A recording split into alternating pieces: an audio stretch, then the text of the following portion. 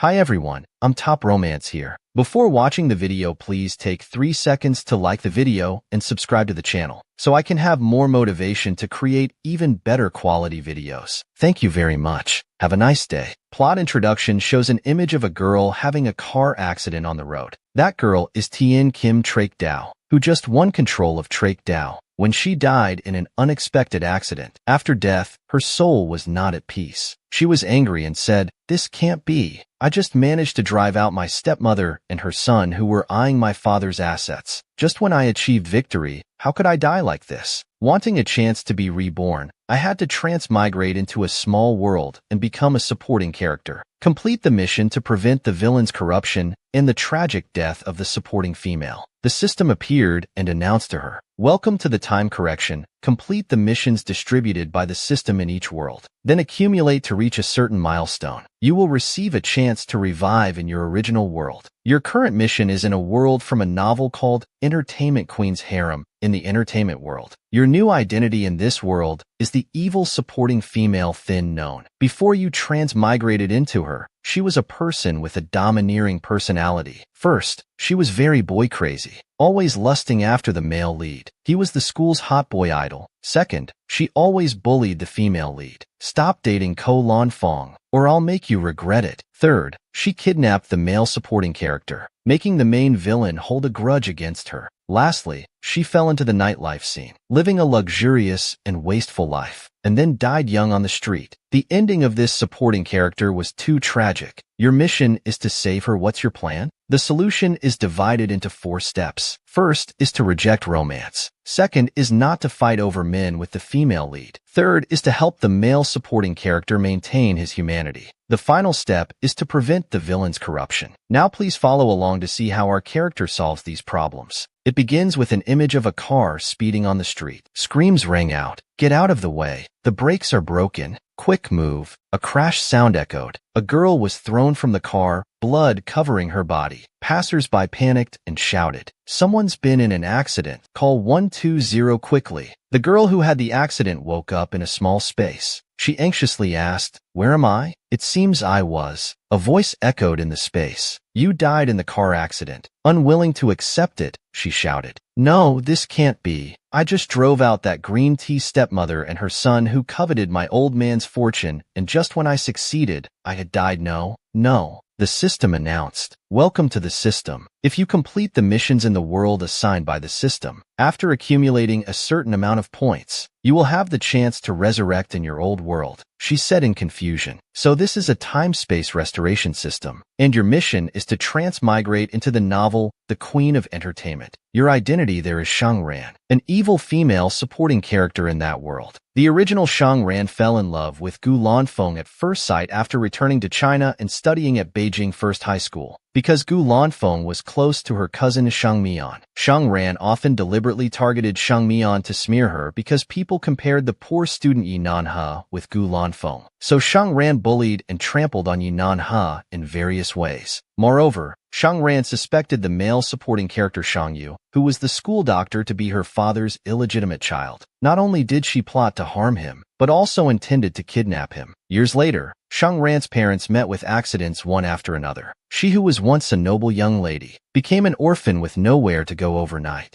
Meanwhile, Shang Mian and Gu Lanfeng had established themselves in the entertainment industry thanks to their outstanding appearances, becoming new stars, sought after by thousands. Shang Yu also became the leader of a mysterious medical clan. Even Yi Nanhe transformed himself, becoming the heir of the #1 tycoon family. In Huaxia, Shang Ran was brutally revenged by them, forced to fall into a dark path with no way out. Years later, Shang Ran became ill and wandered the streets, becoming a madwoman. Finally, she met with a car accident, ending her short life. Yi Nanhe is now Huaxia's #1 tycoon, but after his foster mother died from illness, he completely turned dark, becoming the biggest villain in the book. The current plot is, the original Shang Ran felt that Yi Nanhe's poor background and introverted personality made him unworthy to appear on the rankings alongside the idol Gu Lanfeng. Therefore, she tried every way to sabotage his part-time job opportunities. Yi Nanhe's mother needed money for long-term medical treatment, so he had no choice but to serve Shang Ran and let her bully him In the original plot, the part-time job that earned Yi Nanha the most money during his school days was being a boxer. He was cruel to others, and also cruel to himself. Later, he took revenge on the original Shang, ran 1,000 times over for what she had done to him, driving the original host to despair. Your mission in this world is to replace Shang Ran as the cannon fodder female supporting character. Prevent Yi Nanha from turning dark while changing your own fate. While Shang Ran was watching basketball, suddenly her head ached. The system notification reminded kindly, when receiving the mission the timeline will be frozen. After experiencing that sensation, she opened her eyes to see an unfamiliar scene. She panicked thinking she had really time traveled. Then she turned to look at the male lead covered in cream, with several scratches on his hands. The original owner was a wealthy heiress. Not only did she spend money like water, but also with a group of young handsome guys enjoying such a leisurely life. Those were people from the club, weren't they? Such a group around you calling sister, sweetly and obediently. The system spoke up to remind, please focus on the mission, host. Why is customer service so talkative? I am the system, not Shang Ran's customer service. Just yell if you want. The service is very good. On the court, time was still frozen. The male students playing basketball remained motionless on the court. The system announced the end of time freeze. A female student shouted at Yi Nanha, Ran hired you to run errands. Why did you buy something like this? Yi Nanha remained silent. His face darkened. The system informed her, the blackening value of the mission target has reached 80%.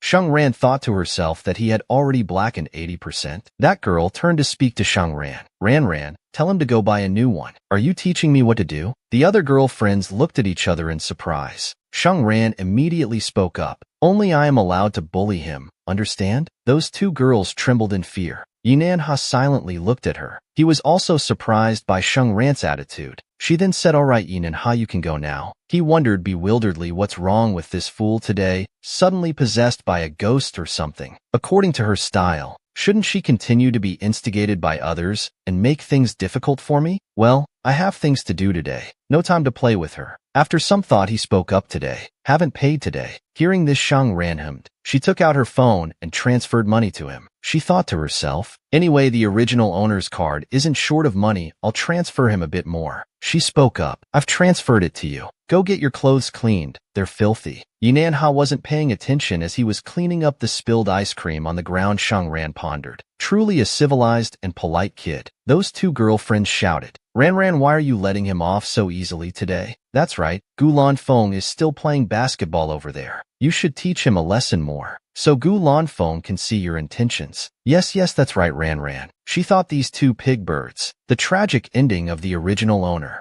Certainly the biggest contribution must belong to these two pig birds, under the name of sisterhood. She then stood up to leave. I have something to do. I'm leaving first. Gu Lanfeng's match hasn't ended yet. Where are you going? She reluctantly spoke up. I'm going to borrow props from the cheerleading team. I wonder if there's something wrong with the original host's mind. Watching basketball while sitting here in direct sunlight. That's just stupid. What's so great about playing basketball? It's not even as good as going to the club to watch young men pole dance. Up in the stands, the female students cheered, Lanfeng, look over here. He's so cool. Ruan, Gu Lanfeng is looking this way. Gu Lanfeng, you're my idol. Shang Ruan glanced at Gu Lanfeng. Gu Lanfeng was covered in sweat. He turned around and saw Shang Ruan. He looked at her with eyes full of disgust. Shang Ruan thought to herself, that look is really unpleasant. Look at that red face and heavy breathing, just like a monkey-headed dog. A friend thought she must have misheard earlier. How could she say that Gu Lanfeng looks like a monkey-headed dog? Shang Ruan walked into the classroom. As she walked, she thought about the maximum blackening level being 100%. Although Yi Nanha's blackening level was also very high, it seems there's still a chance to save him. However, with such a high level of blackening, approaching him won't be an easy task.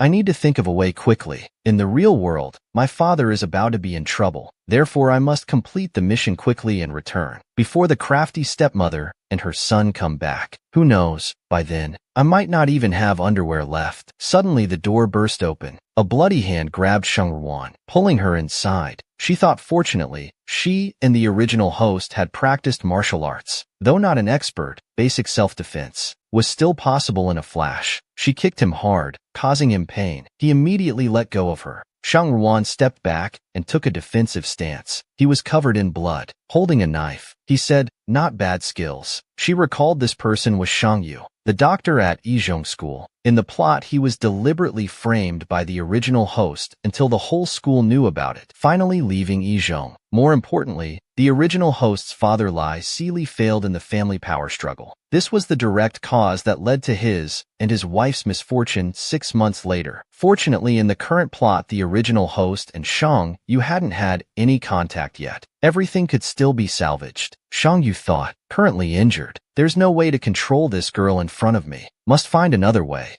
He closed his eyes to think. A second later, his face changed to a different state. Becoming a handsome gentleman, he said gently, "Don't be afraid. I'm the school nurse, not a bad person. My father's illegitimate child tried to kidnap me. I got injured while escaping." Thin Known thought to herself that he changed his attitude so quickly. Just now he was claiming to be the illegitimate child. She immediately took out her phone to make a call. "Then you won't have it easy either. I'll call the police for you. That way you'll be safe." Thuong Viet quickly stopped her. No, don't call the police. Family matters shouldn't be spread outside. Here's the key to the school's medical room. You can go get me some clothes and don't forget the white coat too. I can't go outside looking like this. Holding the key in her hand, she pondered. Right now she couldn't do anything to Thuong Viet anyway. Instead of turning against him, it's better to do him a favor first. Perhaps it might come in handy later. "Please help me. I'll repay you when I have the chance." Thin Known agreed.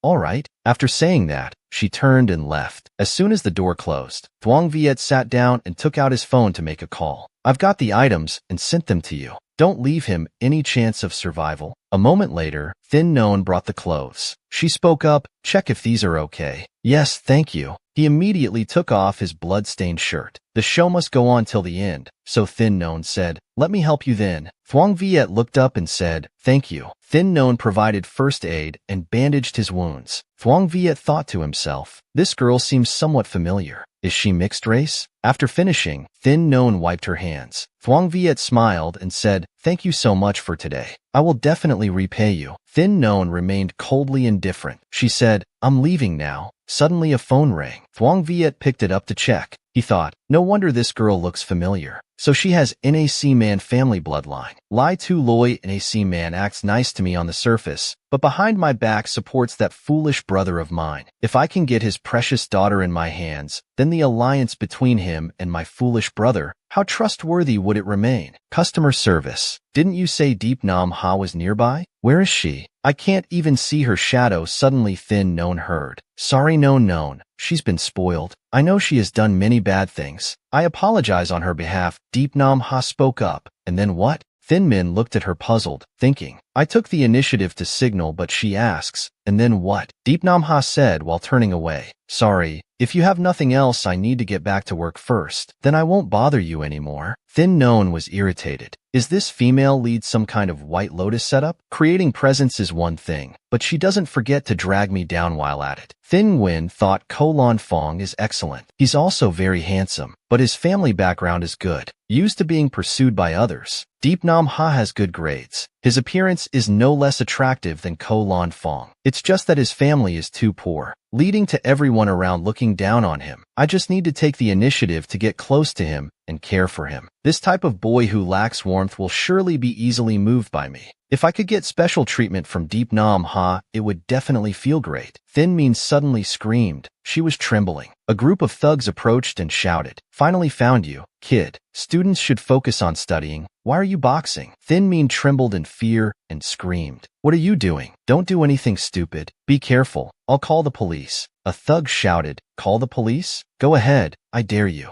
Get lost if you don't want to die, haha. Threatened. Thin Min ran away trembling. Thin Known thought to herself, what a coward. The thugs threatened Deep Nam Ha, kid. It's no fun when you keep winning at boxing. Don't you know our boss bet on your opponent? You made our boss lose quite a bit of money, kid. How do you plan to pay back this money? Stop talking nonsense. Brothers, let's cripple him. Beat him up. Deep Nam Ha glared. He threw a punch straight at the thug's face. Hit by the punch, the thug flew backward. Quick as lightning, he pulled back his hand and took a defensive stance. He shouted, This is because you attacked first. The thug angrily shouted, Die, you brat. As soon as he finished, the whole group jumped at Deep Nam Ha with a bang. One took a direct hit to the face. Another one got kicked and flew backward. After a series of strikes, 3 of them were writhing in pain on the ground. The remaining one stood terrified looking at Deep Nam Ha. His face twisted in fear as cold sweat poured out. Suddenly, he took out a syringe from his pocket. He lunged at Deep Nam Ha and shouted, "Die, you bastard!" Seeing this, he raised his hand to block. The syringe hit his hand painfully. His hand trembled. With his other hand, he threw a powerful punch into the thug's face with explosive rage. Deep Nam Ha pulled out the syringe and threw it away. Suddenly, he felt dizzy. His whole body went limp and powerless. He leaned against the wall to avoid falling. He shouted, "What did you inject me with?" The thugs were delighted. "You'll find out soon enough, kid. Brothers, let's take this brat to those perverted, interesting nightclubs. See if he dares to box again after this. Let's go, dog. You're gonna have a great time." Deep Nam Ha thought, "I don't have any strength left." His body felt hot and dry. "Looks like I've been injected with that drug. I was too careless. Could it be today I'll be defeated by these bastards?" Suddenly, police sirens blared. "Officer, they're over there." The thugs angrily shouted, "That bitch. Just our luck." The group ran away. Thin Nose stood. Against the wall, the police siren was from her phone. She whistled while walking towards Yinan Ha. She saw him sitting with his head down. She called out to him. Suddenly, Yinan Ha lifted his head, which startled her. She swung her hand and slapped him with a loud smack, making Yinan Ha collapse again in fear. "Who told you to scare me like that? The mission is important and I came to save your life. Don't hit me. If you hit me, I'll have to hit back." After saying that, she helped him walk. The system notified her. Yinan Ha was drugged and needs to be taken to the hospital immediately. What a troublesome situation. "Tell me, were you raised eating bricks? You look so skinny, but you're as heavy as a pig." Suddenly, Yinan Ha grabbed her hand. He pushed her against the wall. Sheng Wan angrily shouted at Yinan Ha, "Are you crazy?" Before she could finish speaking, he sealed her lips with a kiss. He held her tightly in his arms. She angrily thought to herself that he actually bit her. Smack, smack. She swung her fists and knocked Yinan Ha to the ground. She thought this villain would especially hold a grudge. After waking up and seeing his beaten face like this, he will definitely hate me even more. I approached him only for the mission. Shouldn't let the goal become unachievable and make him hate me even more. Suddenly, Yinan Ha woke up and asked Xingwan, "Who are you?" "I'm just a beautiful young lady who shouts when seeing injustice." She helped Yinan Ha into the car to the hospital. Sitting in the car, the driver suspiciously asked, "Little miss, is this your boyfriend? What's wrong with him? Is he okay?" Sheng Nuan said he was drugged. "Please hurry up." The driver thought to himself, "Oh my, young people really know how to have fun." The car sped through the late-night streets. Sheng Nuan tiredly walked into the house. Mrs. Shang Ling-san, the original owner's mother, spoke up, "Oh my, why are you home so late? My friend wasn't feeling well, so I took him to the hospital. Is everything all right?" "He's still unconscious, but the doctor said there's nothing to worry about." Mrs. Ling-san kept putting food on her plate. "Darling, you've had a tough day. Come sit down and eat. Try it quickly. These are all your favorite dishes." She thought to herself, when my mother gave birth to me, it was difficult and she lost my father who only focused on business. My stepmother was a green tea girl, Buddhist mouth but snake heart. Being cared for and loved like this is the first time. Suddenly, loud banging on the door broke the peaceful atmosphere. Sheng Nuan looked up. Mrs. Chu Ru, the original owner's aunt, Sheng Mian's mother, was standing outside banging on the door. Went to open the door. Sheng Ling-san asked, "Sister-in-law, why are you here so late?" She kindly held her hand. "Oh dear sister, I came to see you today because I need your help. I have to attend a wedding the day after tomorrow, but I'm missing a set of jewelry. Could you lend me a set to show off outside?" In principle, after mother and son Thin Lin San returned home, Chu Nu frequently came to borrow money, borrow jewelry. She always borrowed but never returned. Moreover, after something happened to the protagonist's parents, she openly tried to seize the house, driving the protagonist out. She then acted, "Oh, initially for treating our mother, I had to sell all my jewelry. Now it's urgent and I don't have anything to wear outside." Mrs. Lin San couldn't refuse, so she went to get it. Thin Known spoke up to stop her. "Wait a minute, the bracelet from last time you borrowed from mother hasn't been. Return that first, then you can borrow something else." She immediately showed attitude. "Adults are talking. What's a child butting in for? Lin San, your brother and I helped you fulfill filial duty, and this is how you repay us." She started shouting loudly, "Everyone come and see." Not around when caring for the elderly. Now that the elderly have passed away, they return to take the house. And being cold to their sister-in-law who behaves like this, people in the house gathered to discuss. What's going on? Looks like after marrying and going abroad living for a few years, they look down on us now. How can this be? One shouldn't forget kindness. Doing immoral things will bring karma. People started pointing and discussing. She thought to herself, one thin-skinned person who can't argue, and one child who dares to fight with me. Thin Known was angry, she thought, using the same old trick on me. Truly, if a tiger doesn't roar, people think it's Hello Kitty. Thin Known started acting. She held Thin Lin San's hand.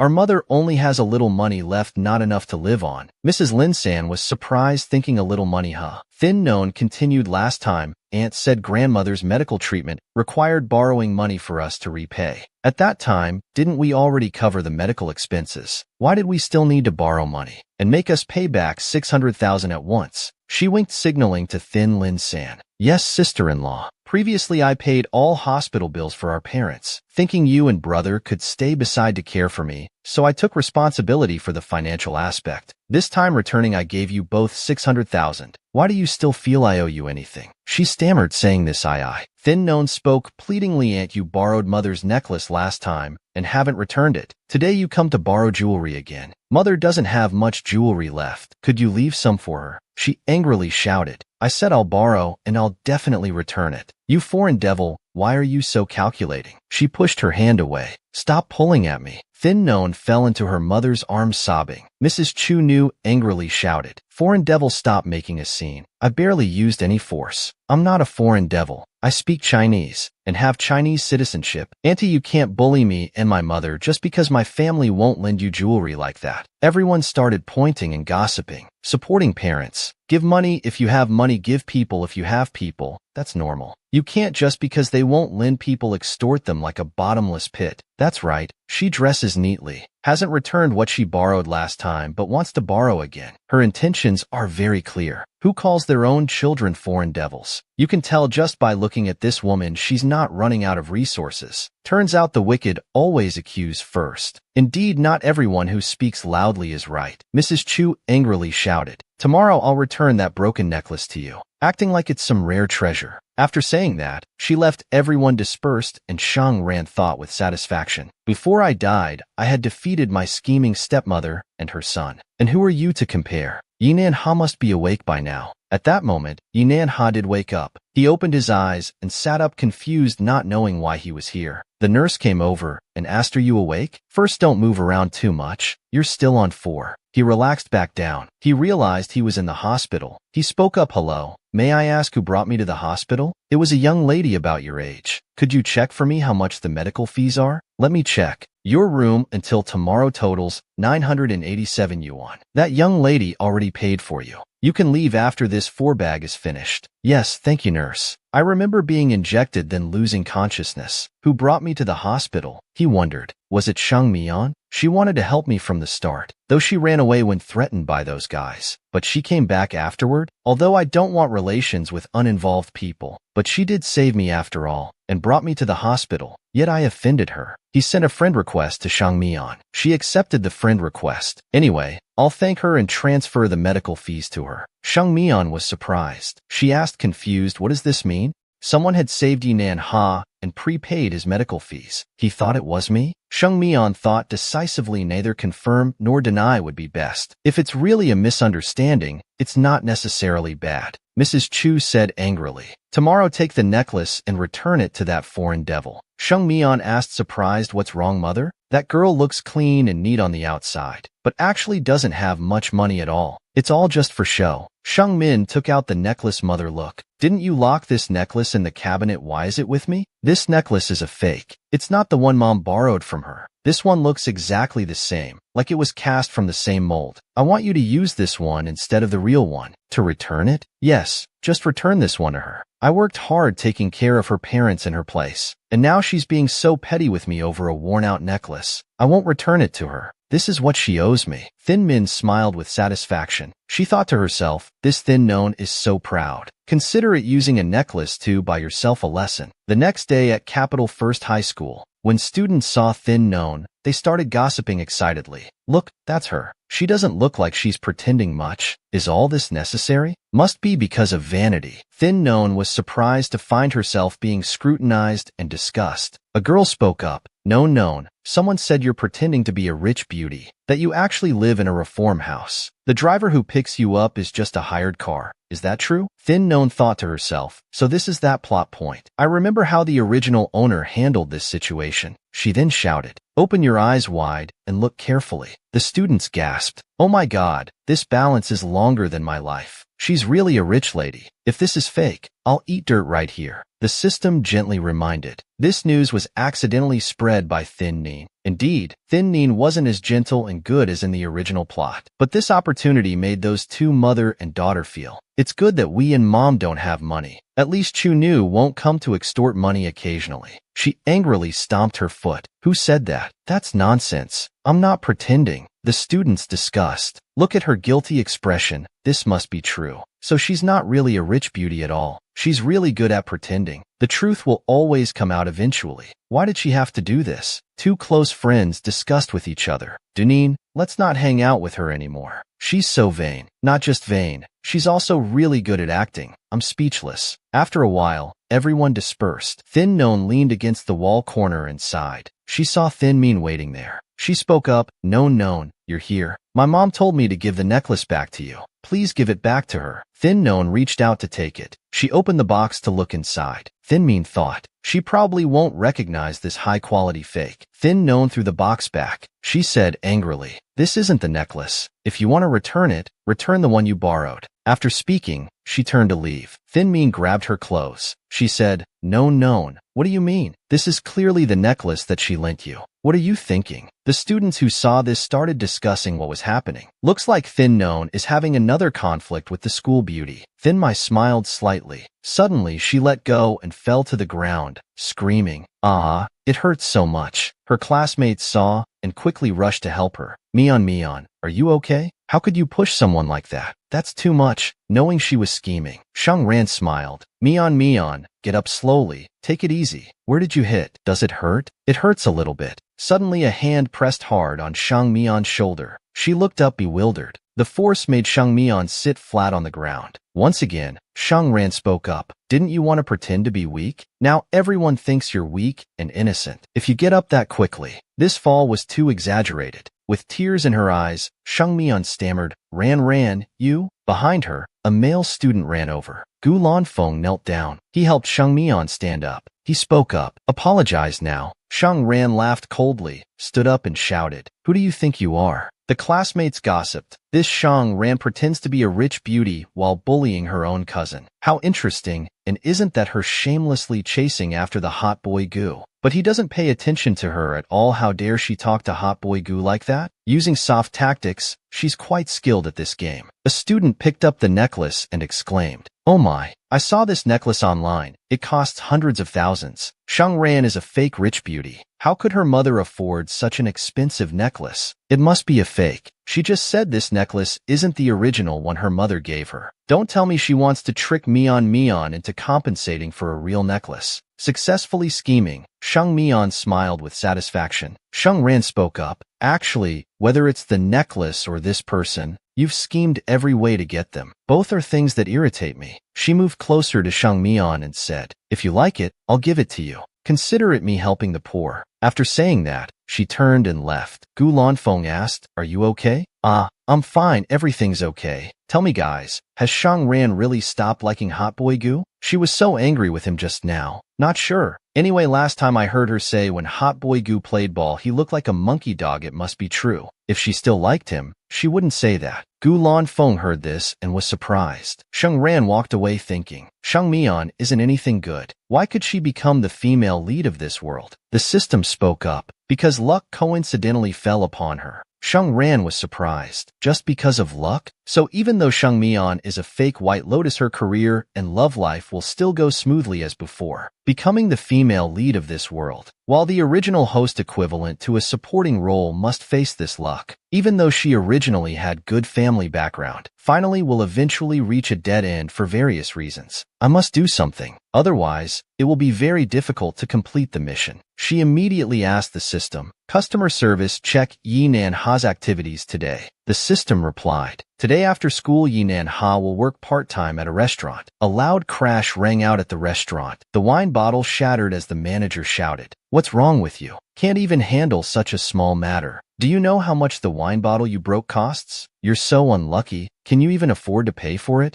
Yinan Ha stammered, "Manager, I'm sorry. What's the use of apologizing? Pay up. This wine bottle costs 888 at wholesale price." Hearing that number, Yinan Ha was shocked and thought, after transferring wages, there's only 200 left. Moreover, mother hasn't been feeling well these days. I need money to take her to the hospital. He clenched his fists in anger. Sheng Nuan stepped in front of him. The system reminded her, Yinan Ha has a seriously ill mother. The livelihood of mother and son and medical expenses all depend on him finding a way. So every day he racks his brain to earn money. In the original plot, Sheng Nuan deliberately caused trouble, making the boss fire Yinan Ha, forcing him to work for her instead. Sheng Nuan thought, every penny Yinan Ha earns is money to save his mother's life. What the original host did was equivalent to preventing him from saving his mother. No wonder he would take such cruel revenge later. The manager angrily shouted, "What's wrong? Are you mute now? Speak up, you brat, or I'll hit you."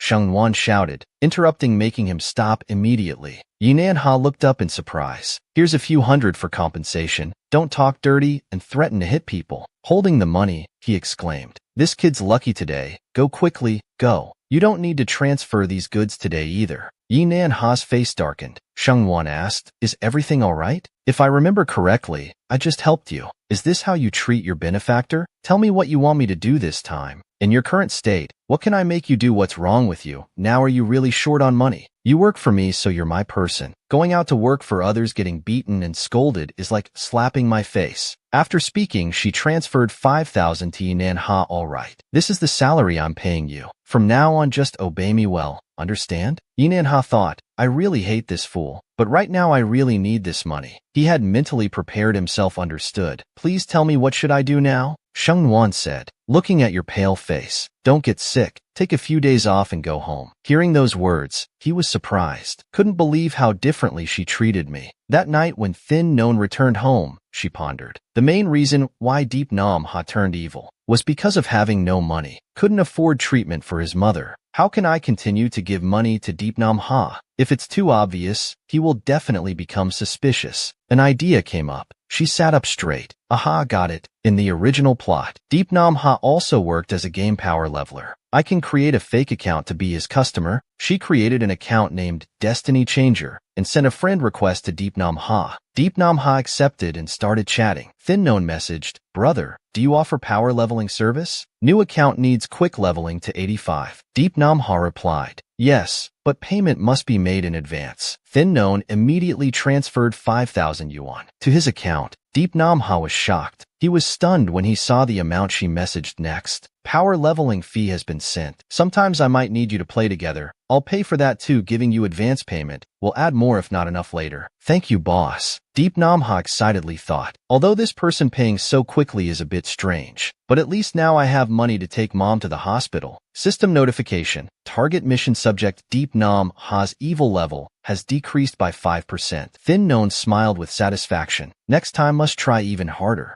The next day at school, everyone was excited. "Which film crew has come to our school to shoot scenes?" "I think it's called When the Wind Blows. They're filming at the old teaching building. If the director notices me, wouldn't I be able to reach the peak of life? Forget it. The school beauty might have a chance. Let's go quickly, let's go see." Thin Non thought, "I remember now. In the original plot, Thin Min was discovered by the film crew's director on this day, auditioned, and became a supporting role in that film, then entered the entertainment industry. At that time, the original host also went along for fun. "I won't go. There's nothing interesting." Suddenly a man approached. "Hello, I'm Assistant Director Han Fuang from When the Wind Blows film crew. Our film crew is currently shooting at your school. We have a supporting role. Would you be interested in auditioning?" Perhaps Thin Min is also auditioning right now. She happily agreed. "Sure, just want to see what kind of luck she really has." Could it be because of luck? That's why she can always sail smoothly. Thin Non started the audition. A while later, she walked away tiredly. Thin Mean approached her and said angrily, "Did you deliberately try to steal my role?" Thin Known smiled provocatively. "Yes, that's right. So what?" Same with Ko Lan Fong. "And this audition opportunity too." Thin Known, "How jealous of me are you exactly? Do you want to compete with me for everything?" Thin Known burst out laughing and mocked, "Are you scared, sister?" After saying that, she turned around and left. Thin Mean was angry and thought to herself, "You brought this upon yourself." She started plotting against Thin Known. Suddenly, Thin Mean fell backward. She screamed, "Ah, stop." Thin Known was surprised, her mouth forming an O shape. Lying on the ground, Thin Mean trembled and said, "It hurts. It hurts so much." Thin Known chuckled and said, "This trick may be practical, but your expression is too funny and too hard. You've seen it. Aren't you worried about being exposed?" The students started gossiping. "Look over there, everyone. Isn't that Thin Known and Thin Mean? Thin Known is bullying the school beauty queen again. This is way too arrogant. You guys stay here and watch. I'll go tell the teacher." Thin Mean immediately said, "This is the old teaching building. The cameras are broken and haven't been fixed." Thin Known fell silent.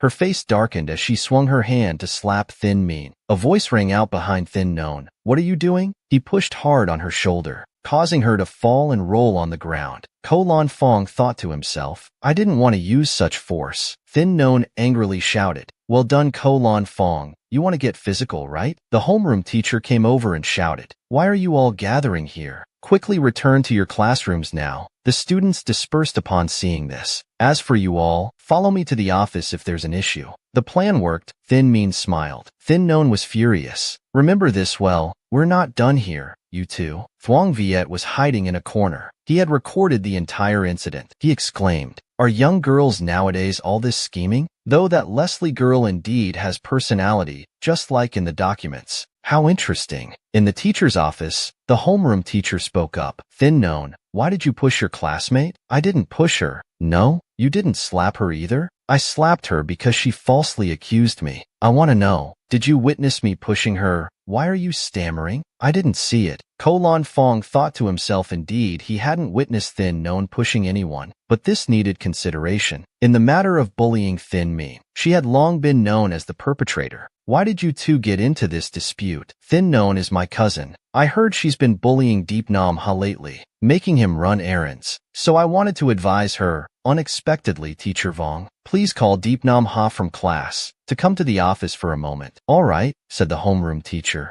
A moment later, Deep Nam Ha ran in reporting, "I'm here." The homeroom teacher said, "Come in." Student Thin Mean says Thin Known always bullies you, making you run errands. Is this true? About the errands, she paid me for those. Deep Nam Ha thought about how last time Thin Mean had helped him in the alley. "I don't owe her anything anymore." The homeroom teacher angrily slammed his hand on the desk. "Bullying classmates for money. Thin Known, where did you learn such bad behavior? Go back and write a self-criticism report immediately. Also, call your parents to school. This matter must be dealt with strictly." "Teacher, what exactly are you talking about? I didn't push Thin Mean. If the school wants to punish me for this, then please show me the evidence. Otherwise, I won't call my parents. Instead, I'll bring a lawyer." "Bringing a lawyer? How bold. You even dare to threaten your teacher." "Sorry, I'm not threatening. It's just that if the school cannot reveal the truth, I can only use the law to protect myself. Moreover, regarding Deep Nam Ha's matter, I paid him to run errands. This was a fair transaction." Both parties agreed. "Or are you saying that Deep thinks this transaction wasn't fair? That he wasn't willing?" Deep Nam Ha spoke up. "Teacher, I did it willingly," leaving the homeroom teacher speechless.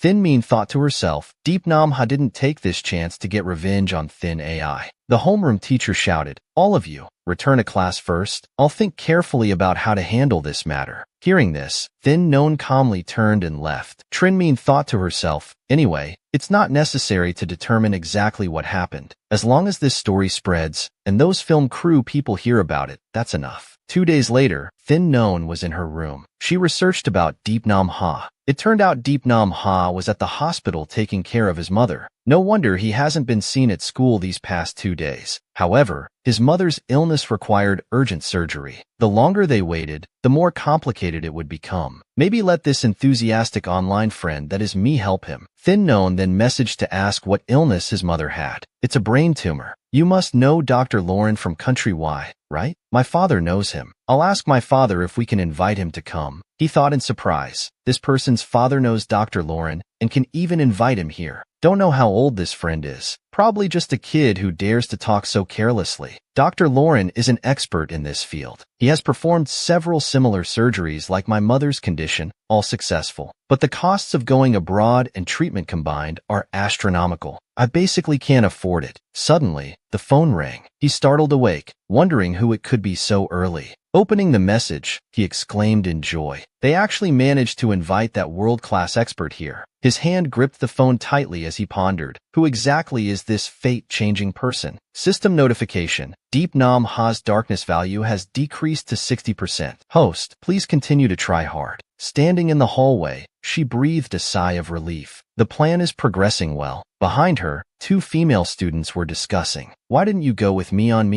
Mion took leave to go to the film crew. Wind Blows Through is filming now. But I heard the director saw that it was Shang Ran. Why did it turn out like this? Shang Ran pretended to be a rich beauty and bullied Shang Mion several times in front of everyone. How could they risk using someone with such negative news? She really deserves it that Shang Ran brought this karma upon herself. Shang Ran heard all those words. So this was indeed the real purpose of Jing Mion. After all, how afraid was she that I would steal her role? While lost in thought, suddenly a crying classmate ran past her. Shang Ran was surprised to see that classmate. It was Zhao Yingzi. Class is about to start. Why is Zhao Yingzi running upstairs? Moreover, she seemed to be crying. 2 more floors up is the rooftop. Prevention should come first. Should go tell the teacher. A moment later, Shang Ran and the teacher hurriedly ran up. Hurry up, Yingzi. Don't be impulsive. Whatever it is, you can tell me. Don't be impulsive, Yingzi cried and shouted. They don't give me a way to live. I can't live anymore. I just made one mistake. Why can't I turn back now? System notification. Zhao Yingzi got involved in online loans. She owes over 100,000 in interest that hasn't been paid. Then the online lenders sent her semi-nude photos to the school group. Therefore, she wants to choose suicide. Hearing this, Shang Ran thought to herself, so that's what happened. She then spoke up. We are friends. No matter what happens to you, I can help you. Can you come down first? No, you can't help me. I only borrowed 8,000. But in the end, I have to pay back 100,000. My parents don't know yet, and they don't have money either. I have no way to face them anymore. I've let them down. Sobs. Suddenly, the iron railing broke. Zhao Yingzi lost balance, and she suddenly fell. Quick as lightning, Shang Ran rushed forward. She grabbed Zhao Yingzi's hand. Shang Ran struggled. She held on to life for Zhao Yingzi. Hanging in midair, she struggled in fear and screamed hysterically. Shang Ran shouted, "Stop moving. I can't hold on much longer." Zhao Yingzi shouted, "Let go of me. I can't pay the debt anyway. I don't want to live anymore. It's just 100,000 yuan. I'll pay it for you. You pretend to be a rich beauty. You basically have no money. Don't lie to me. Come up here and read me the account number. I'll transfer it right now." The classmates ran over shouting, "Want to pull them back? The security guards have gone downstairs already. It should be fine." Gulanfeng immediately said, "Classmate, give me your other hand." He was surprised when he saw Shang Ran. Shang Ran trembled from the weight. She shouted, "Hurry up and come here. It's too heavy. I can't hold on anymore." After a while, they managed to slowly pull Zhao Yingzi up. Slowly, slowly. "She's up." Shang Ran sighed in exhaustion. She said to Zhao Yingzi, "Give me your account number. I'll transfer it to you now. But I have one condition. You have to tell me how you maintain such a beautiful figure." Zhao Yingzi exclaimed in surprise. "Is my figure really that beautiful? I've seen all those photos of yours. Your figure is so beautiful, yet you don't show it at all. Are you afraid of people seeing it? People wear swimsuits and they're still alive, aren't they?" Zhao Yingzi asked confusedly. "Really? Not lingerie photos. People wearing swimsuits are everywhere. My figure is so beautiful. What's there to fear? And she really transferred 100,000 to me. Zhao Anzi was overjoyed to the point of fainting. In the infirmary, Sheng Ran was getting treatment for the wound on her arm. Shang Wei asked, "How did you get this wound?" She replied, "A foolish person wanted to jump off the building over something trivial. Seeing a righteous cause, I just went for it. Thought she was foolish, but still wanted to save her." She asked in surprise, "Teacher, do you have antisocial tendencies? Someone's just a bit foolish. It's not a crime worthy of death." Shang Wei thought in surprise, "Antisocial tendencies? All right, don't let it get wet these days. Be careful with your eating too." Shang Ran thanked the teacher and left after saying goodbye. Shang Wei pondered. The Norman family has always been proud and cold, high and mighty to their bones. Unexpectedly, she has this passionate side. Moreover, the files say she was spoiled by Leslie becoming arrogant and foolish, and extremely cruel. But looking at this now, her current behavior doesn't seem like the same person in the files. At Beijing's second affiliated hospital, in Zhao Anzi's hospital room, the atmosphere was awkward. Classmates whispered, "I used to badmouth her before." Everyone did. "It's so embarrassing. Don't say any more. I want to dig a hole and hide." Zhao Anzi spoke up. "Let me say this first." She grabbed Sheng Ran's hand. "From now on, Sheng Ran is my sworn sister, though not blood-related. In the future, whoever wants to badmouth her, I'll be the first one to object." Other classmates joined in agreement. "Though you're a fake rich beauty, but from now on, we'll treat you as a real sister. She's so righteous. I accept her as my sister too." "That's right. Don't worry. We won't reject you." Sheng Ran thought bewilderedly. "These people are really missing a screw." Zhao Anzi shouted, "Don't tell me you guys are really rich and beautiful. I'm a clear lesson right here. What's with the Apple phone? What's with the limited edition? Those are all fake stuff." Now I realize how ridiculously vain and childish I was before. Let's not pretend anymore. Sometimes looking back, it really meant nothing, right? No matter how we pretend we're not actually rich and beautiful people, this feeling isn't very pleasant, right? Sheng Ran gasped in surprise. "How would I know?" She thought to herself, "From childhood to adulthood, from birth until death and rebirth, I've always been rich and beautiful." The customer service said Yinan Ha's mother is also in this hospital. Might as well go visit her. At the door, she heard, "Dr. Lauren rarely comes to our country. If we specially invite him to our hospital, the cost will be several times higher. Currently, you should estimate how much money is needed. It will cost about 300,000. I'm trying my best to use insurance-covered medicine for your mother, but this is the minimum estimate. First, think about whether you can manage it." "Thank you, sir," Sheng Ran thought. Ming asked Leslie to invite the doctor, but it's very clear Yinan Ha can't afford the treatment. If I lend him money for treatment this time, then he'll be indebted to me, right? Even if he's not grateful, he probably won't corner me in the future. Ha. Yinan Ha opened the door, startling her. She quickly explained, "Oh, I came to visit someone else. Coincidentally heard what the doctor said to you. If you're having trouble with your mother's surgery costs, I can help." Hearing this, Yinan Ha was stunned. He spoke. "Last time you helped me out of nowhere. Now you're saying you want to help me with money. What exactly do you want?" Sheng Ran thought, it's a matter of life and death. Yet his guard is still up so high. If I don't give a reasonable explanation now, then he could easily see this as another way of mocking, thinking, I'm deliberately using his mother's situation of not having surgery money to humiliate him. If his mother doesn't make it like in the original plot, won't that be the end of me? I must think of a flawless excuse. Otherwise, this mission is truly beyond saving. Sheng Ran grabbed his hand. "Don't go. I like you and want to be your girlfriend. As long as you agree, I'll lend you money to save your mother." Yinan Ha pressed his lips tight, thinking. Just days ago, she was still chasing after Gu Lanfeng, trying to win his favor. Now she suddenly turns around and says she likes me, wants to pursue me. It's really ridiculous. Sheng Ran said embarrassedly, "Just agree to be my boyfriend for half a year. I'll lend you money for the surgery. Whether you repay it or not, or when to repay is up to you to decide. How about it? Think about it." She thought to herself, within half a year at most, he'll be sought after by wealthy families. Before that, I'll use this excuse to help him and gain his favor. That should be useful, right? Yinan Ha thought, this is the only opportunity right now to save mother. If I miss this chance, waiting for Dr. Lauren to come to the country later seems impossible. Moreover, mother's illness can't be delayed. As for Sheng Ran, she's simply come up with some new trick to mock and humiliate me. He immediately said, "All right, I agree with you. If that's the case, I can play along with her." Besides the surgery fee, later on the care will definitely cost quite a bit too. I'll transfer a bit more to you. A notification sound rang. Your account has received 400,000 yuan, Manhwa then said. I'll write you an IOU. Oh, no need for that. It's too formal. From now on, you're my boyfriend. If you have any difficulties, just tell me. As your girlfriend, I certainly won't sit idle and ignore it. Also, since I'm your girlfriend now, even if we don't end up together in the future, we'll still have some feelings between us. If I encounter any difficulties, you'll help me too, right? Manhwa nodded, and Sheng Ran continued. All right then, if you're busy you can go. I'll visit Auntie another day. System warm reminder.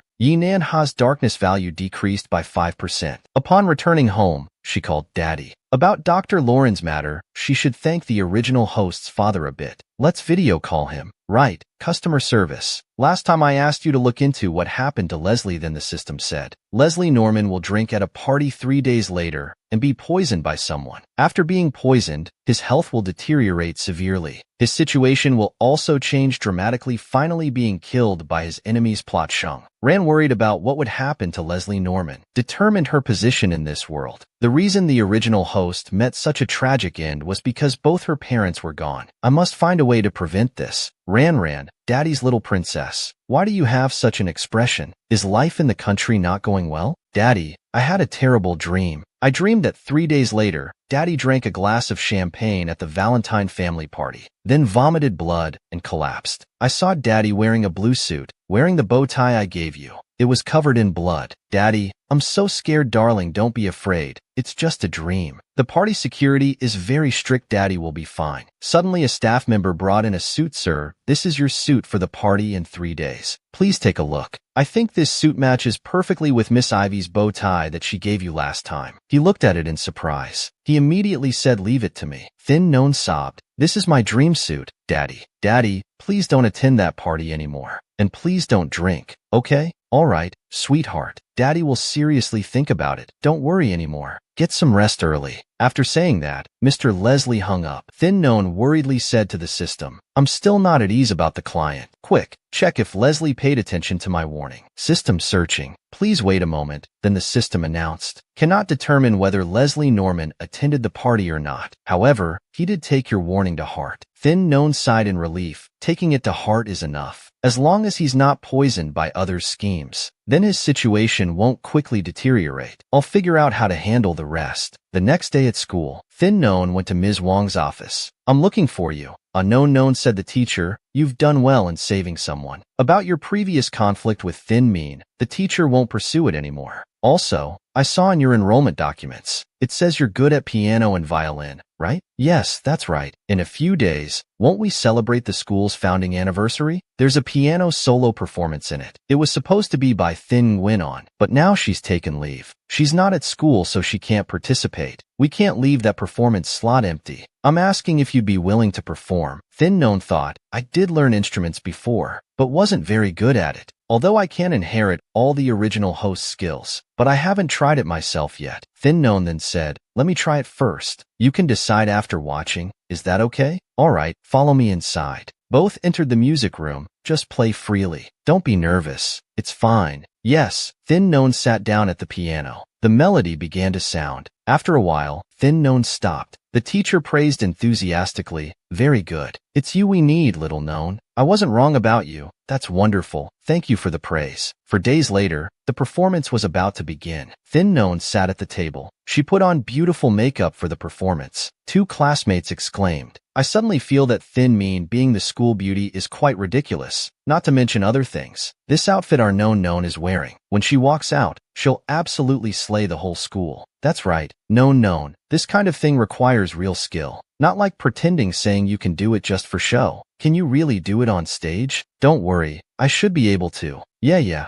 we believe in you. Go for it. Then we'll head to the auditorium first. Good luck. At the same time, Ko Lan Fong also approached. You chat with your co-star like that later. Let's just follow the original stage. Beautiful and gorgeous Thin Non walks by. She makes everyone look in surprise. A female friend exclaims, "Have you guys heard? Thin Known wants to replace Thin Mean in the piano performance. Seems like she's really competing with Thin Mean. Wants to compare everything. She probably doesn't know Thin Mean's piano skill level, does she? Isn't this just asking for humiliation? How interesting, right? This only makes others think she's ridiculous." Ko Lan Fong ponders, turns to look at the gossiping classmates. Suddenly those three female friends are shocked. Thin Known steps in front of them. She speaks up, "You're Fung Kyo Kyo, right? Your double eyelids are almost touching your eyebrows. And you dare to go on stage like this? It's like watching an injured frog dancing." Kyo Kyo opens her mouth in shock and says, "I'm an injured frog? True knack. That dress on you is truly a disaster. Aren't you afraid the zipper will burst while dancing?" She turns purple with anger. "And you too, Deep Fi, right? Don't you think white face powder and red lipstick is all there is to makeup? Instead of gossiping about others here, why don't you go fix your own makeup?" Hearing this, Deep Fi almost stops breathing. "You all look like a country band from some urban coalition performing at a pharmacy opening ceremony. You're really hurting the audience's eyes." Hearing Thin Known's words, the three girls are furious. Ko Lan Fong sees this and slightly smiles with satisfaction. Thin Known walks away with a smile. The three classmates angrily shout, "What's the use of just cursing?" Real ability is shown on stage. A fake rich girl like her. It would be surprising if she can play piano. Right, she's waiting to be humiliated. Later, Thin Known's performance begins. All surrounding lights go out. Only one beam of light shines on the stage. Thin Known sits radiantly in the center of the stage. She places her hands on the keys. The melody begins to resound. Eyes closed, she loses herself in the melody. Ko Lan Fong looks up and thinks to himself, "I've never seen this side of her before. It's like meeting her for the first time." Indeed, a student willing to risk her life to save someone at that moment. How could her inner self be so terrible? Below, everyone looks up at the stage. Seeing Known's melancholic expression, while playing Deep Nam Ha thinks to himself, "She's also in pain. How can someone who grew up pampered and acts so recklessly like her also get hurt after the melody fades?" Thin Known stands up and bows to the audience. Below, everyone applauds entering the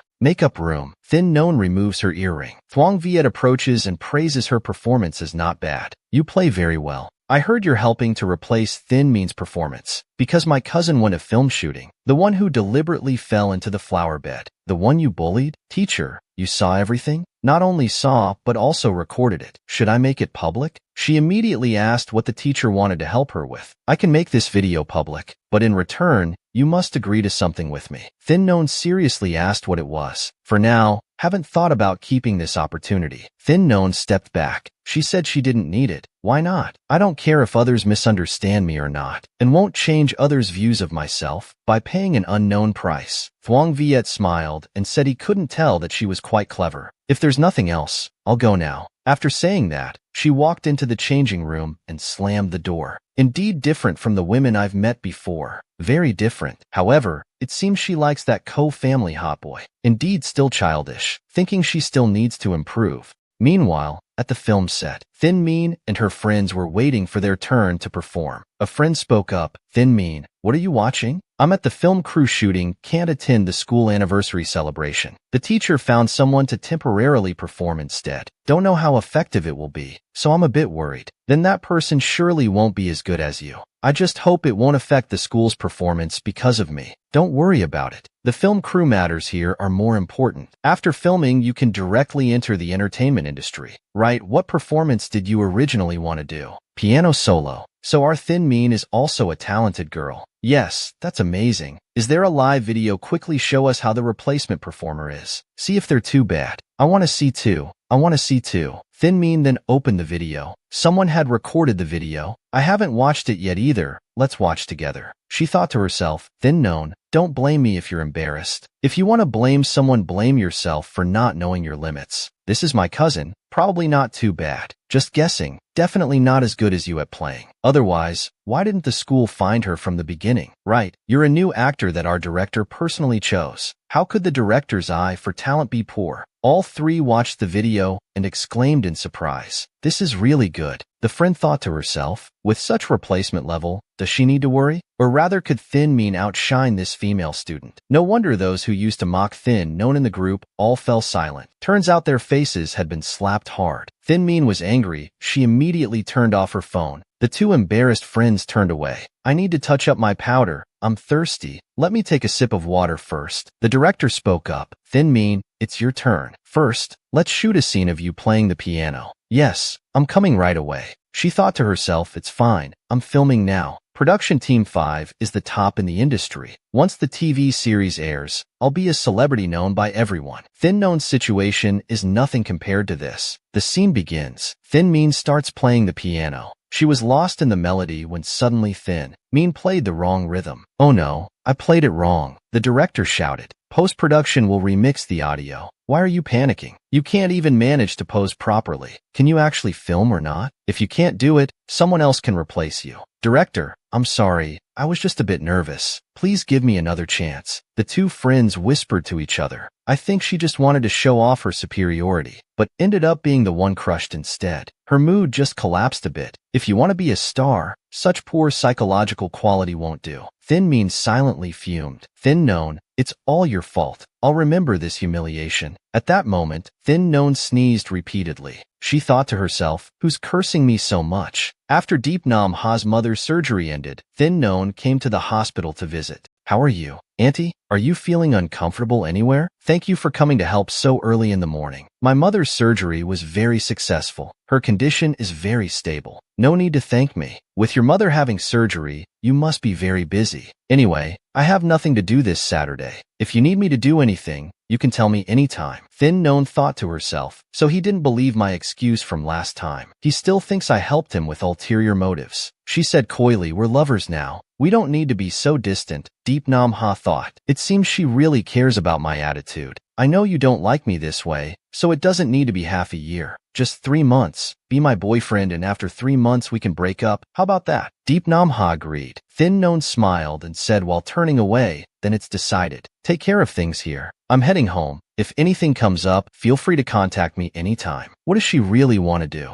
It's not possible she really likes us, is it? Suddenly, a message notification rang. Thin Known checked to see her mother's message. Darling, tomorrow evening mom's friend's child is getting engaged. Come with mom. Dad has sent someone to deliver several formal dresses and jewelry. Come home early to try on the dresses. Even though they separated, Leslie still cared deeply about the original owner's mother and child. In terms of customer service, the reason for Leslie's failure and death, after all, was because he chose the wrong ally. For the power struggle in number, Leslie chose to cooperate with the eldest son, the Baron of the Phil family. He also pretended to support this illegitimate son, Thuong Viet. But Nestle didn't know Thuong Viet had already seen through his true intentions. He also didn't know that in the end, the entire Phu family would fall into this illegitimate son's hands. That Baron of the Phil family had lost in the power struggle with the illegitimate son, Thuong Viet. Leslie was revenged by Thuong Viet, having to face enemies from 2 sides, finally lost and died. Should I find a way to let Leslie know that Thuong Viet was the winner in the power struggle of the Phil family or not? The next day at the luxurious party, in the bustling atmosphere, Thin Known and her mother entered radiantly in formal attire. Suddenly Thin Known was surprised. She saw Thin Min's mother and child also at the party. She turned to ask her mother why they were here. This friend of mine also knows your uncle. Your uncle must be on a business trip, so he invited them to attend the party. Darling, mom's going to say hello and check with my friend. You play by yourself first, okay? Yes, mom, go ahead. After speaking, Thin Known turned around. She accidentally bumped into a man. Thin Known apologized to him. Seeing him, she was surprised. The person in front of her was Ko Lan Fong. He was also surprised and coughed slightly.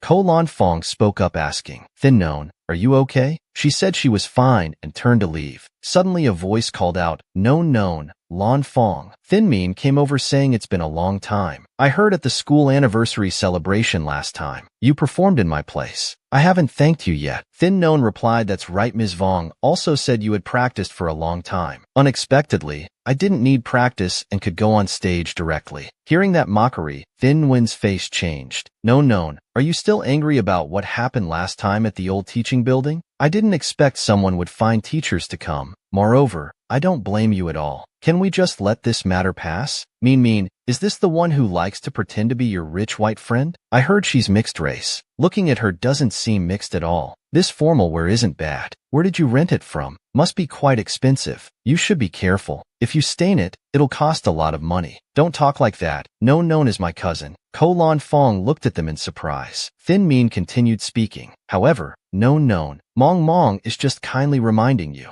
You need to protect your formal wear well. Otherwise, you really won't be able to afford it. No, that won't happen. These days, people still rent formal wear? She mocked. Oh, I understand now. Could it be that your dresses are all rented? Hit right in their weak spot, all three froze with faces stiff as statues. One girl shouted, even if we rent them, they're still the latest style and more expensive than yours. That's right. The dress you're wearing looks like it's from some street vendor. Never seen anything like it before. My cousin's family is having some difficulties. Buying this dress must have cost quite a bit. Stop talking about her. Xing Nuan laughed gleefully. Xing Mian's group was making a commotion, making everyone around look in surprise. Suddenly, a guest walked over and exclaimed, "Wow! So this formal dress is for you." Xing Mian thought to herself, this woman seems to be the disciple of the famous designer Elsa. She happily said to Xing Nuan, this dress was designed by Ms. Elsa. It's a formal dress for a prominent mother and daughter. I heard this dress was specially ordered by a gentleman who had it shipped back home for his wife and daughter. I never expected to see it here. Young miss, after you wear it, could I borrow it for 2 days to examine it? I really love it. I swear I'll take good care of it. In return, I can send you a dress that I designed.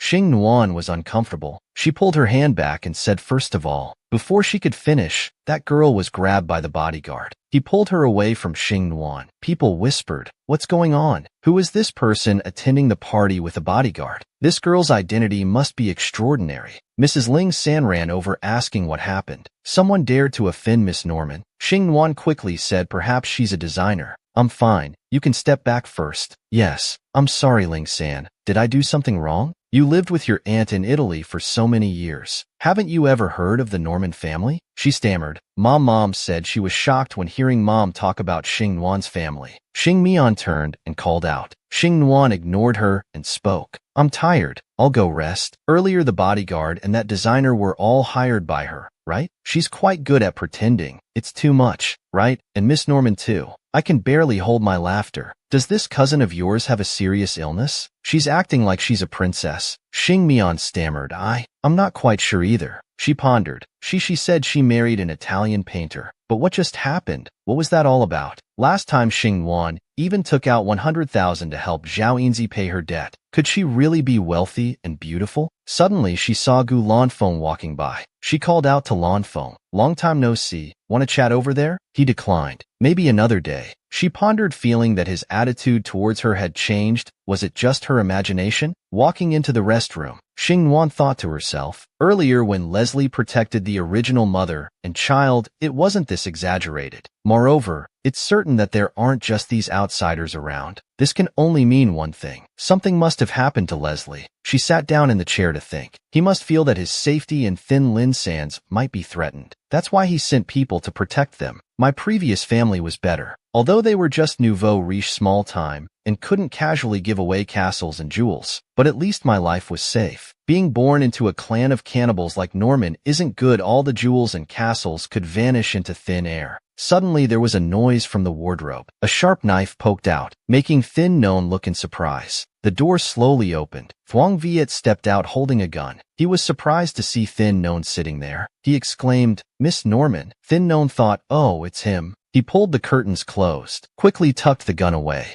returning to his pitiful, helpless, and weak appearance. He spoke up. Someone is chasing me. Please help me. She stared blankly, thinking, this is the same old trick again. Outside the room, the bodyguard anxiously asked, Miss Norman, I'm coming in. The bodyguard entered, quickly drew his gun, and pointed it at Thuong Viet. Miss Norman, he's from the Phil clan. Very dangerous. Please come to my side. The system reminded her. Thuong Viet's people had arrived. They would soon catch up here, she thought. Even if she ignored Thuong Viet, he would end up being fine anyway. Might as well earn his favor. She had helped him more than once. This favor might be useful at a crucial moment. With sparkling eyes, Thuong Viet said coyly, I don't want to harm you. If you don't save me, I'll surely die. Thin Non stood up and spoke. He is my friend. I must save him. The bodyguard reminded her. Miss Norman, he's from the Phil clan. Doing this will bring trouble to the master. Please step aside. If not, we'll have to use force. She angrily shouted, "Get out immediately." The bodyguard was startled. I don't understand what's between you all, but today I must save him. I can tell my father about this. Let him decide. The bodyguards were stunned. After hesitating, he put his gun away. As he walked away, he said, "Miss, I will report this to the master." The door closed. Thin Non sighed in relief. Thuong Viet thought. Originally asking for her help was just to tease her. Unexpectedly, she actually protected him, even knowing there might be conflict between him and her father. Thin Non pondered what to do next, how she should maximize the benefits from this situation. Or perhaps she was wasting her energy. Anyway, according to the original plot materials, Thuong Viet wasn't a grateful person who would return favors. Thuong Viet moved closer, startling her. "You've helped me twice. Tell me, how should I thank you?" Thin Non remained silent as she thought. A second later she spoke. "No need to thank me, just don't harm me and my family. That's enough." Thuong Viet was surprised to hear her say, "I have to go now. See you next time." Watching his back as he left, she thought to herself, it really didn't work. The next day at school, students were watching the news and commenting, "Damn, this Thin Min really broke my worldview.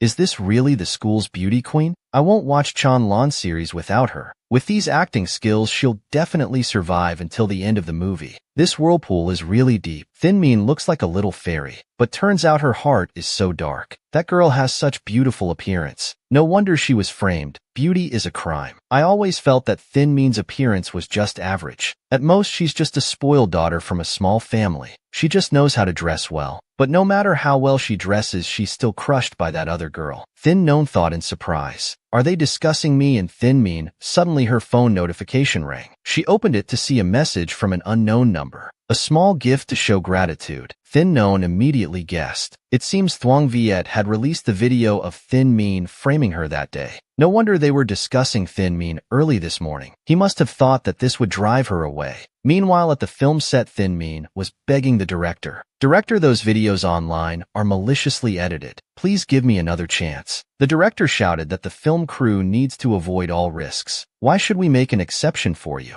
Your payment will be settled. Go home." With these words, he went into his room. Thin Min stood outside bewildered. How could this happen? This can't be happening. Just yesterday, I was still the school's beauty queen. An important supporting role leading the movie. Admired by everyone. Now because of Thin Non, all of these are gone. Meanwhile, in the teacher's office, the homeroom teacher awkwardly said, "Student Thin Non, last time I didn't know the reason, so I wronged you. I called you here mainly to apologize to you. I'm sorry I blamed you wrongly." Ko Lan Fong also bowed to apologize. "I should apologize to you too. Actually, I don't really care about this matter, because I have the ability to protect myself. But I hope in the future you can treat all students fairly, regardless of their grades, family background, or usual behavior. Treat everyone equally. Such a school is truly a place to nurture people. I will deeply reflect on myself, and will also criticize Xingmian's education." Xingmian thought. Gu Lanfeng secretly. Unexpectedly, she's not only generous, but also has such upright principles. First, let's leave it at that. Students return to class. He immediately called Mrs. Chu, Xingmian's parent. "It's been several days. Why hasn't Xingmian come to school yet? If she doesn't return to school this afternoon, we can only proceed with expulsion." In the outside corridor, Gu Lanfeng stammered, "Xingwan, wait a moment." She turned around surprised to look at him. "I'm really sorry about last time. I shouldn't have pushed you then, but please believe me. I only wanted to separate you two at that time. Pushing you down was unintentional. Let it go. It's long past. So have you forgiven me?" Xingwan shouted. "I said let it go." After saying that, she turned and left. When she said let it go, she just didn't want to dwell on this small matter. It doesn't mean she didn't care or had forgiven me. He recalled how she used to like following and staying by his side. Her eyes were always on him, but somehow at some point she stopped looking at him anymore. Gu Lanfeng watched her back thoughtfully. Walking back to the classroom, she saw Yi Nanhe doing his homework. Xing Nuan walked over. She tapped on his desk, sat down with her hands supporting her chin, and said gently, "Studying so diligently?" Seeing that gesture, Yi Nanhe became shy. His face turned completely red.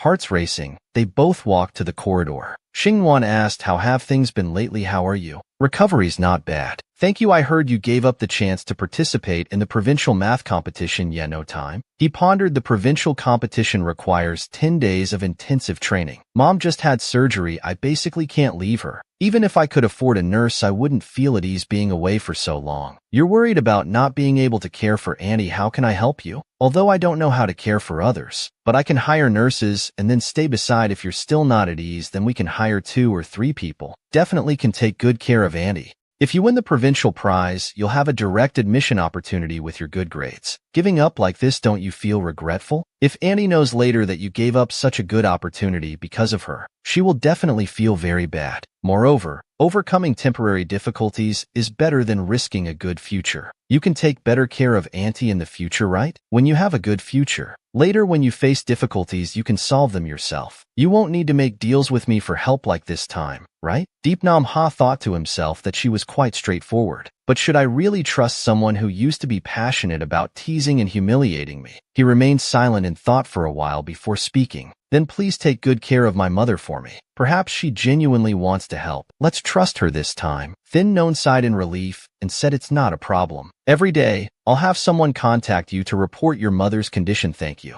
Oh, it's nothing. It's nothing. When you become successful later, just don't forget to look after me. She secretly rejoiced as the distance to completing her mission was one step closer. The school bell rang. Thin Non sat resting with her 2 friends. She asked lazily, what's for lunch? Her 2 friends chatted excitedly. Oh my God, quick, look at the school's new beauty rankings. Non is in first place. It's true that Thin Min has fallen out of the top 10. From afar, Thin Min charged over with a furious face, making all 3 of them freeze. She shouted, you recorded the video but didn't say anything. You must have waited until you got everything before releasing it, making me fall to rock bottom, becoming a laughingstock. It was all intentional, wasn't it? You're really good at scheming. Are you satisfied now? True On too quickly tried to stop Non. Just ignore her. What if she faints again later? Oh, so this is the former school beauty. Look at your appearance now. Both your face and words are ugly. You used to be so good at pretending. Our Non at most just pretends to be rich. You're one to talk. Hearing her friends say she pretends to be rich, she felt like turning to stone.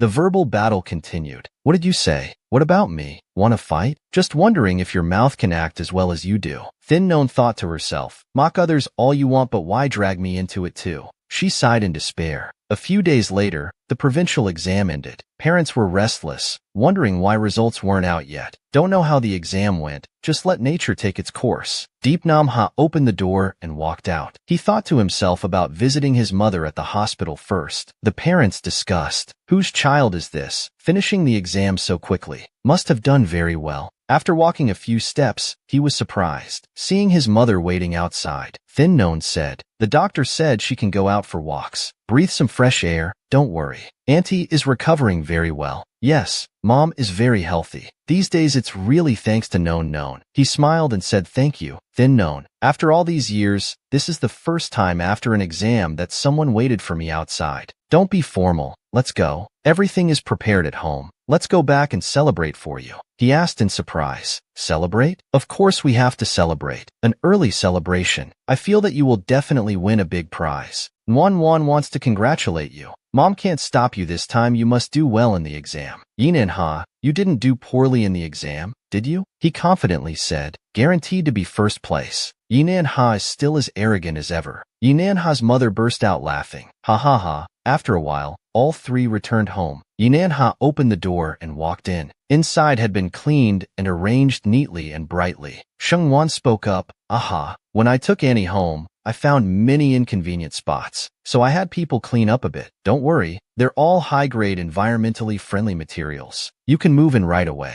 Yinan Ha pondered, coming to someone's house and finding it inconvenient, then decorating it for them. Only a young lady like her would do such a thing. Sheng Wan spoke up and asked, how is it? My idea isn't bad, right? Having a rich girlfriend doesn't feel bad, does it? He unconsciously grunted in agreement. Sheng Wan continued asking, tell me, does it smell nice? Suddenly realizing his slip, he turned away embarrassed. As long as you're happy, I'll go cook now. Sheng Wan immediately asked the system. Customer service, quickly check Yinan Ha's corruption value. The system immediately replied, "The corruption value of the target mission Yi Nanha is 40%. She exclaimed with joy. "Excellent." After dinner, Mother Yi Nanha asked, "That Miss Shang has helped us a lot this time, right?" "Mom, can I ask something? Why did she help us?" He stammered. She asked me to be her boyfriend." Hearing this, she was surprised. She sighed, "Nam, I've always been a burden to you. I don't have the right to say anything, but I still want to say a few words. Miss Shang is a good girl. Her family background is also good. Regardless of why she helped us this time, we must repay this favor in the future." Yi Nanha frowned. He responded with a yes, feeling unsettled like a child. "The relationship between you and her, you must understand clearly in your heart. I don't want you to get hurt." "Yes, I understand." The next day at school, Gu Lanfeng was sitting listening to music when Shang Mian approached. She placed a cake on his desk. "My mom told me to bring this to you. She made it especially for you."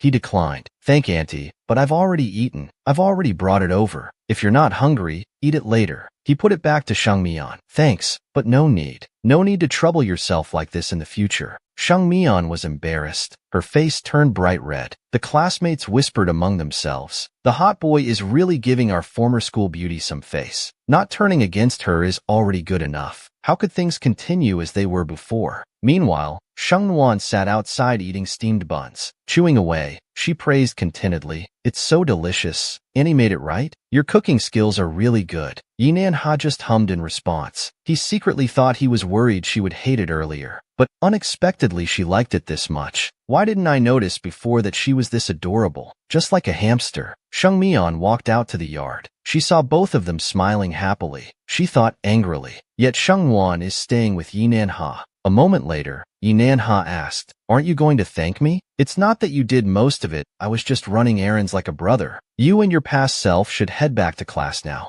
Sheng Mian was angry. "If it wasn't for Sheng Nuan deliberately plotting against me, how could I have lost such a good opportunity? How could I be pointed at and gossiped about? How could I lose Gu Lanfeng's attention? I've fallen to this state. Yet she's so close to Yinan Ha. I can't accept this." Suddenly, Yinan Ha turned around and saw Sheng Mian standing there. He ignored her and walked away quietly. Sheng Mian spoke up, "You're so close to Sheng Nuan. Are you friends now?" Yinan Ha replied, "That's none of your business." Sheng Mian continued, "I heard your mother had surgery. Was it with Sheng Nuan's money? What's wrong? You already consider her a friend." Yinan Ha fell silent. "What are you saying? Listen to the recording I sent you. I hope after listening you still consider her a friend." Yinan Ha took out his phone to check the content of the conversation. Yinan Ha, every day he's like a stray dog. He's not worthy to stand equal with Gu Lanfeng. I want to see instead, when poverty forces him to bend his back, will he still be able to be arrogant? All his part-time jobs, I've had people take care of them. He has nowhere left to earn money. He can only be like an obedient dog and listen to me help him joke around. I'm just playing with him and humiliating him. Don't you all find this very interesting? Sheng Mian spoke up. Before, she made you lose your part-time jobs, forced you to only run errands for her. Being played with like that, guess what? Now that she's made you owe a huge debt, what do you think she's planning? Don't tell me you really think she would be kind enough to help you? Don't forget why she targeted you before." Upon arriving home, Sheng Nuan anxiously asked Mother what happened. "Why did you call me home at this hour?" Madame Ling San painfully held her arm, calling Nuan Nuan. Sheng Nuan saw and shouted, "Mother's arm. Why is it injured?" The bodyguard spoke up. "There was a traitor among the bodyguards. But don't worry, it's been handled." Nuan Nuan, Mother has to return to country. Why? Leslie's helicopter suddenly crashed into the sea. He's still in a coma until now. The legal heir that Leslie registered is your mother. My cousin Stephen, because of fighting over assets, has already tried to reach out and harm. If I stay with you, they will also harm you.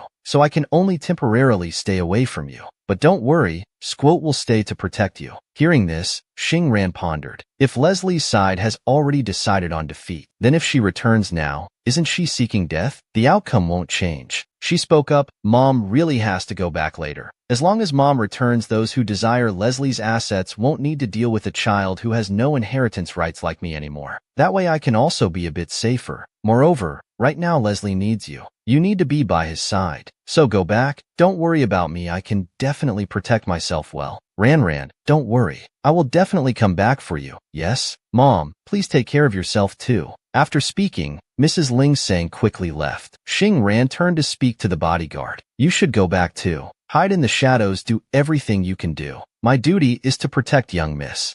Xing Ran strictly said, this is an order. Squat placed the gun in her hand. He respectfully said, young Miss Norman Seiko must take good care of yourself. Yes, I know. Now go. After speaking, the bodyguard left. Xing Ran then locked the door. She thought to herself, even though their life and death had nothing to do with her fate, but she didn't hope for anything bad to happen to them. After all, until now no one had ever treated her so well. But can Leslie overcome this difficult situation? Suddenly, loud knocking sounds came from the door. Mrs. Chu Ru called out, Ran, it's your aunt. Why is she here again? Open the door. Xing Ran asked, what's the matter? Ran, is your mother not home? Annie has something to discuss with her. She's not home. She's on a business trip. Mrs. Chu Ru thought to herself, I've already seen. Who goes on a business trip without taking luggage? Only taking a bodyguard. Xingling-san has probably gone abroad. Leaving that foreign devil behind proves something big must have happened. She spoke up asking, don't hide it from your aunt anymore. Has something happened at home? Your mother's not here. I am your guardian. Don't be afraid. She angrily pushed the door. This kid, why are you keeping your aunt outside? Let me in first. Xing Ran thought in the original plot. This woman used the excuse of care and concern to enter, then taking advantage of the original host's panic and anxiety, successfully took away jewelry from Xingling-san's room. That was all the assets Xingling-san left for her daughter. Back to reality, Xing Ran said, if you don't leave, I'll call the police. After speaking, she slammed the door shut. Mrs. Chu Ru angrily shouted, kindness has turned into beastly cruelty. That foreign devil has no conscience. Just go and die by yourself. Thin Non ignored everything she said. She quickly gathered all her mother's jewelry into her backpack. These valuable treasures should be kept in a bank's safe deposit box for better security. If new Leslie can't overcome this difficult challenge, these things will be my backup plan that I keep for myself. She quickly went to the bank in the city center. The system notified her. 10 minutes ago, someone had broken into your house. She thought thankfully she had left and prepared for the worst. Staying at a hotel tonight would be safer. However, this wasn't a long-term solution. If someone really wanted to deal with her behind her back, they would definitely take action. She thought of Ko Lan Fong. Ko Lan Fong was like Thin Mean, a child of destiny in this book's world. If she could find a way to stay by his side, she might be safer. Moreover, Ko Lan Fong had been texting her frequently lately. He must have feelings for her. This morning, he even asked to meet her at the school gate after class tomorrow. To save her life, she might as well meet him once. It wouldn't hurt anyway. Thin Non replied to Ko Lan Fong's message. The next day at the school gate, Ko Lan Fong looked around searching for Thin Non. She approached and asked what he wanted to see her about. Well, I want to attend the school's coming-of-age ball. Thin Non immediately refused. I'm not of age yet. I won't participate. Yes, you're 1 year younger than me, so you should call me Big Brother. Thin Non blankly said, you're so cheesy. Hearing this, Ko Lan Fong coughed to him a him. He smiled and said, okay, my bad. Actually, I want to invite you to join as my dance partner. Would that be okay? Thin Non pondered if she really had to stay by his side to save her life. She really couldn't do it after all, having to face this cheesy guy every day. She'd rather rely on herself instead. She spoke up to refuse. Sorry, I'm not interested. Ko Lan Fong grabbed her hand and pulled her back. Wait a moment. That scene was accidentally witnessed by Deep Nam Ha. Thin Non angrily shouted, I already said I'm not interested. Will you stop it? Ko Lan Fong smiled and said, Thin Non, I remember last time you stopped me at the gym, said you had something to tell me. She was surprised and exclaimed, what? The system then notified her. Host, please note, detected mission target's corruption value has increased. Current corruption value 50%, which surprised her. Thin Non turned around to see Deep Nam Ha walking away.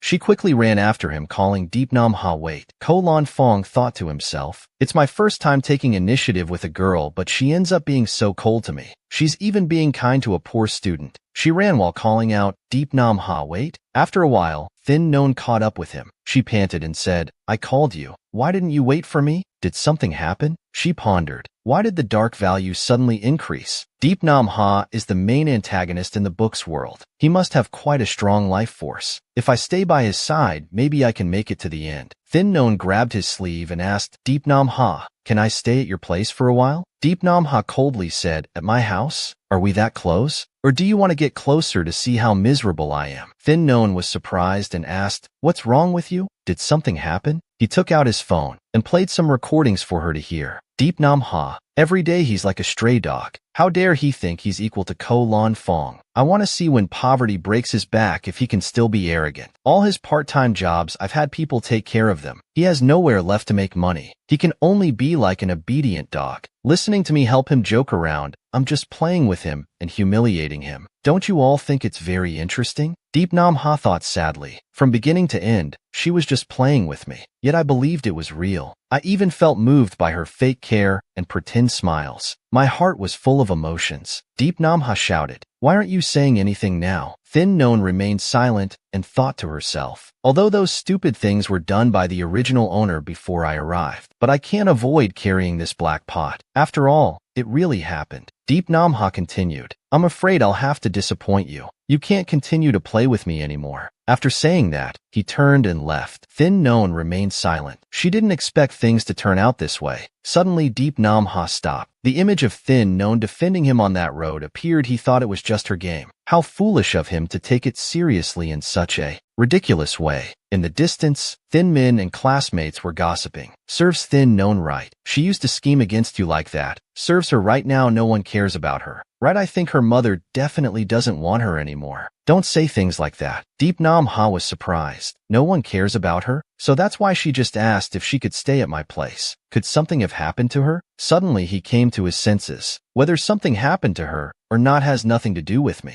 How ridiculous. Knowing she played with me, I still can't help but worry about her. After an internal struggle, he stopped and walked away. She helped me before, so consider it returning the favor. He quickly ran to where Shang Ran was. She was no longer there. He immediately waved down a taxi. Getting in the car, he told the driver to go to Jinghua District. The taxi started moving. The driver asked if he had a fight with his girlfriend. "I must say I have quite a connection with you too. Last time she took my taxi to take you to the hospital. Just now she took my taxi home. Then I turn around and see you getting in." He asked in surprise, "Take me to the hospital?" "Yes. It wasn't long ago you seemed quite out of it. The young lady said you were drugged." "Haha, you young people are really bold these days." Yinan Ha then asked to confirm that last time, she didn't mistake her brother. "This is interesting. You don't even know who you were with?" That young lady was very beautiful, looked like a mixed-race person, hard to mistake her for someone else. He was surprised to think it was actually Shang Ran. No wonder when he texted Shang Min then, she didn't reply. I wasn't in my right mind then. If Shang Ran approached and helped me just to make fun of me, why did she help when I wasn't in my right mind? So the person I kissed that day was Shang Ran. After a while, the car stopped. Yinan Ha got out in front of Shang Ran's house. Suddenly, a voice calling Yinan Ha came from behind. Turning around, he saw Shang Ran standing there. He called out Shang Ran. He ran over, she thought in surprise. Didn't he just turn his back and leave earlier? How come he's here to settle scores already?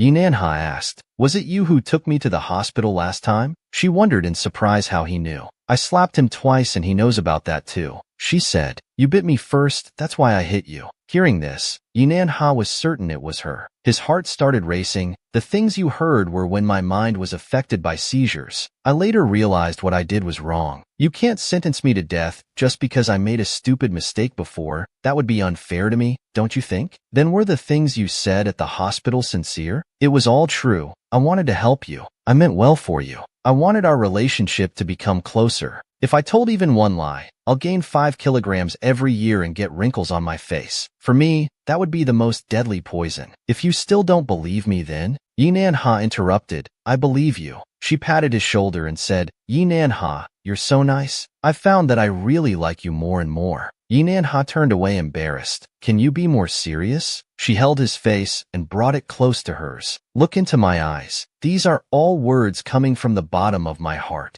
Yinan Ha said shyly, why did you say you wanted to stay at my house today? She sighed. Isn't my mom away on a business trip? I'm alone at home, so I was a bit scared and just said it casually. Don't take it seriously. Deep Nam Ha looked up and sighed. He spoke up saying, if there's no one at your house, would you like to come to my place for dinner? If you don't mind. Thin Non smiled brightly. That's exactly what I was hoping for. After the evening, as they walked out, Deep Nam Ha spoke up asking, "If you're really scared and don't mind my cramped house, you can stay over. Never mind, never mind. I was just kidding. It's awkward staying at someone else's house." She thought to herself, anyway, it's been confirmed with customer service. There won't be any danger at home tonight. Then take care on your way. Text me when you get home, okay? Alright, don't worry. She got in the car and told the driver to go to Kin Hoa district. Okay, get in the car. Deep Nam Ha thoughtfully watched the car. In the car, the driver showed a cunning smile. The system immediately warned, "Host, please note someone is watching your house right now." She thought, "Oh heavens, why didn't you say so earlier? I could have gone straight to the police station." The system warned that this driver is working with those people. Thin Known almost spat blood hearing this. "Next time, just wait until I'm dead to collect my body."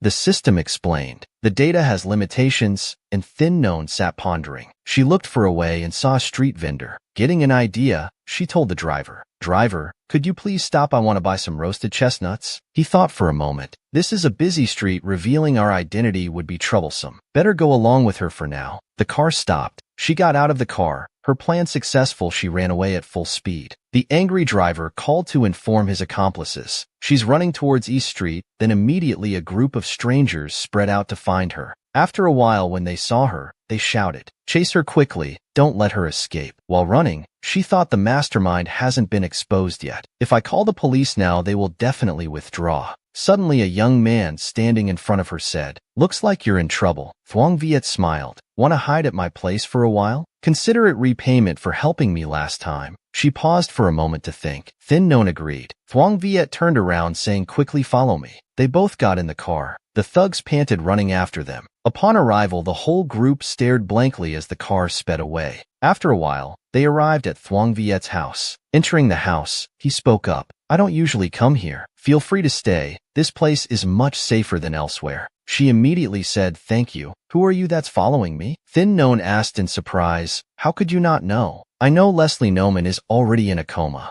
The legal heir to his assets, Thin Lin San, has also returned to the country." "Stephen, why are you still staring at me?" Without explaining clearly, Stephen's situation isn't very good either. She pondered. In the original story, after Leslie's misfortune, the original owner wasn't particularly targeted, because at that time Leslie was powerless to change the situation. Stephen had firm control over everything. There was no need to risk taking action against an orphan girl in the country. This time Leslie was prepared early due to her reminder. He must have arranged backup plans, making Stephen have constant headaches. That's why he could turn his attention to her who was in the country. "I can only help you within my capabilities. If your uncle's people come to the door, I won't directly confront him for you. I've never done anything unprofitable." Thin Known then said, "There's another reason. You can barely take care of yourself now, right?" Thuong Viet thought silently. She's not wrong. My foolish brother, because his ally Leslie had an incident. His behavior these past few days has been somewhat crazy. I have to plan strategies and deal with that fool too. It's indeed a bit overwhelming. However, before long, I will be able to end all of this. Fools should go where fools belong. He gently said to Thin Known, "I must go now. Sweet dreams." After saying that, he turned and left. A week later, Thin Known in disguise went to Deep Nam Ha's house. After observing that no one was following, she took off her hat, removed her mask, and sighed with relief. Hiding for a week, eating takeout food for a week. Today, Deep Nam Ha called her to his house. Finally can improve the meals. She quickly knocked on the door. The door opened. She was surprised to see Deep Nam Ha and his mother waiting. Seeing the cake, she thought to herself, "Right, today is the original owner's birthday." Deep Nam Ha's mother hinted, "Come on, sing happy birthday." The mother and son started singing happy birthday to her. Thin Known stood silent for a few seconds, her eyes welling up with tears. Thin Known was moved as the lights turned on. Deep Nam Ha's mother held her hand. "Known, listen to Nam Ha. Your mother is away on business, and you're alone these days. So Auntie wanted to throw you a birthday party. Don't think Auntie's being nosy, okay?" No, thank you, Auntie. I'm very happy." Deep Nam Ha held a flower in his hand. He stepped forward to give it to Thin Known. "Happy birthday." Thin Known said, "Just one flower? You're so stingy." This was the only one left in the garden, and along both sides of the road too. Taking the flower, she happily said, "Thank you, Mom." Deep Nam Ha called out, "Come on, sit down and eat the cake." She She thought to herself, although this was her worst-looking birthday, it was the most sincere birthday with the most care from others. Her face showed happiness as she picked up and ate a piece of cake a moment later. Deep Nam Ha walked into the house. He spoke, "I've safely put Thin Non in a taxi and bought pears for Mom too. I'll go peel them." He turned around and was suddenly shocked, dropping the bag of pears to the ground. He ran over shouting, "Mom! Mom!" Deep Nam Ha's mother had fainted. Blood was flowing from her nose. He sat quietly and sadly when hearing second hemorrhage with intracranial infection. Craniotomy surgery needs to be performed again. Second craniotomy has high risks and large expenses. Prognosis is poor. But if we don't perform the second surgery, your mother won't last much longer. Think about it. Deep Nam Ha thought to himself, when I was little, Mom adopted me no matter how difficult things were, even staying single her whole life. She never thought of giving up on me. How could I give up on her? Suddenly someone stepped in front of Deep Nam Ha. He threw a bag at him.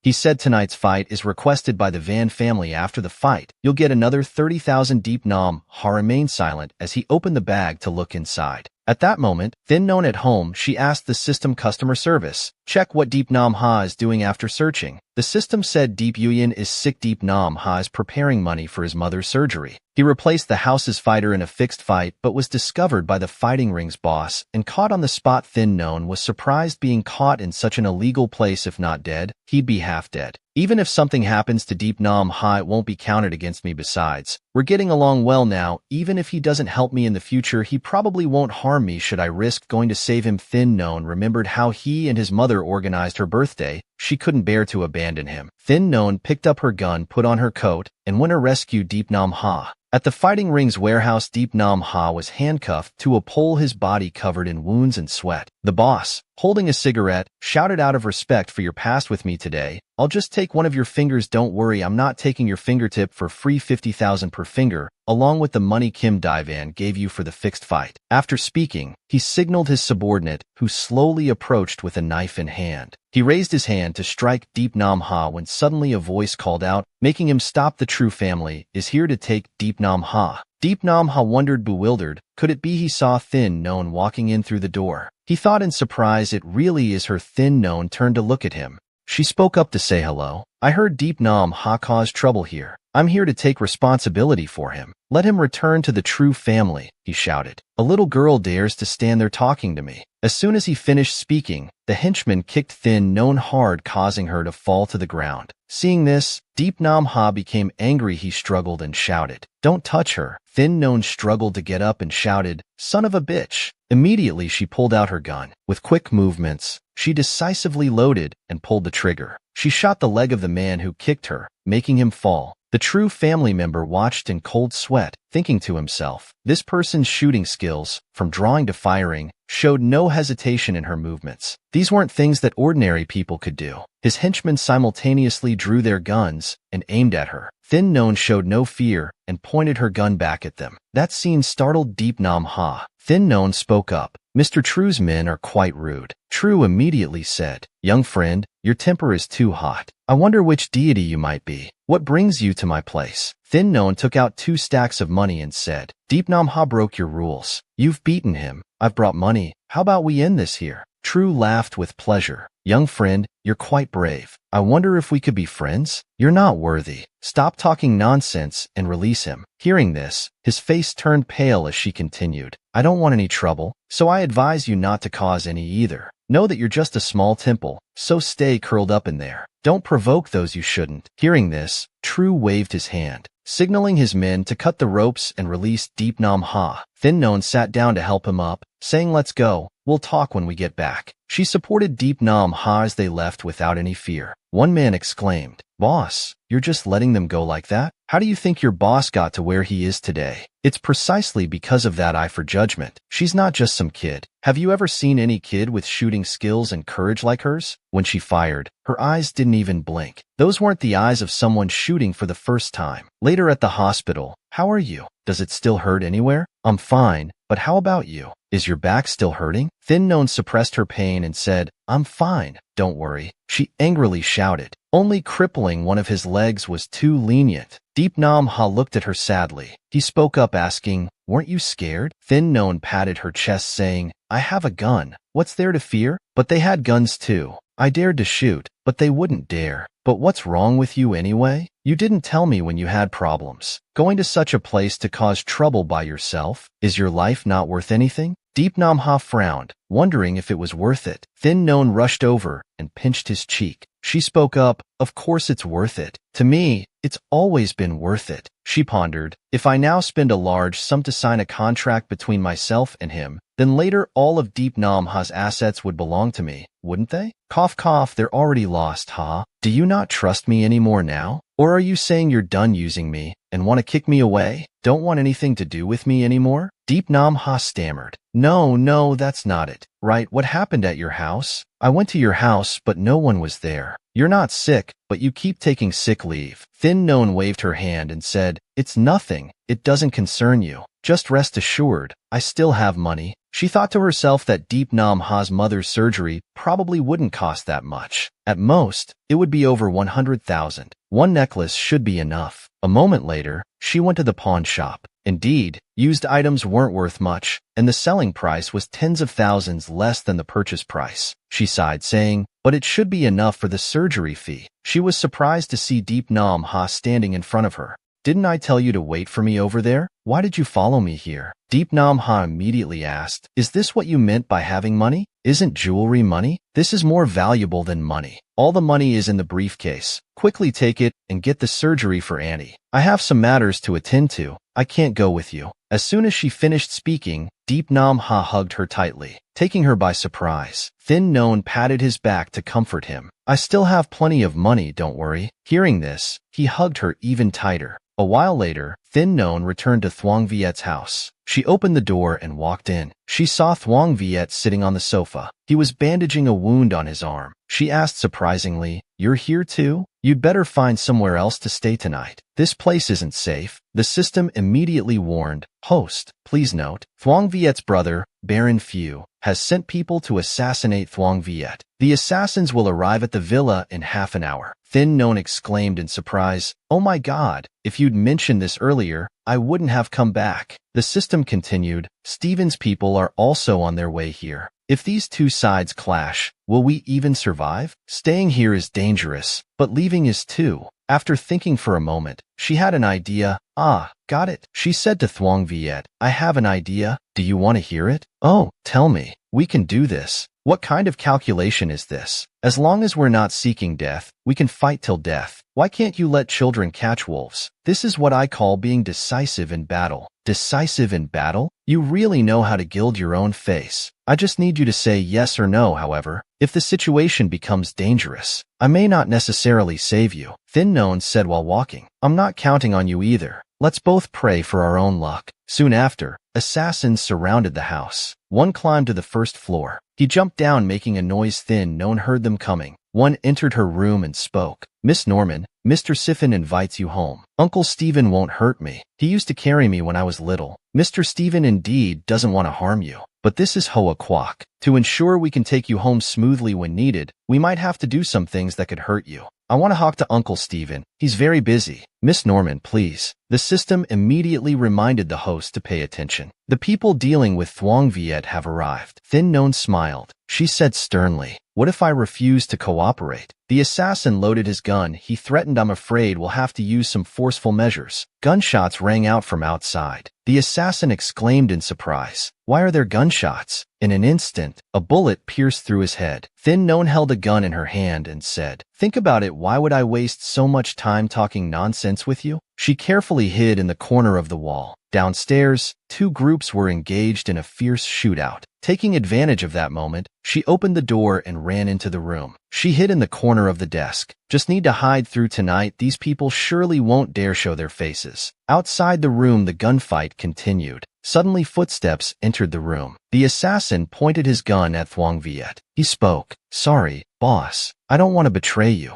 but Baron Phu is offering me too much. Thin Non hid inside. She heard everything. The system announced, host, please note, Thuong Viet's reinforcements have arrived downstairs. She thought although not taking action would be fine, but if she righteously helps at this moment, when Thuong Viet takes over the Phil family in the future, he might repay today's favor by helping Leslie end her train of thought. She raised her gun. Without hesitation, she pulled the trigger. The bullet hit the assassin's hand. The bullet from his gun deviated, hitting Thuong Viet's hand. The assassin clutched his hand in pain, crying out, "Ah, it hurts." Quick as lightning, Thuong Viet grabbed the gun. He pulled the trigger, finishing off the assassin. He painfully dropped to the floor. Thin Non stepped forward to support him. She looked at Thuong Viet in surprise. A second later she shouted, "Run quickly." Thuong Viet looked at her, he thought to himself, clearly so scared yet still stepped up to save me. From downstairs, voices shouting, "Hurry upstairs," echoed up, startling them both. Seeing the group of people rushing up, she smiled, thinking it's great that Thuong Viet's people have arrived. Thin Non stepped forward. She raised her gun to stop him, making Thuong Viet surprised. That group kicked the door and rushed in. Thin Non was scared. She backed away and bumped into Thuong Viet. He embraced her and said, "Don't be afraid. They're my people." The bodyguard respectfully said, "Sorry, boss, it was my mistake. I didn't know he was a traitor." Thuong Viet immediately ordered, "I understand. Quickly handle the rest." The bodyguard bowed and said, "Yes, boss. Let me help treat your wound first." He then gave Thuong Viet an anesthetic shot. Thuong Viet turned and asked Thin Non, "You've never killed anyone, right? Seems like Leslie really protected you well. If you're scared, why did you still want to save me?" Thin Non clenched her hands and spoke,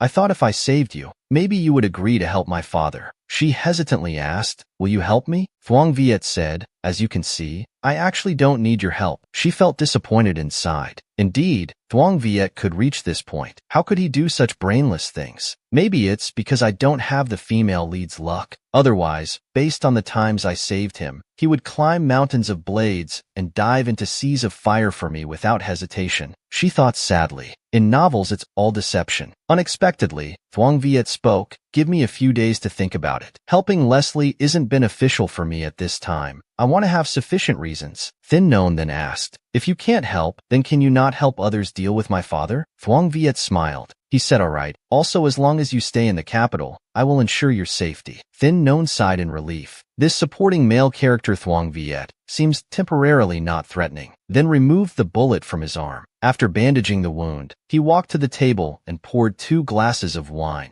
Holding the wine bottle in his hand, sat lost in thought. Thin Non came down from upstairs. She spoke up asking, "What are you doing? Aren't you going out tonight?" Thuong Viet smiled and said, "Today is my birthday. I also don't have friends to share a meal with." "You didn't say earlier." "I didn't have time to prepare a gift." "No need. Having a drink with me can be considered a gift." Thin Non agreed. Both raised their glasses to toast happy birthday. Thin Non and Thuong Viet drank their glasses empty in one go. She spoke up asking, "Why you don't seem very happy. You've won and seem to have nothing to worry about afterward. Shouldn't you be overjoyed?" He held the wine glass and pushed it toward Thin Non. He spoke, "This also shows that human desires never have an endpoint." Thin Non picked up the wine glass and took a big sip, then put the glass down hard on the table. She then said, "I'm going to the bathroom." Suddenly her head started spinning and she staggered. Thuong Viet quickly caught and carried her up in his arms. Thin Non's face turned red as she looked at him in confusion. Thuong Viet gently said, "You're drunk. Let me take you back to your room." Thin Non was dizzy. Her head spinning, she responded, "Oh, okay. I didn't expect you to be so enthusiastic after drinking. It's because my alcohol tolerance is too low." After speaking, he carried her upstairs and laid her on the bed. He put his arm around her. He softly called, "Thin Non, follow me. I'll help your father, okay?" Thin Non immediately sat up. She pushed him away and said, "No need. I won't belong to any man." Thuong Viet asked in surprise, "Why?" "Because there are thousands of fresh young men waiting for me to save them." "You're quite ambitious. Tell me, how many fresh meat have you saved?" "If you want to talk about this topic." I couldn't finish my sentence. Thin Non collapsed onto the bed. She exclaimed, "No more talking. Too sleepy?" Looking at her behavior, Thuong Viet fell silent and smiled softly. The next morning, the system told her, "The system has monitored that Deep Nam Ha's mother's condition has worsened. She's currently in emergency care." Hearing this, she jumped up. She ran while asking the system, "Can Deep Nam Ha's mother be saved?" The system replied, "No." Hearing this, Thin Non was the one. who informed Deep Nam Ha, sorry, we did our best. Hearing this, Deep Nam Ha was struck like lightning. He swayed and collapsed a second later. Thin Non ran to catch him and called out. Deep Nam Ha's face showed pain and despair. He hugged her tightly and cried. Thin Non's eyes also welled up with tears as she comforted him. It's okay, I'm here, I'll stay by your side. Afterward, with Thin Non's help, Deep Nam Ha buried Deep Yuyan. 15 days later, life returned to normal. Thin Non walked to the bubble tea shop inside. Female students surrounded Deep Nam Ha. Brother, add us on WeChat. We'll bring friends to drink here next time. Deep Nam Ha refused. Sorry, my girlfriend wouldn't allow it. Suddenly, he looked outside. Thin Non walked in and said, I'm here to pick you up from work. Seeing her, he smiled and said, yes, thank you. Thin Non said loudly, sorry to disturb you all, making the girls leave sadly. You're so popular with others. If you opened your own shop, it would definitely be very successful. Deep Nam Ha was embarrassed. He turned away. I'll change clothes first. Wait a moment. She asked the system's customer service. What's Deep Nam Ha's current darkness value? The system responded, the darkness value of the target mission Deep Nam Ha is currently 10%. She smiled and said, now I just hope Leslie tries harder. Don't lose. Both sat in the park relaxing. Thin Non said, if life could always be this comfortable, that would be great. Looking at the flower petals falling on Thin Non's forehead, Deep Nam Ha spoke, don't move. There's a flower petal on your head. He thought to himself, she looks as beautiful as a doll. Thin Non softly asked, are you done? Why is it taking so long? She opened her eyes, seeing Deep Nam Ha staring at her blankly. She wondered why he was looking at her like that. Deep Nam Ha swallowed. He took the initiative to hug and kiss Thin Non, which surprised her. In response, she wrapped her arms around Deep Nam Ha, kissing him even more passionately. After letting go of Thin Non, his face turned red. Thin Non, like a cunning fox, teased him. She said, you're so pure, haha. He rushed to kiss her again, both unaware that their actions had been captured by a photographer, holding the photo of them kissing.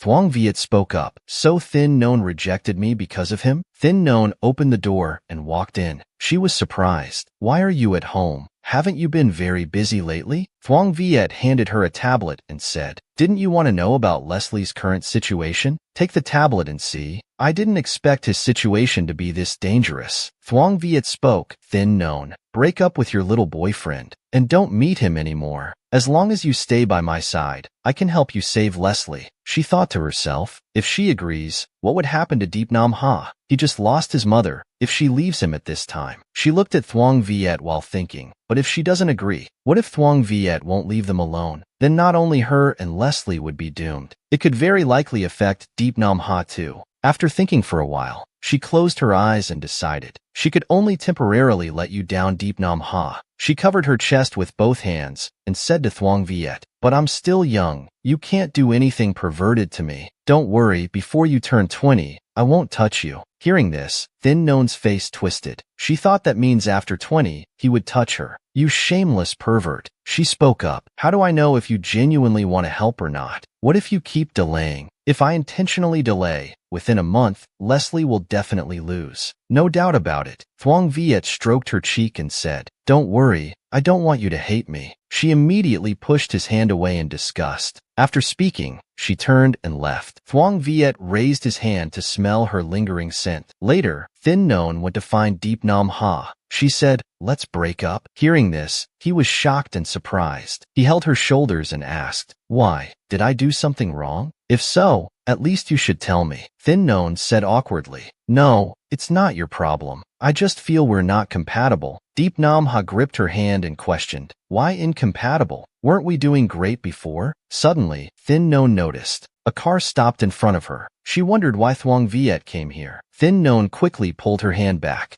She spoke while turning away. Let's stick with that decision. I have things to do. Deep Nam Ha watched her. Thin Non got into the parked car. She slammed the door shut, and Thuong Viet spoke in the car. Come to a party with me tomorrow night. Thin Non just mumbled in agreement. She silently watched Deep Nam Ha standing sadly outside. The car quickly drove away, leaving Deep Nam Ha alone. His face was filled with sadness, lifeless. The next night, at the commercial hotel, Thin Non walked in arm with Thuong Viet. By chance, she saw Deep Nam Ha working as a waiter there. She thought in surprise, oh my god, why is Deep Nam Ha working part-time here? She tried to run away, but was caught by Thuong Viet. Thuong Viet said, what are you running from? failed to escape. She silently cursed at him, running from your grandfather. Seeing Thin Non, Deep Nam Ha stopped his cart. He approached Thin Non. Thuong Viet asked Non, who is this person? Thin Non pondered. She replied, he's my classmate. Thuong Viet smiled slightly. Oh, so he's your classmate. Deep Nam Ha was sad. He asked, just a classmate? His voice became much hoarser. Thin Non looked at him in surprise. A second later, she turned away and said, I'm sorry, Deep Nam Ha. I'm sorry. Deep Nam Ha rushed to Thin Non and shouted, I don't need an apology. I just want to know why. Do you have some heartache? Thuong Viet quickly pulled Thin Non back. He spoke up. You can't be so impulsive. Just playing with others for fun. Thuong Viet took out a checkbook. He wrote while saying, sorry, Non has been spoiled since childhood, acting impulsively without restraint. The relationship between you two was just her temporary amusement. I hope you can forgive her. He held out the check to Deep Nam Ha. This is compensation for you.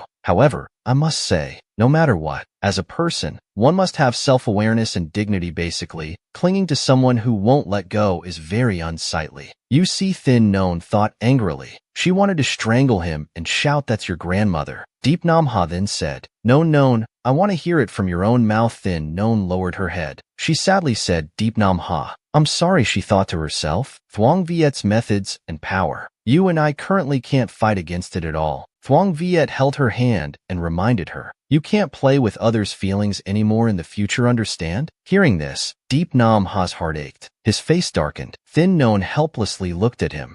After a moment of deep thought, Deep Nam Ha turned away. He walked away in despair. His steps carried desperate pain. After a few steps, suddenly there was a voice boy echoing from behind. In desperation, he didn't care about his surroundings. Behind him, an old man and staff were running frantically after him. Then he called out, young master, please slow down, sir. Hearing this, Yinan Ha turned back and asked irritably, what's the matter? He is Master Ching, the head of the Qing business empire. Old Master Ching looked at him and said, you really look so similar. Young man, do you have a crescent-shaped birthmark on your thigh? A few days later, Shang Ruan was studying. The phone rang. The screen showed, Mom. She happily answered, hello, Mom. Mrs. Ling San spoke. Ruan, your father has? Hearing this, she excitedly asked back, really, Mom? She thought to herself, but Shang Yu's plan clearly hasn't started yet. It's true, before the banquet your father followed your advice and arranged a backup plan. Although he couldn't avoid being poisoned, but he took this chance to completely defeat Stephen. We're safe now. Your father has sent someone to pick you up. Our family will be reunited soon. Shang Ruan obediently replied, yes, okay. She quickly grabbed her briefcase. She quickly packed her books while smiling and exclaimed, that's great. This time we don't need to worry about safety anymore, and no need to continue dealing with Shang Yu any more. Then she opened the door to leave. Suddenly Shang Yu was outside the door blocking her. She said angrily, get out of the way, our deal is over. Shang Yu spoke, you know I didn't break my promise and I'm helping your father, but now we don't need your help anymore. Shang Yu said angrily, turning your back on me as soon as you don't need me. Why, if you don't need my help, why did you get involved with me? Do you have some kind of illness? Maybe a small illness. He moved closer. Shang Ruan raised her hand to stroke her chin. Something I want to get no matter what. Shang Ruan pushed Shang Yu hard, catching him by surprise. Shang Ruan dusted her hands and said, well, you should fix this illness of yours. You're heartless. It's fine if you want to leave. I'm a very patient person. Shang Ruan shouted, patient, my foot. After saying that, she ran while teasing him. She skipped down the stairs. She was excited that finally she could go find her wonderful boy and take care of him. Let's see what Yinan Ha is doing. The system immediately said, Yinan Ha and Old Master Qing have recognized each other. He's already returned to the Qing family. Hearing this, Shang Ruan stopped. She thought sadly, returned so quickly? Yinan Ha is the only child of the Qing family. He must be very pampered. He probably doesn't want to see me anymore now. After all, in his eyes, I'm someone who likes to play with his feelings. The system continued to announce. The system has monitored that on the second day Yinan Ha returned to the Qing family, he was poisoned. He just got discharged from the hospital today. Thin Non suddenly shouted, why didn't you tell me earlier? The system replied, recently been fully monitoring Leslie's side. No time to care about other things tonight. There will be a banquet at the Khan family mansion. The chance of you meeting Deep Nam Ha there informal where will be much higher. Thin Non said irritably, I thank you. In the evening at the Khan family mansion, the staff member standing outside respectfully said, welcome, guests. Distinguished guests, please come inside.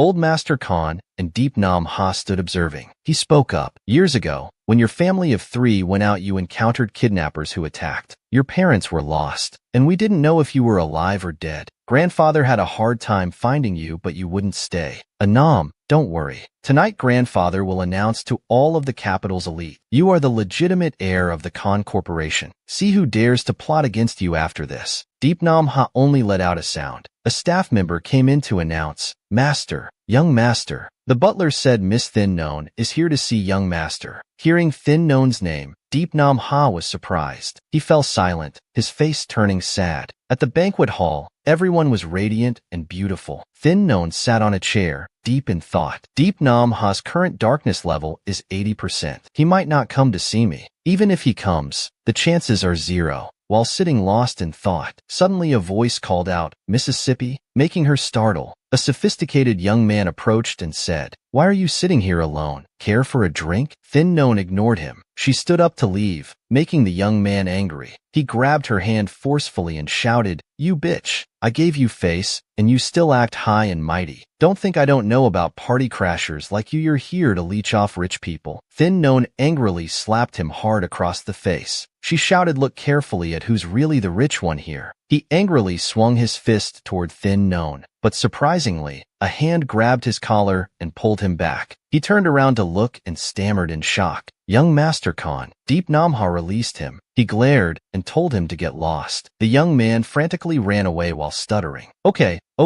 I'm leaving right now. The butler spoke up to calm everyone. Sorry for disturbing our distinguished guests. Please continue, everyone. Thin Known stood silently looking at Deep Nam Ha. She spoke while reaching up to touch his cheek. What's wrong? You look so unwell. Are you sick? Deep Nam Ha turned his face away. Seeing this, she withdrew her hand. Thin Known spoke up to explain. A few days ago, I didn't mean to treat you that way. My family had issues and could only ask him for help, so I had no choice but to follow his words. I wasn't playing with your feelings, really. I know I was wrong, so I came to find you right away to apologize. Looking sad, she spoke up, Deep Nam Ha. I'm sorry, Deep Nam Ha immediately said. Don't think those few words of yours will make me forgive you. You're just playing around. If so, you're overestimating yourself again. Thin Known was someone. She silently listened as Deep Nam Ha continued speaking. The money you lent me before, I'll have someone return it with interest. So can you leave now? Thin Known sadly stammered an explanation. No, I'm not. She thought to herself, let it go. He's angry right now. I'll find another way later. Deep Nam Ha. Then I'll leave first. Thin Known said sadly. She walked past Deep Nam Ha. His face darkened with anger. Thin Known walked straight to the waiting car. The bodyguard said immediately, Miss Norman, the plane is ready. I'm here on orders to take you home. Without hesitation, Thin Known agreed. Suddenly the system warned, Host, be careful. Steven's men have arrived too. Hearing this, she looked up in surprise. Suddenly gunshots rang out. The bullet hit the bodyguard. He struggled to say, Miss, run quickly. She immediately stood up, rushing towards the parked car. 2 shots rang out. The bullets hit the car door, terrifying her. Thin Known turned to look behind. Gunshots continued to ring out. She covered her head and hid behind the car. One by one, her bodyguards fell beside her. An assassin covered her mouth. Thin Known struggled desperately. 2 assassins restrained her, taking her to the car as Thuong Viet arrived. Seeing this, he immediately shouted, New, everyone quickly gather at my position. He quickly drove after them. Deep Nam Ha stood pensively in the hall. He was unaware of the situation until the butler came and said, Young master, that Miss Thin was kidnapped by armed abductors. Hearing this, Deep Nam Ha panicked and dropped his glass. It shattered completely after a moment. The assassins took Thin Known to the seaside. He immediately called her father. Mr. Leslie, if we don't get what we want in 3 minutes, then Miss Norman's residence will be the ocean. At the cliff behind her, they held the phone in front of Thin Known, letting Mr. Leslie see to threaten him.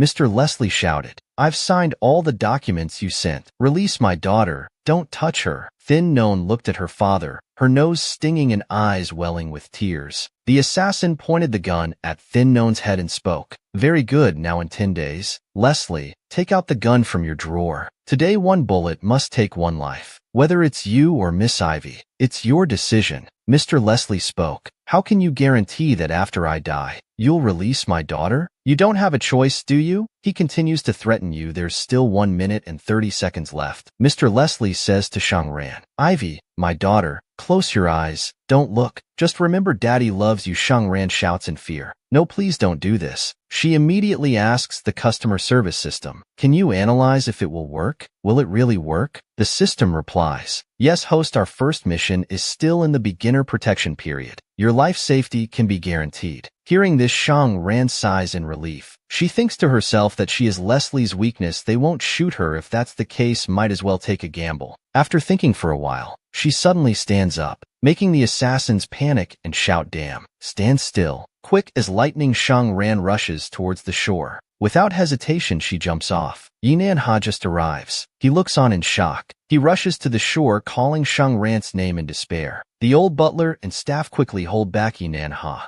Young master, don't be agitated. Young master, stay calm. He struggles and shouts, let me go, let go quickly. I must save her out of extreme grief. His old illness relapses. He coughs up fresh blood. He wipes away the blood from his mouth. Yinan Ha falls unconscious. The butler shouts anxiously, young master, quickly take the young master back. Shang Yu runs over. He stutters in confusion. Zhang Shang ran. She jumped off the cliff. He blames himself silently. If I hadn't followed her, her bodyguards wouldn't have been distracted because of me, and wouldn't have given those mercenaries the opportunity to take advantage. So I'm the one who caused her death. He shouts, quickly send people to search. Search the entire sea area. Right now his subordinates respond with a yes. Immediately dispatching helicopters to search, the system says. The Qing family's people, Norman and Shang Yu, searched for 3 days and nights, but still couldn't find Shangran. 5 years later at Qing Yun Institute of Science and Technology, Haicheng branch. After the Science and Technology Exchange meeting, Tang Xiaoping, the deputy director of Qing Yun's Technology Procurement Department, speaks up. Miss Ivy's report just now during the exchange was excellent, but honestly your company's functional products for our current needs are too expensive. Many features are unnecessary. So relatively speaking, the price-quality ratio isn't that good. Miss Ivy, who is Shangran, responds, Director Tang, in our industry, we always prioritize performance, not the so-called price-quality ratio. After all, the cost of one power maintenance is very high, and our products can minimize damage from power outages. Director Tang starts playing tricks. He sits closer to Shangran. Miss Ivy is still young. If this order is successful, there will surely be unlimited prospects. She calmly replied, whether it succeeds or not, it's all training. I don't think that much about it. How can you not think about it? In business, what people lack is an opportunity. If you catch it, you can soar like a kite in the wind. I love giving opportunities to young people. As he spoke, he made an inappropriate advance. He put his hand on Thin None's shoulder. She stood up and forcefully twisted his arm. She spoke up. Then I must truly thank Director Duong for your kindness. He angrily shouted, you ungrateful woman. Thin None released his hand. He immediately changed his attitude. Miss Ivy, please have some self-respect. People around heard and asked each other in surprise. What's happening? What's going on? Cao Thukong, Thin None's team leader, hurriedly ran over to ask Director Duong, what happened here, sir? He turned around and accused Thin None, pointing at her while shouting, she took advantage while presenting products to me. She made suggestive advances toward me. After I rejected her, she became angry and threatened to ruin my reputation. Everyone in the hall immediately started whispering, she's so young but doesn't focus on studying. How did her parents raise her? Wasting such a pretty face. She really has no shame. Thin None heard and her face darkened. She thought to herself, as expected of a veteran. In an instant, he cleared himself and blocked all my escape routes. While Thin None was lost in thought, suddenly Cao Thukong pushed her and said, what are you daydreaming about? Quickly apologized to Director Duong. Are you trying to ruin the company's project? Thin None took out her phone and said, if you think I'm at fault, then let's call the police to check the cameras. Director Duong heard this and became worried. He quickly pushed Cao Thukong away. A familiar figure pushed through the crowd. Director Duong grabbed Thin None's phone and shouted, Why call the police for such a small matter? Behind Director Duong, that young man hurriedly pushed forward. People saw him and immediately recognized him. They called out, "Director Khan?" Deep Nam Ha emerged, sweating and breathing heavily. He walked toward Thin Non. She turned and saw him. Deep Nam Ha thought to himself, "It's her." Both stared at each other in shock after 5 years apart. Thin Non embarrassedly stammered, "Deep Nam Ha, haha, it's me, Thin Non." Deep Nam Ha looked at her in disbelief. He pondered, "She's still alive, and even smiling at me." Thin Non asked, "You still remember me?" Deep Nam Ha smiled, choking up as he said, "Of course." He thought, after so many nights of heart-wrenching torment, how could I not remember? Deep Nam Ha moved closer to Thin Non. He asked, "What happened to you?" Thin Non looked at him with tears in her eyes, thinking to herself, "Back then I was so chaotic and acted that way. How could he still believe my words?" Whether Deep Nam Ha believes it or not, this person, I must deal with him today. She turned and pointed at Mr. Duong's face. "He tried to harass me and then blamed me instead. You can have someone check the cameras." Deep Nam Ha agreed, saying, "Let me handle it. Do you trust me?" He immediately ordered his assistant to Van, "Mr. Khan."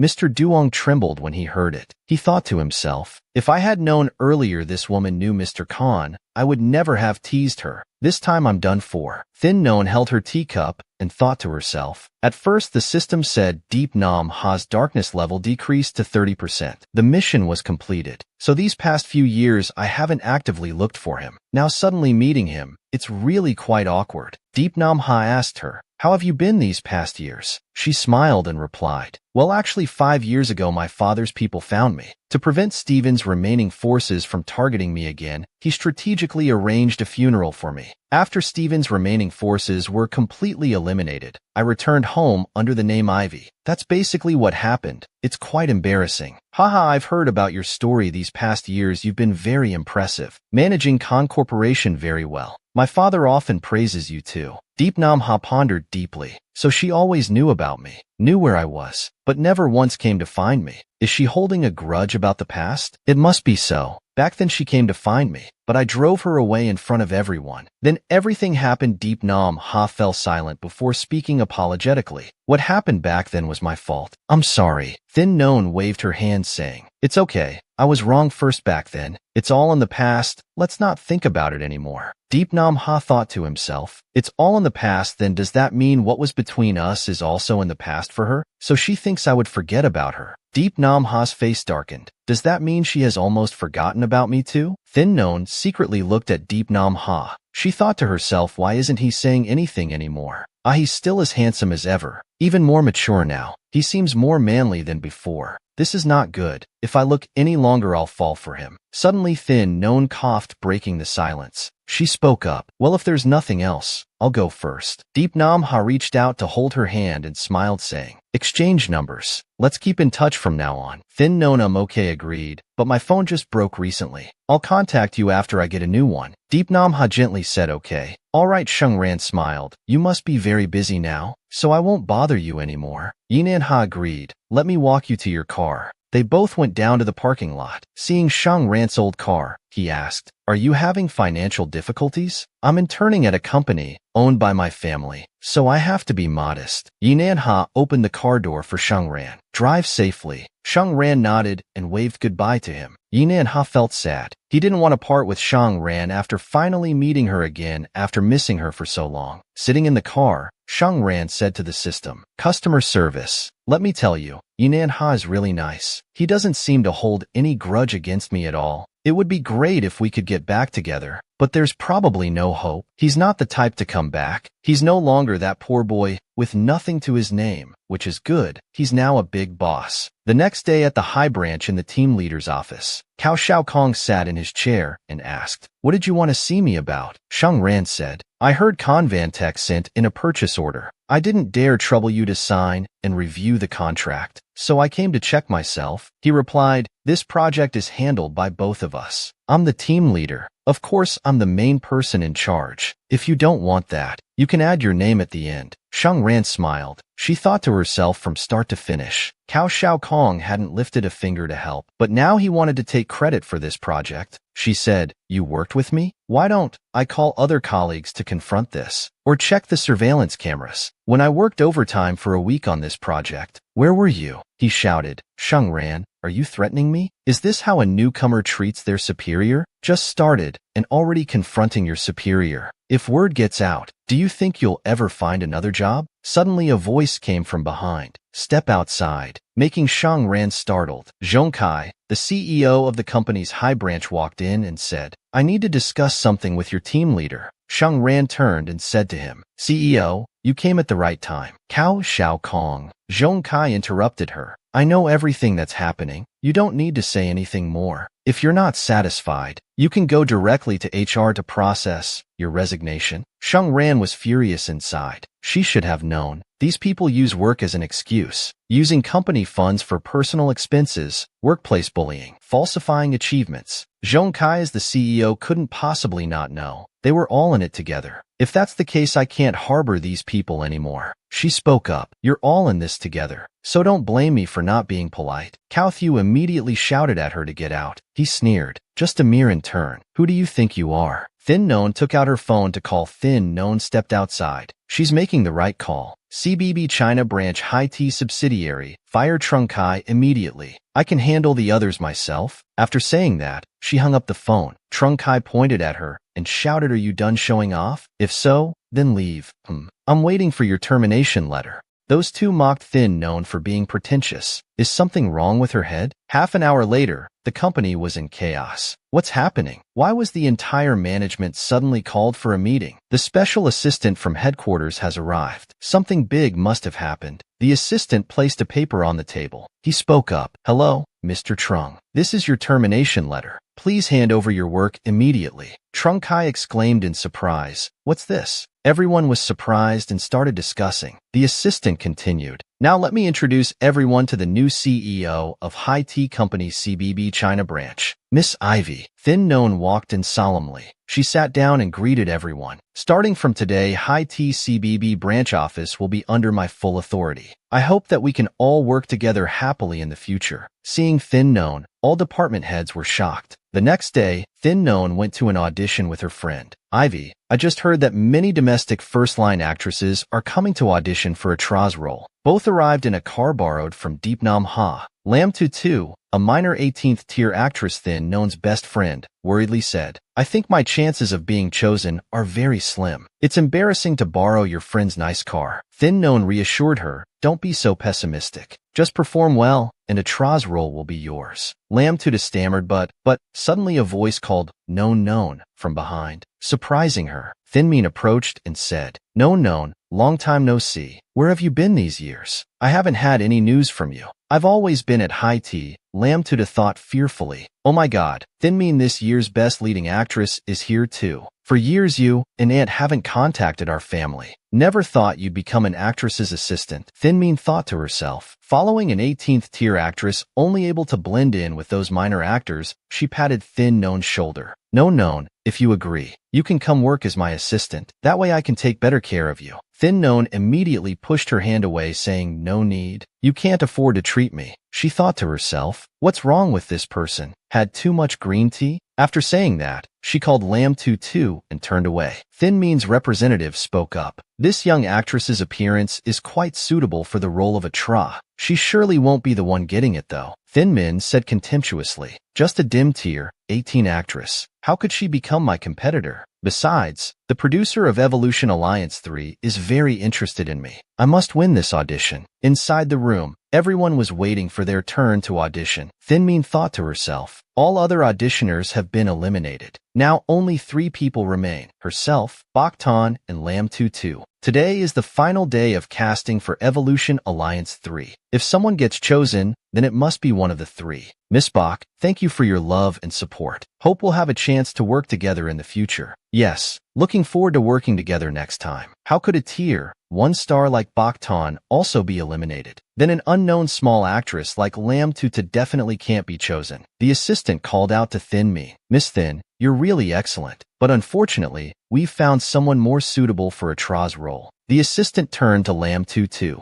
"Miss Lam, We all think you're very suitable for this role of a tra. Mr. Chris will be here soon. Please wait a moment. Lam Tuda happily said, okay. Thin Mean was surprised thinking she actually lost to a tier 18 small actress like her, when suddenly Miss Ivy was called out, making Thin Mean surprised. It was screenwriter Vin Chris of Evolution Alliance 3. I've met him a few times before. Thin Mean raised her hand to greet, but Chris ignored her, making her embarrassed. She froze like a statue. Chris ran to shake hands with Thin Known. Miss Ivy, I heard from Lewis that you were here. I couldn't believe it. It's so great to meet you here again. Thin Known smiled and greeted. Long time no see, Chris. Lam Tuda thought surprisingly, oh my god, Vi actually knows the big screenwriter. Thin Mean silently fumed. Why is Chris so friendly with Thin Known? She's just an assistant of a small actress, totally not someone of my caliber. I don't need to be jealous of a pathetic person who just follows others around like her. That night, Thin Known tiredly stepped out of the car. She looked surprised. She thought, why is Deep Nam Ha here? Oh right, the car I'm driving is borrowed from him. He must be here to get it back. She called out to Deep Nam Ha, surprising him. Thin Known spoke up. That car is yours. I'm done using it, so here you go. I was just passing by and thought I'd check in. You can keep the car for now. I have many cars just sitting in my garage all the time. Thin Known waved her hand in refusal. No need, no need. Today I just borrowed it to help a friend save face. I'll just use my regular car, it's fine. Suddenly she remembered. Oh no, I should have borrowed his car as an excuse to invite him for dinner. More chances. But my mouth was too quick to speak. Deep Nam Ha's face darkened as he spoke. Another day, I'll have my assistant come get the car. He took the keys and said, well then, I'll leave first, goodbye. Deep Nam Ha walked away but felt reluctant inside. What unreasonable thing am I hoping for?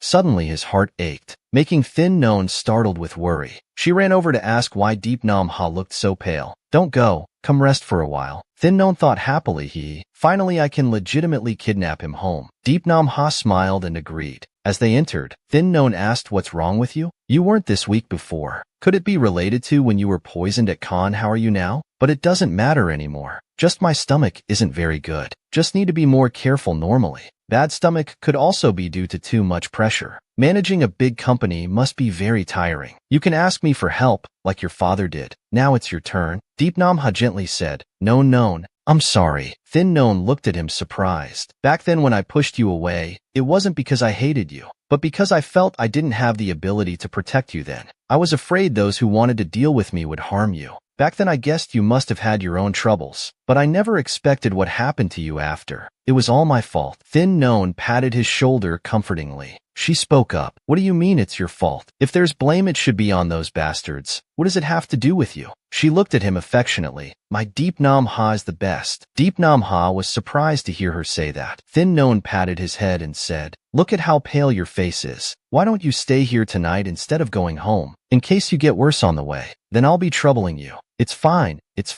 I have a spare bedroom here. I'll go change the bedding and sheets for you. There are disposable toothbrushes in the bathroom. Go brush your teeth and wash up first. After saying that, Thin Known walked out. Deep Nam Ha watched her leave sadly, thinking to himself, if I just keep watching over her like this, she won't disappear again, right? The next morning, Thin Known stretched and yawned. She went down to the kitchen and was surprised, seeing Deep Nam Ha cooking downstairs. That image made her heart melt. Her hungry stomach growled, mouth-watering. Deep Nam Ha said gently, you're up? Go brush your teeth and wash up, then have breakfast. Thin Known was delighted, her eyes brightening. Deep Nam Ha asked, what do you have to do today? I have to be at the company all day. I still have to attend a party, taking my best friend to expand relationships. He secretly felt sad that he couldn't dine alone with her. That evening, Yinan He also came to the party, knowing she wanted to come. That's why I agreed to attend this wine party. But she didn't see me. Shang Mian approached and asked President Qing, who was looking at Ruan. Recently I discovered that Ruan she might be doing some not-so-good things. I'm not sure if I should mention it. Yinan He immediately asked what happened. Last time I met her, she was driving a Rolls-Royce. Ruan is just an assistant to a minor actress. How could she afford such a car? Today she came to this place again. President Qing, look at her attire. Does it look like what a small assistant could afford to buy? President Ching, although I truly hope she's doing well, but to be honest, whether it was back then or now, Erwan has never been worthy of you.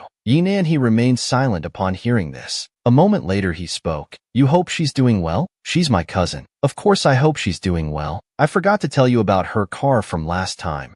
Nan he interrupted. It was mine. Making Shang Min's surprised mouth agape, she thought to herself, how could this be possible? After a while of mingling, Shang Erwan stood by the window. She thought to herself how tiring socializing was. A voice spoke up. I knew it was you, making her surprised. As she saw Shang Yu approaching, hadn't he already returned to inherit the position of Baron Piao? Why did he appear here? Shang Yu spoke. I've always had people keeping an eye on Number's house. Learned that a girl in the country suddenly got promoted. I guessed right away it was you. Indeed, I wasn't wrong. I never believed you would die so easily. If that's the case, then when my father came to settle scores with you, why did you admit to it back then? Originally because I had a reason. I harassed your bodyguard. Mr. Norman wanted to do everything to protect you. Of course he had to come settle scores with me. Whether you were really dead or fake dead, I should have admitted to those things anyway. Never mind. It's all long past now. Although you were quite talkative back then, but anyway you helped me. The grudge between us can be erased. I just returned to the country not even 2 days ago. You've been here all along. If you're available. Yinan he interrupted. Not possible. So it's Baron Piao Shang Yu, he thought. These years, the reason why Piao's market share in China kept shrinking was because of him. Shang Yu then said, unfortunately someone's interrupting. Let's keep in touch another time.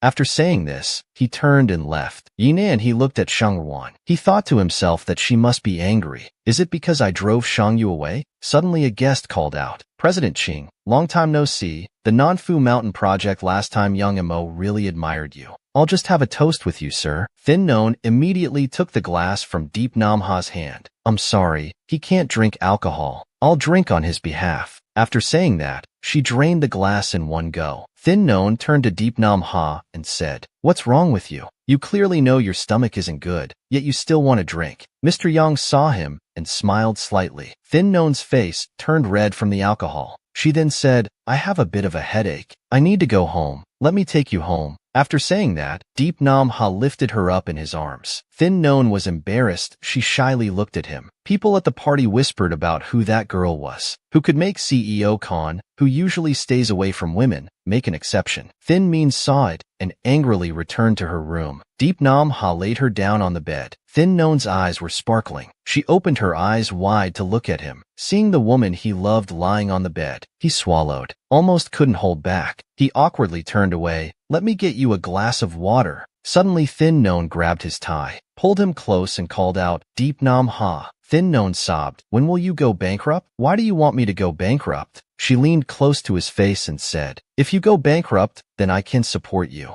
I don't want to work, don't want to inherit the family business. But if I don't work, my dad won't give me money. I'm afraid later when I want to support you, I won't have money, so I can only work hard. Deep Nam Ha smiled and asked, besides me, who else do you want to support? Thin Non pushed Deep Nam Ha down on the bed. She climbed on top of him, leaned close to Deep Nam Ha's face and said, I want to kiss you. You're really handsome. Thin Non's hand started caressing his neck. Deep Nam Ha was embarrassed, his face turning completely red. Thin Non placed a passionate kiss on his lips. They embraced each other, kissing deeply, releasing years of longing after being apart. After a while, they separated their lips. Thin Non then said, so sweet. Deep Nam Ha was about to have psychological trauma. Thin Non continued to dominate, hugging and kissing him. They were hand in hand, embracing each other. This time Deep Nam Ha took the initiative. He sat up. He pushed Thin Non down. Then what was meant to happen, happened. You can imagine the rest. After a while, Deep Nam Ha lay watching Thin Non sleeping.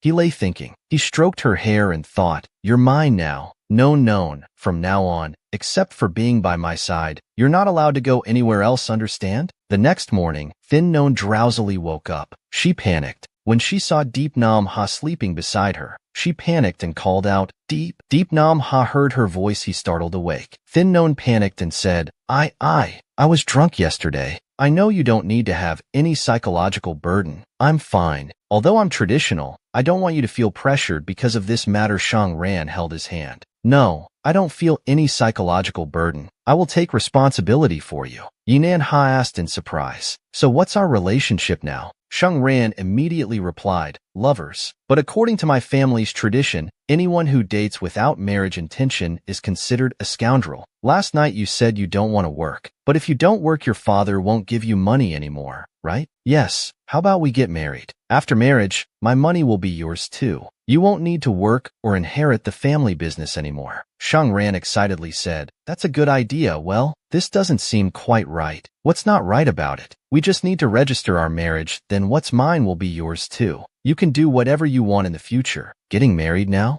Yinan Ha thought he was being too hasty. If you don't agree, that's fine too. I'll follow whatever you say. Shang Ran was blinded by his beauty. She immediately agreed. If that's what you want, let's go register. Ran, you're so good. Both went to the Civil Affairs Bureau, and after completing the paperwork, the registration was done. They held hands as they left. Wife, let's go eat. Yes, husband. Shang Ran and Yinan Ha had no children. The two stayed together, loving each other until the end of their lives. Ran, wait for me. I will take you there myself, and then come find you again. System notification. Congratulations. Candidate has completed the first mission. Mission evaluation. Grade A for protection mechanism. We will erase 90% of your memories about the world in your first mission. The background of the world in the second mission is a revenge-themed male protagonist novel. The main character is the Northern Garrison King, Crown Prince Xiao Dingcheng. Your mission character is Shang Ran, a minor concubine used as Xiao Dingcheng's shield. Shang Ran was born in a minor official's family. She longed to marry the man she had admired for long, Xiao Dingcheng. But unexpectedly, she was just a shield that Xiao Dingcheng used to protect his loved one. All the care and affection that Xiao Dingcheng showed to Shang Ran was just pretense. But Shang Ran enjoyed the happiness without knowing anything. Years later, the Northern Garrison King fell into a trap of colluding with enemies and betraying the country. The Northern Garrison mansion was confiscated. Everyone became commoners overnight, and Xiao Dingcheng sold Shang Ran to survive. Unable to bear the shame, that night she smashed her head and died. She was thrown into the mass grave. Finally, her sick and elderly father borrowed a cart to take her from the mass grave to be buried in her hometown. She heard this and felt dissatisfied. What kind of unfair world is this? So useless. The system spoke up, telling the host to stay calm. This time, the original host was used by Tu Din Tan, squeezed out of all value finally. She was unwilling. Wanted you to replace her to gain Tu Din Tan's sincerity. Then throw away his heart like an old shoe. Tu Din Tan's sincerity? The heart of such a man, even dogs wouldn't eat it. What's there to do?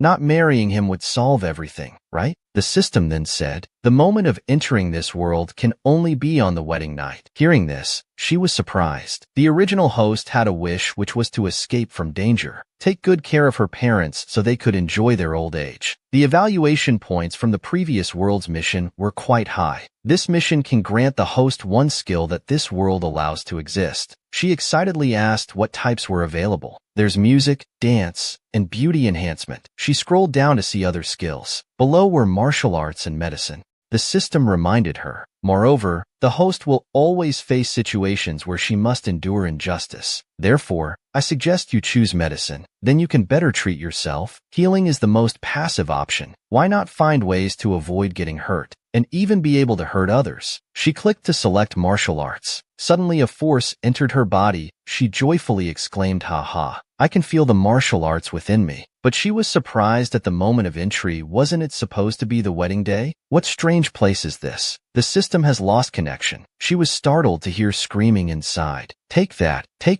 I'll beat you to death. You still think you're a princess? Today, I'll make you suffer properly. Opening the door and entering, she saw a girl being brutally beaten. Seeing this, Thin Known thought to herself, daring to bully children in front of me. How immoral. Let's test my martial arts on them. With that, she stomped her foot. Her body gracefully flew forward. Thin Known thought in surprise. So this is the legendary lightness skill. Not bad. The beautiful woman looked on in surprise. Thin Known approached closer, her eyes glowing brightly, making those people tremble in fear. Two of them screamed, "Ghost! Ghost! Ah, there's a ghost! Quick, run away!" Thin Known angrily shouted, "Ah, what ghost is as beautiful as me?" The girl raised her head and asked, "Did you come to kill me? Why would I kill you? Being so young, living is such a wonderful thing." The girl sadly said, "Living is too exhausting, both hungry and cold. I fear that one day I'll become the beast that they want to see, flattering for food and blankets, without any dignity. Might as well just die. Shengwan reached out to hug and comfort the little girl, telling her not to be afraid. From now on, I'll be here to protect you. If they come back, I'll scare them away again. Shengwan then asked, right, what's your name? The little girl replied, my name is Xiaoyu.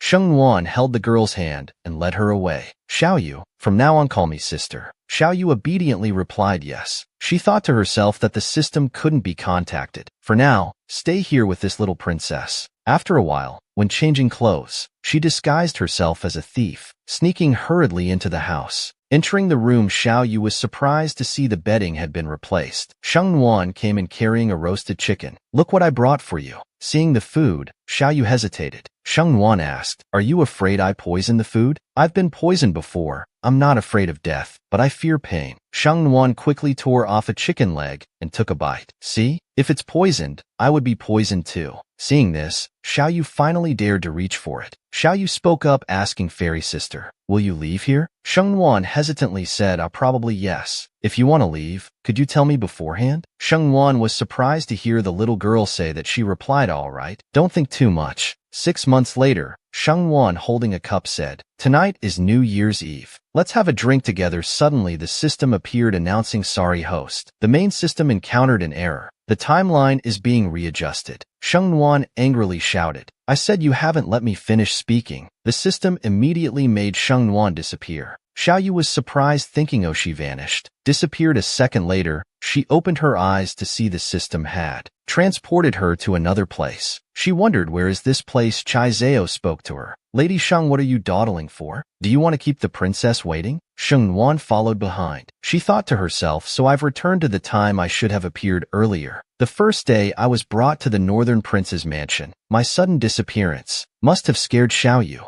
Both walked to the princess's room. Madam Tu, this is Lady Sheng. Here to serve the princess with bathing. Madam Tu looked displeased. She grunted, Lady Sheng, please. Shengwan pondered such a contemptuous attitude. No wonder the original host couldn't keep calm and ended up being forced to kneel all night. Shengwan then started removing her clothes too. Madam Tu asked, surprised, what are you doing serving the princess's bath? Isn't that what Madam said? She angrily shouted, how dare you, who gave you permission? A voice from inside called out, it's fine, let her in. Thin Non immediately stepped down into the bath. She said cheerfully, it's my honor to serve your highness. Your highness, don't be shy. Whatever you do to me is fine. Princess looked at her in surprise. Thin Non saw the princess. She thought surprisingly that it wasn't very logical. With such beauty, how come she wasn't sent for political marriage? The princess stared blankly at Thin Non, thinking, she's not like what she just said, but her tone is exactly like her. She can suddenly disappear into thin air. Could she also change her face? Seeing the princess spacing out, Thin Non asked, Your Highness, would you like me to help scrub your back? She replied, no need to serve. Do as you please since you're already here. Your Highness doesn't need to be formal with me. Here, let me help you remove your clothes. After speaking, Thin Non began removing the princess's clothes. She thought surprisingly that she was quite beautiful indeed, just as she had imagined. A bit taller though. When dressed, one couldn't tell she had such a large frame. Never mind, just scrub the beauty's back. Ending her thoughts, Thin Non began scrubbing the princess. She said cheerfully, Princess, you don't need to be tense. We're both women. While the princess thought to herself that she was really similar, except for this face. Her tone and demeanor gave people the exact same feeling as her. Her hands trembled as she gripped the tub's edge. She said she would definitely tell me before leaving, but disappeared into thin air, leaving me alone with cold meals, sitting until dawn. Not once in 13 years. She forgot that poor child in the cold palace. Then Thin Non spoke up. Your Highness's skin is truly beautiful, truly a national beauty. The princess turned and complimented, You're not bad yourself? Thin Non was surprised. She thought to herself it was the first time seeing someone compliment others like this. Indeed, very princess-like. My figure is delicate like a willow. How dare I compare fireflies to the sun and moon? When I first saw the princess, I thought I had seen a celestial maiden from heaven. I felt nothing but admiration. Hearing this, the princess thought, indeed the same flattering tone with no dignity at all. Suddenly the princess grabbed Thin Non's hand. She turned and pushed Thin Non against the tub.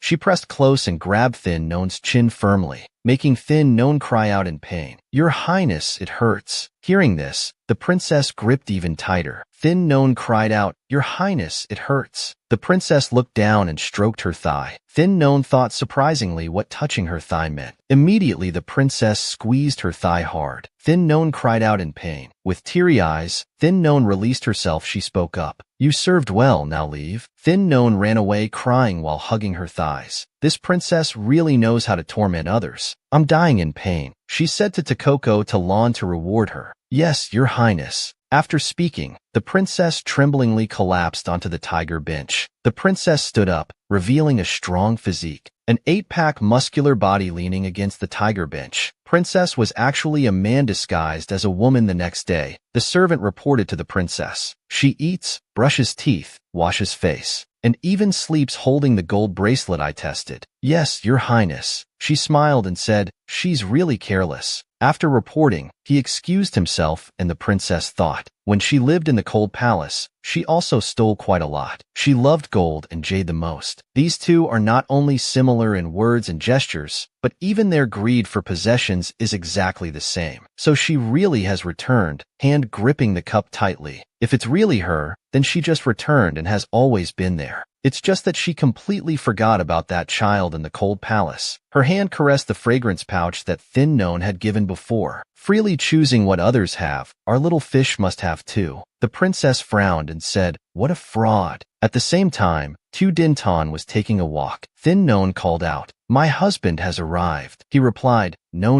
From now on in the mansion, you must follow proper etiquette. Mind how you address me. I understand, but this is my first time getting married. I just want to quietly experience the feeling of a normal new bride who just got married." She suddenly remembered. "No, I understand. Please forgive me, Crown Prince." Tu Dinton looked at her surprised. He spoke up, "Never mind. It's not a big deal. From now on, when no one's around, you're allowed to call me husband." Thin None coquettishly hugged his arm, saying, "Husband, you're so kind," but inside she felt nauseated by her own words. How was it with the princess last night? Princess is very kind. She let me bathe with her, and even rewarded me afterward. He thought in surprise. Lamb princess who married me always kept her distance, never consummated the marriage, and didn't have a very good temper. But nothing happened with None. She even got rewarded. Tu Dinton then said, "Let me see what the princess rewarded you." Thin None cautiously stepped back. He burst out laughing. "I didn't know you were so fond of money. How adorable." He patted her head to reassure Thin None. "Don't worry, no one cares about those trivial things of yours. Go with Mean to pay respects to the princess." The two held hands and walked together. Walking to Mean's room, Tu Dinton said, Mean's personality is introverted and shy. In front of the princess, please take good care of her." "Don't worry, my lord." Mian heard Shengwan call him lord. She was surprised to see Mian.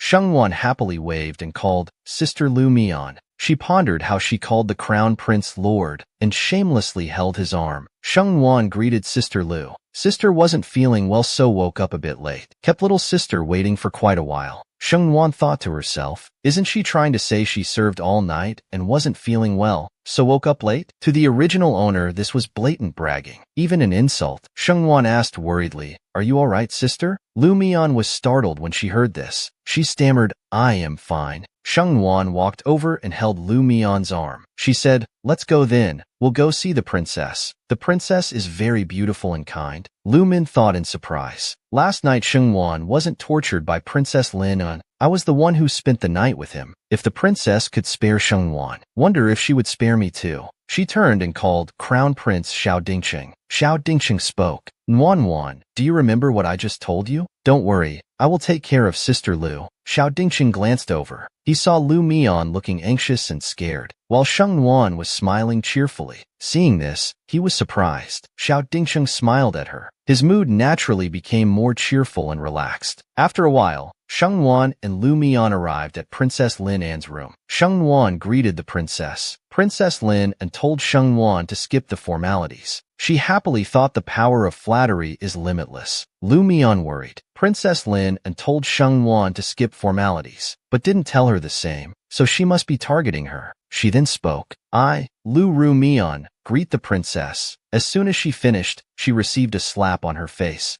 "You unlucky thing," came the shout. "You think you're too good to greet Her Highness properly? Someone come here and slap this whore's mouth." After these words, Lu Min was restrained by servants and slapped. Sheng Wan was delighted. She laughed with satisfaction. She then turned and said, "Your Highness, please forgive Concubine Lu." Concubine Lu was wrong, but please consider, it's her first time in the manor. She doesn't understand the rules. Please forgive her this time. Princess Lin An's face darkened. She silently looked at Sheng Wan. After a few seconds, Lin spoke. "Never mind." Sheng Wan thought to herself, "Her Highness has agreed to spare this whore." While lost in thought, Madame Tua called, "Miss Sheng," startling Sheng Wan. "These are rewards from Her Highness for Miss Sheng." "Thank you, Your Highness. Her Highness prefers quietness. You two need not come to greet her anymore in the future." Hearing this, Thin Non was surprised. Princess Lamin, seeing that expression, immediately said, "What's wrong?" "Hearing that you're no longer needed. Miss Thin seems a bit disappointed, doesn't she?" Immediately, Thin Non started flattering. "Your Highness's appearance is like that of an immortal. Seeing Your Highness is like drinking fine wine. That's why I felt disappointed." "Oh, is that so? Then allow you to come pay respects alone in the future." Thin Non worried and thought to herself, "I think I flattered a bit too much." After paying respects to the princess, both left, and Coco asked Your Highness that Lady Thin is not a simple person. She clearly used Your Highness's hand to punish Lady Lu. She didn't try to hide her intentions. Otherwise, do you think she flattered me so much for what reason? That Thin Non is after all from an official's family.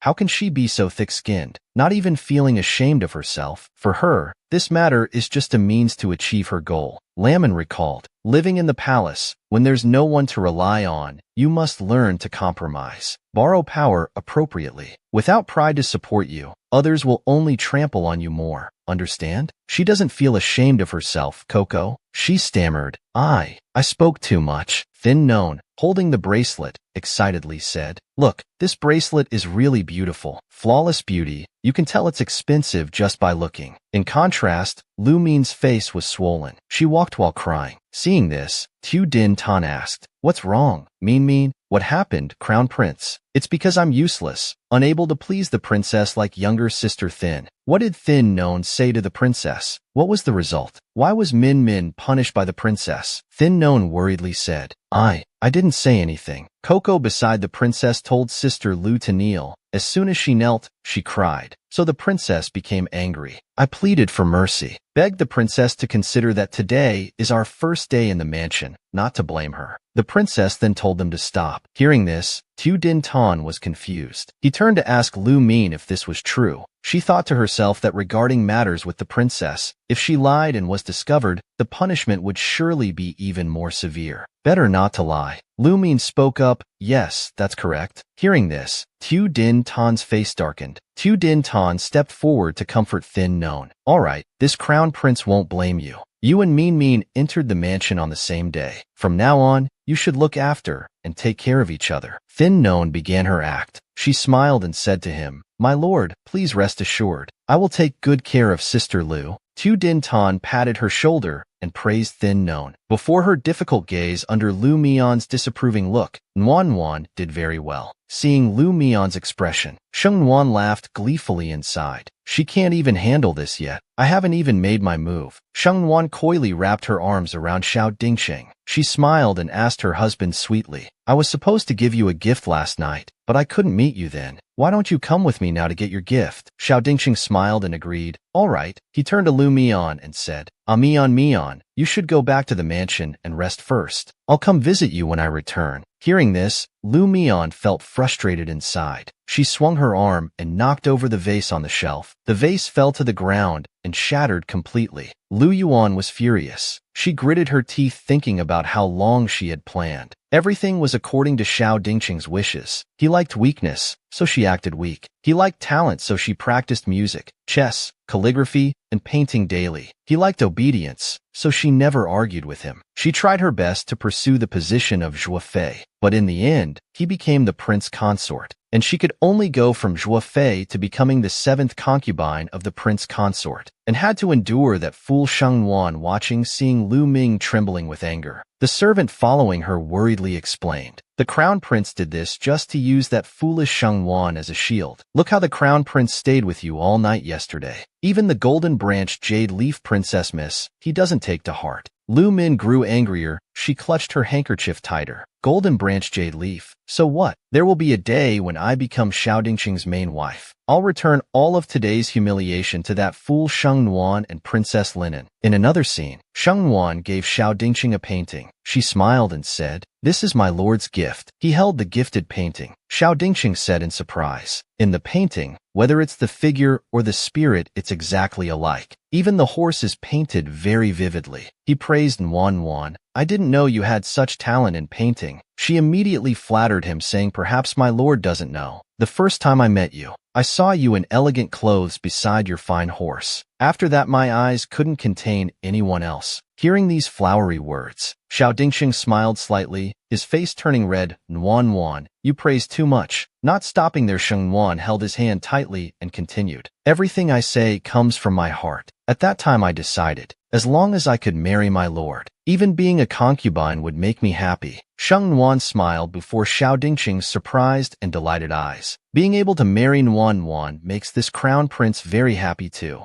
Sheng Nuan hugged Xiao Dingqing, making him blush with happiness. "My lord, you're so good to me." With emotion surging, Tu Din Tan said excitedly, No, tonight I'll stay with you." But suddenly Tu Din Tan came to his senses. He put his arm around Thin Noan's shoulder to comfort her. "Today, Min has suffered enough grievances. If I don't go there, she will overthink things. So tonight I cannot stay with you." On the outside, she appeared to want Tu Din Tan to stay, but in her heart, Thin Noan thought differently. "Who wants to stay with you? If it weren't for the mission, I would have kicked you out already." Thin Noan spoke up. "Today Sister Lu was punished. My lord should go comfort her. I'll be fine." Tu Din Tan was surprised to see Thin Noan being so noble. He thought to himself that she would rather force herself to smile than make things difficult for him. He also expressed that he had just started to develop feelings for Thin Noan, even though he had to use her as a shield. Perhaps he should treat her better. He reached out to caress her cheek to comfort her. "Well, I'll go now. Later, I'll select some gold jewelry and have someone deliver them to you." At the mention of gold, Thin Noan's eyes lit up. She immediately responded with a yes. As soon as the door closed, Thin Noan exclaimed with delight, "The small treasury grows a bit more." Then the system spoke up. "Congratulations, host. You've successfully activated Tu Din Tan's favorability. Tu Din Tan mission favorability 30. Hearing this, Thin Noan asked the system in surprise. "There weren't such reminders before." The system responded, "Because before, Tu Din Tan only wanted to use the host. There was no favorability, so it couldn't be checked." Lying back on the bed, Thin Noan stretched contentedly. "It seems my recent offensive was indeed effective." She asked the system, "What's the favorability threshold for love?" The system replied, 100. Hearing this, Thin Noan smiled. Still a long way to go as usual. That night in Tu Din Tan's room, a servant reported the situation. Thin Noan had placed all those gold accessories along with the gold bracelet that the princess usually kept by her bedside. Her mood was very good. She even ate an extra bowl of rice at dinner. After reporting, he took his leave. Upon hearing about Thin Noan's situation, Tu Din Tan smiled and said, "Seeing gold makes her happy enough to eat 2 bowls of rice." He sighed and thought to himself, "If I hadn't seen the way she looked at me with my own eyes, I'd wonder if she likes me or the gold more." Lu Min, standing by the curtain, saw this. She came in and sat beside Tu Din Tan, asking, "What's making the crown prince laugh?" Tu Din Tan cleared his throat and replied, "Nothing, just some small matters." Lu Min hugged him and said coquettishly, "It's getting late, we should rest." Suddenly Tu Din Tan grabbed Lu Min's hand, making her cry out in surprise. He laid Lu Min down on the couch. Tu Din Tan looked bewildered. He saw Thin Noan lying shyly and motionlessly. Her cheeks turned pink. He bent down to kiss Lu Min's neck while lovingly caressing Lu Min, but his mind was thinking about Thin Noan. Indeed, compared to the weak and delicate Min, he preferred the clever and lively Noan more. The next morning, Tu Din Tan and Thin Noan sat listening to Lu Min playing music. With a radiant face, Lu Min tried her best to perform. Thin Noan was delighted. She applauded, praising her sister's musical talent as wonderful. "Sister, please play another piece." With an annoyed face, Lu Min was furious inside. Is this Thin known stupid? My excellent musical skills, how could she not see them and feel ashamed? Only knows how to eat and clap noisily. Even treats me like a musician at her command. Ending her thoughts, Lu Min irritably stopped playing. Seeing this, Thin known was surprised. She spoke up, "Oh, husband, why did sister stop playing?" Tu Din Tan said, Min must be tired. Let her rest for a while." Lu Min stepped down to sit beside Tu Din Tan and said to Thin known, "Sister isn't being meddlesome, but Thin little sister, he is the crown prince. You keep calling him husband like that. If outsiders hear it, there might be trouble." Thin known didn't care and replied, "But aren't there only 3 of us here? How would outsiders know?" Hearing this, Lu Min was furious. She hesitantly said, "Little sister." Thin known's eyes widened. She turned to ask Tu Din Tan, "Husband, can't known call you that way?" Tu Din Tan was troubled and stammered, "About that." Hearing this, Lu Min was secretly furious inside. It's clearly improper, this little harlot putting on such a wronged expression. Just a lowly concubine yet dares to call the crown prince husband. It shows her ulterior motives. She turned to hold Tu Din Tan's arm and explained, "Crown prince, I'm only concerned for Thin little sister." Tu Din Tan was troubled. He hesitantly said, "Known, from now on." Suddenly, a call for "Crown Prince" interrupted his words. The matron entered and respectfully said, "The elder madam has come to pay respects to the Crown Prince." Seeing this, Tu Din Tan said, "Matron, no need for formalities. Is there something the matter?" Thin known sat beside, thinking to herself, "Of course there is." According to the plot, this is where the old woman causes trouble for the original host. The matron spoke up. The elder madam is bored and wants someone for entertainment. She heard about the crown prince's new people. As she spoke, she cast sharp glances at Thin known and Lu Min. Tu Din Tan felt uneasy. He worried, "Grandmother has always disapproved of me taking concubines. She feels I'm disrespecting the princess. Now wanting to meet the new people, I fear she means to scold them."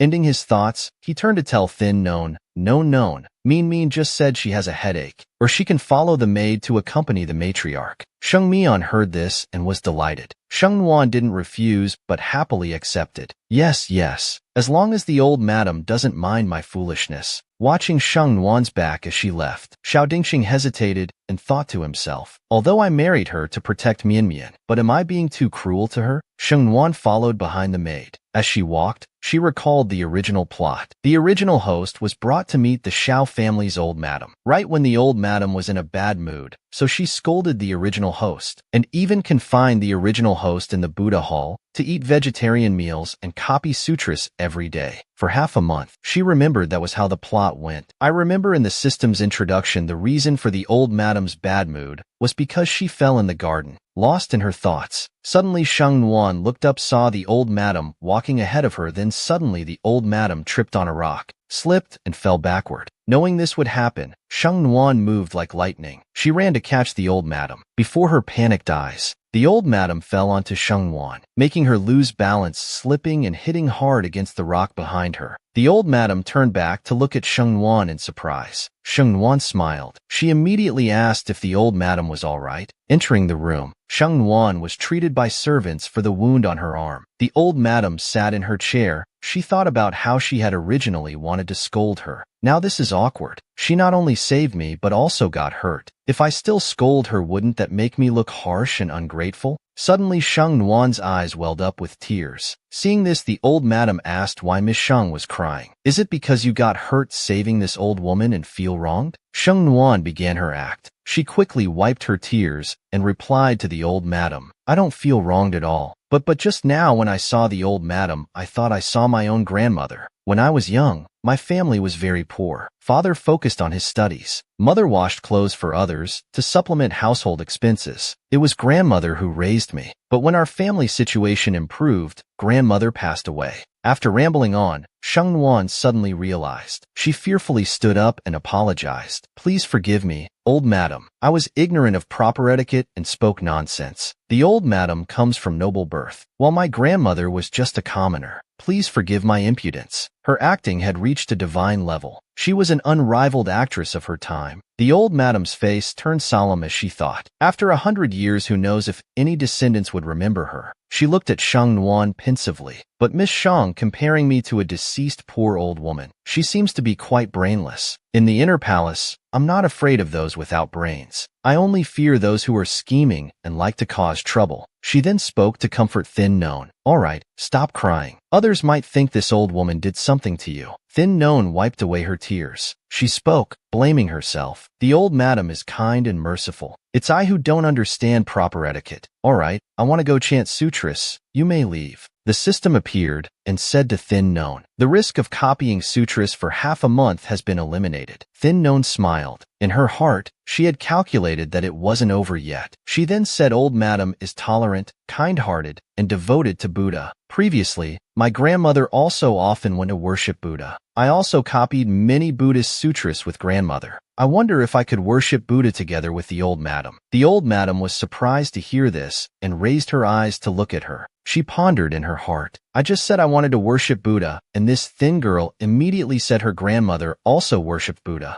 She even said she often copied Buddhist sutras. Is she so eager to flatter me? She then replied, if you often copy sutras, then you must be very familiar with Buddhist scriptures. K Mama, take Miss Thin to the small Buddha hall and have her copy the Diamond Sutra. She can't leave until she finishes writing. Thin Non smiled and accepted, thanking the old madam, and walked into the small Buddha hall. As soon as the door closed, the system spoke. Host, why did you need to do that? Taking out paper and brush, Thin Non spoke to the system. This risk has been eliminated. But what about next time? We won't always have chances to escape. So of course, I need to hold tight to the strong support of the old madam. Stop talking and quickly show me the original Diamond Sutra. The system agreed with a sound as night fell. Tu Din Tan sat restlessly in his room. Lu Min sat in his arms. She spoke up and asked, it's so late but Thin Non hasn't returned yet. Hearing this, Tu Din Tan asked what's wrong. Lu Min tried hard to win his favor. Just thinking about how Sister Thin is suffering in my place, I feel more and more guilty. Tu Din Tan remained silent, his face showing concern. He gently patted Lu Min's head and comforted her. It's all right, we'll treat her better in the future. Hearing this, Lu Min happily agreed. I will also take better care of Sister Thin in the future. After a while, the old madam held the sutra that Thin Non had copied. She smiled, delighted that this Miss Thin could actually understand Buddhist scriptures. You've worked hard copying sutras for 4 watches. Being praised, Thin Non happily said it wasn't hard. I'm very happy. The old madam then asked, today you saved me and even copied sutras for me. Tell me what reward you want. Thin Non's face turned serious and said, meeting the old madam today is my great fortune. I dare not accept this reward. The old madam smiled and urged Thin Non. I've never mistreated those beneath me. Speak up. Thin Non hesitated. Since you say so, then I shall be bold to ask for old madam's permission. May I visit my hometown once a month? My father is elderly now and I am his only daughter. So I beg the old madam to grant me this favor, to allow me to visit my hometown monthly.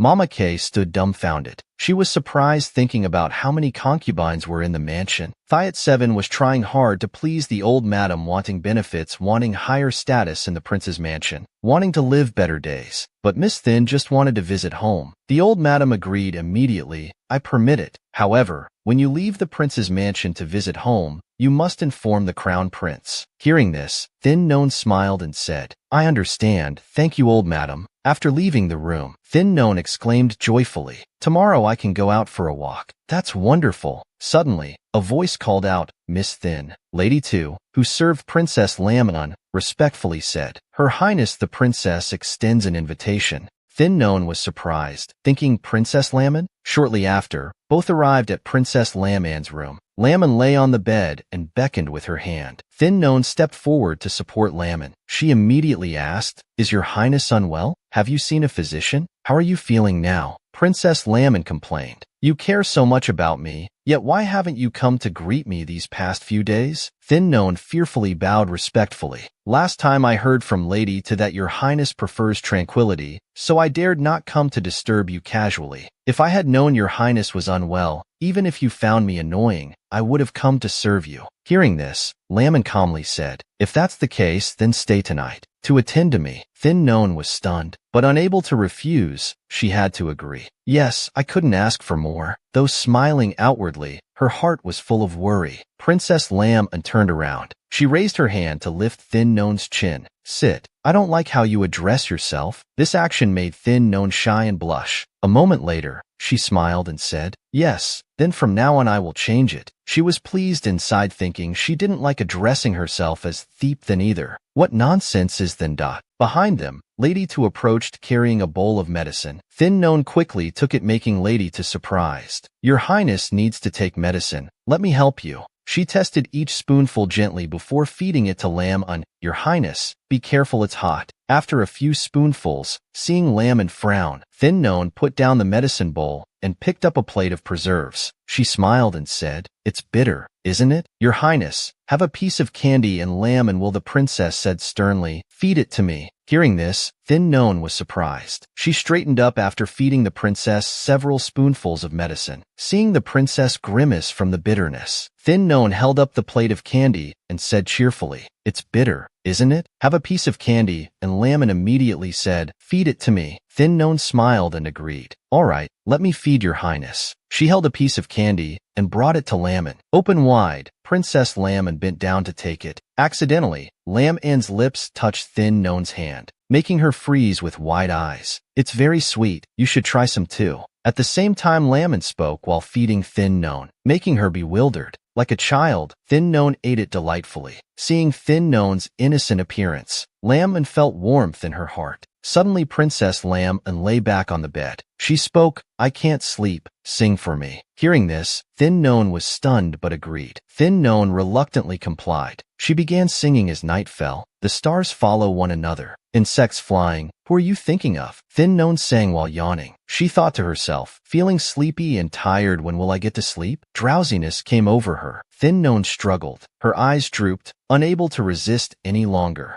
Her eyes narrowed. Thin Non dropped her face onto Lam's bed, sleeping soundly, making Lam stare at her in surprise. Princess Lam heard those lyrics. She studied Thin Non's face and silently confirmed, it really is her. This song, for over 10 years, I've only heard from her. Lam stroked Thin Non's face and reproached, you deceived me. Tell me how I should punish you. The next morning, birds gathered together, chirping outside Lam's room. Thin Non opened her eyes. She woke up after a tiring night. Thin Non rubbed her eyes, wondering where she was. After a moment of thought, Thin Non panicked. Oh heavens, I actually fell asleep on Princess Lam's bed. Was I so sleepy that I climbed onto the bed? Lam sat at the dressing table. Seeing Thin Non awake, she reproached, you slept quite well while serving, didn't you? Thin Non smiled, hiding her embarrassment. Ha ha ha, I was probably too sleepy. Princess, your Highness is truly beautiful, and kinda let me sleep together. Lam said sternly to her, come serve more often in the future. This palace will treat you even better. For your good service last night, here's a reward. Then Lam gave Thin Non a box. Inside were 3 white pearls. Seeing the treasures, Thin Non was delighted. Her eyes lit up. Thin Non smiled and eagerly flattered, thank you, Princess. You truly are the kindest person in the world. Surprised by those flattering words, Lin asked in surprise, is that true? Left the princess's room. Thin Non happily played shuttlecock with the maid. She kicked hard with her foot. The shuttlecock flew high and got stuck in the treetop, making the maid look up in bewilderment. Thin Non stomped her foot. She used her innate lightness skill to fly up. Her hand grabbed the shuttlecock. She landed gracefully amid the maid's cheers of wow, wow, that's amazing, so impressive. Outside, Tu Din Tan quietly walked in. Seeing him, Thin Non was surprised. She called out, Crown Prince. Tu Din Tan asked her in surprise. This Crown Prince didn't know that known, you know martial arts? Thin Non smiled and said,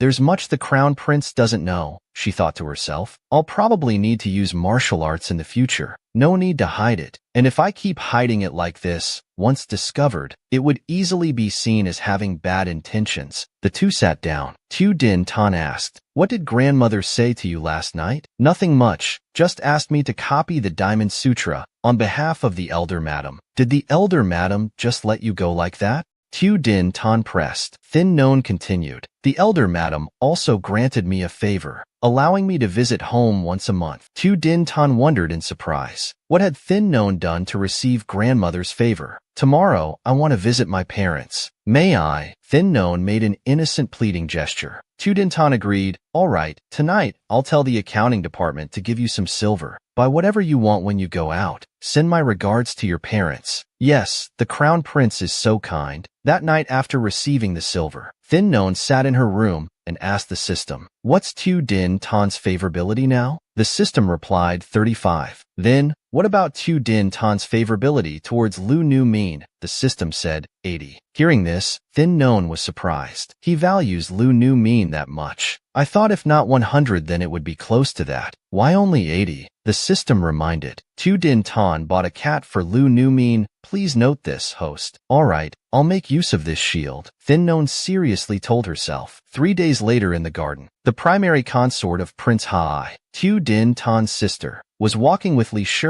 Prince Hai's secondary consort. Suddenly a white cat angrily rushed towards them, making both of them startled and step back in fear. Li Shi slipped. She fell backwards towards the pond seeing the situation. Thin Non quickly moved. She used her lightness skill to fly and catch Li Shi.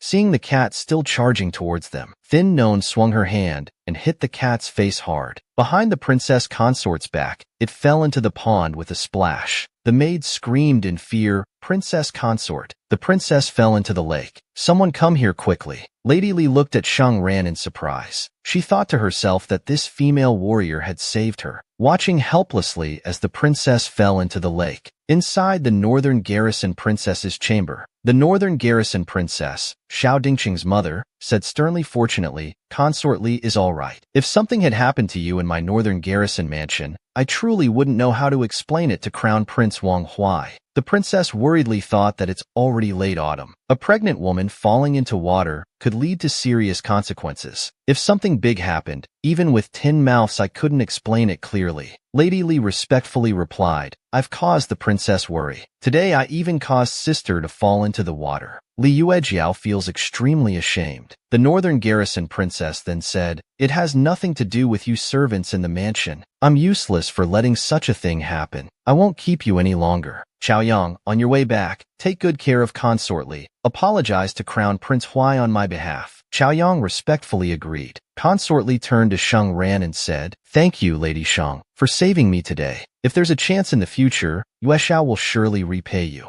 Shang Ran gently replied, I'm just glad sister is all right. After speaking, Consort Li left. The Northern Garrison Princess looked at Shang Ran. She asked, you know martial arts? Shang Ran anxiously replied, when I was still in my hometown, some of my neighbors were martial artists, so I learned some crude martial arts. Please forgive my inadequacy. She waved her hand saying, never mind, it's nothing. You may go. Shang Ran respectfully withdrew. The Northern Garrison Princess angrily ordered, go and find out. If I find out who raised that beast, I definitely won't let them off. Hearing the order, the nearby maid hurried away. Meanwhile, Lu Mian was worried. She paced back and forth, muttering constantly, what should I do? What should I do now? She angrily scolded the servants. It's all because of you worthless dogs. You couldn't even watch one animal. This servant knows her mistake. Xiao Dingqing approached and asked Mian, what happened that you urgently sent someone to find me? Seeing Xiao Dingqing, Lu Mian cried and hugged him, begging, Crown Prince,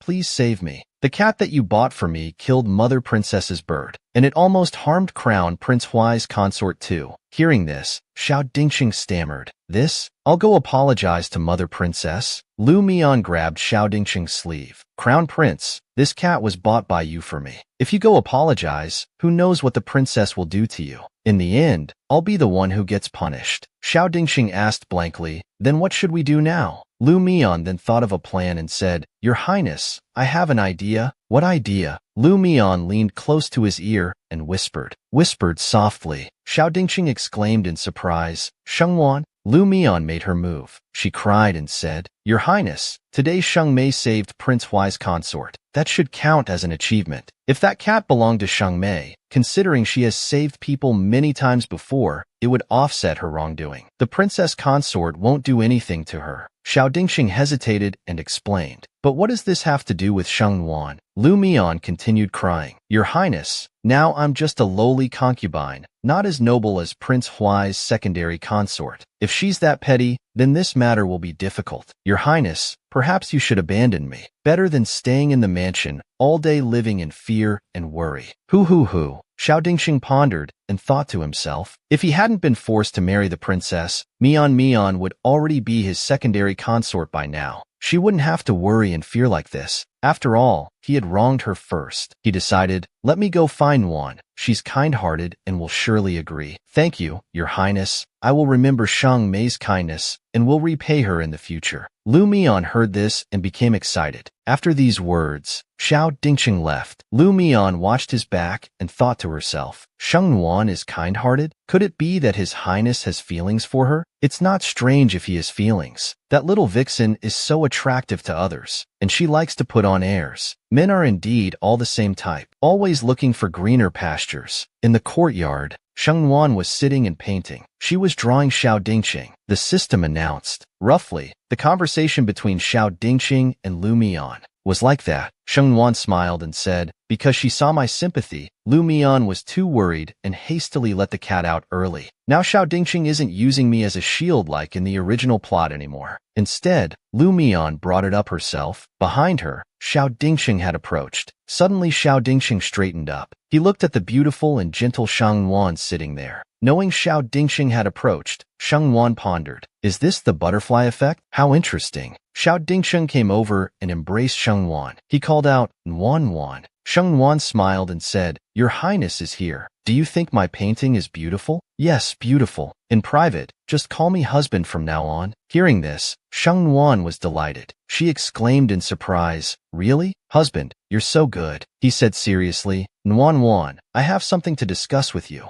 Sheng Wan was surprised. She widened her eyes. Apologized to the princess consort? But that cat wasn't mine. What does it have to do with me? In her heart, she angrily thought, ha, truly a scumbag man. Tu Din Tan put his hand on her shoulder and explained, I know this will make you wronged, but this is the best way. My dear Wan. Thin Wan raised her hand to stop him and smiled. My lord, don't worry. I'll take the blame. Please don't be troubled anymore, all right? Tu Din Tan was surprised. He pondered that she was willing to bear false accusations just because she didn't want to put him in a difficult position. Tu Din Tan was touched. He embraced Thin Wan and exclaimed, Oh, my dear Wan. The system immediately announced. Congratulations, host. Tu Din Tan's affection has reached 50. Thin Wan laughed gleefully inside. Fortunately, her acting skills weren't wasted. A while later, a servant reported to Lu Min, Miss, we just received news. Thin concubine has gone to confess to the princess consort. Lu Min sighed in relief. That's good then. The princess consort has always been strict. I hope this time she'll punish that little harlot Thin Wan. At the same time, in old Madame Tu's room, upon hearing the news, she said, her heart isn't bad, just a bit foolish. Miss Thin cares for the crown prince so much, you can see she's wholeheartedly devoted to him. That rotten boy is truly blind, abandoning a good person, yet protecting that ugly troublemaker.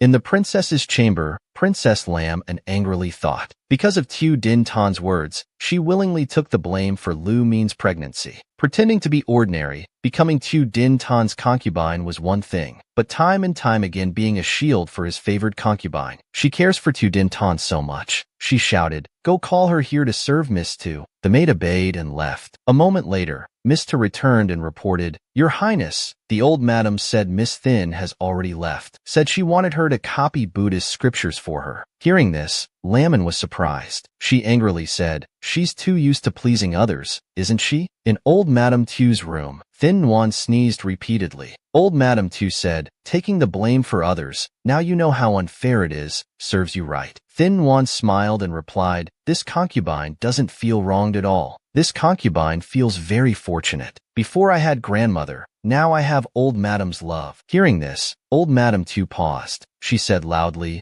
Hurry up and go copy the scriptures. Do you really think this is enjoying good fortune? Yes, this concubine will go right away. Thin Wan obediently agreed. Old Madam looked at Thin Wan. She excitedly thought to herself, in this secluded mansion, it's rare to find such a kind-hearted child. She considers staying here a joy. 3 days later, we'll go to Hugwa Temple to pray for blessings. Take her along too. 3 days later, on the way back to the mansion, Thin Wan happily said, Old Madam, you are so kind, not only allowing me to serve you with the princess consort, but also rewarding me with delicious pastries. The princess consort smiled and praised your sweet talk. Suddenly the system warned, Dear user, please note, you have entered an area where assassins are hiding. Danger is imminent. While busy eating pastries, hearing this, Shengnuan almost choked. She thought, what the hell? Assassins in ambush? She quickly hugged them and shouted, Get down. Just as she finished speaking, arrows shot through into the carriage, making the princess consort scream in fear. Shengnuan reassured them it's all right. Both of you lie still, don't move. She lifted the carriage curtain to look. Outside, Xiao Dingsheng and the servants were fighting against the assassins. Seeing the chaotic battle, Shengnuan worried why such a large battle. The assassins rushed in with loud shouts. Seeing the situation wasn't favorable, Xiao Dingsheng ordered, Some of you follow me to fight. Others protect the women of the mansion and leave here. The servants obeyed. They quickly ran to escort the carriage. Hurry, escort the old madam, princess consort, and princess away from here.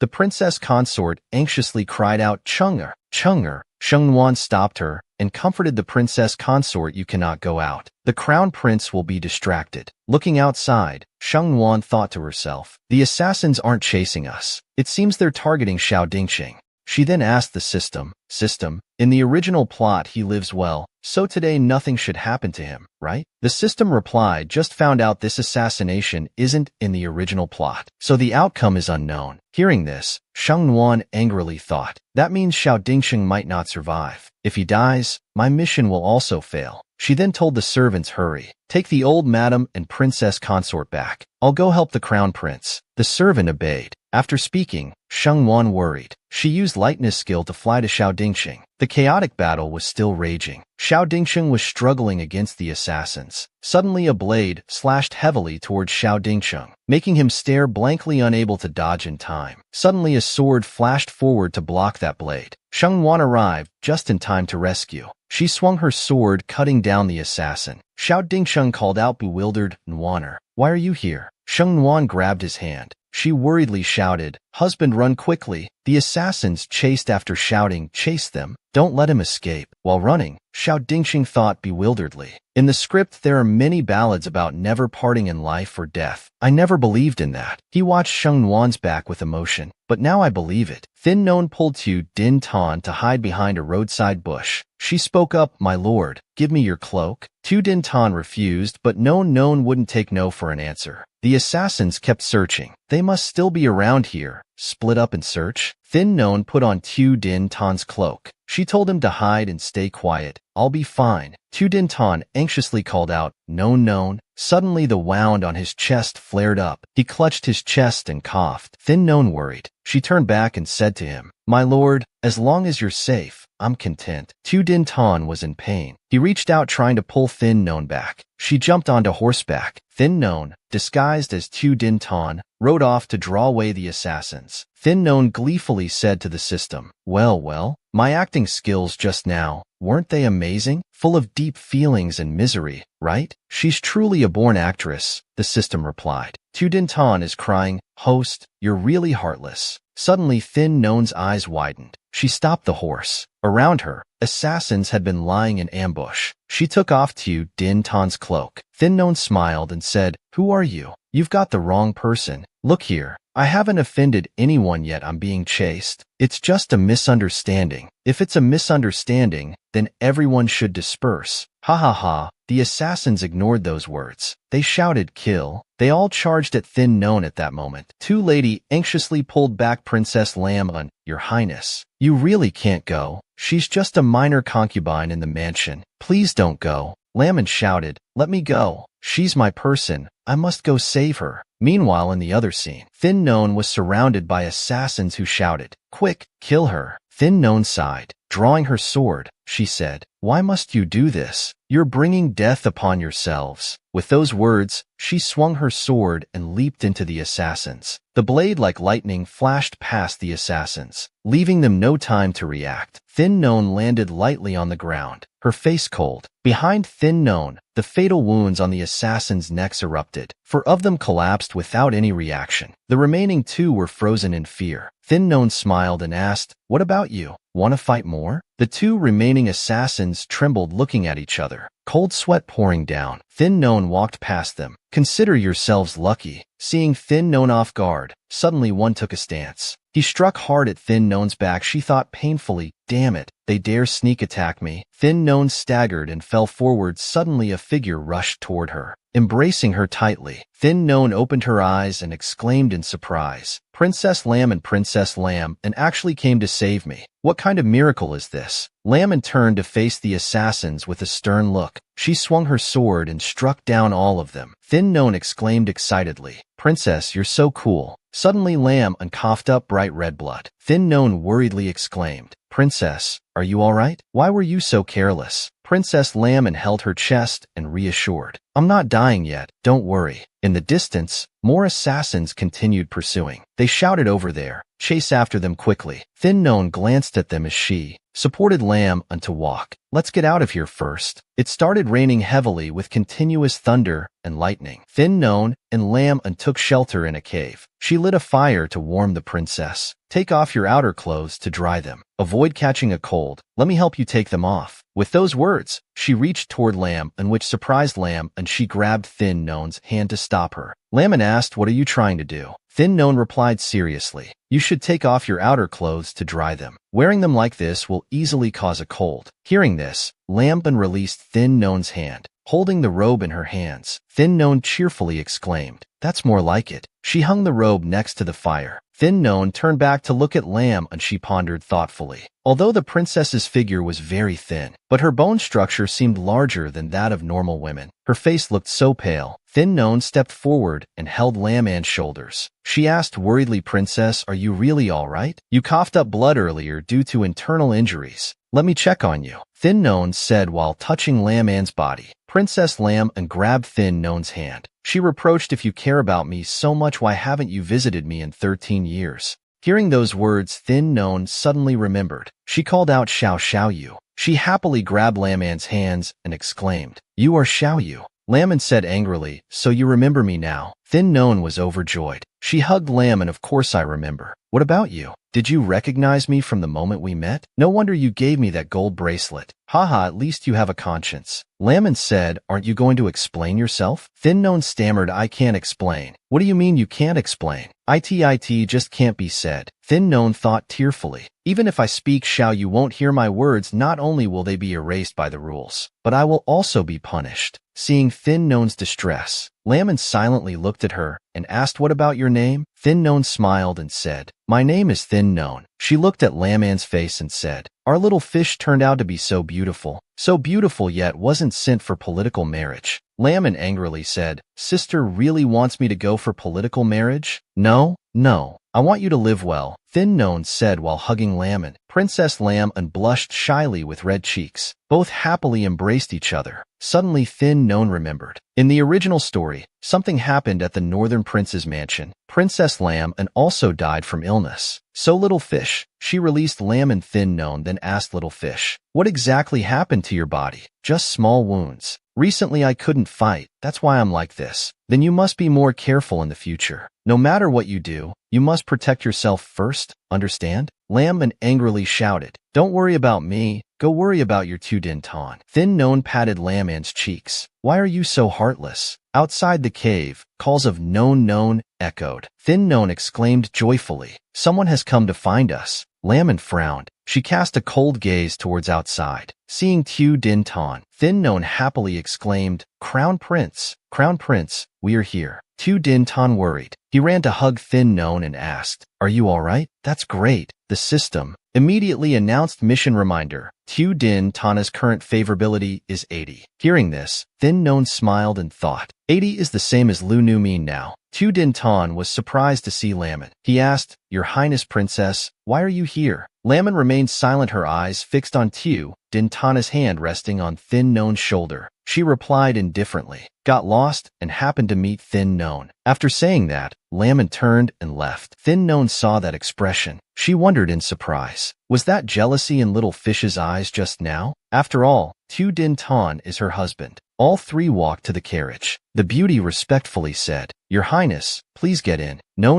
you sit with the princess. Inside the carriage, the atmosphere was deafeningly silent. Thin Non asked little fish, Do you like Tu Din Tan? Hearing Thin Non's words, Laman shuddered. Laman replied, Sister, please don't despise me. It's fine if you don't. Suddenly the carriage shook. Thin Non's back hit hard against the carriage wall. She cried out in pain. Hearing her, Laman worriedly said, Sister, you're hurt. Let me see. It's probably just a scratch, nothing serious. Laman leaned close to Thin Non's wound and blew gently. Thin Non smiled and said, You're not a child anymore, still believing that blowing on wounds will make the pain go away. Suddenly Laman bent down. She kissed Thin Non's wound. She used her tongue to clean the blood from Thin Non's shoulder. Thin Non blushed. She exclaimed in surprise, Little you. Linen asked, What's wrong? Didn't sister teach me that this way could detoxify and reduce pain? What's wrong with what I did? Hearing this, Shang Wan thought to herself in confusion, Could little you be bent that way? She asked Linen, Little you sister, tell me honestly. Hearing Shang Wan's question about her orientation, Linen laughed, Sister, rest assured, my orientation is completely normal. Hearing this, Shang Wan sighed in relief, muttering, That's good, that's good. A few days later, Xiao Dingxing sat with bandaged hands. He sat lost in thought. Shang Wan spoke up asking, Who was that assassin? Husband, have you found any clues yet? Not yet, but His Majesty has already demoted the fortress commander and officials in charge of the armory. Oh, is that so? Xiao Dingxing then asked, Have you finished drawing? Let me see. Shang Wan smiled and handed him the painting. Yes, it's done. Please take a look, husband. Looking at the painting,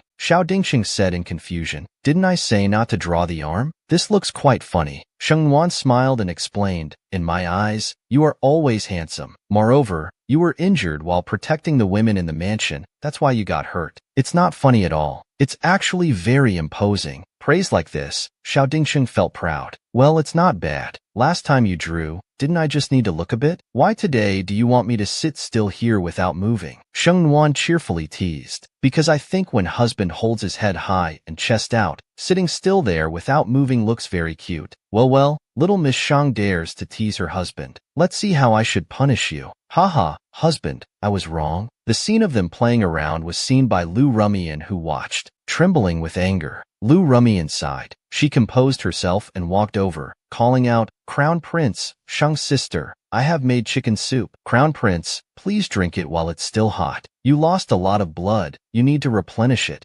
Xiao Dingxing paid no attention. He just said, Me on, thank you for your trouble. Just leave it there. I'll drink it later. He continued playing with Shang Wan. Come here. I promise I won't hit you. I won't fall for that trick. With those words, Shang Wan jumped down. Xiao Dingxing called her name worriedly. He smiled and caught Shang Wan. I knew I could catch you this way. Shang Wan said worriedly, Husband, did you forget you're injured? Don't move so suddenly. Lu Rumian thought angrily to herself. In less than 2 months, Xiao Dingxing has already forgotten what he once said. Yet for a mere shield, he pushed me aside without even a glance. She asked Shang Wan, Sister Shang, are you drawing here? Xiao Dingxing said while caressing Shang Wan's cheek, Yes, drawing and teasing me, making me laugh for half the day. The concubine has nothing else to do, or stay here to keep you company playing the monochord with the crown prince and sister Thin. Tu Din Tan agreed. That's good. Playing music and painting are earthly pleasures. Thin Non added. I also want to rest for a while. Just in time, Sister Lu is smiling while playing music outside. But Lu Nu Min was furious inside. Am I just a musician performing for them? Good for you, Thin Non. Just you wait. Lu Nu Min angrily walked towards the instrument while Thin Non and Tu Din Tan smiled, enjoying tea and listening to music. Suddenly a palace maid came and said, Greetings, Crown Prince. Greetings to both concubines. This servant is here by order. The princess consort has brought lychees for Lady Thin. Thin Non smiled and accepted. Thank you, sister.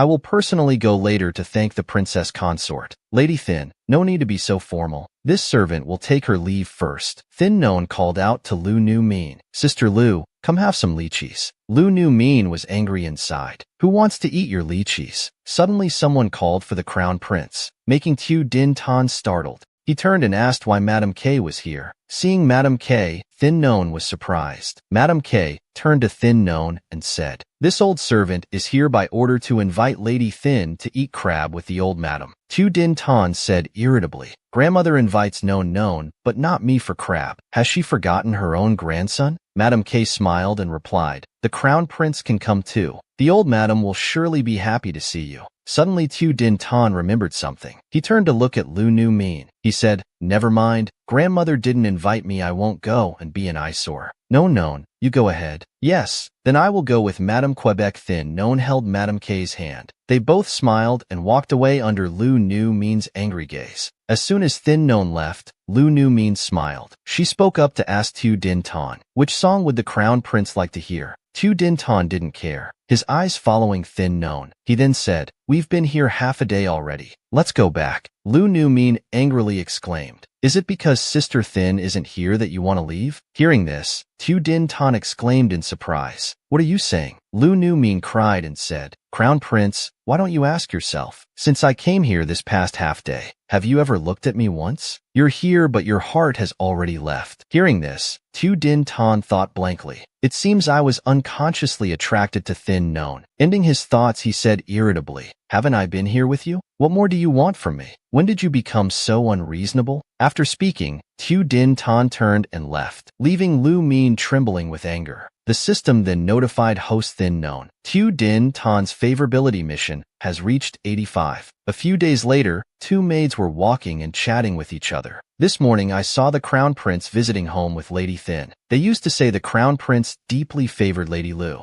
Now isn't that a slap in the face? Not to mention Lady Lu can't compare to Lady Thin's beauty." "That's right. I heard Lady Thin visited home today. The old madam and princess gave her quite a lot of gifts." Lu Nu Min heard this and her face darkened. The two maids continued discussing while Lu Nu Min trembled with anger. "It would be great if we could be transferred to serve at Non Yuan. I heard Lady Thin treats servants very well. She has never beaten or scolded servants." Lu Nu Min was furious. She kicked over a flower pot on the ground. "That lowborn Thin Non, that vixen, I will never forgive her." That night Thin Non and Tu Din Tan were strolling outside the city. Both sides of the street were bustling with vendors. "Tonghulu here. Buy Tonghulu." Thin Non smiled and exclaimed, "My lord treats me so well. Treating Non well is what I should do." While looking at lanterns hanging on both sides of the street, Thin Non exclaimed in surprise, "Today is the Lantern Festival." They held hands and walked everywhere. Looking at a lotus-shaped lantern, Thin Non delightedly said, "This lantern is so beautiful." Suddenly a voice called out, making Thin Non confused. "Miss, after releasing the lantern you can board the boat. I'll take you to the island to pick water chestnuts. Only then will the blessing ritual be complete." Hearing this, Thin Non said to Tu Din Tan, "My lord, I want to go too." "All right, release the lantern first, then we'll pick water chestnuts. I'll wait for you here." After saying that, he took the lotus-shaped lantern and handed it to Thin Non. She accepted it with thanks. Holding the lantern, Thin Non made a wish. "May my lord be safe every year." Tu Din Tan stood behind. He smiled happily. After making the wish, Thin Non walked to the riverside. She released the lantern in her hand.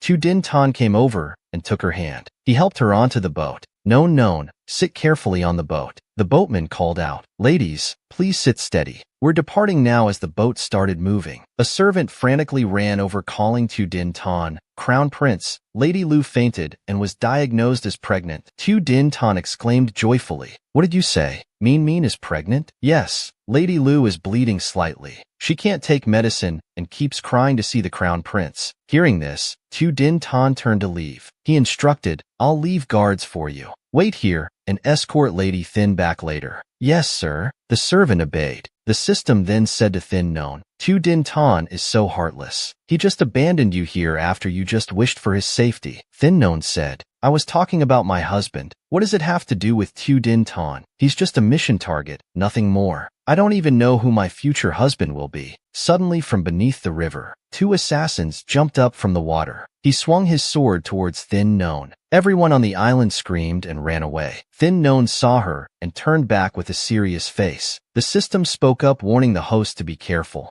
Immediately, Thin Known stepped back, avoiding that sword strike. Thin Known grabbed the assassin's hand. She squeezed hard, making the sword in his hand drop. She quickly grabbed the sword and stabbed the other assassin in the chest, making him scream in pain. Thin Known pulled the sword out of the assassin's body, making him fall backwards into the river. The remaining assassin looked on in fear. He quickly ran away. Thin Known shouted, "Don't think about running." She used her lightness skill to chase after him. The assassin ran while thinking fearfully. Wasn't it said that we would catch a helpless woman to play with? Who's playing with whom now? After a while, Thin Known caught up. She kicked hard on his back, making him roll on the rooftop. Thin Known's foot stepped hard on his chest. She shouted, "Keep running. Why aren't you running anymore?" The assassin begged fearfully, "Miss, I was wrong. Please spare my life. I was also deceived." Thin Known asked surprisingly, "Deceived by whom?" "La Lu Thiet Ban. He said someone hired us to catch you." "Miss, I dare not lie. Please spare this little life of mine. I have an 80-year-old mother above and a 3-year-old child below." "Fine, I'll spare your miserable life. Don't let me see you again." As she spoke, Thin Known kicked the assassin, flying away. The system spoke up, "Host, the system just found out. This matter was Lu Nu Min instigating her elder brother Lu Tien Ban." Thin Known thought angrily. It said that this Lu Tien Ban is not only a drunkard gambler and an incompetent fool, but also extremely lecherous. The system then said she wanted to use her elder brother's hand to defame the host. That way you would have no place to stand in the mansion anymore. Too cruel, Thin Known shouted angrily. It seems I've been too gentle with Lu Nu Min before. Suddenly Thin Known was surprised. She looked down and saw Princess Lamon. "It's late. Why is Tungu secretly entering the tavern?" Immediately Thin Known jumped down and followed inside. The system reminded Princess Lam and turned left into the second room ahead. But currently in that room, Princess Lam Anne's data cannot be traced. Thin Known asked surprisingly, "What do you mean data cannot be traced?" Under normal circumstances, when data disappears, it means this character has died. If it can't be traced, then it means this person is about to die or has died, but the data isn't 100% showing. The specific reason needs to be checked further to know. Hearing this, Thin Known exclaimed in surprise. About to die, or already dead in principle? When Princess Linen had an incident at the Xiao family, they said outside that she died from illness. And when the incident happened at Xiao family, Lu Rumian became pregnant not long after. The timing of these events has changed. Could it be that Xiao Yu's incident timing was also moved up? After thinking for a while, Sheng Ruan saw a girl walking by with a zither in her arms. She got an idea. She smiled, thinking this was perfect timing. Sheng Ruan knocked the girl unconscious. She gently carried the girl away. Sheng Ruan hid her in a corner. She clasped her hands, apologizing to the zither player. Sheng Ruan went to knock on the door where Linen had entered earlier. Sheng Ruan thought confidently to herself, "Xiao Yu, here I come." The door swung open, and two guards immediately asked what business she had. Sheng Ruan responded. This servant was invited to perform music for the guests. The two fierce guards drew their swords and shouted, "We didn't invite any musician." Hearing this, Sheng Ruan was surprised. She spoke up asking, "Isn't this the smoking sun chamber on the second floor?" Someone told this servant exactly that. Sheng Ruan then acted weak and pitiful. "This servant took a horse carriage here which costs money. Dear guests, if you go back on your word and don't listen to the music, you should at least pay half the amount." The two guards stood silently, unsure what to do. Suddenly a voice called out, "Let her in," which surprised Sheng Ruan. Immediately the two guards stepped aside to let Sheng Ruan enter. As soon as she stepped inside, Sheng Ruan was surprised.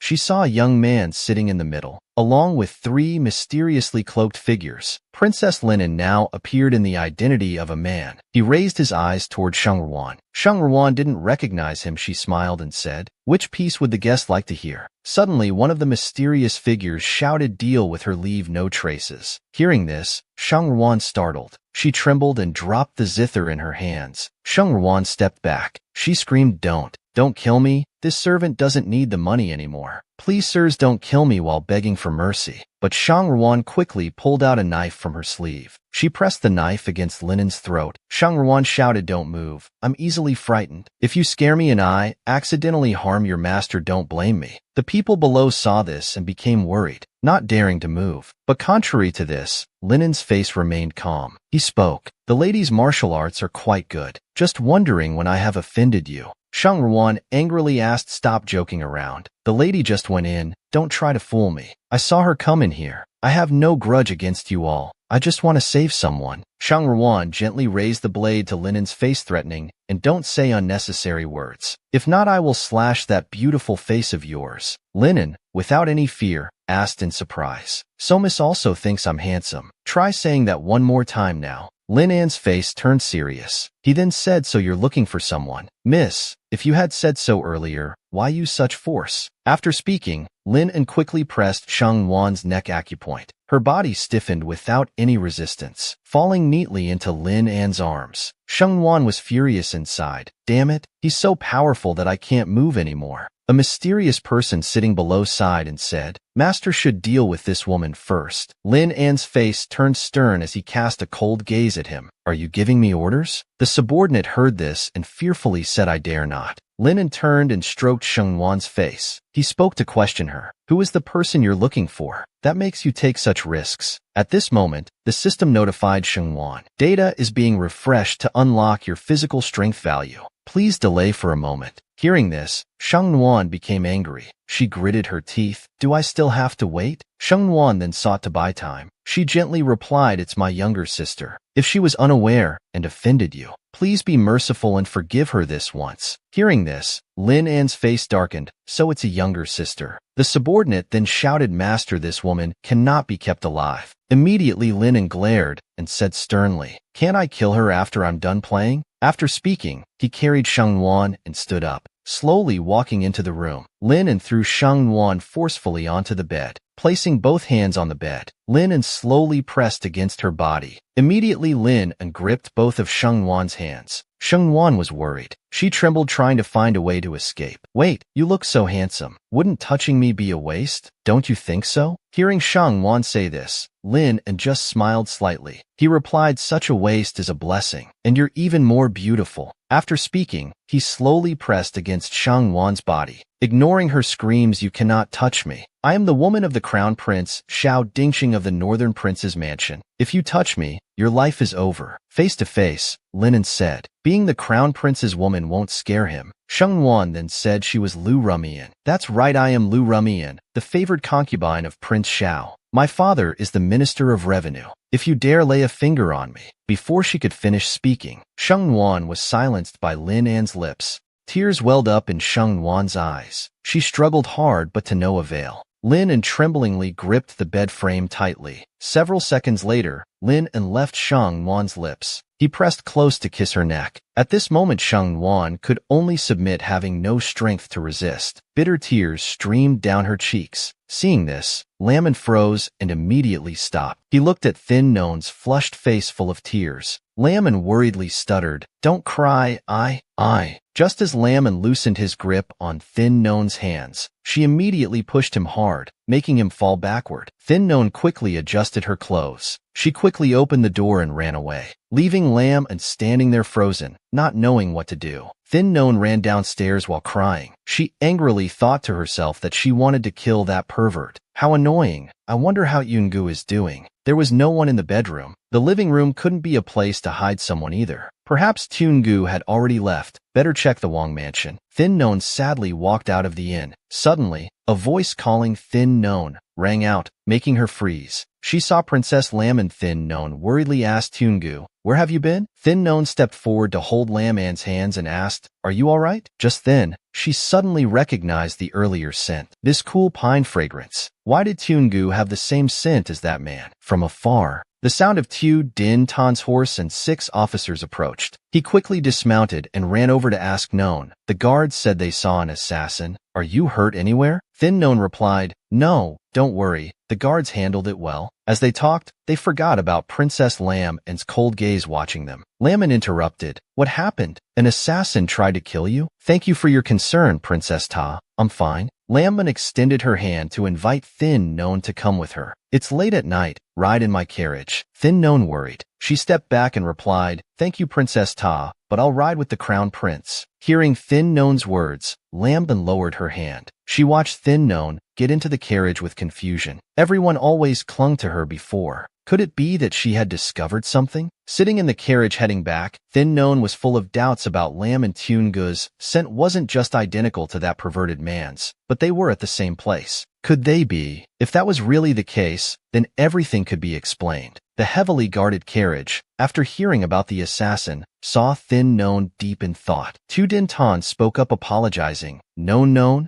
everything happened so suddenly I couldn't wait for you. I didn't expect you'd run into trouble. Thin Non replied, yes, it's all right. Tu Din Tan was full of worry. Non is unhappy. It's true that I left her here. That's why she encountered danger. Fortunately, nothing happened to her. He continued to reassure her. Non, don't worry. I will definitely find out who tried to harm you. The only response was a yes from Thin Non. Suddenly there were shouts from outside. Tu Din Tan asked his subordinates what happened. Someone fainted on the road, my lord. The system told the host Thin Non. It's about saving the ninth prince. In the original story, the protagonist saved the ninth prince, but Lu Numi took credit for it. That's why she had the chance to become a concubine. Hearing this from the system, Thin Non was surprised. She didn't expect the plot development to change. She immediately shouted to stop the carriage. Tu Din Tan called out in surprise, Non, what's wrong? Thin Non spoke while getting off the carriage. Crown Prince, please look. Saving a life is worth more than building 7 towers. Tu Din Tan pondered in his heart. It's good that Mean is pregnant today. This can be considered a blessing for our child. Just as he stepped off the carriage, Tu Din Tan exclaimed in surprise, Ninth Prince. Thin Non walked to the ninth prince's side. The system immediately told the host. He has symptoms of sudden cardiac death. If not saved now, he will die. Thin Non immediately knelt down. She pressed hard on the ninth prince's chest. Tu Din Tan was surprised. He grabbed Thin Non's hand. What are you doing? Thin Non replied, I've seen this illness before. This is how we must save him. If we don't, he will die. After speaking, she pushed Tu Din Tan's hand away. Continuing to press on the ninth prince's chest, Thin Non turned to tell Tu Din Tan, please give him some air. A moment later, the ninth prince opened his eyes. Your Highness, you're awake. Tu Din Tan helped him up. Your Highness, please get in the carriage first. We'll take you back with us. Meanwhile, in Lu Nu Min's room, the servant said while tidying up, yes, Miss Thin and the Crown Prince returned together. It seems she wasn't hurt anywhere. Lu Nu Min angrily shouted, that little wretch has such good luck. She escaped, and today I'm pregnant. This is the Crown Prince's first child, and that thin woman can't even serve the Crown Prince. Why should you be angry with her? Hearing the servant's words, Lu Nu Min secretly rejoiced. That's right. Just need to give the Crown Prince a child. Then there's no need to worry about that little wretch Thin Non getting above herself. After these thoughts, she dismissed the servant. She told herself, it's a pity my child can only be the second son. Stepping inside the bed curtains, Lu Nu Min saw a dark figure before her. She screamed in surprise. Who are you? Why so tense, Sister Lu? Sister Lu, you're so heartless. You suddenly told your brother to harm me. I died so unjustly. Lu Nu Min screamed in terror. I didn't. It wasn't me. It wasn't. The figure lunged at her, crying out, give me back my life. Lu Nu Min fainted in terror, foaming at the mouth. 5 days later was the Northern Garrison King's birthday. The Northern Garrison King was Tu Din Tan's father.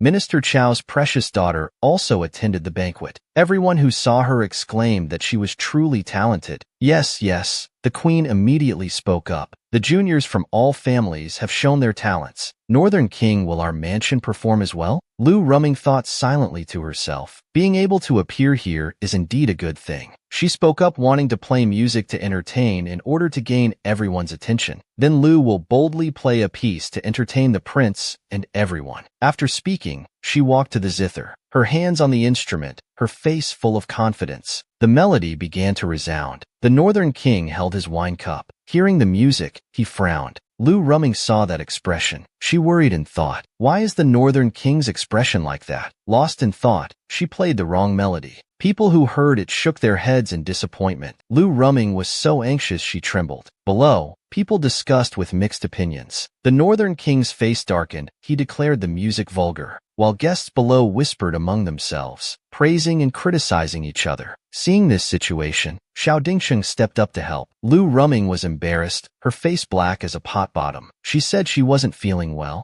Having ruined the prince's and everyone's mood, it was truly shameful. She turned to point at Sheng Wan. Fortunately, we still have the talented Sister Sheng. Why don't we invite Sister Sheng to perform to celebrate the prince's birthday? Xiao Dingsheng was surprised to hear this. He turned to look at Lu Rumming. Sheng Wan heard this and remained silent. The princess thought silently. This wretch doesn't even know where she is, daring to scheme here, wanting to use Sheng Wan to regain face for herself, not thinking that if Sheng Wan also loses face, who would be the one disgraced. Lu Rumming was gleeful inside. This wretch Sheng Wan will surely lose more face than me. Old Madame Xiao spoke up, defending Sheng Wan. Miss Sheng indeed has talent in writing and can even read Buddhist scriptures better than your cat-scratching skills. Unexpectedly, the old madam would insult me in front of everyone. Lu Rumming was furious. She clenched her fists. Xiao Dingsheng spoke up to calm her. Mian, sit down and rest. The Northern King then said, if Mother has praised Miss Sheng so highly, then let Miss Sheng perform. Sheng Wan obediently complied. Watching Sheng Wan's back, Lu Rumming secretly rejoiced. Just wait to lose face in front of all these noble families. Sheng Wan sat down by the zither, placing both hands on it. The melody rang out.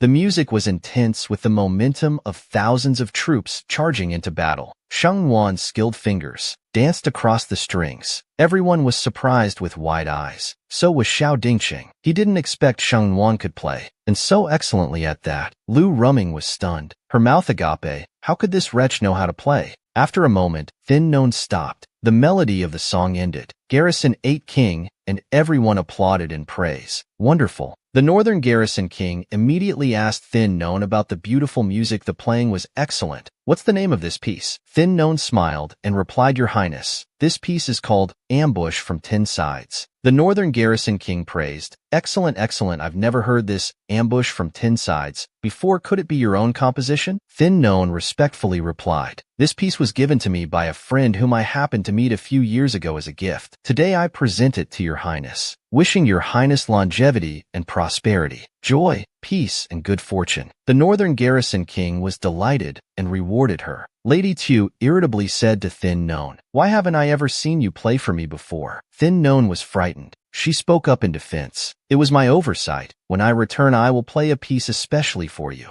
As the feast ended, everyone left. As Thin Known was hurrying back, Tu Dinton approached and called out to her, Known, tonight I'll come to Duong Known Veen. You go back first, I'll come find you after seeing the guests off. Hearing this, Thin Known held back. The system spoke up. Host, you're about to lose your purity. Thin Known worried and thought irritably. Damn it, I'm about to be finished. Seeing Lu Nu Mean walking by, she suddenly had an idea. Thin Known called out, Sister Lu. Lu Mean smiled and replied, Sister Thin, is there something wrong? Thin Known spoke provocatively. I heard that Sister Liu's health isn't good, so I came to check on you. There's nothing wrong with my health. Why would you say that? Sister Thin, just now, husband said you haven't been sleeping well lately. He doesn't want to disturb you, so he said he wants to come to Duong Known Veen tonight. If you're not feeling well, then I won't bother you anymore. Thin Known turned and left, leaving Lu Mean with a bewildered look. The system asked in surprise what the host was doing. We must utilize all available resources. You're too foolish to understand. Back in the room, the system reminded the host. Lu Nu Mean's health isn't good. She invited Tu Din Ton to her Phi True Veen, but his favorability towards her has reached 85. Thin Known exclaimed triumphantly, Oh, with Lu Nu Mean's tactics. Tonight Tu Din Ton won't come to bother me anymore, right? Tonight Tun Gu didn't attend the Northern Garrison King's feast. Could it be because she's unwell? Anyway, according to the original plot, she died young from illness. Suddenly a servant entered to announce, Concubine 2 from Kim Lone Chamber has arrived. As soon as she entered, Concubine 2 knelt down,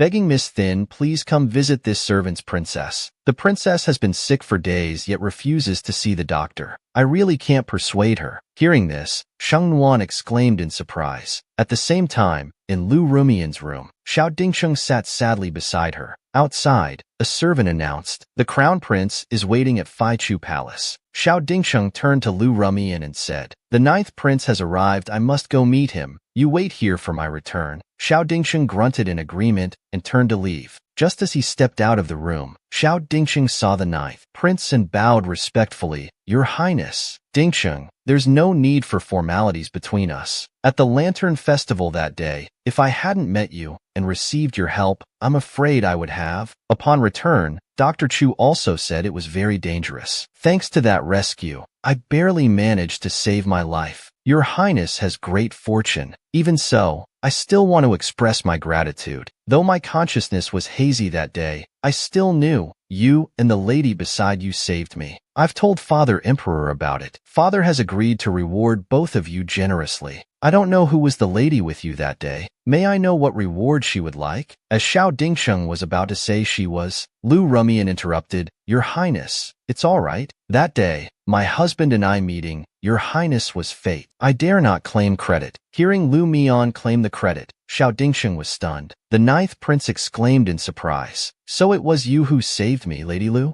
As Xiao Dingsheng tried to explain, Lu Rumian immediately put on an act. She clutched her belly and cried out, my lord, my stomach hurts. The ninth prince then said, The rewards will be delivered soon. Brother Dingsheng, please take care of Lady Lu. I'll take my leave now. Safe journey, Your Highness. With that, the ninth prince left. Xiao Dingsheng turned to Lu Rumian and said, Mian, what's wrong? Immediately Lu Rumian pushed his hand away. She knelt before him. Xiao Dingsheng anxiously said, Mian, you're pregnant. Lu Rumian cried and begged, I beg my lord to give the child in my womb a chance to live. That day, it was you and Miss Shang who saved the ninth prince, wasn't it? Then what did you just do? My lord surely has seen my situation in the manor. From the old madam to the lord and lady, no one wants to see me. I can bear suffering alone, but the child in my womb is your first child. My lord, how can you bear to let your first child be born as a concubine's child? Being a concubine's child means always being inferior, looked down upon wherever they go. Are you really that heartless? Tu Din Tan asked worriedly. She stood up and said, What would it look like if servants saw this? I won't stand up. After all, I'm still in the prince's mansion. Anyone can step on someone as lowly as me. Tu Din Tan exclaimed in surprise. What are you talking about? Has anyone in the mansion bullied you? Lu Numi continued crying. I went to pay respects to the elder madam. The elder madam wouldn't even look at me. She gave the silk handkerchief I embroidered to the princess consort. As soon as she turned around, that silk handkerchief was given to the servants. Just now, Your Highness humiliated me in front of everyone, saying the music I played was vulgar. I'm not doing this for myself, but for our child. Forgive my disrespect, but if Princess Linen and the Crown Prince aren't close, how can you and she have an heir? Crown Prince and Princess Linen cannot be favored. If this time Your Highness makes me a secondary wife, then our child will be the legitimate heir. This isn't just for me and the child, but for the prince's mansion too. Hearing this, Tu Din Tan gritted his teeth in anger and shouted, Mean, so I've never truly understood you. Today I finally see how calculating you are. I know the Crown Prince no longer treats me like before, but please, for the sake of our child, agree with me because the mansion needs a legitimate heir. I owe Thin Sister. I will surely find a way to make it up to her later. Tu Din Tan saw through Lu Min's schemes. He exclaimed, You would do that? Then please tell the truth to the ninth prince. Let his highness deal with me and the child. Tu Din Tan was troubled. He clenched his fists in anger. I agree to this, but from now on, I will never step foot in Phi True Villa again. With that, he turned and left, leaving Lu Numi crying and trembling. Meanwhile, in Princess Linen's room, she sat in the pool. She shivered as Thin Non hurriedly ran over. Seeing Linen, she worriedly called out, Tungu. She thought to herself, the vital energy in her body is completely chaotic. No wonder she looks so distressed. Thin Non spoke to reassure her. Tungu, don't be afraid. Let me help you. Immediately, Thin Non placed her hand on Linen's back. She transmitted vital energy to help stabilize Linen. After a while, Linen opened her eyes. Thin Non was exhausted. She sighed in relief. Linen asked, I thought sister didn't want to see me anymore. Thin Non smiled and replied, What do you mean? I was just confused about that man that day. Linen immediately stood up. She said, That was me.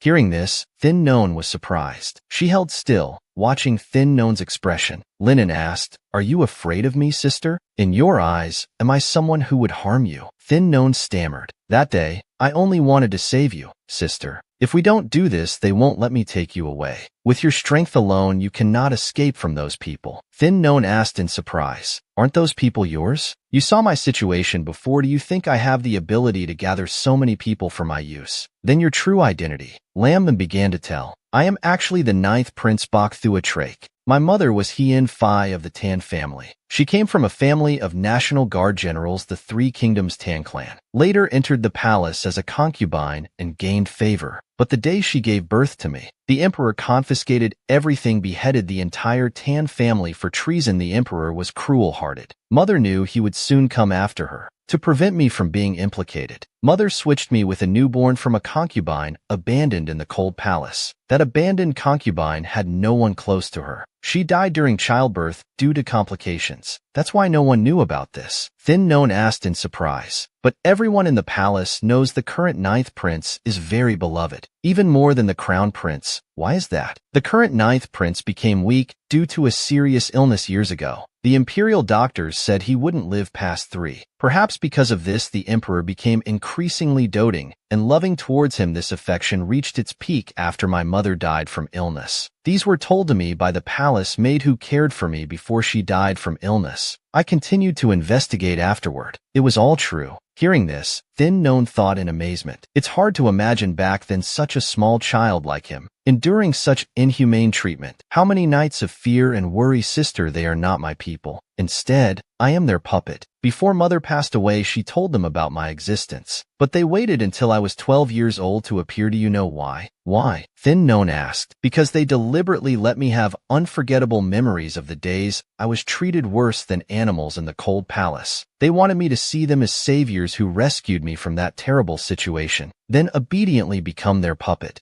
Then using medicine they gave me to continue pretending to be a woman. At the beginning and middle of each month, without their pain medicine, I would have to endure pain worse than death. As you just saw, that's how they have control over me. That day I wanted to save you, so I had to deceive them. Otherwise they would have killed you immediately. Thin Known asked worriedly. If there was pain medicine, then Lam and immediately replied. That day you left. They're a bit suspicious of me, so they didn't give me medicine this month. Actually, it's right for me to stay away from myself. This appearance-altering drug is forbidden. Actually, making others feel like living is worse than death isn't the scariest thing. The scariest thing is it will affect people's mental state. Perhaps soon I will become completely insane. By then, even if I want to protect sister, I won't be able to. It's better for sister to stay away from me. The system immediately displayed a host notification. Bai Cheng's data has been updated, roughly as follows. Hearing this, Sheng Nuan was delighted. Finally got the update. The system continued to explain about the original plot. After Princess Linen faked her death, now those 9 sickly princes died unexpectedly.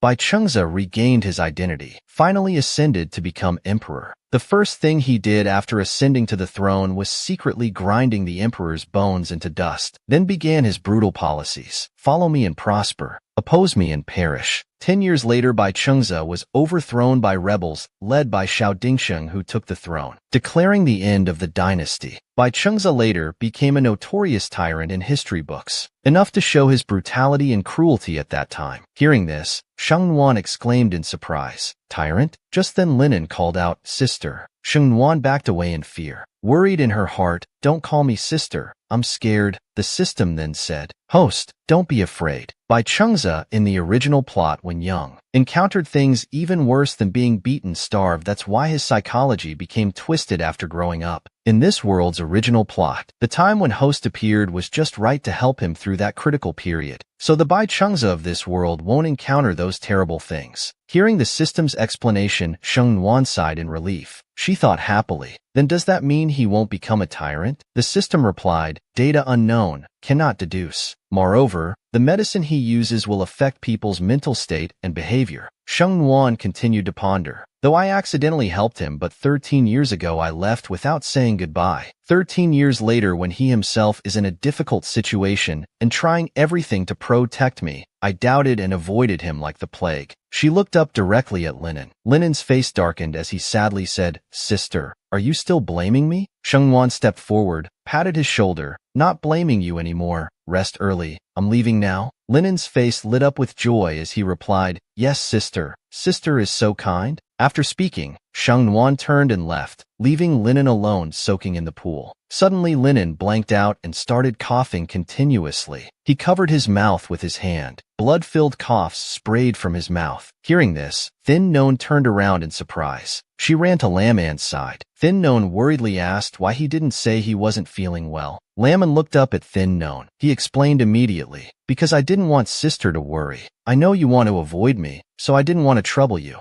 Hearing this, Thin Non seriously replied, "It's not that I want to avoid you." Laman smiled and said, "Yes, you still care about me, caring for me. Let me help you rest first." Laman agreed with a yes. Suddenly Thin Non stopped and said, "Wait, you can't walk like this, can you?" She held him when she saw Laman shrink into a girl's form. She looked at his body and pondered deeply. So now is he actually male or female? Laman spoke up asking, "Sister, what are you looking at?" Thin Non awkwardly waved her hand and replied, "Nothing, nothing at all." Laman grabbed Thin Non's hand and pulled it, placing it against his chest. He explained, "I've only changed my appearance. I'm actually still male. Moreover, I won't use the medicine to hide my form soon." Thin Non was surprised. She thought, "Indeed, it's quite firm and flat. Can't even tell at all." Laman turned away embarrassedly. He spoke up, "So please don't look at me like that." Seeing Laman's expression, Thin Non burst out laughing, "Haha, I didn't mean anything else. I was just curious." With a sad face, Laman held Thin Non's hand. He replied thoughtfully, "You're my only family. If you also reject me, stay away from me, then I truly have nothing left." Thin Non smiled and replied, "Don't worry, I won't avoid you anymore in the future." The sadness was relieved. Laman smiled and replied, "Yes, you should also rest early." Sometime later, Laman sat in the room. He discussed with two mysterious people news about the attack from Dailu had reached the imperial palace. Emperor Bak Kukbin had ordered the northern garrison King Tu, Sachveen to go forth, wanting to use Dailu to eliminate him and seize the military power in his hands. Bak Kukbin was digging his own grave. If today is the crucial moment, just follow the plan, and the plan will surely have no flaws. However, he still had many doubts about this attack. Many people in our city have been killed. We should be more careful. A mysterious man gritted his teeth and said, "The woman who infiltrated that day was found to be Tu Din Tana's favored concubine. Last time when pursuing Tu Din Tan, she killed many of our people. Moreover, that day she saw us. I think we should eliminate her soon to ensure there are no loose ends." Hearing this, Laman glared. He swung his hand and threw a dart flying towards that mysterious man. The small dart cleanly sliced across his neck. He only managed to utter the word "you." Blood kept pouring from his neck. He collapsed to the ground without any chance to react. Lin twirled the hidden weapon in his hand and said sternly, "I remember telling you that day not to target her. It seems Lord Wei didn't take my words seriously." He turned to ask the remaining two in a threatening tone, "My lords, please continue. Why so quiet now?" Linen spoke while standing up to leave. "Take your time discussing, my lords. After all, I'm just a pawn and puppet in your hands. I won't listen anymore." One of the group thought while sweating profusely, "Who would dare treat him like a puppet anymore? Today we're already firmly in his grasp." Elsewhere, Shang Nuan was upset. She quickly stepped back while continuously exclaiming, "Why? It was clearly I who saved him. Why is Sister Lu getting the credit?" Xiao Dingxing awkwardly tried to explain to Nuan Nuan. Shang Nuan interrupted him. "If she becomes the secondary wife, her child will become the legitimate heir. Then what about me? My child will become the second son in the future. My lord, what do you expect me to do about this?" Xiao Dingxing said, "Nuan Nuan, the ninth prince already knows Lu Rumen saved him. If we expose her now, she would be guilty of deceiving the royal family. Whether it's her or the child in her womb, they would both face difficult circumstances." He stepped forward to pat Shang Nuan's shoulder reassuringly. "Nuan Nuan, this is the first child of the prince's mansion. If this happens..." The system appeared praising Shang Nuan. "Well done, host. Those tears are perfectly timed. Very good." Shang Nuan replied quietly, "Don't interrupt my performance." Shang Nuan continued to display a wronged expression. "Lu Rumen must have known my lord wouldn't watch her, and her child end up in a desperate situation. That's why she dared to act first and speak later." Hearing this, Xiao Dingxing asked worriedly, "If you disagree, then we won't yield to her anymore." He said while turning to leave, "I'll think of another way." Suddenly Shang Nuan grabbed his hand and pulled him back. She said, "I agree." Xiao Dingxing was stunned with surprise. Tears welling up, Sheng Wan sobbed, "This is my lord's first child. Although it's not the child of you and me, I still hope you'll be happy." Xiao Dingsheng held her, feeling regretful inside. If I had consummated with Nuan earlier so she could get pregnant sooner, she wouldn't have to suffer such disadvantage. Sheng Nuan firmly expressed, "My lord, I have a heart too. I can feel pain and sadness. I've yielded many times already. This is the last time I'll compromise for you. If you hurt me again in the future, I won't stay by your side anymore." Xiao Dingsheng was moved and embraced Sheng Nuan. "That won't happen, Nuan, rest assured. I won't let you suffer any disadvantage anymore." Appearing weak and pleasing on the outside, but deep inside Shang Ran secretly cursed him. That bastard man, believe that monkey. Inside Lu Rumian's room, she received many precious jewels and treasures. The maid praised enthusiastically. Today Madam not only became a secondary wife, but the elder Madam and Princess gave many gifts. It's truly worth celebrating. Lu Rumian replied excitedly. "That's right. Now I and that seventh concubine Sheng are different like heaven and earth." The maid mocked Sheng Ran. "I heard today is her birthday, but everyone is busy congratulating you. No one has time for her." Lu Rumian continued gleefully. "Now she has the lowest status in the prince's mansion. Who would even know when her birthday is?" At that moment, Miss Su happily said to Sheng Ran, "I've brought you here. The princess is inside. Miss Sheng, please go in." Sheng Ran replied, "Thank you for your trouble," then slowly walked inside. This was a poetic garden. Sheng Ran walked slowly in amazement. Lin sat on the roof. He called out, "Sister," hearing the call. "Sister has arrived." Sheng Ran looked up in surprise. Her cheeks blushed when she saw Lin. She used lightness skill to jump up to Lin, sat down beside Lin, and Sheng Ran asked, "Aren't you afraid others will see you like this?" Lin didn't answer the question, but pointed ahead of "Sister, look over there." Sheng Ran looked in surprise at where Lin pointed and asked, "What is it?" Before Sheng Ran's eyes appeared countless lanterns floating up to the sky. The scene was truly poetic. It reminded Sheng Ran of an image from 13 years ago. Buddha is very high up. Sometimes they cannot hear people's wishes, therefore we just need to release these Kong Ming lanterns to the sky, and they will hear. Back to present, Sheng Ran turned to ask Lin what he wished for back then. Lin looked serious. He spoke while turning away, "I don't remember anymore." A moment later, fireworks lit up the sky. Sheng Ran and Lin sat quietly enjoying them. Lin in turn saw Sheng Ran smiling while watching the fireworks. He thought, "Back then I wished you wouldn't leave, but you still left. Today my wish remains unchanged. I just only believe in myself now. I will keep you by my side myself." The next morning, while taking a walk, Sheng Ran ran into Lu Rumian. Seeing Sheng Ran, she called out, "Younger sister Sheng." Sheng Ran thought angrily, "What an unfortunate encounter, taking a walk in the garden and still running into her." The maid serving Lu Rumian shouted loudly, "Sheng is so audacious." Seeing the madam but not bowing, Lu Rumian gleefully mocked, "Sister Sheng, hierarchy matters. It's not because I'm being harsh with you." Sheng Wan replied fearlessly. She immediately retorted, "Do you know where your current position came from? Seeing me yet showing no gratitude, but acting smug instead." Lu Rumian heard this and beamed with anger. She angrily pointed at Sheng Wan and shouted, "If that's how it is, Wanner, slap her for me." The servant girl obeyed the order.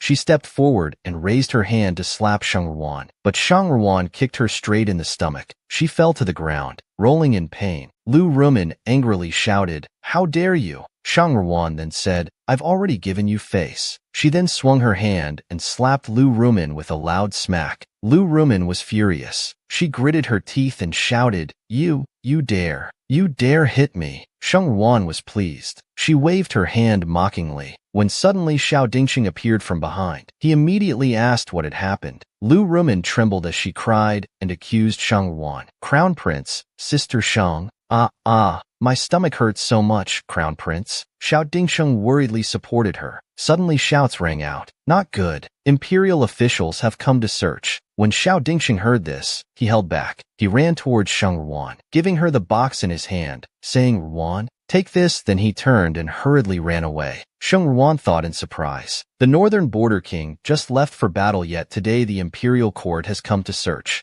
This progress is faster than in the original plot. The sudden incident at the northern border mansion left no time to react before it collapsed. The servants were disbanded. From the old madam to Xiao Dingsheng, all were reduced to commoners. That night, the family members and servants hurriedly boarded carriages and left. "Miss, please get in the carriage." Lu Rumian thought resentfully that she had even accepted ending using her relationship with Xiao Dingxing to gain the position of secondary wife. Yet in less than 10 days, the prince's mansion was gone. Shang Ruan turned to see Lin and standing by the carriage. She quickly walked over to Lin An's side, who smiled at Shang Ruan. "Come with me." Shang Ruan remained silent. She just shook her head. Seeing this, Lin An looked at Shang Ruan pensively. Shang Ruan took Lin An's hand. She then said, "I can't go now. When I can leave, I'll come find you. Is that all right?" Lin An sadly hugged Shang Ruan and replied, "All right. I'll wait for you, sister, but please hurry." Shang Ruan patted Lin An's shoulder. "All right, you must take good care of yourself." After parting, Shang Ruan walked away while thinking. She should complete her final mission when sudden catastrophe struck. The northern border prince's mansion was confiscated. Xiao Dingsheng had just heard news that his father died in battle. He became completely numb and senseless. The elderly lady and the princess consort were ill from the shock and remained sick without recovery.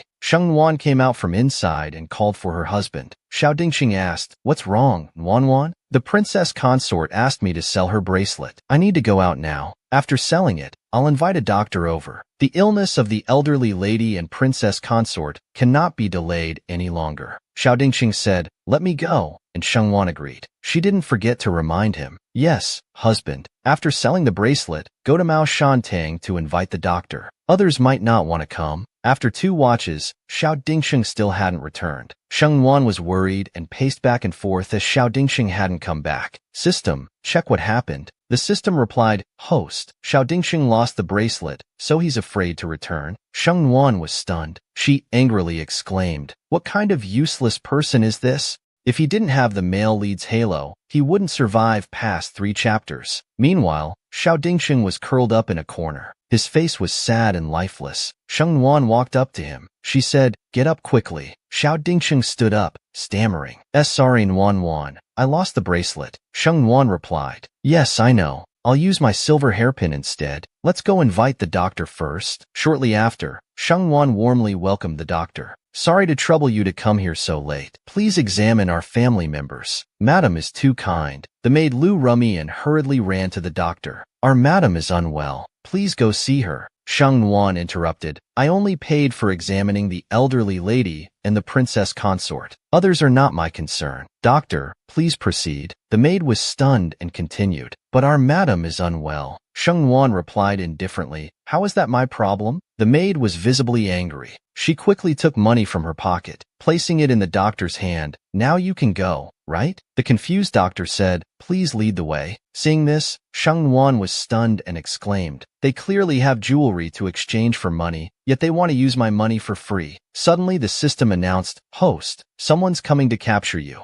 Sheng Wan asked surprised, "Who?" The system replied, "Bai Chengza's supporters. They feel they can no longer control Bai Chengza, so they want to capture you to control him." Sheng Wan looked inside the house and said worriedly, "This courtyard is full of sick and elderly people. We can't fight here." After speaking, Sheng Wan jumped onto the roof and left. 2 assassins pursued closely behind her. Soon after, Sheng Wan was surrounded. The system warned, "This shameless Nanjiang sorcerer. System is analyzing his attack patterns. This one is absolutely not simple. Master, don't underestimate him." Thin Known replied with a stern face, "I can see what's inside the encirclement without you telling me." Thin Known raised her hand and broke off a branch as a weapon. The assassins immediately drew their swords. They all lunged at her simultaneously, but Thin Known was no amateur. She quickly dodged, swinging her arm to strike back at the assassins. One fell rolling to the ground. Another one was kicked between the legs, crushing his privates. The remaining one couldn't escape his misery either. Both his eyes were poked by Thin Known. The group of assassins cried out in pain. Thin Known saw this and laughed with satisfaction. Suddenly, the system warned the host to be careful. Thin Known was attacked. A cloud of black smoke flew straight into her face. Thin Known raised her hand to block the unexpected attack,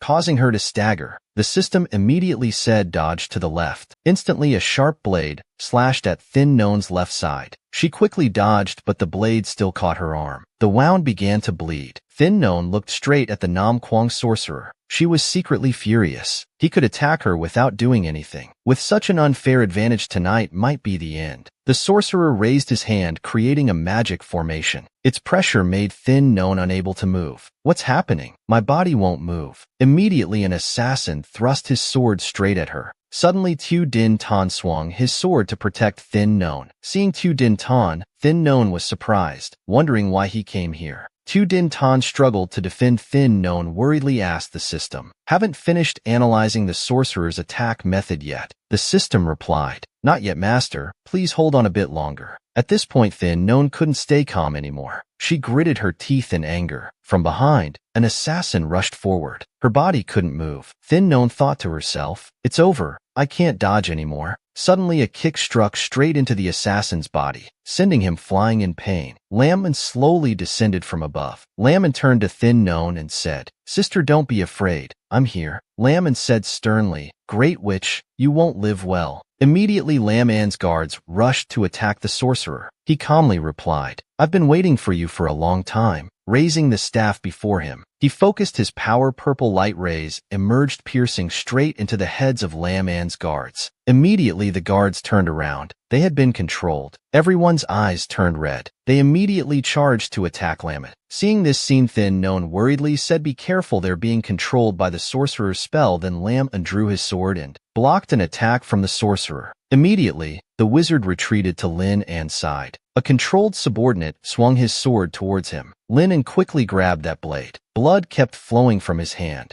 He swung the sword and struck down his attacker. The wizard then said, Your Highness, today is your weakest period. You cannot resist my magic. The wizard continued to cast his magic. Around Shangnuan, darkness enveloped everything. Countless ethereal hands grabbed at her. Shangnuan thought in surprise, this is actually a soul dungeon. The system reminded the host to stay calm, as it was an illusion. The system had given her power to resist the illusion. Having received the power, Shangnuan opened her eyes. Like Lin An and Xiao Dingxing hadn't escaped from the illusion yet. Shangnuan called out to Xiao Yu. The system then reminded the host that the mission target was Xiao Dingxing. Xiao Dingxing was about to die. Once the mission target dies without enough points to deduct, the host would die immediately too. Hearing this, Shangnuan stopped. She unleashed her power, breaking the illusion on Xiao Dingxing. Xiao Dingxing woke up. He asked Shangnuan in surprise, What happened? Suddenly, Lin An opened his eyes. The illusion on Lin An also disappeared. Shangnuan thought in surprise. He had broken the illusion. That wizard has suffered a backlash. Lin An was now confused inside. She broke the illusion first. He turned to look at Shangnuan and thought, but saved Xiao Dingxing instead. The wizard burst out laughing, Ha ha ha ha, after so many years we have finally succeeded in driving you mad. He waved his hand. The black smoke in his hand flew, hitting Shangnuan's face.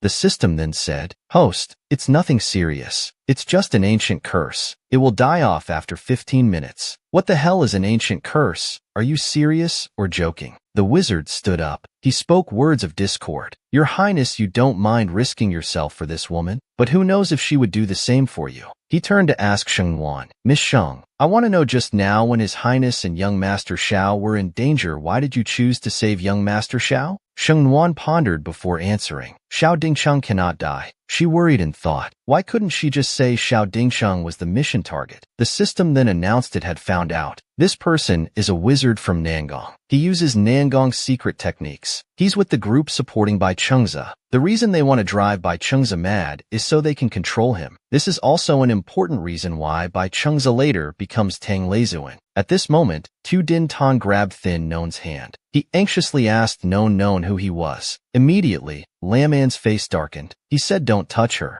As soon as he finished speaking, Lamon swung his sword at Tu Din Tan. Tu Din Tan dodged it. The terrifying slash tore a long line on the ground. The sorcerer continued to provoke. Your Highness, they are meant to be together. Don't you see, when both were in danger, who did Miss Thin save at that moment? Thin Non suddenly woke up. She anxiously said, No, little fish brother, listen to me. I saved him because… Suddenly Thin Non lost her voice. The system had prevented her from revealing. Lamon turned to ask her, Sister, go on. Why did you stop? Thin Non was frustrated inside. She wanted to speak badly but couldn't. The sorcerer then spoke up, Or let this old one ask on your Highness's behalf. Damn it, can't you shut up? Thin Non worriedly cursed him in her mind. The sorcerer turned to interrogate Miss Thin. If that situation happened again, you have one more chance. Between the two, who would you save? Thin Non tremblingly replied to Din Tan. If today you must choose between His Highness and young Master Tu, and never see the other person again. Who would you choose? At this point, Thin Non could no longer keep calm. Her head was burning. Thin Non angrily cursed in her heart. I choose your father. But outwardly, to complete the mission, she had to choose Tu Din Tan. Lam awkwardly turned to ask Thin Non. This time, who did you return for? The sorcerer added. Yes, who did Miss Thin return for this time? Thin Non was struggling internally. She gritted her teeth. But to complete the mission, she had to say Tu Din Tan. Hearing the answer, Lam-An's face darkened. He turned around, swung his hand at the sorcerer to vent the anger in his heart. Thin Non ran to grab Lam-An's hand, but he quickly stepped back. Lam-An's face darkened. He left without saying goodbye to Thin Non, who could only silently watch his back. She knew Lam-An was no longer clear-headed. Saying anything would be useless. Tu Din Tan surprisingly asked Thin Non. No, what exactly happened? Who was that person? Thin Non sadly replied. Just an old acquaintance. Let's go home. She anxiously thought to herself, now he must really want to kill me. Inside the house, everyone was noisily discussing. The horse carriage carrying the coffin was parked in the courtyard. Old Madame Tu and Princess Wang were crying and wailing. Wang Yi. A court messenger then said, there's no Wang Yi here. Only the criminal Tu Sachveen. What Wang Yi? Tu Din Tan stepped forward and asked, can you return my father to me? The body has been brought back. Just need to confirm if it's the criminal Tu Sachveen or not. Hearing that, Tu Din Tan was stunned and asked again, what do you mean? The officer then said, of course we must open the coffin to examine the corpse first, also to let the public see what a traitor looks like, what their end is like. Old Lady Tu trembled. She cried out loudly, no, it cannot be. The dead are like extinguished lamps. My lord, why must you desecrate my husband's body like this? The officer became angry, drew his sword, and pointed it at Tu Din Tan, shouting, desecrate you? Do you know how many people died at Yinyun Pass? How many were buried in Quang Nugwai? Tu Sachveen's crimes are unforgivable. Even grinding his bones to dust wouldn't be enough punishment. After speaking, he swung his sword at the coffin. Tu Din Tan quickly grabbed his hand. Stop immediately. He immediately received a kick to his chest. Tu Din Tan rolled on the ground in pain. Wang Fei worriedly ran to help him. The officer continued shouting, still think of yourself as the crown prince? Today I'll teach you, you ignorant commoner who doesn't know life from death. He spoke while swinging his sword at Tu Din Tan. At this point, Tu Din Tan had no strength to resist. He hugged the two people and braced himself. Suddenly the officer was kicked away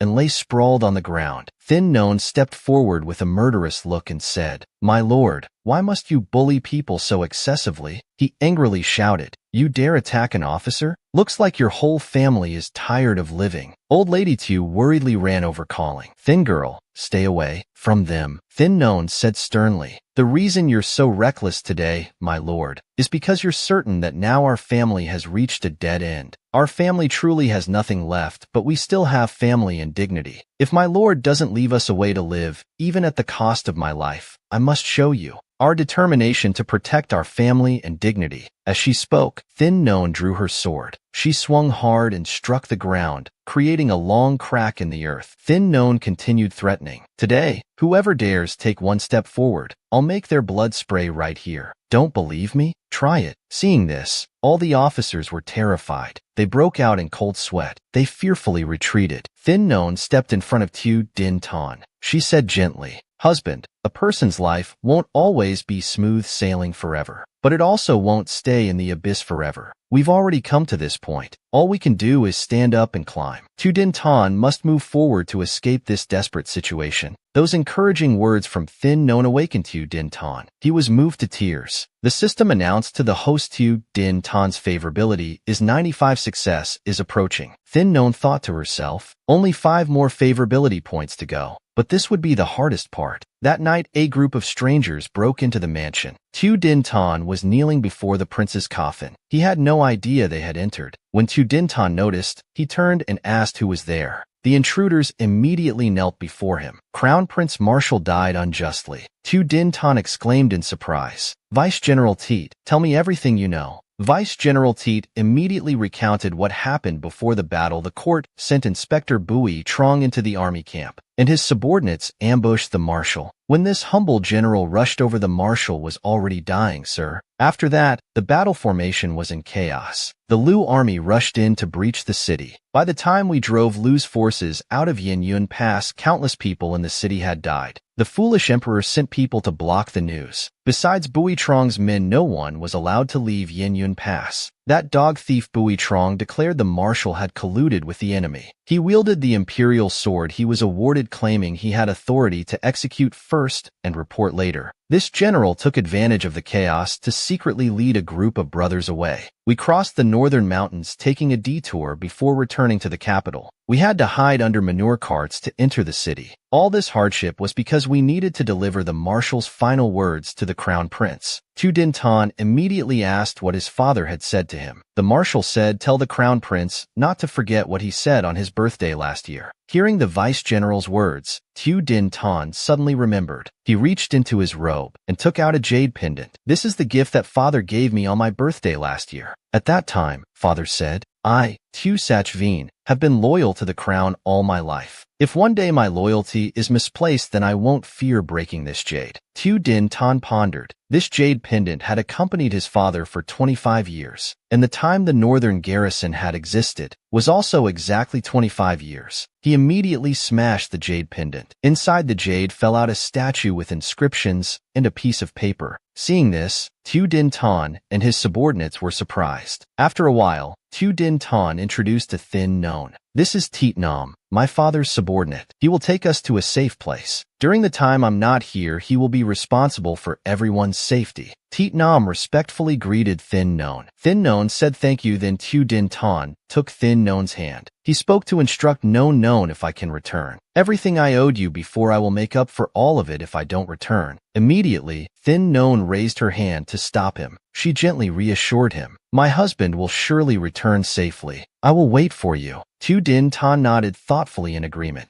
Sometime later, Lu Nu Min said to her maid, "My mouth feels tasteless. Go buy me some candied fruits." The maid worriedly replied, "But the young master told us not to leave." Lu Nu Min shouted, "Can't you just find somewhere nearby to buy it? But the guards at the door are very fierce." "It's fine. I'll distract them. You just need to be clever." "Yes, my lady." Though reluctant, the maid agreed. At that moment then, while Thin Known was preparing medicine, the system announced. Van Ni was sent by Lu Nu Min to buy candied fruits and caught the attention of the 9th Prince's men. "Your hiding place is about to be exposed. It won't be safe anymore." Hearing this, Thin Known angrily exclaimed, "Damn it! More failures than successes indeed." Immediately, Thin Known gave a money pouch to Teet Nam. She instructed, "I'll stay here to draw attention. After dark, quietly take the old madam, princess and K Mama away. Don't let anyone know." Teet Nam obeyed. "Yes, my lady, please be careful." Later, in Lu Nu Min's room, the maid worriedly said, "Those men are nowhere to be seen anymore." Lu Nu Min, unaware, calmly replied, "Don't mind them. They're just ordinary subordinates." Suddenly, a group of people kicked the door open. They shouted, "Arrest them all." Lu Nu Min was stunned. She screamed in fear, "What are you doing? Help! Help!" Lu Nu Min was restrained and escorted outside. She looked around at the emptiness. No one was there. The old madam and princess were gone.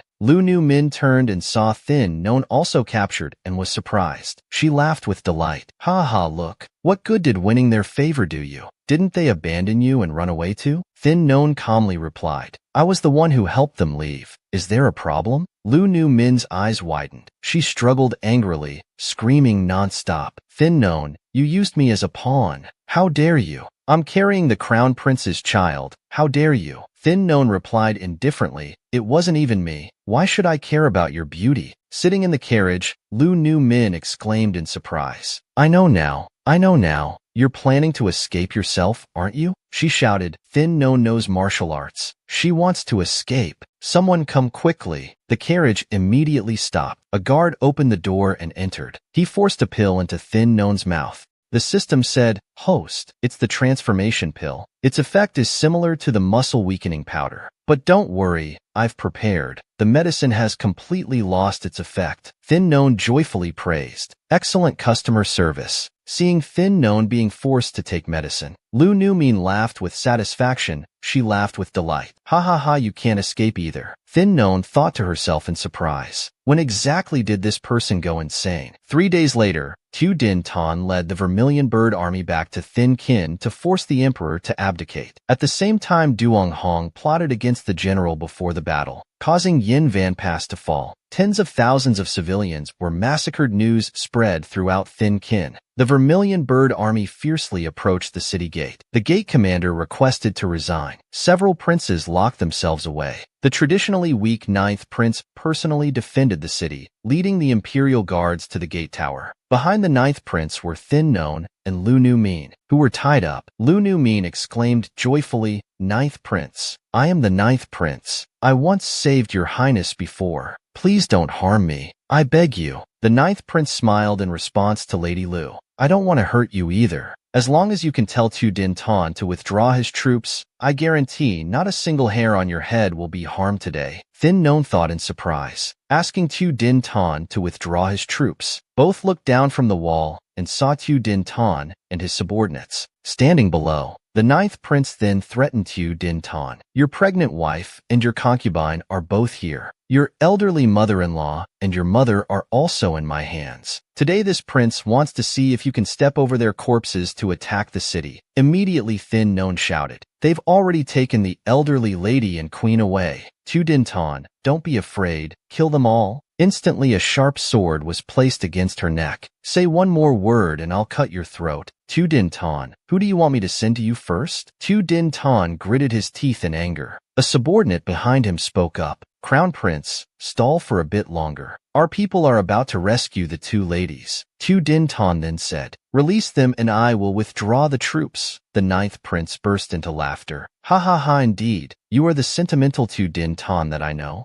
But do you think I'm a fool? If that's the case, then you can step over the blood of your child and your women to attack the city." With these words, the 9th prince pushed both of them off the wall. Lu Numin screamed in terror, "Crown Prince, save me." Tu Din Tan hesitated. He pondered that Lu Numin was pregnant. No knows martial arts, so this is the best way. He flew up to catch Lu Numin, turned to see Thin Known still in free fall. He thought in surprise, "No, could her martial arts have been sealed?" Immediately a group of people in black flew up. Lamon caught Thin Known just in time. He said gently, "Sister, don't be afraid. I'm here." Thin Known blushed shyly with rosy cheeks. "I thought he wouldn't want to see me anymore." Above the city wall, the 9th prince shouted, "Fire the arrows." Immediately, a barrage of arrows flew toward them both. Lamon embraced Thin Known. An arrow pierced his shoulder. Seeing this, Thin Known worriedly called out, "Xiao Yu." Tu Din Tan's army immediately broke through the gate and entered the city. After the battle ended, Tu Din Tan and Lu Numin rushed to where Lady Tu was. He anxiously called out, "Grandmother, mother." Lady Tu asked worriedly, "Tanner, where is Thin Girl? Where is Thin Girl?" Tu Din Tan replied, "Grandmother, don't worry. I will definitely go get her. Then, good. She still has belongings here. Go quickly and bring her back, and return her belongings to her." Tu Din Tan took the box and turned to leave. He walked past Lu Numin, ignoring her. Lu Numin stepped forward crying, "Lady, mother, husband has returned. We don't need to worry anymore." Lady Tu and the princess ignored her. They both turned away in anger. "I dare not accept you calling me mother." Hearing this, Lu Numin trembled with anger. Suddenly she realized, wait, if Tu Din Tan rebels, wouldn't he become emperor? If Tu Din Tan becomes emperor, wouldn't that make me the empress? Meanwhile, Tu Din Tan opened Thin Known's box. Inside were 2 figurines of him and Thin Known. "These are what we bought that night when watching the lanterns. I didn't expect she would treasure them and keep them so carefully." Immediately the system notified Thin Known. "Host, please note, the favorability of the target Tu Din Tan has reached maximum." Hearing this, Thin Known thought in surprise. Tu Din Tan's favorability is full. This means the mission is complete. Thin Known smiled, thinking it's time to discard him like a rag. She looked toward Lamon. "That night between him and Tu Din Tan, I chose to save Tu Din Tan. After all, I still chose my own survival. But today he risked his life to protect me." After bandaging, the doctor said, "The bandaging is done. Rest well during this time. Don't let it get wet." Thin Known hesitated to speak to Lamon but stopped herself. Laman turned to look at Thin Non. He said gently, "Sister, feel free to stay here. Wait until everything is over before leaving." Thin Non replied nervously, "No, Laman suddenly stood up. "I have some matters to attend to. I can't stay with sister anymore." Thin Non was surprised, thinking according to the plot, he must be going to attack the city. Thin Non said, "I'll go with you. You're injured. If anything dangerous happens, I can still help." But Laman thought differently. It seems she knows Tu Din Tan will cooperate to attack Hon Tan with me, so she wants to find a chance to meet him. I immediately refused. "Sister, just stay here." After saying that, he turned and walked out of the room and asked to Coco how the preparations were going. The Taoist priest said, "It's almost done, Master." "Does Master really believe that Taoist can make the Phoenix elixir?" Laman spoke with instruction. "When I return, I must see her still here." Inside Hontan, screams for help rang out desperately. Fighting broke out everywhere. Tu Din Tan instructed his subordinates, "You control the people. I'll go find Bok Thursday Trake and seek the emperor." The subordinate obediently followed orders. Inside the imperial palace, the emperor panicked and exclaimed, "You actually secretly conspired together. A bunch of treasonous rebels." Treasonous rebels. Laman said, "Father is not wrong. I am indeed a treasonous rebel. I am a rebel." "Then what are you, father? Who are you really? How did you manage to make Tu Din Tan agree to cooperate with you?" Laman said seriously, "When you go to the underworld, the Tan family will tell you." "The Tan family? No, impossible. Only the ninth has Tan family bloodline." You're not. Before he could finish his sentence, Laman swung his sword at his neck. The old emperor let out a cry and fell. Laman spoke, "No more words. Your son will send father on his final journey." The old emperor burst out laughing, "Ha ha ha. No one can survive after killing the emperor. There are explosives in the underground palace. Today you'll all be buried with me." Hearing this, Tu Din Tan worriedly shouted, "Not good." Immediately explosions rang out. The underground palace exploded. Rocks and debris flew everywhere as the palace began to collapse. Laman and Tu Din Tan immediately rushed out. The ceiling had collapsed. Water flooded in everywhere. Both took a deep breath and dove down, following the tunnel to escape. After a while, they surfaced from the water. Thin Non on the shore worriedly ran over, calling, "Tungu." Both were overjoyed to see Thin Non. Suddenly a water monster appeared in the lake. Thin Non worriedly shouted, "Your Highness, Crown Prince, be careful." Laman was stunned, thinking to himself, "This time sister won't save me either." But contrary to his thoughts, Thin Non grabbed his hand and pulled him away from danger. While Tu Din Tan was attacked by the monster and thrown far away, Thin Non worriedly asked, "Brother, are you all right?" Laman asked in surprise, Sister save me?" Meanwhile, Tu Din Tan was also rescued in time by his subordinates. 3 days later, Thin Non fed medicine to Laman. She asked worriedly, "How are you feeling today?" Laman grimaced and replied, "Much better, just a bit dizzy still." The system announced to the host. According to the inspection system, actually by Cheng's wound, suddenly the signal weakened. The system was interrupted. Sheng Ran was stunned. "What's going on?" The system continued speaking. "I want to say that actually by Cheng's, every time it reaches the climax, the system malfunctions." Sheng Ran angrily asked, "What exactly do you want to say?" "Nothing, just that the system signal is having some issues." Hearing this, Sheng Ran's whole body turned purple with anger. From outside the room came an announcement. "Master, young Master Xiao wants to see Miss Sheng." Hearing this, Sheng Ran was surprised. She spoke to Lin An. "I'll go out for a moment." Lin An's face immediately dropped. He sadly agreed. As soon as Sheng Ran left, Lin An asked Aunt Sue where the items were. Aunt Sue took out a box and handed it to him. Aunt Sue thought to herself, "This thing was created by the Taoist using golden hair mixed with hemp rope. It's not really an eternal binding rope and can't bind any fairy or whatever." Linen opened the box. He pondered taking her back and tying her up like this. "She will never be able to leave me." His heart was in constant struggle. "No, you can't do this. Doing this will only make her hate you, make her resent you more. So what if she hates me? All this time you've been pretending to be gentle and harmless. What good has restraining your desires done? Have you forgotten what she said when under the ancient spell?" 3 times she answered it was Xiao Dingqing. "What else are you hoping for?" "That's right. As long as I can tie her up, she won't be able to leave. She can only look at me, stay by my side." "Sister, you forced me to do this." Sheng Ran walked to Xiao Dingqing. Seeing Sheng Ran, he smiled and said, Ran, I'm here to pick you up. Grandmother and mother have returned to the prince's mansion. They are both waiting for you to return." Shang Ran took out a paper from her person and handed it to Xiao Dingxing. Xiao Dingxing took it. He asked in surprise, "What is this?" Opening the paper, inside was a divorce letter. Xiao Dingxing trembled as he spoke. "The divorce letter? I know I was wrong. I wanted to go back and apologize to you that day outside the city. I didn't know you were drugged. I was wrong. I was really wrong, Ran. Shang Ran replied sternly. If Xiao Yu hadn't saved me, perhaps today the crown prince would only be able to repent at my grave. Xiao Dingsheng continued to explain. Ran, I know I wasn't good. I'm about to ascend the throne. I'll be the northern king. You'll be the queen. I know I wasn't good before, but I'll change. I really will change. If you're angry, I'll divorce Ru Mian. In the future, there will only be you by my side. All right? Divorce her? Before, Crown Prince used me as a shield, protecting her everywhere. Now you want to divorce her?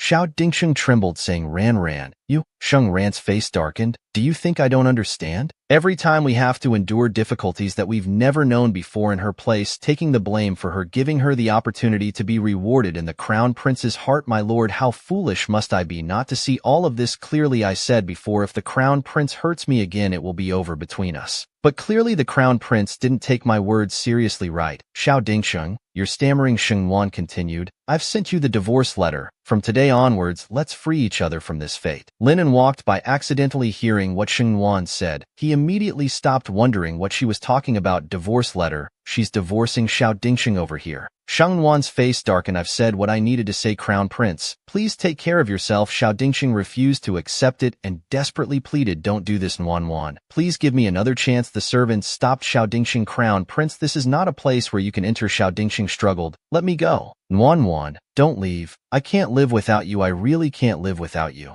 Wan. Sheng Wan walked inside. She saw Lin and standing in front of her. Sheng Wan's eyes widened in surprise. She asked, didn't you say you couldn't get out of bed? Why are you here? Is your dizziness gone? Lin panicked. He quickly hid the box behind his back, stammering, no, not dizzy anymore. I'm much better now. Sheng Wan had noticed and asked Lin and what he was holding. Nothing. Lin denied. Let me see. Really nothing? Sheng Wan pressed Lin against a pillar. She said sternly, well, little white fish, you've learned to lie. Lin blushed in embarrassment. Sheng Wan pulled Lin's hand out. She asked what the object in his hand was. Lin nervously answered, It's a rope. What do you need a rope for? I came to measure you, to make new clothes for you. I'm good at making clothes, so I'll go make clothes for you. Sheng Wan exclaimed in surprise, claiming to take measurements. The system told her, Master, do you know how dangerous that was just now? What the white mouse is holding is the eternal binding rope. He wanted to tie you up. Sheng Wan smiled slightly and shook her head. He's not foolish enough to believe in that quack's eternal binding rope. Sometime later in the prince's mansion,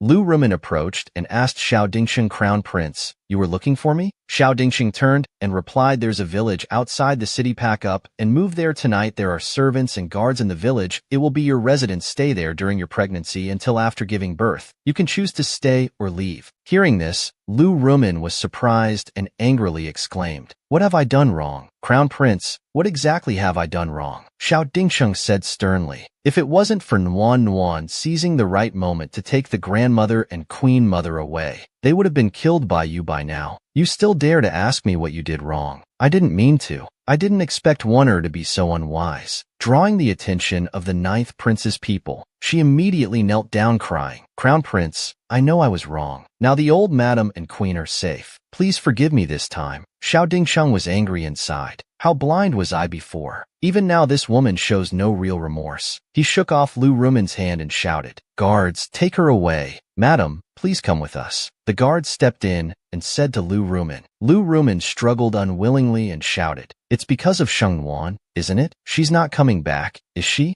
Xiao Dingsheng angrily shouted. Shut up. Lu Rumen continued speaking. I know it's because of her. Xiao Dingsheng, you think doing this will make her come back? Xiao Dingsheng, you're the one who hurt her, not me. You just want someone to vent your anger on and atone for your sins. The one who should atone isn't me. It's not me. Xiao Dingsheng, someone like you basically doesn't deserve to be loved. You're selfish and only care about your own interests. You deserve to be lonely until you're old. Xiao Dingsheng, you deserve it. Xiao Dingsheng was struck by these harsh words. He anxiously exclaimed, no, I still have a chance. There must still be a chance. Wan loved me so much. She will surely forgive me. She will definitely forgive me. That night, as soon as Sheng Wan entered Su Gu's mansion, Su Gu anxiously said, Miss Shang, you're back. Shengwan asked in surprise. What happened, Sugu? She then explained. The master couldn't see you. He thought you ran away to find Xiao Dingqing, so he wanted to lead people to destroy the North Prince's mansion. When we servants desperately tried to stop him due to his agitation, it triggered the medicine side effects. He refuses to take medicine and has locked himself in his room. His mental state is not stable. Hearing this, Shengwan worriedly ran over. She scolded him. This fool, really? Just as she stepped into the room, Lin threw a rope tightly wrapping it around Shengwan, making her gasp in surprise. Lin pulled her close and held her in his arms. He spoke up asking, Sister wanted to leave, didn't she? Shengwan said gently, I went to the Zhao family but didn't tell you. And yet aren't you here now?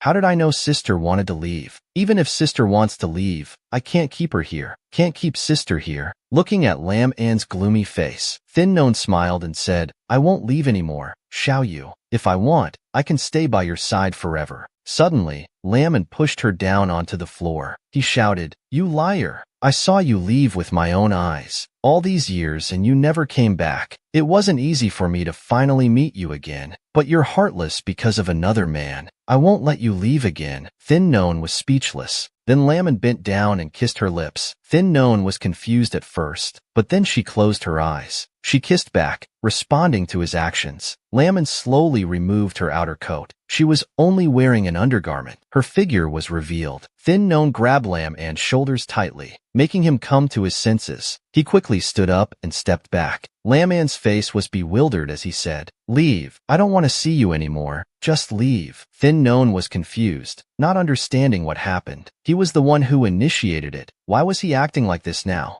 Lam An stared at Thin Non with wide eyes. He turned around in confusion and left. He still had the rope tied around him that he had used to tie himself with Thin Non earlier. Thin Non quickly pulled Lam An back. She reached up to caress his cheek. Thin Non said softly, Xiao Yu, I'm here. I'm not going anywhere. After saying that, she pressed close and kissed him. Lam An shyly responded, so they embraced each other. What was meant to happen, happened. Readers, please use your imagination. The next morning, happy birds were cuddling together on the branches. Lam An slowly opened his eyes and suddenly froze. Sweat poured out. Looking down, he saw Thin Non with tied hands lying snugly in his arms. Thin Non was still sleeping soundly. Her sleeping figure was very graceful. Lam An blamed himself for tying her up, then forcing her. She must surely hate him now. He panicked and quickly got dressed and left, leaving Thin Non lying unaware on the bed. A while later, Thin Non woke up. She reached back to rub her back, muttering how annoying. Why does everything hurt? Thin Non looked around but couldn't see Lam An anywhere. Where is he? The system then said. He thought he forced you, so he ran away scared. Hearing this, Thin Non sighed. Why so timid? That night, Lam An returned to the room. He reached out to open the door and entered.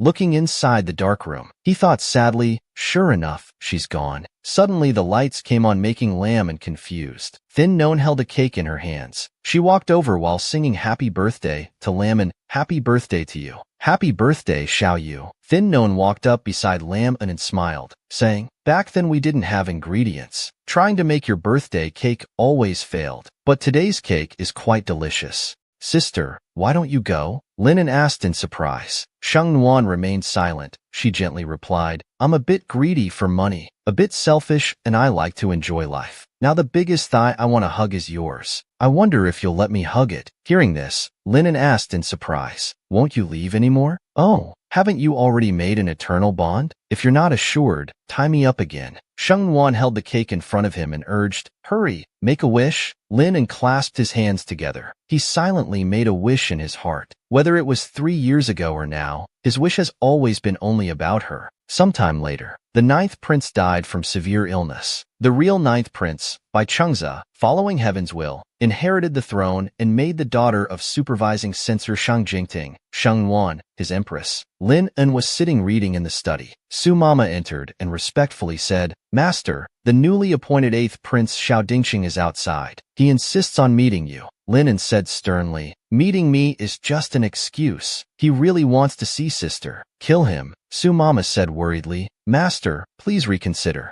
Miss Shang once had a marriage agreement with that Xiao Dingxing. If Master kills him, Miss Shang might always remember him instead. Outside, a servant rushed in to report, Master, Miss Shang. She want to meet that person. This servant couldn't stop her. Lin An immediately stood up. He drew the sword from his subordinate's scabbard, his face cold as ice. Holding the sword, he walked out of the room. Outside, Xiao Dingsheng was tied up by servants. He shouted, "Let me in. I have matters to report to His Majesty. Let me in." The servants anxiously said, "Your Highness, please don't force us." They thought to themselves, chasing all the way here to steal the Empress and getting caught. Has this newly appointed prince gone mad? At this moment, Sheng Wan had walked up to Xiao Dingxing. Seeing her, Xiao Dingxing called out joyfully, Wan, you've come. I knew you needed me." Sheng Wan told the servants to release him. Xiao Dingxing opened a box containing 2 human-shaped candies. He smiled and said, Wan, look what I've brought. It's the human-shaped candy we bought when watching the lanterns. Can we go home? I will stay by your side forever. We can go watch lanterns together, make candy figures together, paint together. Sheng Wan's face darkened. She reached out to take it. Suddenly, Xiao Dingxing held her. He saw Lin An approaching with a sword, walking furiously towards them. Xiao Dingxing thought gleefully, "Ha, in Wan's heart, there's still only me. By Chengza, what are you worth?" But unexpectedly, Sheng Wan let go of the box, letting it fall to the ground. The candies fell and shattered completely. Tu Din Tan looked on in bewilderment. Laman was also surprised by Thin Non's action. Thin Non spoke seriously. "I thought I made myself very clear last time, but it seems the Crown Prince still doesn't understand. Do you understand now?" Tu Din Tan stammered in confusion. No, you." Thin Non interrupted the Crown Prince's words. "You are just like this human-shaped candy. You have no value to me. We are both adults. We must take responsibility for our actions. I've made myself clear, yet you still rush here like this. If His Majesty doesn't kill you, if he doesn't kill you, won't everyone disregard the rules in the future? Killing you would invite criticism. You might not fear death, but have you thought about the old madam and the princess consort at home?" Tu Din Tan immediately said, I just can't believe." No, is this really your decision?" Thin Non spoke seriously. "Staying away from you actually doesn't require any painful determination. You might not believe this. I no longer have any feelings for you. I hope you'll have some self-respect. Don't come disturb us husband and wife anymore." When Laman heard Thin Non say, husband and wife, his eyes lit up with happiness, so delighted that he dropped his sword. Thin Non directly ordered the servants to throw Tu Din Tan out. Immediately, 2 servants carried Tu Din Tan away and threw him out the main door. Thin Non then angrily dusted off her hands. Laman approached her, startling her. Thin Non cheerfully asked why he came out. "I didn't want him to disturb your rest. That's why I quickly drove him away. But you shouldn't have come out yourself." Laman took Thin Non's hand and pulled her close. He said gently, "I came because I missed you." Unexpectedly, Thin Non tiptoed and kissed him. She smiled and said, "That's your reward." Toko, watching from the side, happily thought to himself, "Miss Thin can always easily put the master's mind at ease. How wonderful." Laman blushed with embarrassment and said nervously, "There are others here." Thin Non smiled in response. "Then let's go to our room to kiss." Sometime later, Lam An's coronation ceremony took place. He and Thin Non wore dragon robes ascending the hall while officials below cheered in celebration. Meanwhile, at the Northern Marquis Manor, Tu Din Tan was drunk among empty wine bottles. The old madam approached from afar. Seeing her, Tu Din Tan stood up abruptly. He respectfully called out, "Grandmother." Seeing Tu Din Tan's haggard and worn-out face, the old madam said, "How long will you continue to be depressed?" After speaking, the old madam immediately left. Madame K also shook her head in dismay. Tu Din Tan, having lost Thin Non, it was too great a blow for him. Completely drunk, he couldn't stand steady and fell right away. Tu Din Tan held his head and cried. Tears streamed down his gaunt face. At that moment in the palace, Thin Non was taking care of Lam, and she spoke up asking, "Do you still want to return to the royal study to handle state affairs? Why is being emperor so busy? Can your body handle it?" Laman lifted Thin Non's chin with his hand. He said gently, "Don't you know how my body is, sister?" Thin Non blushed and puffed her cheeks. "Why bring up such intimate matters while talking?" Laman smiled in response. "It can't always be me being teased by you. Do you want me to wait for you tonight?" The royal physician said you're too tired and lack blood qi. Thin Known angrily patted him and shouted, "How dare you even mention it? Who told you to have such abundant vigor?" Lamon held her hand and spoke, "I'll sleep in the study tonight. You should rest." Hearing this, Thin Known smiled and asked, "Really?" Lamon immediately let go of Thin Known's hand. He frowned and asked her, "You don't want to sleep with me then?" Thin Known became anxious and confused. "Weren't you the one who said you wanted to sleep separately?" Lamon immediately embraced her, his hand holding the rope to bind. "You don't hate me, and don't leave me. You're all I have." He then wrapped the rope around Thin Known's hand. Seeing the rope, Thin Known thought in surprise, "Didn't this dog of a man burn this already? Why is it still here?" Lamon continued speaking, "If you want to leave, I'll tie you up like this for life." Thin Known raised her hand to caress his cheek. She responded, "I don't hate you, and I'll never leave you. We're married. Have you forgotten?" Lamon asked Thin Known pitifully, "Then why don't you want to sleep with me?"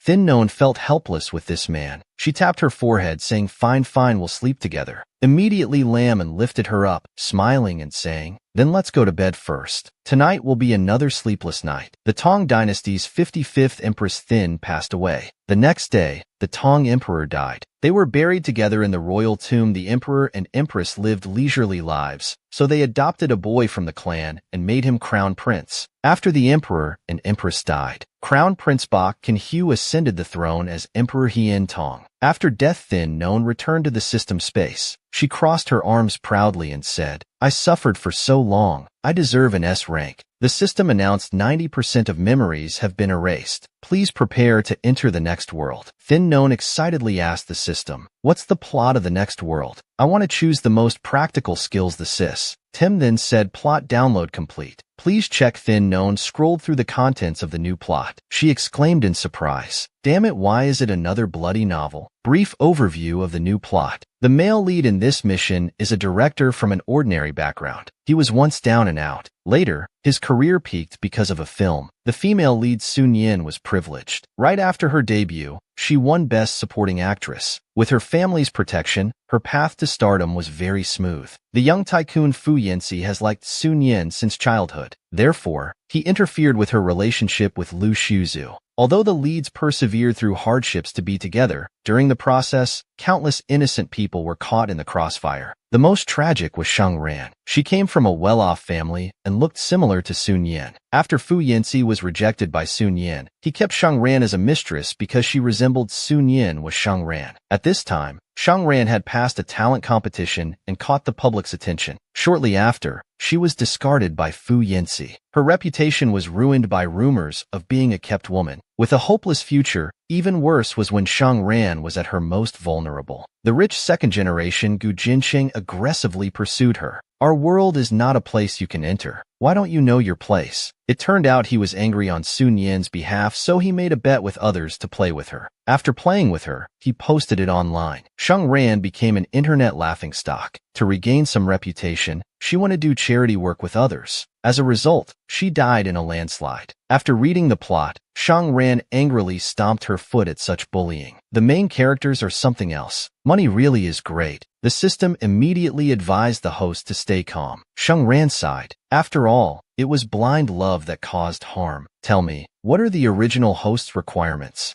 The system then said, "The host wants to stand on her own feet to slap those who looked down on her. Just that, yet she doesn't want to become a scheming Shang Ran for revenge. These are the original host's requirements. Alright, then this time let me choose the skills of a super musical genius." Shang Ran said excitedly. The original host studied composition. To stand firm in the industry, what better way is there than achieving success in one's professional field? The system replied, "Understood. Opening the door of time for you to start a new story." When Shang Ran transmigrated into the character, she cried out in pain. "What's happening? Why does it hurt so much?" She kicked straight at a man below. Shang Ran woke up. She opened her eyes wide, sat up straight, and looked around. She looked at the handsome young man she had kicked off the bed. It was Fu Yanxi. The system spoke up, "Host, this is Fu Yanxi's first time." Shang Ran was confused. "Oh? No wonder he doesn't know his limits." If her breasts were made of silicone, then he would have squeezed them to burst already. Not because he's so handsome, no. It's just for the plot that she reluctantly slept with him. She coughed lightly a few times, then turned to Fu Yunfei and said, "You hurt me." Fu Yunfei replied in confusion, "If you hadn't just kicked me off the bed, I might have believed in your fragility." When he spoke, making Chung Ran's face darken, Chung Ran continued to raise her leg. Fu Yunfei saw it and became worried. Chung Ran immediately invited, "Come up here." Fu Yunfei silently looked at her.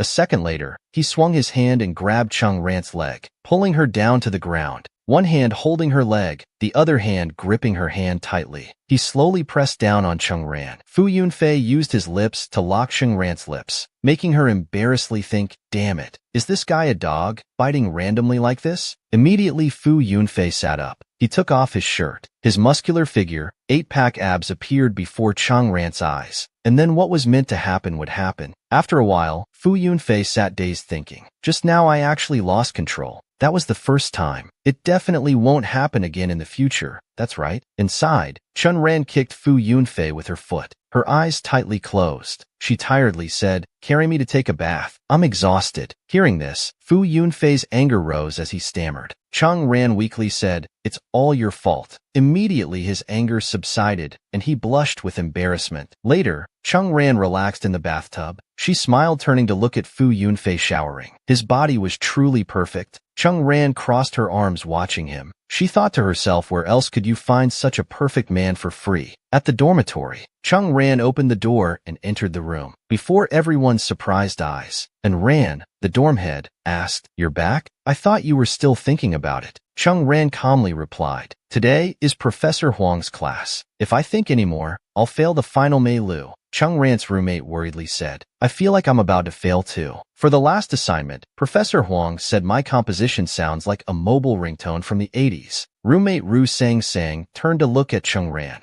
Chung Ran walked to the wardrobe. She put her things away and took out a new shirt. Chung Ran grabbed her book, preparing for class. Ru Sang Sang shouted, "I'm done. Let's go." Chung Ran turned to look at her, copying her way of dressing, and whispered in amazement, "I'm wearing a turtleneck to hide the kiss mark on my collarbone. What is Sang Sang thinking? Isn't she hot?" Their two roommates couldn't help but be surprised, thinking the copying is getting more obvious. Later in class, Xiaoji was the class monitor. He walked up and asked Thin Known why she didn't come to the previous session. "You probably don't have a group yet, right? Our group is still missing one person. Would you like to join our group?" Thin Known happily replied, "Thank you, class monitor. It's nothing special." Sang Sang heard this and felt frustrated inside. Last time when I asked about the group criteria, if they needed more people, he said they didn't need anyone. Now without any hesitation, he invited Thin Known right in front of me. She trembled with anger. Thin Known's song was so bad. Could it be because of her face? Milak sat at the desk behind. She leaned forward to ask Thin Known,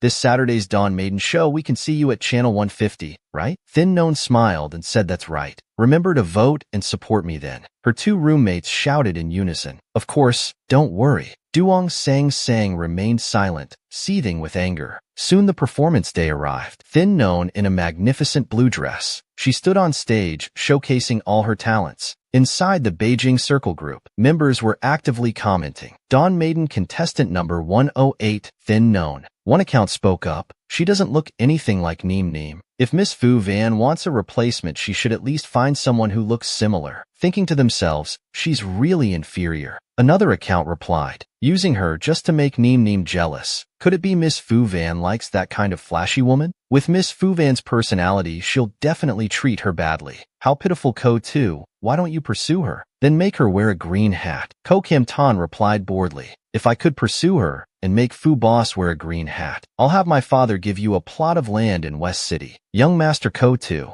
Ko Kam Tan was delighted to see this. He immediately opened his phone and dialed a number. A "hello" came from the other end. Ko Kam Tan said, "Van can take that canary your brother keeps out for some fun. Go get to know her a bit." The other end replied, "A little mistress, what's there to get to know about? Aren't you guys bored of this?" Ko Kam Tan made an offer. "If you take her out, I'll give you that car we talked about last time. Inside the Fu family house, Thin Non was sitting at the table eating. Fu Van Can, Miss Fu Van's younger brother, came down from upstairs. He pulled out a chair and sat down in front of Thin Non. Van Can spoke up asking if she was Thin Non. I am Fu Van Can. In his mind, he thought she was quite gaudy. Too bad she's just a canary. The system appeared to warn Thin Non. Host, please be careful. Fu Van Can is trying to trick you into meeting some playboy young masters. Thin Non didn't care about him and just gave a slight sound. Fu Van Can thought in surprise. This little canary not only did not try to win my favor, but even showed arrogance. He continued asking Shang Ran, my brother is very busy. He told me to take you out when I'm free. Go get ready quickly. I'll take you out to see the world.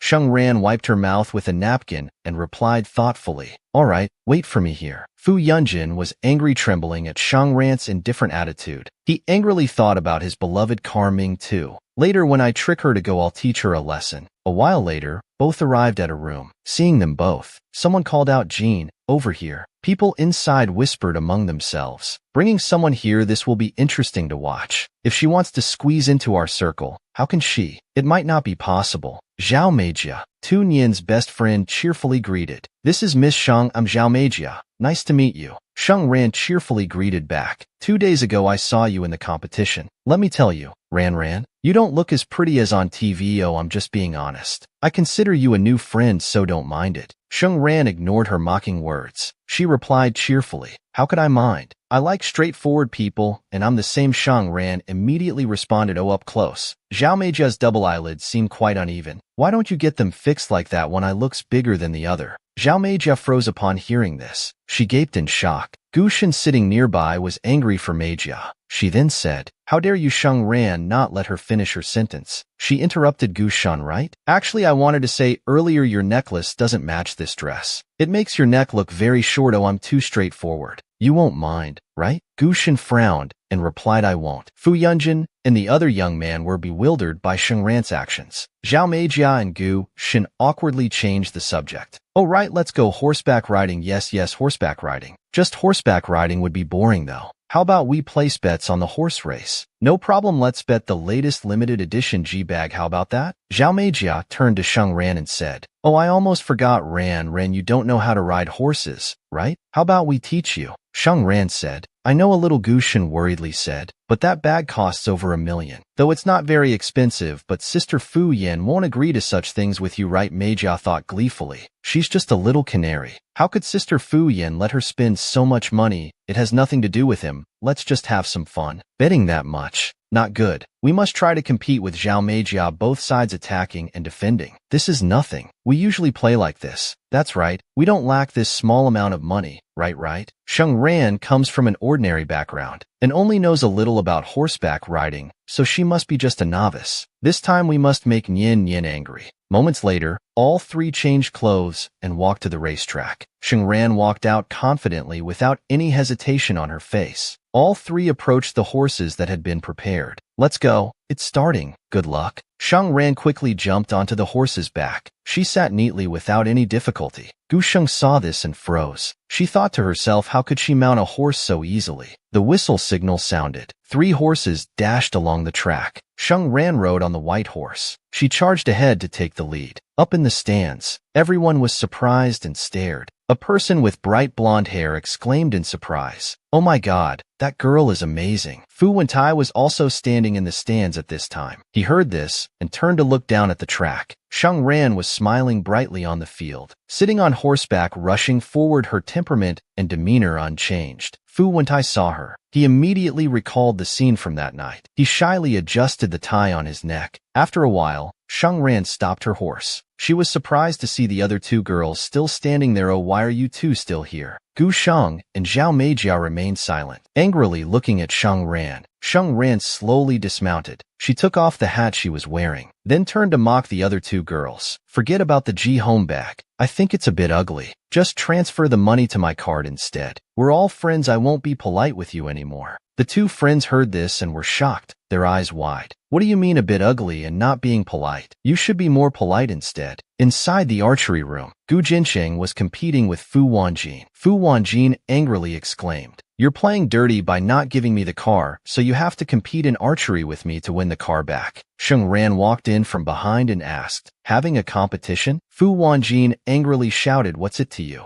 Gu Jinqing gently asked, "Would you like to try? If you don't know how, I can teach you." Sheng Ran looked at him with contempt. She walked over and patted Fu Wanjin's back, saying, "I'll take your place." Wanjin worriedly asked, "What if you lose?" Sheng Ran frankly said, "You speak as if you could win." Those words felt like an arrow through Wanjin's heart. Too true indeed. Suddenly a thought flashed in his mind. Wait, if this woman loses, wouldn't I have a reason to find brother to ask for compensation? I'm such a genius. Thinking this, he handed the bow to Sheng Ran. "Here you go." Thin Known accepted. She raised her bow and aimed at the target, her face full of confidence. She released the arrow without any hesitation. The arrow left her hand and Thin Known hit the 10-point bullseye straight on. Ko Kam Tan and Fu Van Can thought to themselves, "It must be just a coincidence, right?" Thin Known continued by taking the second arrow and aiming. The arrow once again hit the 10-point zone, and the third arrow did the same. Fu Van Can exclaimed in shock, "That's amazing." Thin Known lowered her bow. She smiled and asked Ko Kam Tan, "What did you just say? What were you going to teach me?" Ko Kam Tan was too embarrassed to speak. Fu Van Can excitedly ran over shouting, "I won? I won. So I get to use the car for a week to play games. You agreed earlier, don't cheat now." Ko Kam Tan said thoughtfully, "Don't worry." Then he turned and left. Fu Van Can cheerfully praised Thin Known. "I didn't expect you to really have this skill." Thin Known smiled and said, "Looks like you gained quite a bit this time." Fu Van Can shyly replied,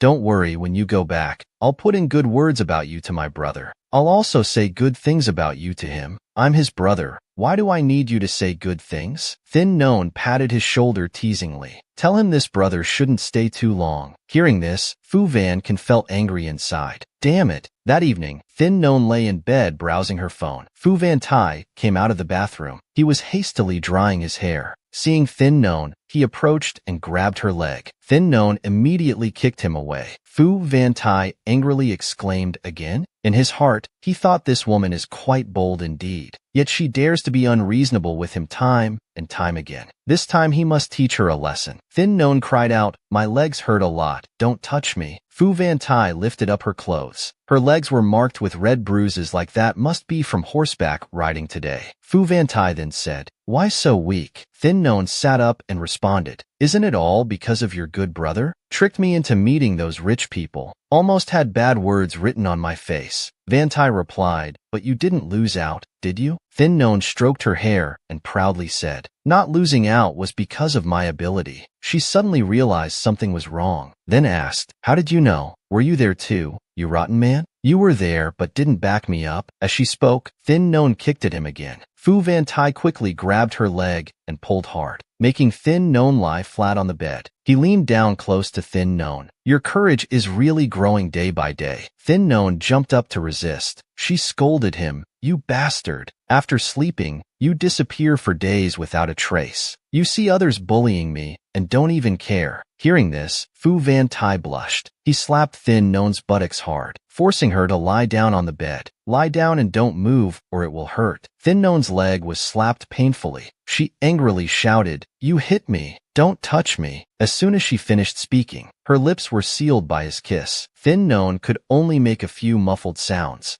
The next morning at school, Thin Known and Tu Tri walked to the teacher's office. Tu Tri spoke, "Ms. Hong was looking for us." Teacher Hong said, "Come in." Seeing Thin Known enter the room, her two roommates worriedly exclaimed, Known, will you be okay?" Hong Tavan was a professional music composition professor, a famous composer. She said sternly, "Last night I received a report that Thin Known's recent music piece was done by someone else." Tu Tri surprisingly pointed at herself and exclaimed, "What, me?" Thin Known heard and immediately asked back. Ms. Hong said someone reported, "I don't know if you have any evidence." Teacher Hong said sternly, "I will handle the person who reported, but this assignment of yours truly has more spirit than your previous compositions." Thin Known, "Instead of cheating then, I hope to see your true abilities." "Only then," Thin Known confidently replied. "My assignment was done by myself. If you don't believe me, I can revise my previous assignment right here." Hong Davan agreed, "All right, prove it. Let's see how you revise it here."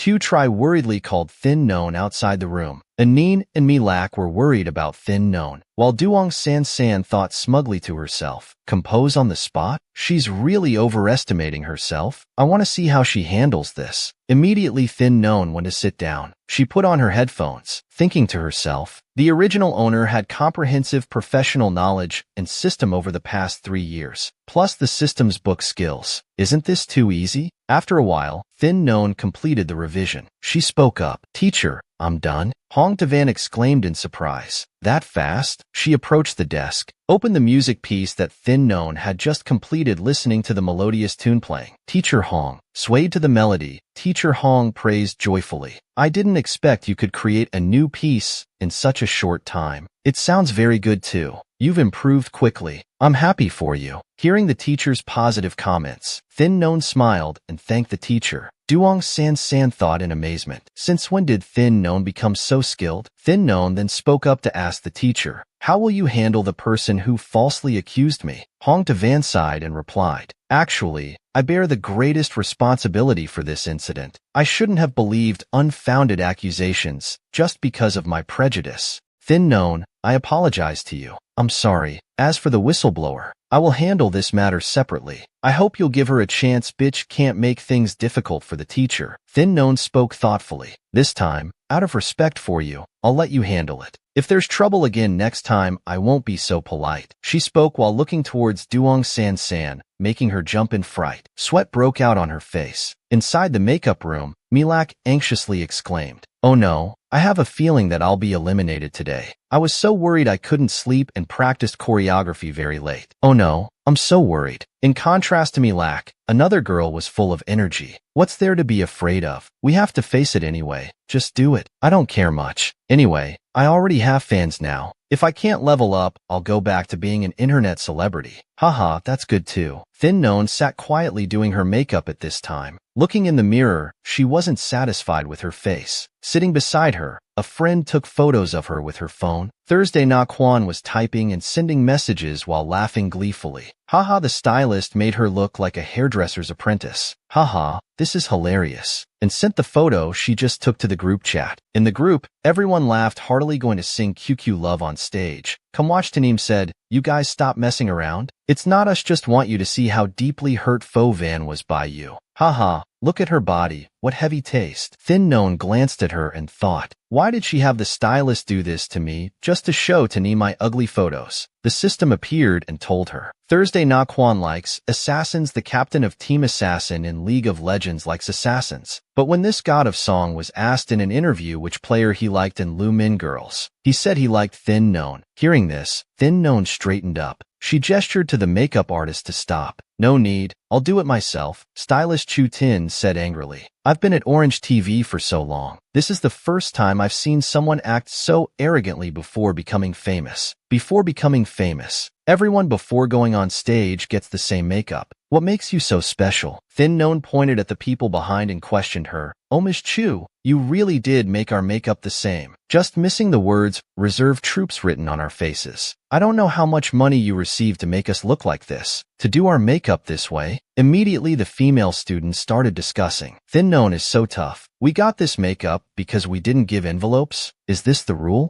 Chu Tin angrily shouted. I've worked here for so many years, and you dare to slander me like this? Thin Non ignored her. She took out her phone and took a photo. She turned back to respond to Chu Tin. Go ahead and report me if you want. Just say I slandered you. It doesn't matter. I've already taken a photo of that makeup job just now. Chu Tin felt worried inside. In the past, young artists who strive to rise up wouldn't dare argue with staff, fearing it would affect their reputation and career. This is the first time I've encountered such a difficult person. After thinking this, she angrily left. Thursday Na Quan came up to speak with Thin Non. You're not famous yet anyway. It's better to be accommodating as a person. Thin Non mockingly replied to her. If I were already famous, you wouldn't dare to gesture and wave at me like that, leaving her stunned. Thursday Na Quan angrily said I had good intentions. Thin Non, you're looking down on others too much. Thin Non turned to question. Good intentions? Should I call her back now to do your makeup like this? Thursday Na Quan was speechless and couldn't do anything. Thin Non turned away and started typing on her phone. Thursday Na Quan sent a message to chat group 8 City Stories. With that demonic appearance of hers backstage, She still dares to be so arrogant. People don't know might think the show's studio is her house. Immediately, other accounts started commenting. Thin Known is so arrogant, how can she be so ugly, yet netizens praise her beauty? It's really puzzling. Fovan can read those comments and thought to himself, Thin Known is indeed arrogant, but even if she's arrogant, she's now my brother's woman. It's not up to these people to point fingers. Then he busily wrote in the group, clearly the stylist is the stupid one. I don't understand what you're all complaining about. Thin Known's makeup looks much better than yours. Yet you people can still laugh. Then an argument broke out. Thursday, Na Quan retorted to Fovan, what do you mean? Are you saying I'm ugly? Not wrong. That's correct. Fo, we grew up together. How can you speak up for an outsider? Who grew up with you?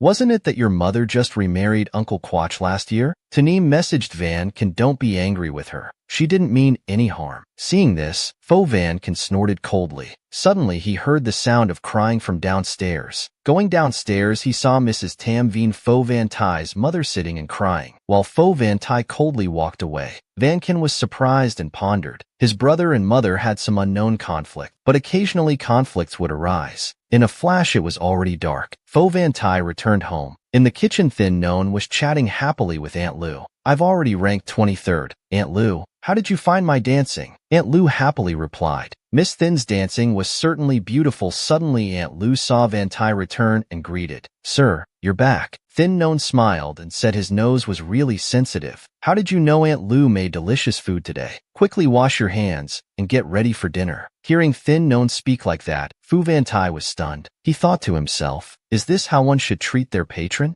The appetizing dishes were served on the table one by one. Thin Known ate while angrily exclaiming, that stylist made me look like a monster with that makeup. Aunt, isn't that frustrating? Aunt Lu replied, Miss Thin looks beautiful with any makeup. Can't help it. I was born this way. It's all thanks to myself. Fu Van Thai just stayed silent, listening to Thin Known's endless chatter. He felt invisible at the dining table. Then he spoke up. You two go ahead and eat. I have some work to handle. Thin Known waved her hand saying, fine, go ahead, go ahead. Fu Van Thai looked back while walking away. Since she arrived, this cold villa seemed to have more life in it. Night had fallen. Fu Van Thai returned to his room. He saw the light was still on inside the room. He peeked inside the room. Thin Known was wearing headphones, seriously studying. Fu Van Thai looked at her appearance and smiled to himself. This serious look is truly rare to see. Suddenly his face turned red. He imagined Thin Known being pressed down on the table by him, Thin Known's face blushing shyly. Thinking of this, Van Thai gulped repeatedly, unable to control himself anymore. He walked in and hugged Thin Known's waist. Thin Known shyly said, don't mess around. I'm very busy. Fu Van Thai kissed her shoulder and said softly, let's do this first. Thin Known turned around. She struggled, saying, don't be naughty. I have work to do. Fu Van Thai then said, I am your work.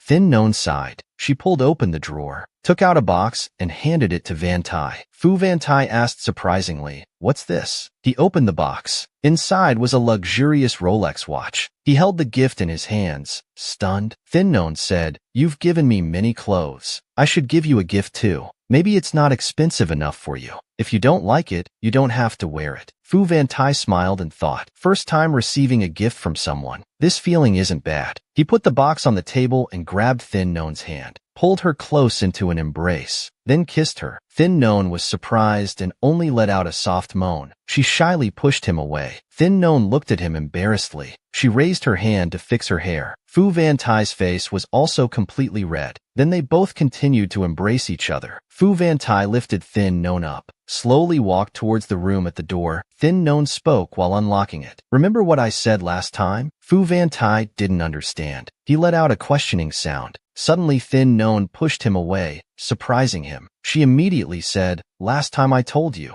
if you read my messages and don't reply, don't even think about getting in my bed. After saying that, she closed the door, leaving Fu Van Thai standing there bewildered. Fu Van Thai angrily turned and left. I am the CEO of the Fu Corporation. There's absolutely no way to do vulgar things, like knocking on doors, begging to do that. Back in the room, Fu Van Thai tossed and turned on the bed. He couldn't sleep at all. Suddenly, a scent wafted past his nose. Recognizing that fragrance, he looked up towards the door. Thin Known stood there in a seductive red dress. Fu Van Thai shyly picked up the red dress. He suddenly woke up. He wiped his forehead, realizing it was all just his imagination. I must be going crazy. The next day at Fu Corporation's meeting room, the atmosphere was very quiet. Fu Vanti held the project proposal in his hands. He read thoughtfully as a man in black suit humbly said, "Please, Mr. Fu, give us a chance. We need 100 million and one. When we capture the market this time, everything will be better." Fu Vanti closed the proposal and said, "So, your solution is to rely on Fu Corporation to crush competitors? Without competitors, your incompetence won't be exposed, right?" The man anxiously broke into sweat. "Mr. Fu, please trust us one more time. If you invest in us again, we definitely won't disappoint your expectations." Fu Vanti slammed the table. He shouted, "I might as well turn your company into a welfare organization. Then I'll just support all of you forever." Suddenly, a message from Thin Known arrived. Thin Known sent him a photo with the question, "Is it beautiful?" Fu Vanti held up his phone with one hand, while adjusting his tie with the other. Looking at the photo, Thin Known was smiling with a pure white cat. He silently admired how beautiful it was. He immediately smiled and replied with "Mm." Everyone in the meeting room who saw this stared in surprise. The CEO smiled. "What miracle is this?" On Thin Known's side, after sending the photo to Vanti, she called her mother. The voice on the other end said, Known, come here. Mom has finished cooking your meal." Thin Known smiled and replied, "I'm in town. I'll be right there." Suddenly, she saw an elderly lady trying to pick up bottles from a bin. She quickly ran to help. "Here, let me help you." The elderly lady happily said, Thank you. Thin Known smiled and said, "Don't mention it." The elderly lady praised her. "You're such a good girl." Her action happened to catch a young man's eye. He immediately recognized who she was. Thin Known sensed someone watching her. She turned around in surprise. Before her stood a man in strong athletic wear. He wore a mask and a hat that covered his entire face. Thin Known doesn't care about him. She quietly leaves. That young man is CA then. He quietly watches her and thinks. On the surface, she really doesn't look like someone who would help an old lady picking through trash. While lost in thought, suddenly a voice calls through his earpiece, startling him. "CA then, why so quiet? Where are you now?" "Just left my grandfather's house. Almost home." "Then go home. I'm going to vote for my wife." Thin Known. CA then immediately says, "Does she even know you? Stop calling her that randomly." The other end of the line says, "Anyway, I unilaterally acknowledge her as my wife. You have no right to object." CA then hears this and gives up completely. Soon night falls. Fovan returns home. Aunt Lou smiles and says, "Miss Thin said she's staying home today. Sir, would you like anything to eat?" Fovan thinks angrily. "Coming home without telling me anything. That's really casual." And he turns away angrily. "I won't eat. You don't need to mind me." 2 hours later, Fovan holds his phone mouth, constantly complaining. "Well done, Thin Known." Several hours, and not even one phone call. Not even a single text message. The next day, Thin Known sits in a taxi with her teacher. Thin Known asks surprised, "Teacher, where are you taking me?" "You'll know when we get there." Thin Known's phone rings. It's Fovan calling. She answers. "Hello?" Fovan asks, "You came home last night?" Thin Known hums in agreement. On the other end, Fovan stays silent. Thin Known asks, "Why aren't you saying anything? Are you still angry?" Fovan says in a reproachful tone, "How could I be angry?" Hearing this, Thin Known laughs. She thinks to herself, even a fool could tell it would be strange if he wasn't angry while questioning. She smiles and responds, "I didn't know you'd be home last night, so I told Aunt Lou that. If you came home, to let you know. Don't be angry. Next time if anything happens I'll tell you myself, okay? Don't be angry anymore. Here's a kiss." Later, Thin Known and Hong Tavan arrive. The woman in black warmly says, "Our music director is talking with the director. Please follow me. Thank you for your trouble." Thin Known observes her surroundings. She thinks in surprise. "Unexpectedly, Ms. Hong brought me to the Chaos Road film crew. I remember in principle. This is Taneem's first time as the female lead. Thanks to this film it opened doors for the TV drama market." From afar, a man's voice shouts angrily, "Who is Chu Noya? She's a crazy beauty. Wearing a mask to achieve her goals, she can do anything. Look what you guys came up with. Staring and laughing haha is crazy? That's psychotic. And you tell me it's just a supporting role. How dare you bypass me like that for a supporting role?" The famous director Ho Ham angrily shouted, "Keep searching. If you can't find anyone, just keep her scenes until we find someone suitable." Music director Ma Lin saw both of them and called out, "You two are here. Wait a moment." When Ho-Ham saw Shang Ran, he stopped in his tracks. His eyes widened and lit up as if he had found a treasure. He hurriedly approached Shang Ran and spoke. "Student, do you know how to act?" Shang Ran cheerfully replied, "Never before." Director Ho-Ham continued, "Well then, would you like to act in my film? I'll give you a scene to try out. It's about someone who appears normal and relaxed on the outside, but can let others see that she's actually insane, capable of doing anything, but she has to desperately pretend that she's very normal." The director's description made Shang Ran recall her time travel during the second mission, but the memories of that life were erased. She kept wondering in her heart who he was. The director enthusiastically looked at Shang Ran. Music director Ma Lin then said, "What's your name, student? Why don't you try acting so the director can give up?" Hearing this, Shang Ran's face turned serious. A few seconds later, she solemnly asked, "Anything else?" When the director saw Shang Ran's expression, he exclaimed excitedly, "Good, good. This is Zhou Yu. This is the Zhou Yu I want." Shang Ran smiled and said, "I'm sorry, Director Ho. I focus more on music. Besides, I'm still a student, so I'm afraid I won't be able to handle it." Hearing this, Director Ho was stunned. He turned to Ma Lin and whined, "Old Ma, tell me, why is life so hard on me?" Student, about this? After hesitating, Shang Ran spoke up. "Does Zhou Yu have many scenes?" Director Ho immediately said, "Not too many, but they're quite important. If you can accept that I won't come to the set, only when there are scenes to shoot, then maybe I can try." Director Ho excitedly agreed. "All right, I'll arrange everything well for you. As long as you ensure to arrive on time. Don't miss work, then you don't need to stay with the film crew." Ma Lin was stunned and silently sighed. "Is this still you, old Ho? Where are your principals?" In another scene, Fu Yunjin was talking with Xiao Fei, a member of Team C. Xiao Fei spoke up, "Where's my wife? Where's my wife?" Fu Yunjin then said, "Don't call randomly. Let me tell you first. I'll trick her into playing with you. You duo queue with me for a week." Okay. Deal? Start acting now." Immediately Fu Yunjin called out, "Sister Ran, Sister Ran, Sister Ran, come here quick." Shang Ran heard and walked in irritably. "Are you asking for death?" Fu Yunjin smiled and said, That? I want to get some water. Can you play for me for a while?" "I can't hang up. Sister Non, please help me." Thin Non crossed her arms and replied irritably, "You'd have better luck, praying to Buddha." Tu Fai looked at her shyly. "As expected of my goddess. My goddess is so beautiful, even in casual clothes." Fo Van tried hard to persuade her. "I know there's a group that likes to badmouth you.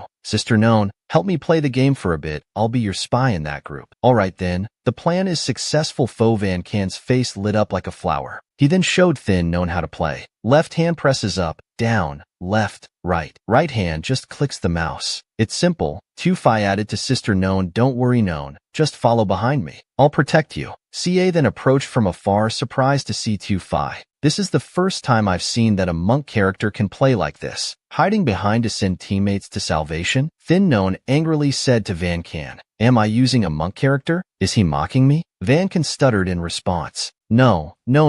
It's this side." Tu Fai irritably said to CA then, "Boss, please stop talking nonsense. I'm teaching the goddess how to play. If you keep talking, I'll fight you." CA then asked surprisingly, "Goddess?" Tu Fai pointed at the screen showing Thin Non's image. Seeing her, CA then recognized immediately. He quickly pushed Tu Fai aside and sat down. Tu Fai confused, "Hey boss, over here." Thin Non continued questioning Van Can. "I think he's definitely mocking me." "I'm not anymore." Fo Van Can stammered.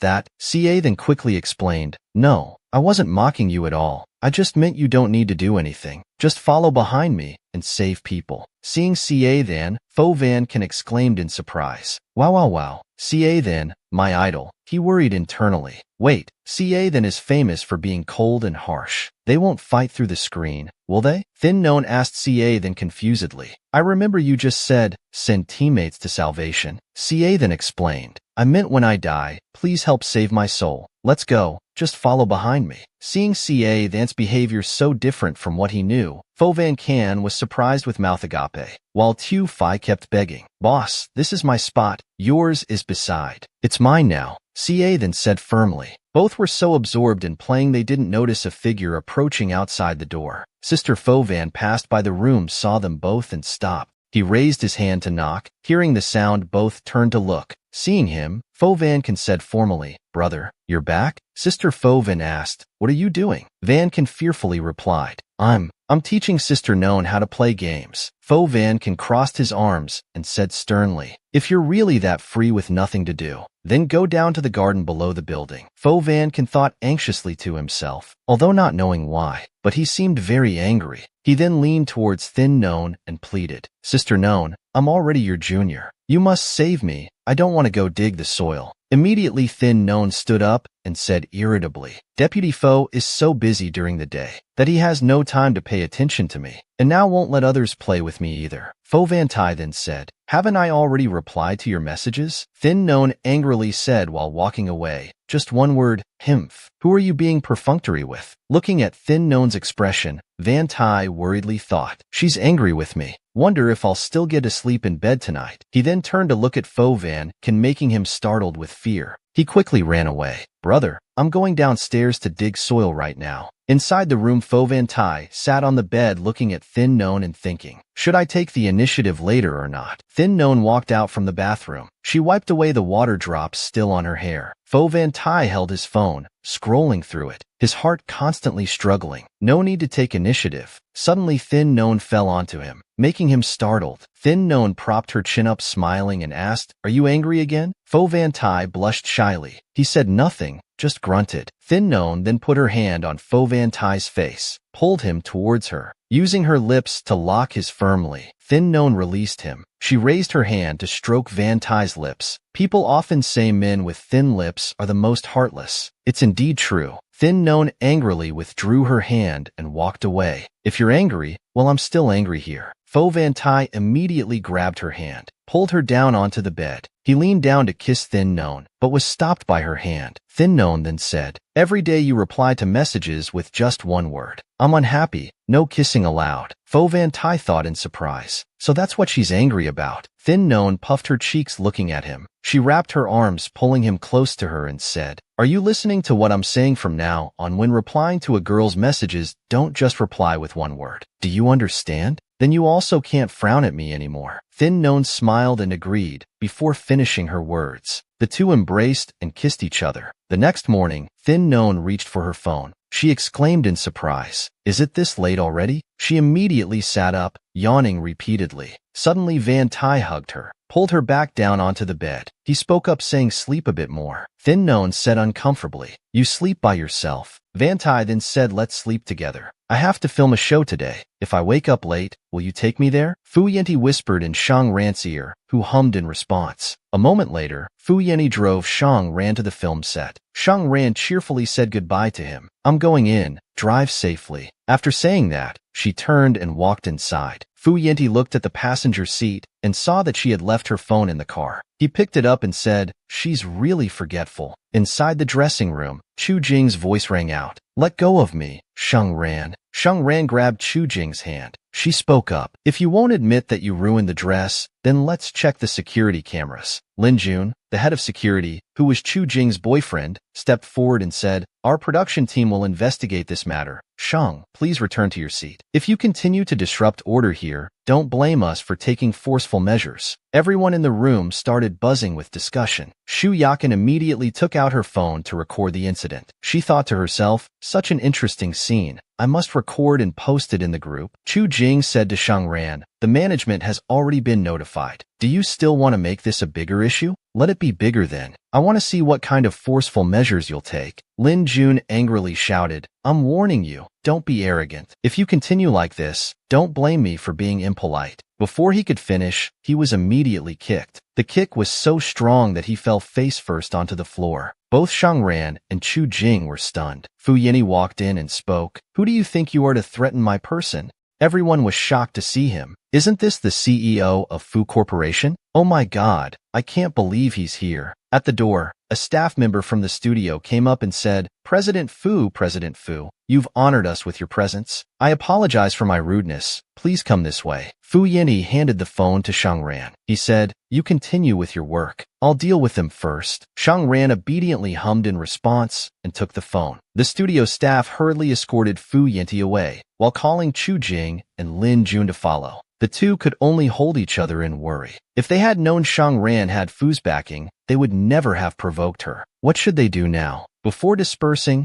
the wardrobe staff member reminded everyone, don't tell anyone about what happened today. Avoid causing unnecessary trouble for yourselves. He cheerfully said to Shangran, please wait a moment. I'll go check if there are any spare outfits. If there are, I'll bring them to you. Thank you. Shu Yakan left angrily at this point. She immediately reported the situation to Tanim. Tanim, are you there? What's going on? I feel something isn't quite right. Didn't Fu Yeni say he was looking for a stand-in lover? But just now he publicly stood up to defend Thin Known, and even kicked out the security. Neem, what's going on between you and Fo Van Tai? Why don't you let go of your anger and make up quickly? What if a vixen like Thin Known makes him change his heart? Tanim immediately replied, it's fine. Don't worry too much. I've already rejected him. There's nothing between us. Thursday Na Quan was surprised and pondered. This is the nobility of someone from an educated family. How could a man like Fo Van Tai not like it? Don't know what Tanim really wants anymore. Thinking about this, she was also speechless with Tanim. Inside the changing room, Tanim sat in front of the mirror. She was sad when hearing that information. She opened her phone to watch Thin Known's performance clip again. The image of Thin Known shining on stage made her dazed. That night at Fo's villa, Fo Van Tai was focused on working in his room. Suddenly there was a knock on the door. Thin Known walked in smiling. Seeing him, he immediately asked what's wrong. Thin Known shyly replied, of course I came to thank my husband for today for standing up for me. She came closer, leaning against his back and whispered, Chu Tin and her boyfriend have been expelled. They've also apologized to me. After speaking, Thin Known lightly kissed Van Tai's cheek, making him blush shyly. Thin Known smiled and said, I'm very happy. Fo Van Tai looked at her affectionately. Then he wrapped his arm around her waist, pulling her close. That sudden action surprised Thin Known. She gasped but didn't stop. He then leaned down and gave her a passionate kiss. He slowly lifted Thin Known up, placing her on the desk. Thin Known opened her eyes wide and said shyly, Don't do it here. Fo Van Tai smiled mischievously and said, I've wanted to do it here for a long time. Thin Known thought to herself. In his head, what random things is he thinking about all day? While they were entangled, suddenly Van Tai's phone rang. The screen showed Tanim messaging him asking how he's been lately. Moments later, Thin Known walked into the bathroom. Fo Van Tai sat on the bed with a satisfied expression. Only now did he pick up his phone to check. He thought to himself surprisingly, it's been almost a year since Tanim. Why suddenly contact me recently? He then thought of Thin Known. His face broke into a happy smile. Lately quite good, better than ever before. Such ambiguous, polite words don't need to be replied to. She's not, Thin Known thought as he threw the phone onto the cabinet. The bathroom door opened. Thin Known, holding a towel wiping her face, said, Tell me, what's this about? Immediately Thin Known reached out to touch Van Tai's chest. She snuggled into his embrace and whispered, Tomorrow, I have to go to the film crew at Lone Duong to shoot. Fo Van Tai asked unhappily, I'll learn how to do it first and let you know when. You can't go filming. Hearing that, Thin Known was stunned. She angrily pulled the blanket around herself and turned away. Fo Van Tai thought irritably to himself, as soon as I say no, she gets angry. Ignoring me like that. Did you hear me when I said you can't go? What's with that attitude? Thin Known, with tears in her eyes, immediately said, Why don't you look at your own attitude first? Fo Van Tai was confused, not knowing what to do. Lower your voice. I'm just expressing my opinion. I didn't say anything to you. I don't know what to do. Aren't we negotiating? Why are you crying? Thin Known turned away and said in a reproachful voice, Who's crying? I'm angry. Is that your idea of negotiation? Fo Van Tai was speechless. He was confused, not knowing what to say. Then turned to plead with Thin Known. Let's negotiate again then. Thin Known angrily cursed in her heart, useless rotten man. Seeing that he couldn't persuade Thin Known, Fo Van Tai sighed. He then said, I don't really approve of you saying you'll go to the film crew to shoot when you're filming. I'll be alone when I come home. Suddenly Thin Known spoke up, making him embarrassed. Are you not weaned yet? His eyes immediately went to Thin Known's chest, making Thin Known angry, covering her mouth and cursing continuously. I'm being serious. Have some shame. Fo Van Tai was now as docile as a puppy. He complained, If we're talking then talk, don't scold me. Thin Known sat up and replied, I don't necessarily have to stay with the crew. I'm only acting in a few episodes, so it won't affect anything. Hearing that, Van Tai sighed in relief. Oh, is that so? You didn't say that earlier. Thin Known irritably said, Did you give me a chance to speak? Those words made Van Tai ashamed. He put his arm around Thin Known's waist, lay down, and held her close. What role are you playing? I can invest in more scenes for you. Thin Known angrily said loudly, Turn off the lights and sleep or get out. Fo Van Tai was embarrassed. He quickly complied, moving to press the switch.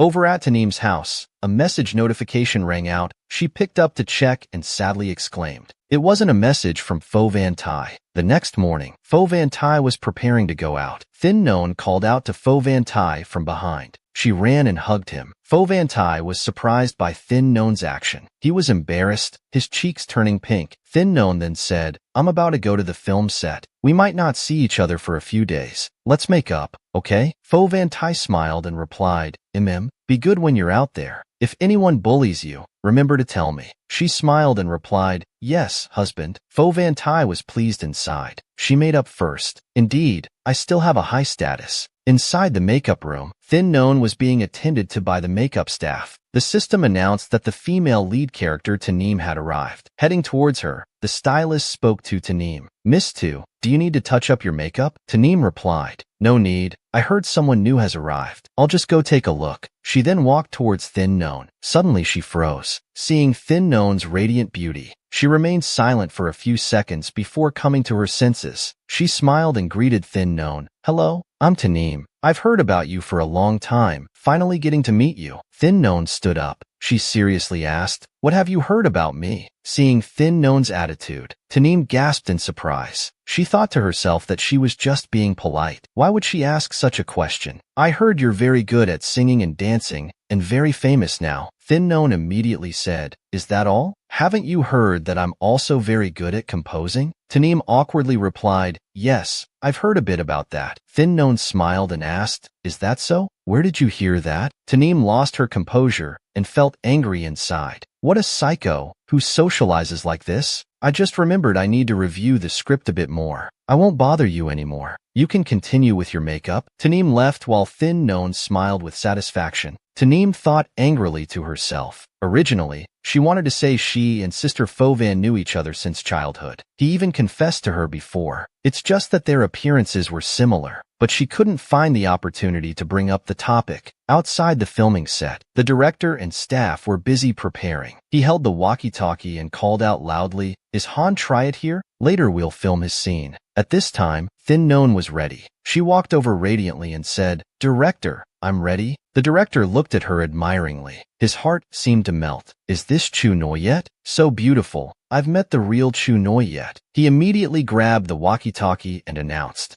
We'll take photos for the next scene. First, let's take some shots of Chu Noyet. The photo shoot went very smoothly. Thin Known held the sword and posed energetically. In various positions, her aura was captivating. After a while, the director announced, That's good. Later, when performing martial arts, don't put down the sword. Let the martial arts instructor teach you some moves. Seeing Han Triet, the director said, Han Triet, get ready. We'll film the next scene soon with you and Chu Noyet. Behind them, the trainer was actively guiding Thin Known on the positions. Later you do this, then that. Han Triet is the male lead of Lone Duong, playing the role of Lai Thua Bin. He spoke up, Director How about we film the martial arts scene first? Chu Noyet just finished practicing. We should strike while the iron is hot. Director How agreed. The system reminded the host. Han Triet was Tanim's fan before. He was even the leader of the group that criticized her, saying she wasn't a good person. Hearing that, Thin Known looked at him with curved eyes. The scene began. Thin Known stood facing Han Triet with a sword in hand. The system immediately said, In the original work, both Han Triet and Tanim became famous because of this film. Their popularity skyrocketed.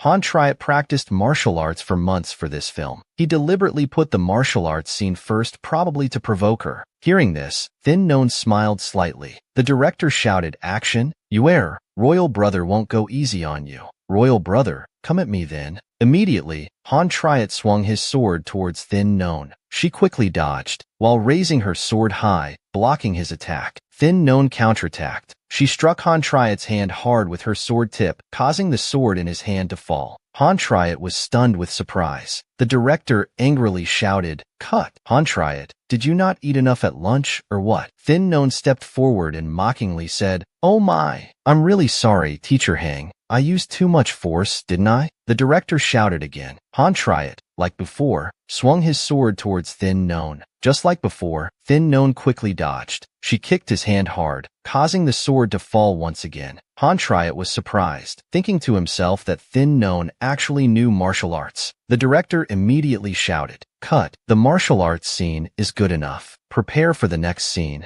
Han Triot dejectedly thought he must perform better next time. If this happens a few more times, he might be the one getting kicked off the film. The next scene. "I killed those people for Royal Brother. You err. If only you had such abilities, that would be good. I really hate those who hurt Royal Brother." The director happily gave a thumbs up, showing satisfaction. "Cut. The beauty playing Chu Yuer did great. Keep it up. Prepare for the next scene." At this moment, Han Triad asked Thin Known, "You did that on purpose, didn't you?" Thin Known feigned surprise. "Huh? Don't pretend with me." "Oh, Teacher Hang is talking about you dropping the sword earlier? I guess it was my fault. I didn't know Teacher Hang was so weak. How about this? To apologize, I can buy Teacher Hang some 6-flavor Remania pills? If that's not enough, I can buy a whole box." Han Triot angrily shouted, "You," then turned and left. Behind him, Thin Known continued to mock. "Teacher Hang, 6-flavor Remania pills are really good." Han Triot couldn't stay calm anymore. He turned back and shouted, "Shut up." Taneem stepped forward and asked, "Ajay, are you okay? You've met her already?" Taneem then said, "She has nothing to do with me. Why would I come here to meet her? We'll meet anyway during filming. Sister Fo Van and her are together. Haven't you noticed at all? What if he cares? You should have rejected him from the start. Someone like Fu Yanzi, just look at his tactics in business and you can see how rational and cold-blooded he is. It's fine if Yin Yin doesn't like him, you can also look at other people around." Taneem shyly responded. At this time, Fu Yanzi sat in his room. He stared at his phone, feeling irritated inside. Great, 2 days without a single message or call. Suddenly his phone rang. Sheng Wan sent a picture. He immediately picked up the phone to look. In his heart, he guessed it must be another silly selfie.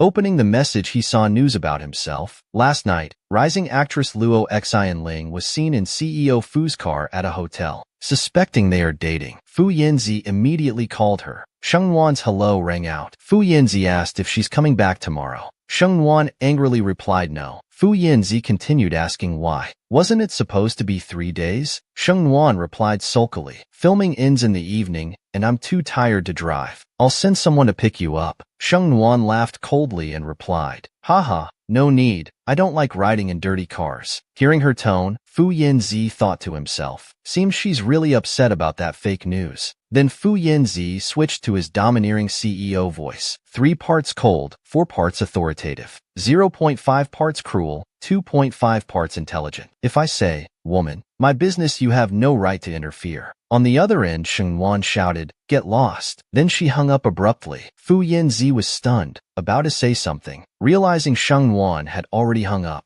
he immediately called his secretary. "Bring the PR department head to me." "Mr. Fu, please wait a moment." Shortly after, a knock on the door was heard. Fu Yanzi said, "Come in." Emojia. Fu Yanzi's assistant led someone in, announcing they brought the person. Then the department head humbly asked CEO, "You called for me?" Fu Yanzi clasped his hands on the desk. He said sternly, "I want to know when I had an affair with Luo Xian Ling exactly." The department head fearfully replied, "I'm sorry, Mr. Fu. The PR department was negligent. It's just that you said before to respond to such rumors by praising them. May I ask if we should respond directly this time?" Fu Yanzi angrily shouted, "Who needs your response? Don't you know to call lawyers?" The department head bowed tremblingly and replied, Yes, I'll consult with the legal department." "All right, don't let this happen again in the future." Fu Yanzi turned to his assistant and said, "Get that car from last night cleaned. No, dispose of it. Just buy a new car." Emojia broke into a sweat and said, Yes,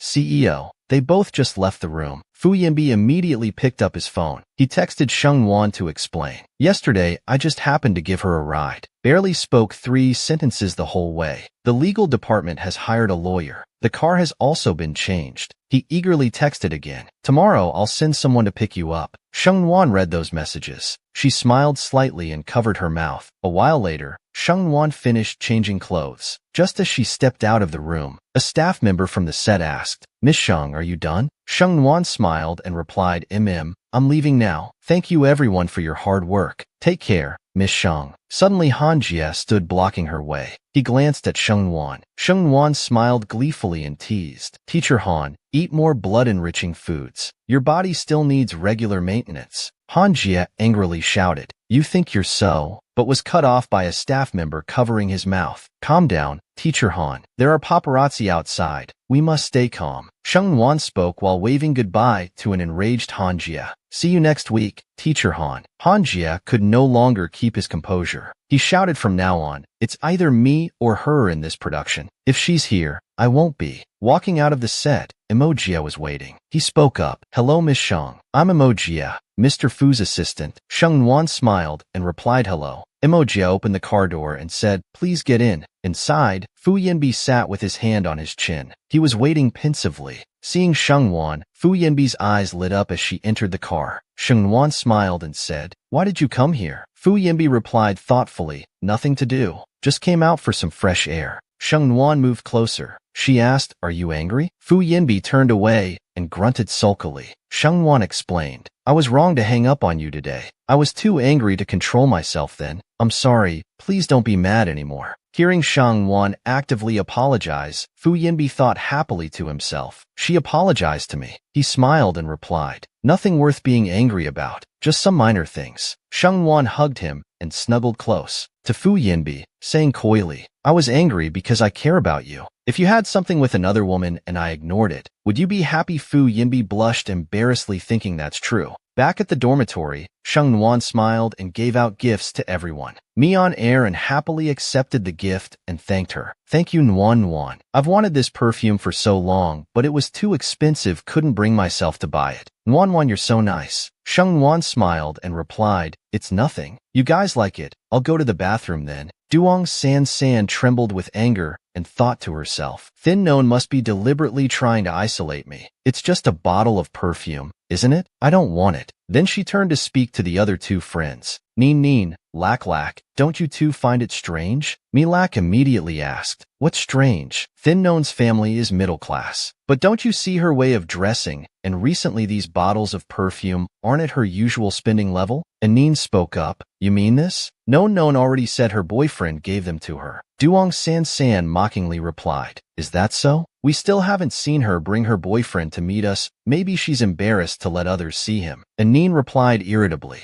"If you're so concerned about Known, why don't you ask her directly? Why make these speculations to us?" Milak added, "I find you very strange, San. You don't seem concerned about Known at all." Being hit right in her dark heart made Duong San flustered. She nervously explained, "I'm not, don't misunderstand." But at this point, Milak and Nin didn't care about her anymore. The two angrily turned away. Thin Known was in the bathroom at this time removing her makeup. Her phone vibrated with a message. Thin Known reached for it and opened it. It was a message. Fovan consent to True My Jai. They were discussing inviting her to the SQU jewelry exhibition in the evening. The exhibition invitation was only valid for one person. They wanted to pretend not to know, so she would be stopped at the door, making her lose face on the spot. Thin Known read it and smiled. Fovan held his phone waiting for a reply. He anxiously exclaimed, "Why isn't she replying? Didn't she see it?" In the Beijing Circle chat group, the members discussed excitedly. Thin Known agreed. She said she wants to go. This time we must make her lose face. You always have good ideas. After a while, still no reply. Fovan grew more worried. What's wrong with this woman? Never mind. Let her go if she wants. Anyway, she'll be the one losing face, not us. Better tell my brother about this, though I'm not sure if he cares.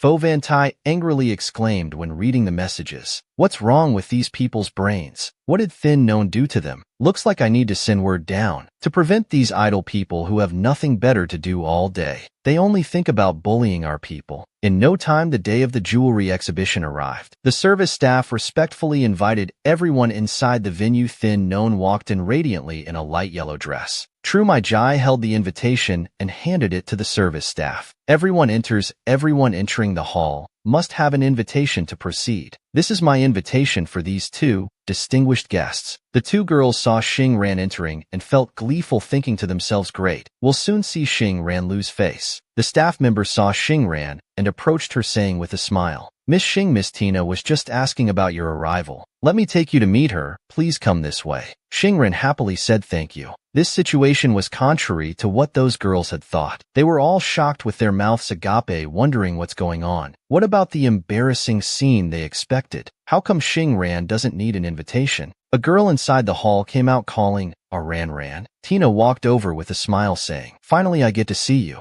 I'm so glad you could make it. I really wanted to see you. Both hugged each other joyfully. Xing Ran smiled and responded, I'm very happy to see you too. Come with me quickly. I want to introduce you to some of my old friends. Xing Ran happily agreed and walked with Tina. Tina turned to Zhao Meijia's group and said, I'll take Xing Ran away for a while. Please make yourselves comfortable. If you like any jewelry pieces tonight, you'll have priority to purchase them first. Those jealous girls were thunderstruck upon hearing this. They stood discussing, is that really Tina? Tina, the heir and chief designer of SQ? Yes, but how does Xing Ran know her? And they seem so close too. Who knows? Outside there was a loud call, Vice President. Making everyone's surprised turn to look, a staff member in black approached humbly, saying, I thought we wouldn't see you today, sir. It's so good that you could come. Fu Wentai coldly responded with a hum. Those jealous girls quickly changed their attitude, continuing to gossip among themselves. Now I understand why they're badmouthing Xing Ran. It must be because of the vice president. That's why Tina is being so nice to Xing Ran. So it's just about relying on men, nothing special, right? Using looks to win people over will eventually lead to being dumped. In the main hall, melodious music started playing. A female artist with a violin on her shoulder was lost in the melody. Meanwhile, a sparkling blue diamond necklace was prominently displayed. The jealous girls heard the melody and exclaimed in admiration, don't you think this background music is very beautiful? Yes, it's really beautiful. Wonder whose new piece it is. The stage lights came on. Tina, holding a microphone, announced confidently, this exhibition wouldn't have been successful without the support of everyone here today. Besides the friends I mentioned earlier. This time I want to thank a good friend of mine, Miss Xing Ran. I believe everyone has heard the exhibition's background music. This is the Tinda song composed by Thin Known, my good friend, specifically written for this exhibition. Thanks to her. She is truly a very talented woman. Fu Wentai was surprised to hear that. The song was composed by Thin Known? The female students who were jealous earlier were now full of praise. Now they've done a complete 360-degree turn. They change faces faster than grilled rice paper. Thinking about it now, it's actually quite ordinary, right? It shows vanity just like her. A guest seeing Fu Wentai held up a wine glass and approached with a smile. Deputy CEO, it's an honor to meet you here. I'd like to toast to you, and Fu Wentai gladly agreed. His cold face stood out, attracting all gazes. Fu Vantai's eyes were now directed towards Thin Known. He quietly observed her. Fu Wentai thought to himself with a blush. Thin Known can speak French so fluently. Hasn't she noticed me? Yet she doesn't take the initiative to come over. At this moment, Lac Tamlang approached and called out, Deputy CEO. Fu Wentai coldly asked, what's the matter? Lac Tamlang anxiously said, about the matter from a few days ago. I haven't apologized to you yet, Deputy CEO. Fu Wentai interrupted. Forget it. The marketing account spreading rumors have been deleted and fined. You don't need to apologize for them. Lac Tamlang continued. Actually, I also wanted to talk to Deputy CEO about the spokesperson matter. Fu Wentai irritably said, I employ so many people. It's not to personally discuss about a spokesperson. Suddenly his eyes looked towards Thin Known, who was happily chatting with male guests. Here's my business card. Fu Vantai's expression darkened. He walked away, leaving Lac Tamlang looking confused behind. Fu Wentai approached Thin Known. He asked, when are you leaving? Tina saw him and asked, surprisingly, Known, who is this? Thin Known introduced with a smile. This is my friend Fu Wentai. And this is Tina, the chief designer of SQ. Fu Wentai thought grimly. Just friends? Tina held Thin Known's hand, pleading. Known, please accept it. I feel it was born to belong to you. Moreover, without your proposed modifications, then I couldn't have designed Deep Sea so beautifully. Thin Known politely declined. Really no need, Tina. We're friends, aren't we? All right, I need to use the restroom. Please excuse me for a moment. Saying that, she turned and walked away. Fu Vantai turned to ask Tina, just now you said the deep sea bracelet was from her proposed modifications? Yes, Mr. Fu. Fu Vantai then asked, can I buy it? Of course, Known's friend is my friend. I'll have someone bring the bracelet to you later. Thank you. In the future, if there's a chance to cooperate, then I will show more sincerity to Miss Tina. I just saw her drinking. I'll go check on her. Please excuse me. Tina smiled and nodded. After speaking, Fu Wanzi walked towards Shang Ran. By now, Shang Ran was already drunk. Wearing high heels made her twist her ankle. Shang Ran irritably kicked off her shoes. Seeing this action, Fu Wanzi sighed and asked, what are you doing? Suddenly, Shang Ran turned around and hugged him. Her face flushed red. Shang Ran said coquettishly,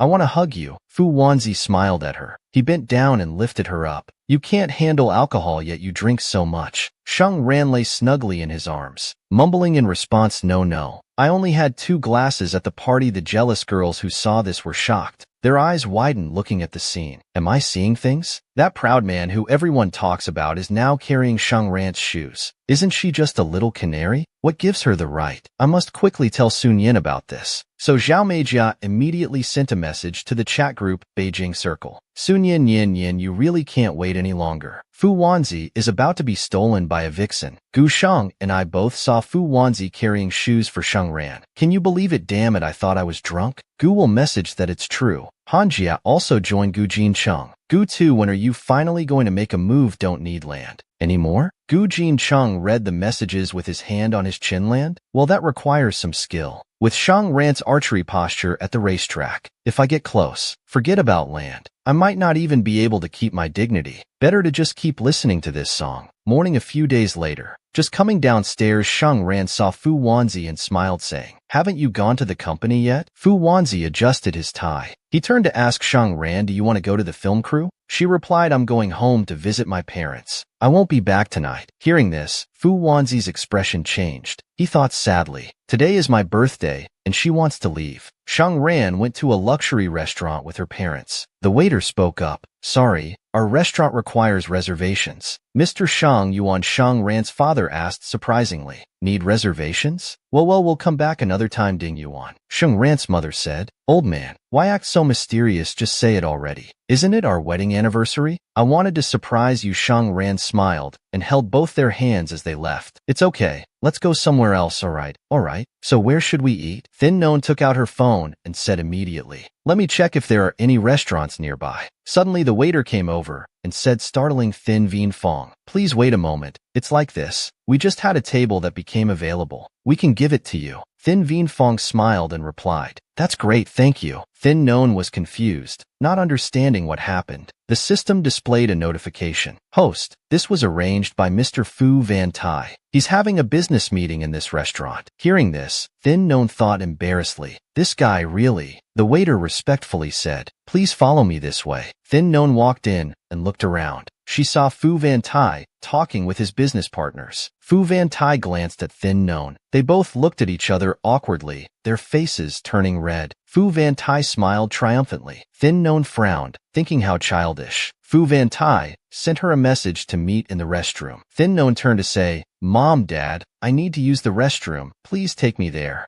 As soon as Thin Known stepped inside, an arm grabbed her and pulled her in for a kiss. After their lips parted, Thin Known embarrassedly asked, what are you doing? Fu Vantai said, meeting without saying hello? Is that how you say hello? Fu Vantai huffed in frustration. Thin Known pushed him away while saying, all right, this is a restaurant and I still need to eat. I'm leaving, she said and turned to leave, leaving Fu Vantai standing there. He sadly thought with tears in his eyes, heartless woman. Back at the old house, Fu Vantai walked in pensively. Fu Van came down from upstairs. He was wearing socks full of holes. Brother, I heard your car. Happy birthday. Congratulations on getting 1 year older. Fu Vantai replied irritably, if you don't know how to talk, keep your mouth shut. Oh, I've already given my wishes. Now hurry and give me my red envelope. Fu Vantai pushed Van Can's hand away. Your birthday's passed, and you still want a red envelope? Where's your dignity? You have more money than me and I don't care. If you don't give it to me, I'll tell Sister Thin Known how stingy you are. You miser. Hearing this, Fu Vantai took out his phone. I'll transfer 1 million yuan to your Alipay. Van Can turned to say, but was interrupted by Fu Van Tai. If there's nothing else, stop coming to my place. In the kitchen, lavish dishes were laid out. Tai, this is the cake I made for you myself. Do you like it? Fu Van Tai looked at the cake pensively. He turned to tell his mother, I like it, thank you, Mom. Putting the cake on the table, Fu Van Tai then said, don't make these things anymore in the future, Mom. Just have someone buy them from outside. You don't like the cake I made, do you? Fu Van Tai replied thoughtfully. Mother, not being Van Tai's mother, immediately felt wronged. Tears streamed down. After all these years, sister. After all these years, I still can't forgive Mother. Why can't you? Everything's in the past now. I've been lying for 15 years saying I forgive Mother, but I've never smiled at her. Fu Van Tai's face darkened. He brushed off Mother's hand. I have some work at the company. I'll go first. Fu Van Can called after him. Van Can thought to herself, the warmth that was so hard to create is now gone. What exactly happened between Mother and him? Fu Van Tai sat in his car and left home. While driving, he suddenly pulled over to the side. His hands gripped the steering wheel tightly. His mind filled with countless questions. I've tried so hard. Why is it still like this? He recalled what happened in his childhood. Fu Van Tai's mother held his shoulders and blamed him. It's all your fault. If it weren't for you, how could we have been kidnapped? You cursed child. Why don't you just die? Those words from his mother were like salt in his wounds, making him burst into tears.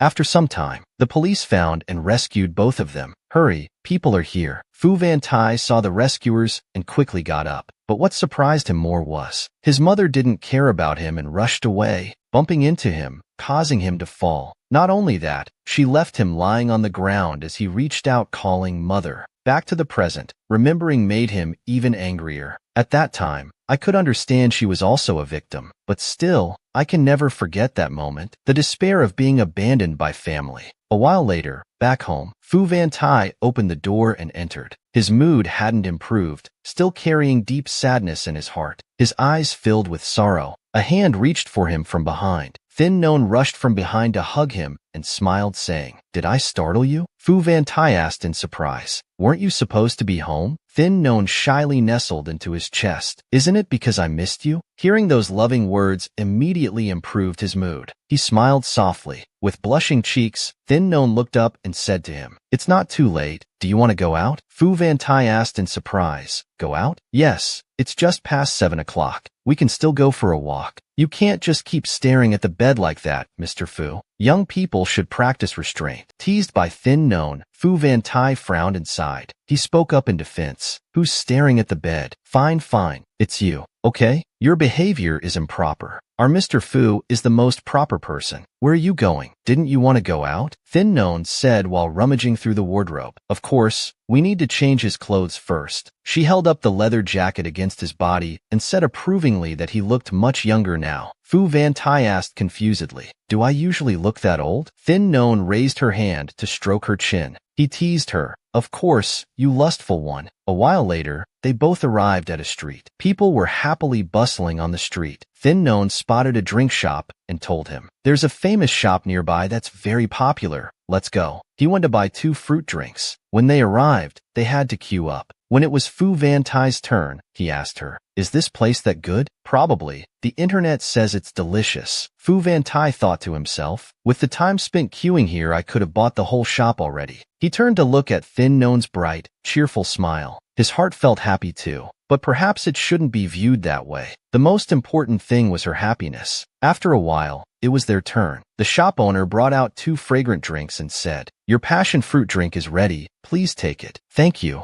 owner. Thin Non took a big sip through the straw. Seeing Thin Non's face turn serious, Van Tai asked if it was good. Thin Non suddenly brightened up, her face blooming like a flower as she replied, It's so delicious. No wonder there are so many people queuing up like this. Immediately, Fu Van Tai also took a sip. But contrary to what Thin Non said, Fu Van Tai immediately spat it out. He grumbled, You said this was delicious? Thin Non laughed heartily. I was just teasing you. Fu Van Tai angrily threw the drink into the trash. He turned away sulking. Thin Non turned to him and said, Well then, let's go eat skewer hot pot. This time Fu Vantai hesitantly asked if it was really good. This time I'm not lying. It's really delicious. Let's go then. I'll trust you one more time. A huge pot of skewer hot pot was brought to the table. Fu Vantai skeptically asked Thin Known, "Can you finish this much?" Thin Known enthusiastically replied, "A girl's capacity for eating skewer hot pot far exceeds your imagination. This one's ready to eat. If we don't eat it now, it'll be overcooked." She took a skewer and gave it to Vantai. "Eat it, it's really good." Fu Vantai hesitantly took it. Meanwhile, Thin Known was chewing happily. After a few seconds of hesitation, Vantai brought it to his mouth, took a bite, and exclaimed, "Oh, it's so good." Thin Known gleefully said, "I didn't lie to you, right? It's really delicious." A while later, they both left the restaurant. Thin Known suggested, "Let's go drink, husband." Hearing this, Fu Vantai remembered Thin Known's drunk state at the previous party. He said, "With your one-drink tolerance, you'll pass out." Thin Known wrapped her arm around his and replied, "Isn't it perfect if I get drunk?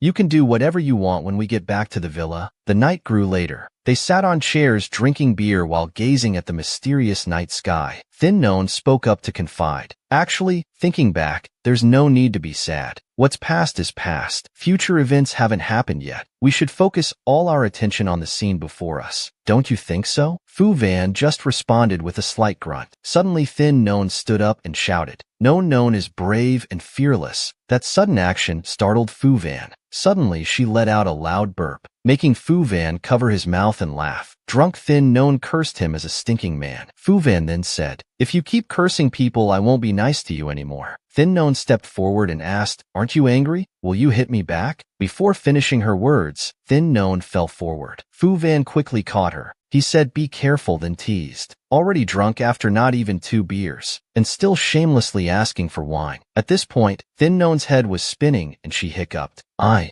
want to throw up." Fu Van angrily shouted, "Don't you dare throw up. If you dare throw up on me, you're dead for sure. I'm warning you." Before she could finish speaking, Thin Known had already thrown up all over him. Fu Van was furious. His face darkened as he yelled Thin Known's name. Fu Van put Thin Known on the bed. She was completely out of it. Drool was running from her mouth. Fu Van lay beside her and said irritably, "So being the boss is this troublesome?" Thin Known suddenly kicked him, then pulled him close to her chest. Fu Van smiled and pulled the blanket over Thin Known. In her drunken state, Thin Known muttered, "You stinking man, happy birthday." Those words made Fu Van straighten up. He didn't expect that she would remember his birthday. Fu Van smiled. He bent down to kiss Thin Known's hair, silently thanking her. It had been long since he felt this happy. The next morning, as Fu Van was adjusting his tie, Thin Known came over yawning and said, "I need to return to the film crew today." Hearing this, Fu Van was startled. He turned around and said, "Why didn't you tell me earlier?" Thin Known replied, "Isn't now early enough? What's the difference?" Fu Van continued asking, "How long will you be gone?" 3 days. Fu Van angrily exclaimed, 3 days again."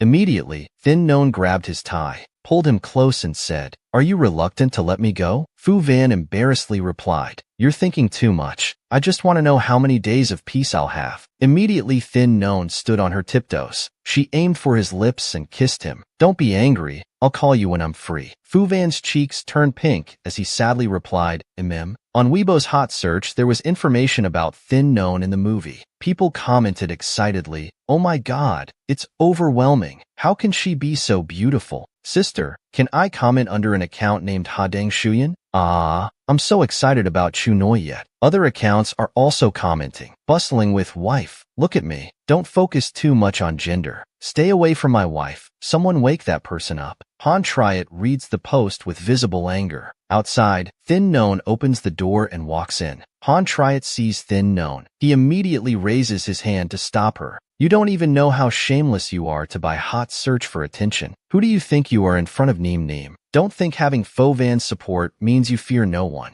Let me tell you, you'd better be honest while working in this film crew." Before he could finish his sentence, Thin Known landed a strong punch to his stomach. Han Triet screamed, ah, and fell to his knees, clutching his stomach. Thin None pretended to show concern. Are you feeling unwell somewhere, Teacher Han? I reminded you to take medicine last time. Why are you so weak at such a young age? Han Triet painfully clutched his stomach, stammering, oh, you. Thin None turned to Tu Fuang and said, Tu Fuang, quickly help Teacher Han to rest. He doesn't seem to be feeling well. Tu Fuang gasped in confusion. He then went to hold the trembling Han Triet. Thin None sighed and said, hey, you're still young, but already like this. Then Han Triet struggled to walk. He turned back to look at Thin None with resentful eyes. A moment later, the director shouted, Lone Duong Scene 7/2 Action. Han Triet as Kui Thua Bin opens the door and walks in. Thin None and Tanim happily call out, Seventh Brother Thua Bin. Brother runs to untie Tanim. Don't be afraid. I'm here. Let's leave this place first. Then turns to Thin None and hurriedly opens. Suddenly an explosion rings out. Everyone panics and shouts, what's happening? Why did the fireworks go off early? Quick, put out the fire. Get the fire extinguisher.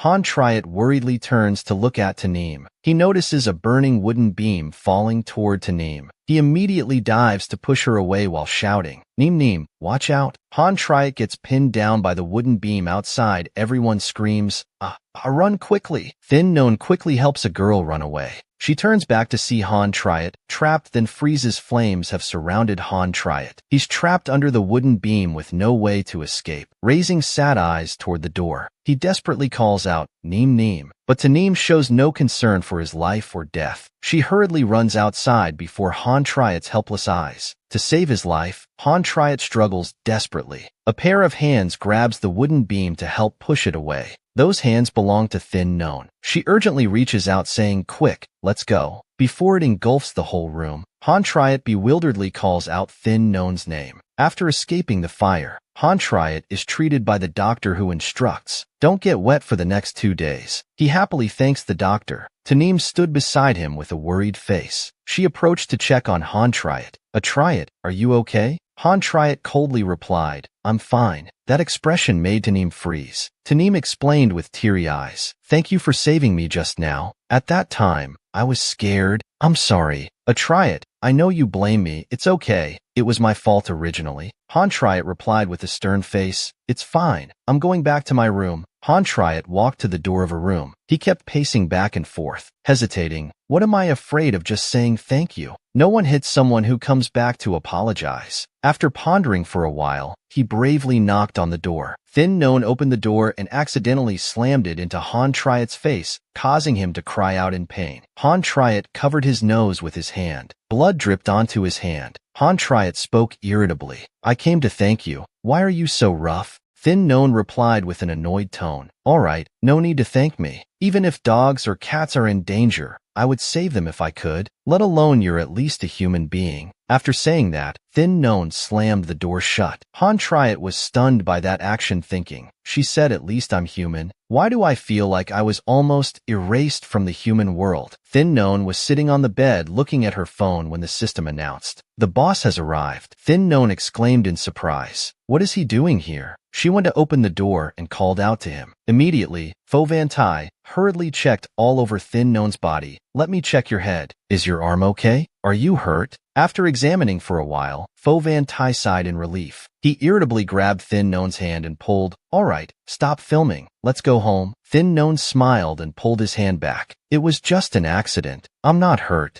She wrapped her arms around Fo Van Tai's neck and asked gently, how did you get here so fast? Did you come immediately after seeing the film crew's notification? That action made Fo Van Tai blush. He turned his face away embarrassedly. Stop being so romantic. I just had nothing else to do. Seeing Fo Van Tai like this, Thin None pondered with a serious face. Initially choosing to be with him was to take revenge for the original owner, planning to torment him. But after living together for so long, calmly considering, she realized he wasn't actually a detestable person. Her actions seemed quite boring. Seeing Thin None lost in thought, Fo Van Tai anxiously asked, hey, are you angry? Hearing this, Thin None was surprised. She smiled and replied, I'm not like that. Why am I not talking? Maybe I'm just tired from filming. Then stop filming. Is it worth working so hard for this little money? Thin None smiled and replied, yes. Can't compare to the CEO. You have money and power here. Thin None stroked Fu Yan's cheek. She shyly said, "Stay here tonight. Don't leave." Sister Fu Yin too. His face turned red and he just grunted in response. The next day, online discussions were buzzing. This song is more gentle than the host's song. It seems like a celestial being's casual play. The flute gives people a sense of intense attack. It's like the vast sky. Another account commented, "Get lost and practice your flute. Hello everyone, can you replay the music?" Thin Known read those comments with joy exclaiming, "This fan isn't bad. Unexpectedly, he has such deep understanding of my composition." The system immediately said, "Host, please note that this fan is Ko-Kamton." Thin Known dejectedly exclaimed, I've already used a different name. How did I still run into him?" She immediately decided to block him. Right then, the crew staff informed Thin Known, "Miss Thin, it's time for the Chuyut scene." Thin Known immediately changed her expression and said cheerfully, "I'll be right there." Continuing the film scene, this commoner greets the princess, Princess Jean, and Thin Known stomped her foot. "You must be Mac Fan Tien." Thin Known bent down and lifted Mac Fan Tien's chin. She sternly teased, "Indeed, quite beautiful." Mac Fan Tien violently swung Thin Known's hand away. The director angrily shouted at Mac Fan Tien, "What are you doing?" "Sorry, director. I wasn't feeling well just now." The director then said, "Adjust your state and do it one more time." She sadly thought to herself, "I didn't expect Thin Known's acting skills to be so good. Acting with her, I'm completely suppressed." But fortunately in this entertainment industry, it's not just about ability. Suddenly Tanim froze. She saw Thin Known stop in front of Han Triet. Making Han Triet blush, he nervously said,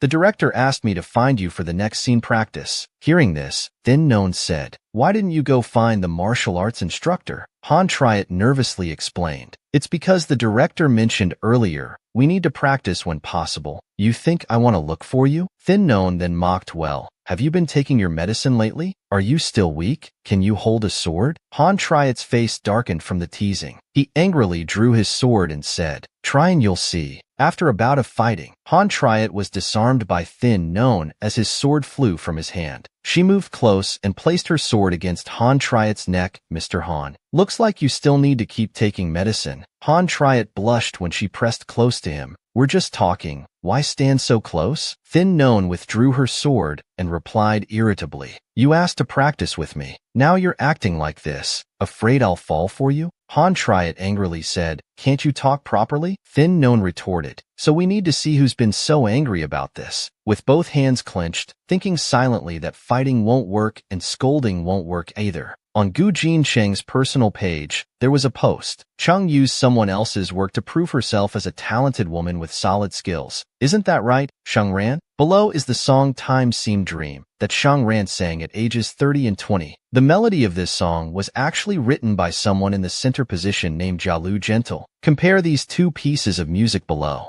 Immediately everyone commented, buzzing national children commenting, Ran, please come out and explain what's really going on. I don't believe you plagiarized. Speak up. If it's plagiarism, then it's too obvious, Hang wrote. When Shang Ran sang Time Seemed Dream, she said she composed it. But that other song was uploaded earlier. Ding Ding criticized. Fans, stop defending mindlessly. When two melodies are exactly the same, if it's not plagiarism, then what is it? Sang wrote, I'm Shang Ran's schoolmate. I heard she was being kept by someone. With such character, stealing isn't surprising at all. Gu Shang and Zhao Meijia gleefully said to each other, this is a good opportunity. Let's quickly prove it too. Sun Yin thought gleefully to herself, I still considered her a rival. This isn't too bad. She's seeking her own destruction first. They immediately started commenting back and forth. She really is being kept. We're all in the same industry. Everyone in the industry knows. We just save face when meeting in person. Who knew she would even steal? Being a mistress too. Stealing isn't surprising at all. Immediately Han Jie picked up the phone to call Gu Jincheng. Hello Gu. These two incidents about Ran. Did you buy Water Army? Is that right? What happened? Don't go too far. Don't provoke Sister Fu Yun. Gu Jincheng replied solemnly. Teasing is one thing, but Shang Ran shouldn't steal from the blogger I like. If there's anyone to blame, it's only her for not knowing. Shame. Are you speaking for her? Being questioned back, Han Jie flustered replied, Don't talk nonsense. Who's speaking for her? If you won't talk then fine. I'm leaving. I have messages. Immediately Shang Ran posted a rebuttal. Jialu Gentle is me. Screenshot of the account as proof. Gujin Chung was stunned after reading. Jialu is actually Shengran. Recently I've been discussing music. Made me think the uploader was very talented, yet it turns out to be Shengran. No, I must ask for clarity. He immediately sent a message to Shengran. Message failed to send. Gujin Chung was bewildered that she had blocked him. At the same time, Gu Sen's group was angrily talking among themselves. I received a letter from Thin Non's lawyer, demanding me to apologize to her. I received it too. Moreover, I saw Ko Kam-tan posted an apology on Weibo. Now this issue is trending. My family said they can't handle it because Deputy Van is involved. Upon hearing Deputy Van's name, Tanim fell silent with a serious face. True My Jai turned to hold Tanim's hand and pleaded, Nim, please talk to Deputy Van. After all, we're childhood friends. He humiliated us because of his lover. Does it have to be like this? Nim, please talk to Deputy Van. He will definitely listen to you. Nim, we're also angry on your behalf you won't abandon us, right? Tanim remained silent for a moment. Then she smiled and said, of course I won't abandon you. I'll try. That's great. Thank you, Nim. Tanim pondered deeply. I can't do anything with Deputy Van, but his mother really likes me. Before, she even openly discussed marriage between me and him. So she immediately went to Deputy Van's mother's house. Upon hearing the news, Madame Fo angrily shouted, keeping a mistress? You're saying Van is keeping a mistress? And even made a big deal forcing those two to apologize for her. Tanim put on an innocent face and replied, I thought you knew. Aunt Tam might have some misunderstanding. Don't be angry. In my life, I hate nothing more than those lowly women who become others' mistresses. Having achieved her goal, Tanim smiled cunningly. Inside a cafe, Mrs. Tam arranged to meet Thin Non. She examined Thin Non carefully. This young starlet is indeed not simple. She then spoke up. Miss Thin, I came to see you today because I have some questions. Guessing her thoughts, Thin Non replied indifferently. No need to beat around the bush. Just get to the point. Hearing this, she was stunned, then took out a bank card and proposed to Miss Thin. That's a clear purpose. If that's the case, I won't beat around the bush anymore. This card has 10 million. Stay away from my son. I hope you know where to stop. Don't dream of things that don't belong to you. Thin Non smiled at this. Then she seriously replied, Auntie, we truly love each other. But her next sentence shocked Madame Fo. Need more money. She angrily shouted. What did you call me? Thin Non calmly replied. You came here with a card to insult me and still expect me to respect you? As for adding more money, it was just a joke. The old madam is too out of touch with society. Madame Fo was fuming with anger. She was so angry she couldn't speak. Not stopping there, Thin Non continued, clearly you came with money to insult me. I'm not even angry yet. Is there any need to be that angry?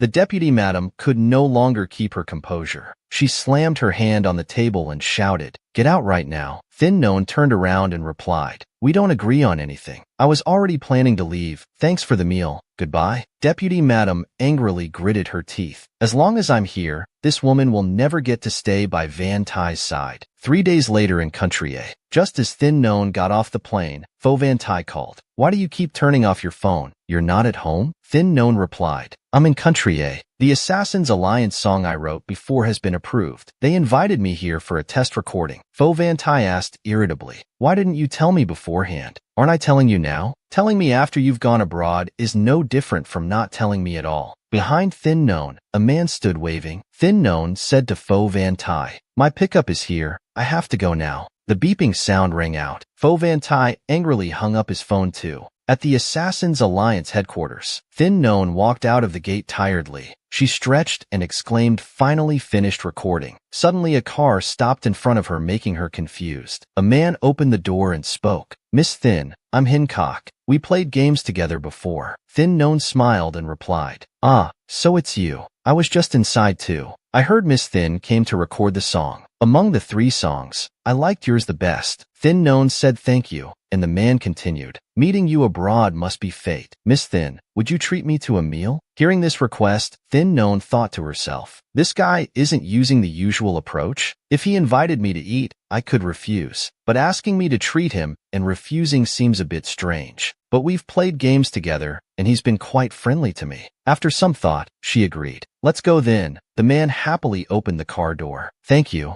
I know a good restaurant nearby. Let's go there together. Later, inside the luxurious restaurant, along with the melodious tunes of the female violinist performing, Thin Known and Hancock sat at the table, starting to order. The system reminded, please note that your meeting with Hancock abroad has been secretly photographed by domestic fans. Has been secretly photographed by fans back home. Hearing this, Thin Known was surprised and speechless. Immediately her photo was posted online. Met the famous contestant and esports champion, so amazing. Below, fans commented, wow wow wow, talented man, beautiful woman? No, handsome man, talented woman, right? These two are perfect together. Heartbroken. They match so well. Get together. In the Beijing Circle chat group, True My Sai messaged, met the famous contestant in Country A. Tight, tight, tight. Look at these tactics. Ko Xian immediately replied, ah, she left Boss Fu already? Han Triet messaged, it's just having a meal together. Why you two do bad things but like to talk about others? Han Triet, did you take the wrong medicine? What are you saying, Han Triet? Han Triet just laughed, haha. Ko Camton then said, it's just having lunch during the day. No need to be criticized like that. Ko Zhen angrily slammed the phone on the table. Damn, did these two take the wrong medicine? Both spoke up for Thin Known. Immediately Fu Van sent a message with a photo to Thin Known. Aren't you going to explain? I have some business. We'll talk when I get back, said Thin Known. Whatever you want isn't the issue. The important thing is you must realize one thing. You are mine. He then messaged asking when she'd return. Thin Known replied the day after tomorrow, making Fu Van angry. He raised his hand to loosen his tie. So still 2 days. 2 days later, Thin Known arrived at the dormitory. She immediately called Fu Van. I just arrived at the dorm. Can we meet and talk this afternoon? I have work this afternoon. So tomorrow morning then. Tomorrow afternoon, I have to go to the film crew. Are you free tomorrow morning? Fu Van indifferently replied, not tomorrow either. After saying that, he abruptly hung up. Thin Known was surprised. Why do I feel like there's something not quite right about him today? Walking into the room, Milak and Anine asked, Known, you're back? Perfect timing. Let's go eat together. And we can go shopping too. But I want to shower first. No problem. Go ahead, we'll wait for you a bit later. All three went to a restaurant. Anine spoke up saying we need energy from food to go shopping. Milak immediately replied, right. You're correct. Suddenly Thin Known was surprised. Turning around, she saw Fu Van eating with his mother and Tanim. She thought angrily to herself, no wonder he said he had no time. So he had important matters. Fu Van looked up and saw Thin Known. He made a sound and turned away. Mrs. Fu turned to Van and said, take Neem home. Fu Van turned to look at Tanim, who was acting delicate. He stood up with a stern face. I still need to return to the company. I'll have the driver take you both home. Tanim then said, all right, your work is more important. Tanim thought sadly. Indeed, Fu Van is different from other men. My usual tactics are useless with him. Now the most important thing is to secure a position by his side first. She smiled cunningly. The rest I can teach slowly. That night inside the villa, the system notified Thin Known. Host tonight Fu Van is having dinner at his old home and won't return. Okay, we'll talk when he's back. The housekeeper said to Thin Known, young Miss Thin isn't staying here today? Yes, I'm going back to my home. She took out a stack of documents from the cabinet, then spoke to Thin Known. That's right, Miss Thin. There's a set of documents that has been here for quite a while. It has your name on it. Did you forget these here? Thin Known took it with surprise. She immediately read the sugar baby agreement. Thin Known thought to herself, almost forgot about this in the original story.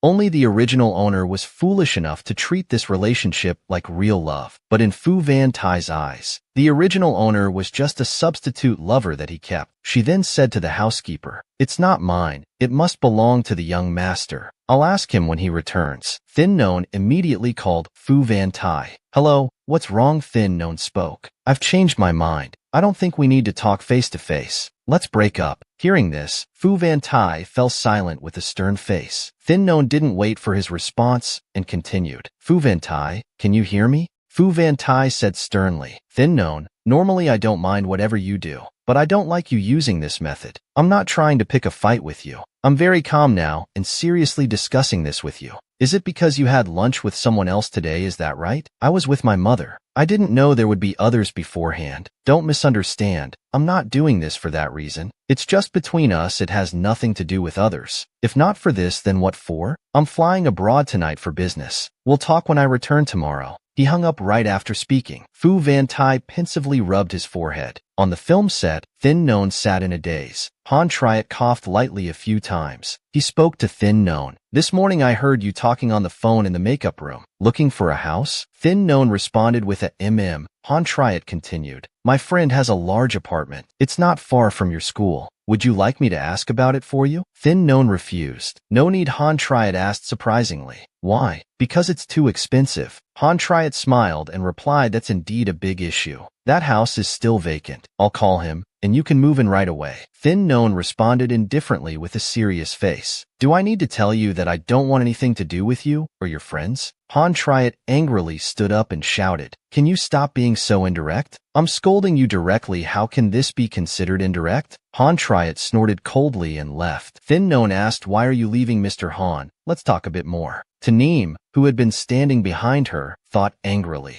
Go ahead and laugh, Thin Non. Wait until it's posted to see she can still enjoy herself for a few more days. Immediately, Weibo's front page posted some news. Contestant Ms. S suspected of being kept by a young master. Young master meets lover in the dark. The contestant is Shang Wan. The young master once confessed to actress Sun Yin. Accounts started jumping in to criticize. No wonder she dared to work with staff back then. Later, that stylist also publicly apologized. So there was someone backing her without backing to get into the wild path. Film crew as easy as pie. A small artist who hasn't officially debuted like her can have such resources. How chaotic the entertainment industry is making up rumors. If you have the guts, show the real evidence. Which wealthy businessman Zhang Wangli Zhao? Tall, thin, short, fat. Just look at her. She's already loose. Isn't it that last time she went traveling abroad with Gaka upstairs using brain as mouth? Just one meal, and you see it as traveling abroad together. Traveling abroad. Haha, fans still defending?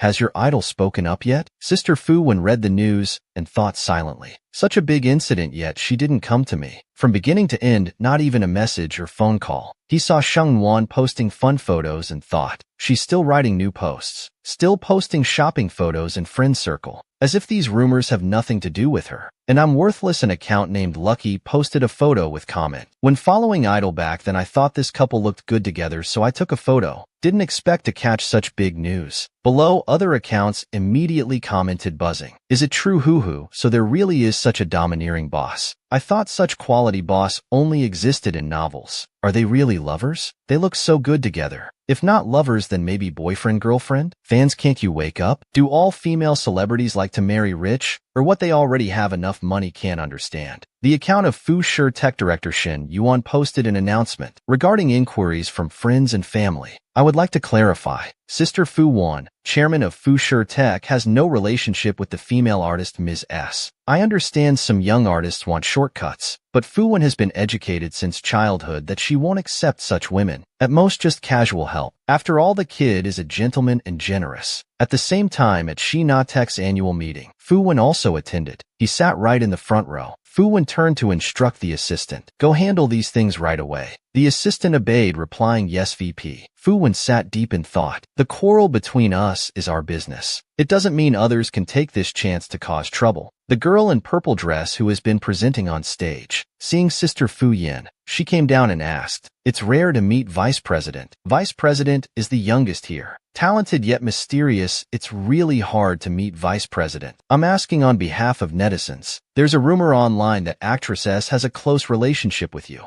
Is that true? Facing questions about Sheng Ran, he pondered what Sheng Ran's intentions might be. But no matter what in this situation, he definitely couldn't answer. He then spoke up. Currently, I only have normal friends. Thanks to the internet starting controversial public discussions. He denied it. Indeed, speaking just like his mother. He basically doesn't accept Shang Ran. How can you say you don't know her when photos exist? Don't you think I don't believe it? I must wait for little sister to answer about face value, then quickly go back and advise your sister to think openly. If you can't enter a rich family, don't force it. 2 hours later, after the party ended, Fu Yin sat in the car leaving. He was startled reading news on his phone. He just gave a perfunctory answer to the media, but didn't know his mother. His mother is now on Weibo. Others might think he believes his mother's words. Fu Yin scrolled down and was surprised to see Sheng Ran posted. First, during my time with Mr. Fu, I didn't spend any of his money. When he gave me gifts, I also gave gifts of equivalent value. The term, kept woman,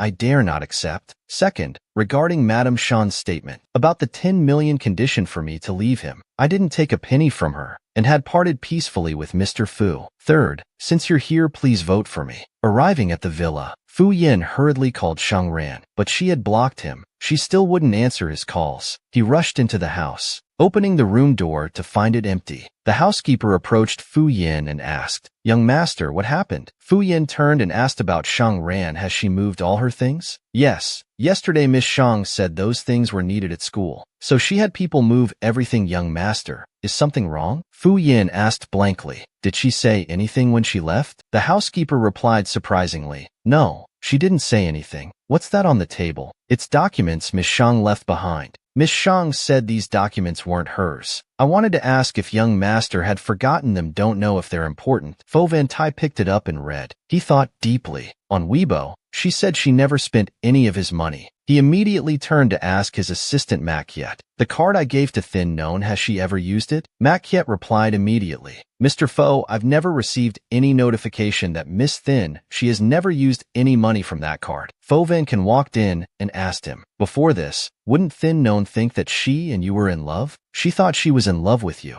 then discovered she was just a mistress that you kept, and even a substitute for someone else, and was also warned by Mother. Thinking about it now, I think when Tanim visited Mother, she must have done something. Fo Van Tai heard this and surprisingly asked Van Can, "What substitute? What exactly are you talking about?" Tanim instigated Mother to find Thin Known. Moreover, who said Thin Known was Tanim's substitute? Fo Van Can worriedly scratched his head and replied, "Everyone says so. You pursued Tanim but were rejected. Later when you met Thin Known, she looked somewhat like Tanim. So you kept her as Tanim's substitute to express your love. Isn't that right?" Fo Van Tai's face darkened hearing her brother say this. Suddenly Thin Known's phone call came through. Fo Van Tai quickly answered and explained to Thin Known, "Listen to me. It's not what you think. I denied it not because I don't accept you, but because I worry it would affect your career. There's no substitute thing either. I just found out about this too. Believe me, there's no substitute." Thin Known was caught off guard and couldn't say a word. Fo Van Tai continued explaining. "I didn't know my mother went to see you.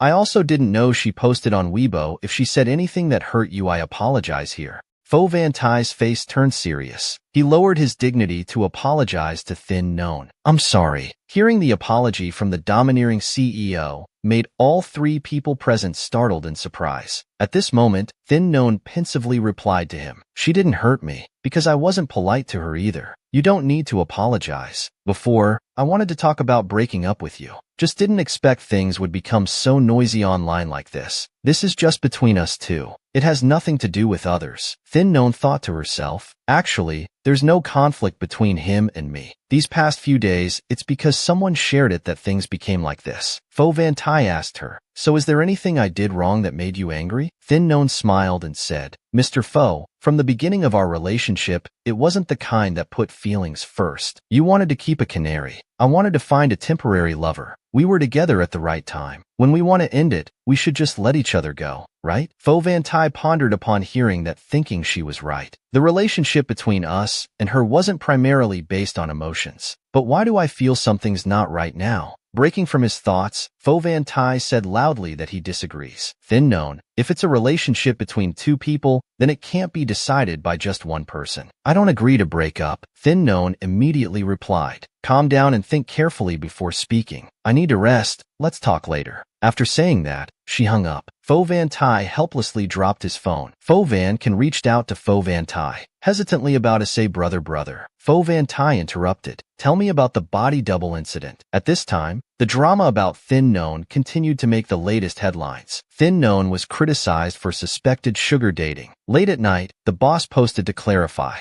"Is it just PR? Or is there something else behind it?" Below, gossip accounts commented. As expected of the domineering boss, the explanation was very concise and powerful. "I'm not illiterate. Please help me see if the boss is indirectly confessing his love." An account named Special Points posted. When Thin Known posted on Weibo, Deputy CEO was attending the annual meeting of Xinga, unclear about the denial situation. The relationship with Thin Known is also very normal, but I think everyone's been deceived. Below is Fo Van Tai's post. First, what Miss Thin said is correct. Her relationship with me is equal. Second, the denial was to respect privacy and protect her career. Third, when my mother posted her statement, I was unaware, and that was just her personal opinion. I disagree. Fourth, Miss Thin is very important to me. Fifth, regarding the fabrications or defamation of Miss Thin online, Faux Group's legal department will intervene and handle. Immediately, Mrs. Tam called him to complain. Faux Van Tai, what are you doing? You want to help that bitch against your mother, right? Faux Van Tai replied, what I said is the truth. If mom feels targeted, then you should think about whether it's your own problem or not. Thin known is not a bitch at all. She's very important to me. After saying that, he hung up. The driver then said to Mr. Deputy CEO, we've arrived at the hotel where Miss Thin's film crew is staying. Faux Van Tai said solemnly, stop here. Suddenly, he thought of Thin known sleeping soundly and smiled inwardly. Needing her more could also bring more peace of mind. At the same time, Faux Van Can sat browsing his phone with visible frustration. He messaged the group chat asking Taneem, please explain about my situation. I cannot love her. My brother himself has already said it. He only suggested dating her for the purpose of arranged marriage. After she refused, he didn't contact her anymore. So who's really acting here?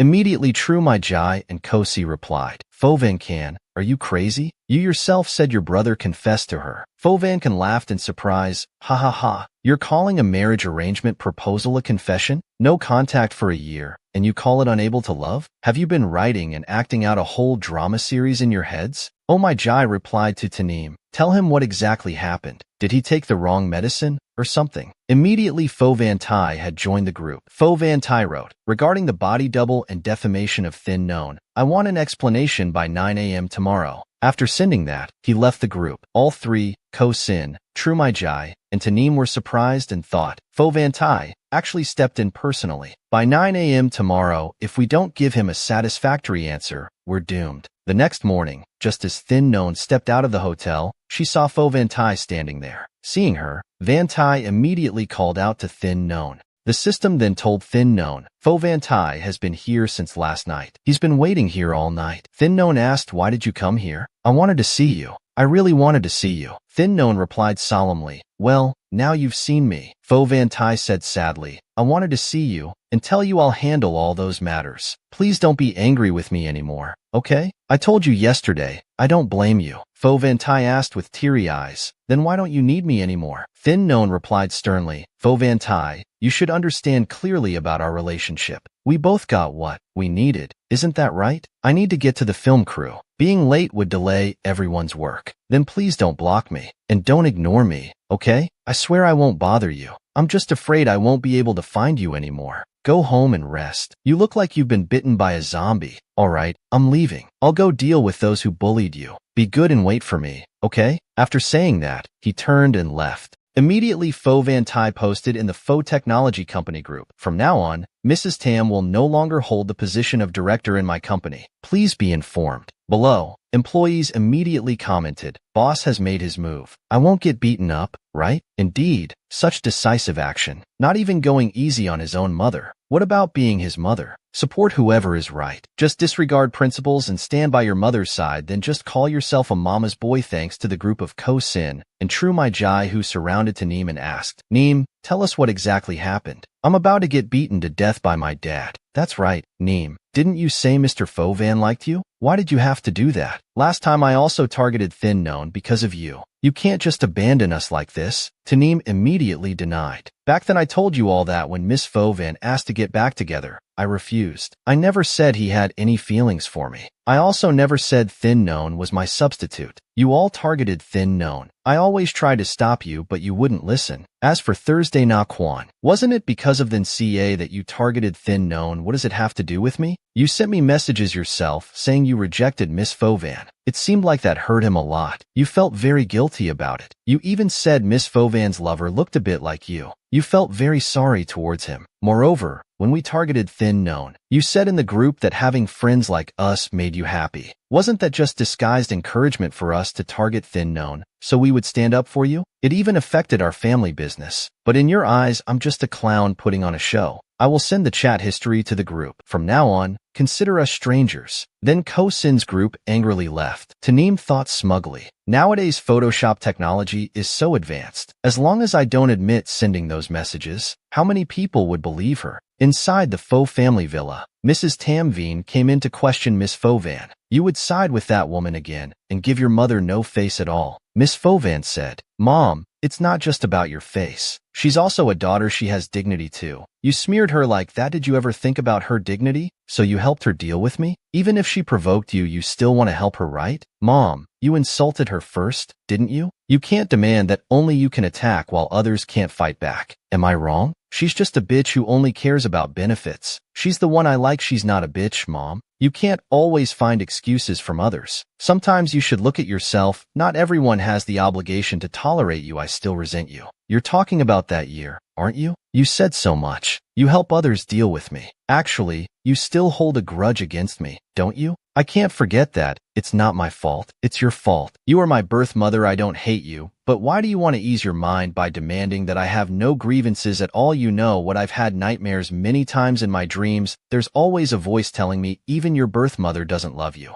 Do you know where that photo that got her attacked online came from? She rushed home to celebrate my birthday. It was my first truly happy birthday in 15 years. No need to force myself to smile. No need to face arguments that could happen at any time. No need to always answer questions like, do you still hate your mother? But because of that photo, she got attacked. People cursed Judge Shun for saying she's my mother. Fu Yinpi remained silent with wide eyes, then turned away. A second later, Mom, go home. I'll move out of the old house. Don't come to see me anymore. I'll visit you when I'm free. I want to move out because of that woman. You want to leave home and won't even let me visit. Hearing the argument, Fu Yinjin came down and called him. Fu Yinpi went to him and said, Jin, take Mom home. Fu Yinjin immediately grabbed Judge Shun's shoulder and said, Mom, let's go home first. Let's go home, Mom. Judge Shun was angry inside. Tunyin told me Yinpi only sees Shengwan as a small, insignificant lover, unimportant, but this clearly isn't the case. Well done, Tunyin. You actually used me as a tool. The next day, Fu Yinpi was changing clothes, preparing to go to the company when the phone buzzed with a message. He read the content inside. Shan Gu drove to the film crew to pick up Shengwan. Both are suspected to be dating. Seeing this, Fu Yinpi's eyes widened. Meanwhile, on the other side, Shingu was talking to Shengwan on the phone. Actually, we don't need to clarify. I don't mind having scandals with you. Shengwan then said, I don't want to be involved in rumors with a normal friend, making me look promiscuous. All right, then I'll go clarify, but you really won't consider me? Yes, let's just be normal friends. After saying that, she hung up the system, then announced host Fu Yinpi is downstairs. Shengwan didn't care. She covered her eyes to sleep. The system continued. Host Fu Yinpi has been downstairs for over an hour. Shengwan irritably shouted, you talk too much. 2 hours later, Shengwan sat up and asked the system, is he still there? The system replied, yes. And Shengwan angrily shouted, is this guy sick? I can't sleep. Running to the residential area without even calling. Downstairs, Fu Yinpi leaned against the car. He was lost in thought while smoking. He was stunned when he saw Shengwan walking down in front of him. He quickly threw the cigarette on the ground and stepped on it to extinguish it. Thin Non came to ask him why he didn't call her. Van Tai replied that he was afraid of disturbing her rest. Since you're already here, tell me what's the matter. About your breakup request, I disagree.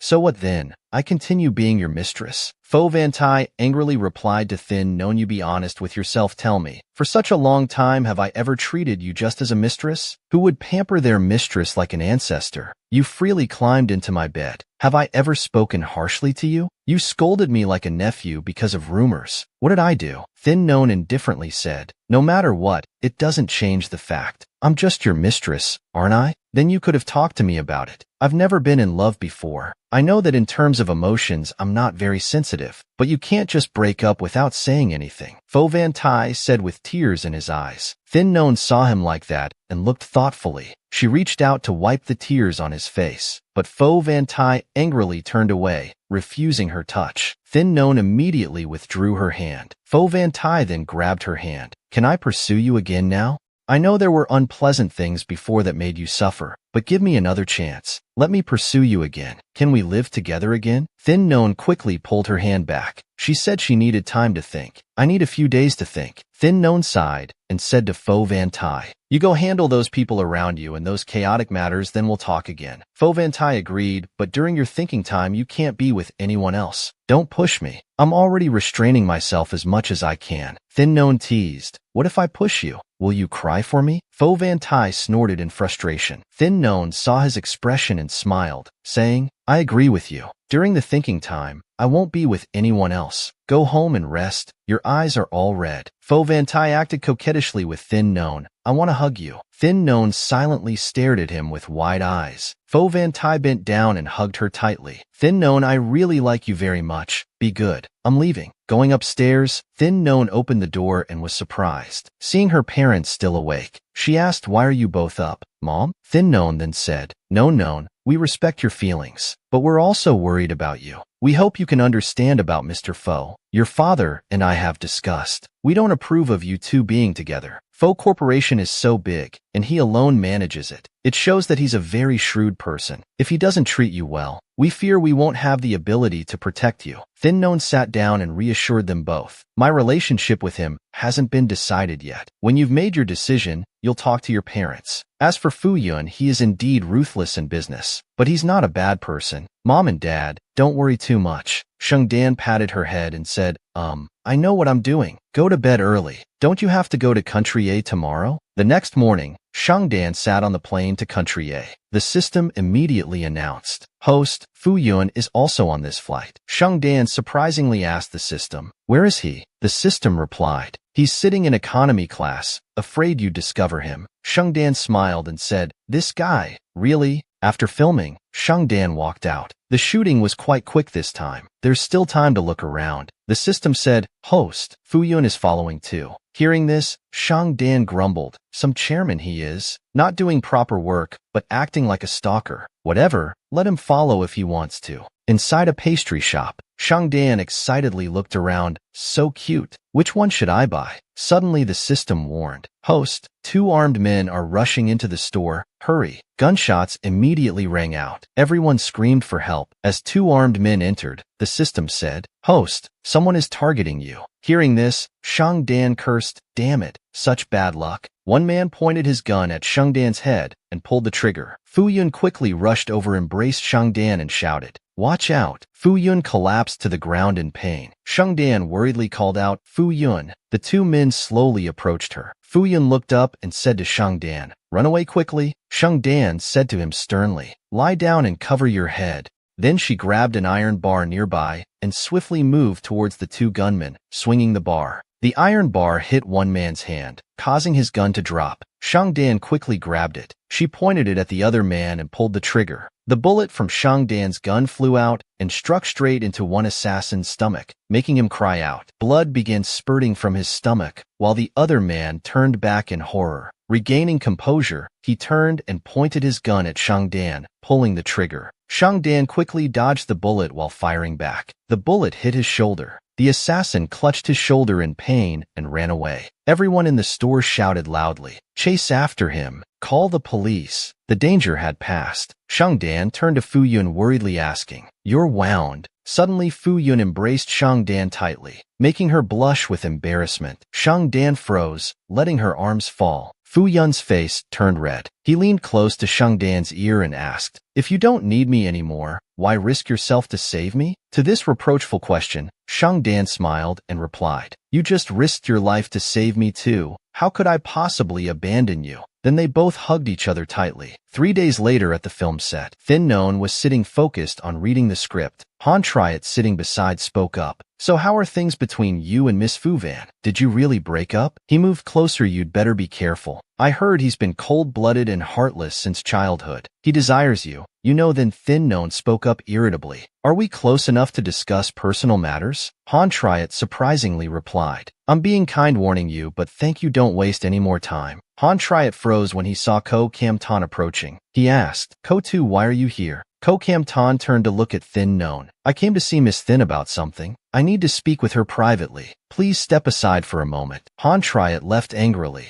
I thought you were being nice coming to watch me work. This is ridiculous. As soon as Han Triet left, Ko Kam Tan said, Miss Thin, I came to apologize to you. Thin Known asked apologize? Last time I accused you of stealing. I caused you trouble. Apologize? Thin Known frowned indifferently and replied, No need, you didn't know I was the one who posted it. Exposing theft is quite normal. I don't hold a grudge against you. Ko Kam Tan asked irritably, If that's the case, then why did you block me? I admit that when we first met the atmosphere wasn't very good, but there's no major conflict between us, and I just feel we have similar views on music. Hope we can continue to exchange ideas in the future. So can we start over? As he spoke, Ko Kam Tan extended his hand toward Thin Known. Han Triet, who had been hiding behind a wall, suddenly jumped out shouting, Hey Ko 2, what are you doing? Still not giving up? Don't trust him. He has bad intentions. Ko Kam Tan angrily said, I have bad intentions? From the beginning, using huge profits to instigate me to target Miss Thin, wasn't that you? Then Thin Known interrupted. I think neither of you are any good. Being judged like that by Thin Known, both turned away embarrassedly. Taneem approached from afar. Seeing Ko Kam Tan, she was surprised. She thought to herself, now my father is under tremendous pressure. The company, because of opposing Fu Van, is operating very difficultly. Yet they're here acting like nothing happened. Ko Kam Tan composed himself, turned to Thin Known and said, Perhaps I was too presumptuous today. I'll explain again when I have the chance. Sorry, Miss Thin. I won't bother you anymore, Miss Thin. Goodbye. After saying that, Ko Kam Tan left. He walked past Taneem, ignoring her, as if they had never known each other. Taneem angrily thought to herself that she had nothing left. True, my Jai and others had cut ties with her.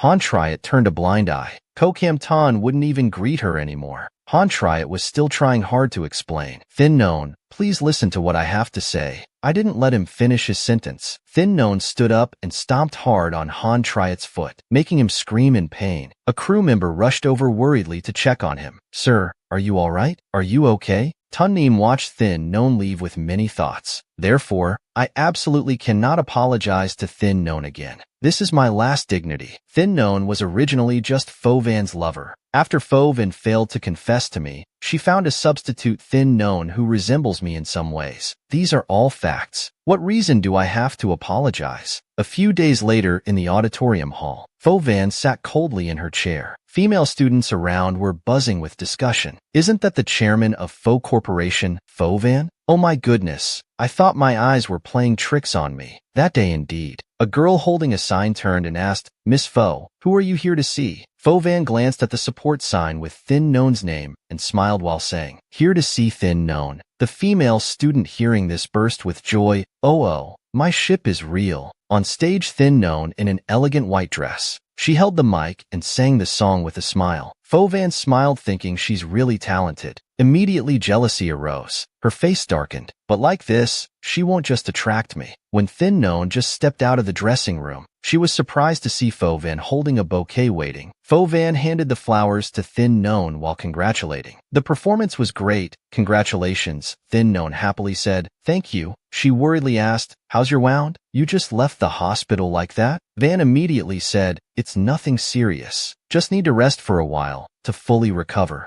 Behind Fo Van, Tu Phi and CA then approached. Sister Known, we came to watch your competition. Let's go have dinner together. Fo Van and CA then stared at each other sternly without blinking. CA then said, Last time you invited me. This time let me treat you to celebrate. Immediately Fo Van objected. She has plans already. Excuse me, I was asking Thin Known. Both looked at each other with killing intent, neither willing to back down. Thin Known, standing between them, sighed. She spoke up to break the tense atmosphere. Sorry, I'll treat you, and Tu Phi another day. We can invite your friends too. Thank you both for voting for me. CA then asked, Can you reconsider? Xiao Fei smiled and stopped. Sister Ran, sister, you don't need to pay attention to us. We'll meet again next time. See you next time. Xiao Fei pulled CA then out of the room and immediately said, I know you want to help me pursue Sister Ran, but don't be so reckless. Don't make things difficult for Ran. How did you figure out that I was helping you pursue her? Xiao Fei angrily shouted, You're not helping me. What are you up to? You want to steal my wife. Xiao Fei continued irritably. The grudge of wife stealing is unforgivable. Whether it's you or anyone else, I won't allow it. Come here, let's have a 300-round battle.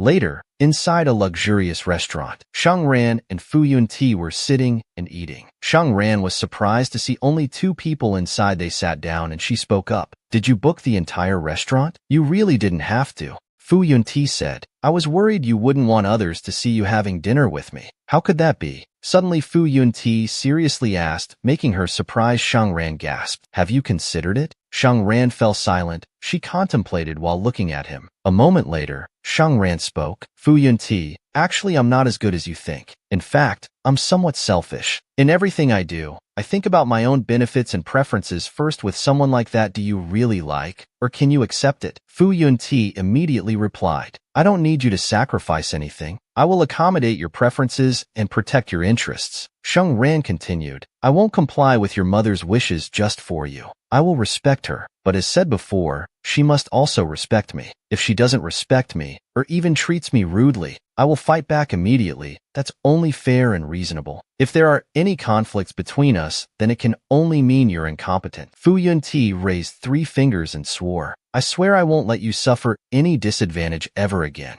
Seeing his sincerity, Shang Ran stammered, I. Fu Yunti interrupted, "You said so many bad things about yourself. Actually, you want to reject me, don't you? You said you'd consider being with me, but actually, you never considered it at all, right? That's why you chose to have dinner with me instead of going with that person, because you wanted to reject me sooner. Isn't that right?" "Shang Ran, you're a fraud," Fu Yunti said with tears in his eyes. Shang Ran smiled and said, "I'm not intentionally defaming myself. This is who I really am. I feel I need to discuss some things with you first, to avoid suddenly you discovering I'm different from what you thought, and then feeling regret." Fu Yunti grabbed Shang Ran's hands tightly. "I won't regret it. I won't regret it. Besides, you're the one who should be worried. I'm afraid one day you'll regret it and won't need me anymore." Thin Non said seriously, "Being a sugar daddy and being in love are different." Thin Non pulled her hand back and continued, "With a sugar daddy, I can end it whenever I want. After all, I don't owe you anything. But love requires responsibility to each other. Although I'm a bit selfish and pleasure-seeking, I am a responsible person." Fu Vantai spoke up, "You're not selfish at all. You're very good, extremely good." "Then it's settled. Let's start over. This time it's love, and neither of us can regret it, okay?" "I agree," Fu Vantai pouted coquettishly. "How about you make a vow to me? Swear you won't casually break up with me anymore." Thin Non frowned and replied, "That's something you men do among yourselves. It's meaningless and might get you struck by lightning. Let go of my hand quickly. Just hold it a bit longer. Stop being clingy. I need to eat." Fu Vantai posted a status online. "Vote for my love, Thin Non. Please support Thin Non with your likes." Below, fans commented enthusiastically, "The hatred of wife stealing is unforgivable. This is official now. My ship has become reality. So the domineering boss is this handsome. So jealous I'm like sour fish soup, both sour and redundant. Woo, no need to vote for boyfriend. You're already at the top of the boyfriend list. Just call him husband already. The Civil Affairs Bureau is right here. Sir, please proceed." Meanwhile, at the film set, Fu Vantai was hugging Thin Non. He was reluctant to leave. Thin Non said, "All right, go home and work. Go earn money to support your wife." Tanim walked by. She was surprised to see Fu Vantai, silently angry inside. Usually Fu Vantai was so high and mighty, yet he showed such a gentle, clingy expression in front of a woman. The person by his side should have been me. But now Fu Vantai was gradually pressuring her family for Thin Non, pressuring her, apologizing to Thin Non, and publicly humiliating her. Inside the makeup room, Ko Kamtan approached Thin Non and asked, "Did you really reconcile with Fu Vantai?" Thin Non just hummed in response. Ko Kamtan continued, "I thought you were so smart and quick-witted, yet you had to jump into the fire of the Fu family's huge business. How can he be sincere with you? Did he say you need to live together before marriage? And at that time, will you have to sign a prenup? Let me tell you, his mother won't easily accept you. You're done for." Immediately Thin Non turned around. She angrily spoke up, "Do you have some kind of illness?" Ko Kim-tan suddenly realized and thought, "Yeah, what am I doing after all? Why am I acting like a busybody?" After reflecting, he turned away embarrassed. In another scene, Tunim walks with a girl. The girl speaks up, "Sister, don't be sad anymore." Suddenly, she bumps into an elegant man. He is Lu Su-ci, the male lead in the original story. Lu Su-ci asks with concern, "I'm sorry, are you two alright? Did you get burned? Are you blind when walking? Do you know how expensive this outfit is?" Tunim intervenes, "Let it go. You don't need to compensate. Let's go." Hearing this, Lu Suci says irritably, "You two were the ones who bumped into me. I apologized just to be polite. To be fair, it wasn't my fault at all. You bumped into me and spoke rudely. I think at least you two should apologize to me." Tuneem's face darkens. She thinks angrily, apology after apology. Everyone wants me to apologize. Am I that easy to push around? She immediately retorts, "You want me to apologize? You don't deserve it," she says and turns away abruptly. The next day at the film set, Tuneem sees Lu Suci. She thinks to herself in surprise, why is he here? And he seems to have a good relationship with the director. She turns to ask a crew member, "Who's that person next to Director Hao?" "That's Lu Suci, the new assistant director. I heard he's Director Hao's favorite student." Hearing this, Tuneem worries. "I accidentally offended the new assistant director, and he's Director Hao's favorite student. What bad luck." The filming of Hu Tang continues. A props crew member carefully reminds, "Wait a moment, you two. The cables need to be adjusted a bit." Sheng Wan then speaks to Tuneem. "Isn't it true? You're willing to waste all your efforts, only to end up with nothing in the end. No best friend, no boyfriend. I heard from Sister Fu Yun. Your father's company is struggling. I actually feel a bit sorry for you." Tuneem says, "So what? What do you mean? The Sister Fu Yun you always think about doesn't even spare you a glance. Look at you jumping up and down behind her. Failed to steal the chicken and lost the rice too. How can I not be proud? Are you very upset? It's fine. As long as I'm here, you'll continue to be upset." Neem grits her teeth in anger. Sheng Nuan puts her hand to her mouth, gesturing silence. She continues, "That's right. Yesterday Sister Fu Yun said, your family's company won't last much longer. So what are you going to do in the future?" Tuneem can't keep calm anymore. She shouts, "Shut up. You're nothing but a lowly mistress." Shengwan calmly says, "That's right. I am a mistress, whom Sister Fu Yun openly shows affection to. Does that make you angry? Aren't you still dreaming of marrying Fu Yun? He told me that when he approached you back then, it was just for a business marriage. He wasn't interested in you. You understand this clearly, don't you? If she hadn't acted that way back then, she would probably be Fu Yun's fiancée by now. Tell me why you had to do that." Sun Yin couldn't keep calm anymore. She spoke while reaching out to grab Sheng Ran's mouth. "Shut up." Before Sun Yin's arm could touch her, Sheng Ran smiled and fell backward. She fell freely from above. People below screamed in horror. "What happened? Oh my God, something's wrong. Quick, call an ambulance." Han Jia anxiously ran over, calling Sheng Ran's name. "Don't move her. Don't touch her. To avoid worsening her injuries, wait for the medical staff to arrive." Sheng Ran lay convulsing on the ground. Everyone was shouting, "Where are the medical staff? They've been called. They're coming soon." Sheng Ran held her injured arm and spoke, "Sun Yin, you actually pushed me. I'm calling the police. I want to call the police." Han Jia anxiously said,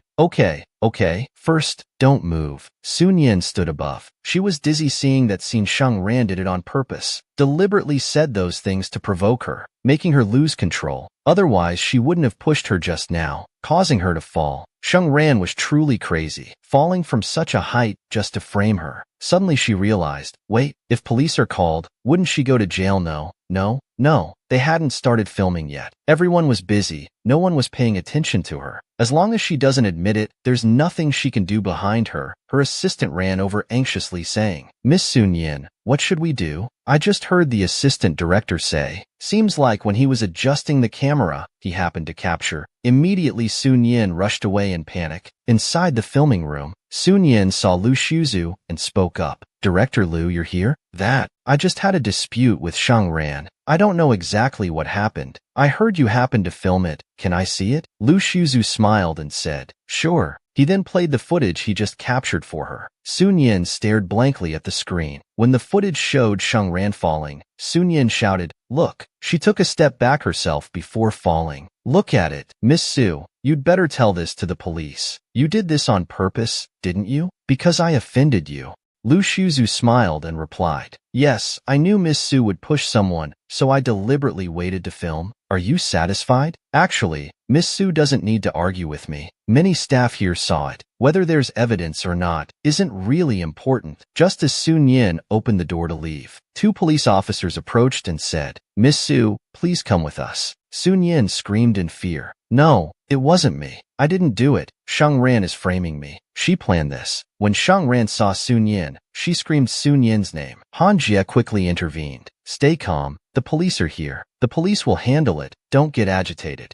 On Weibo's front page, the news immediately topped the hot search list. Sun Yin, pushed actress Shang ran from a 3-meter height. She has been taken away by police. Fu Yinxi returned home. He rushed in, anxiously calling for Shang Ran. Seeing Fu Yinxi, Shang Ran smiled, asking if he was back. Fu Yinxi worriedly ran over to check Shang Ran's body. He spun her around like a top, checking every detail. Fu Yinxi sighed in relief. Fortunately, nothing serious happened. He then said angrily, "Has that Sun Yin gone crazy or what? How dare she?" Immediately Shang Ran interrupted. "I did it on purpose." Hearing this, Fu Yinxi was surprised. "What?" Shang Ran continued. "I deliberately provoked her. As soon as she reached out, I had already jumped down. I intentionally framed her." Hearing Shang Ran's words, Fu Yinxi wasn't surprised. He then said, "You risked yourself because of Sun Yin. If you want to do something, you can tell me. Risking yourself like this? What if you had really become disabled?" Shang Ran widened her eyes and asked him, "I framed someone else. Don't you think I'm a bad person?" Immediately Fu Yinxi hugged Shang Ran and comforted her. "It's my fault. I couldn't let you vent your anger. You did very well. But I can't stand her always appearing in front of me. After all, she hates me time and time again. I just want to fight back. Don't put yourself at risk anymore in the future. Next time if you want to do something, tell me and I'll do it." Shang Ran nestled into Fu Yinxi's chest. She thought happily to herself, "This is probably what girls want most. Whether you're right or wrong, he always stands on your side." The next morning Shang Ran woke up. She rolled around in bed. Touching her neck, she suddenly realized, "Oh, this is deep sea." Fu Yinxi then asked, "Do you like it?" Shang Ran hugged him, saying, "I love it so much. Today I'm in the finals. After the filming is done, I'll go to Fu Corporation. I will establish a separate media company signing only you. You're going to spoil me like that. I want to spoil you, and only you."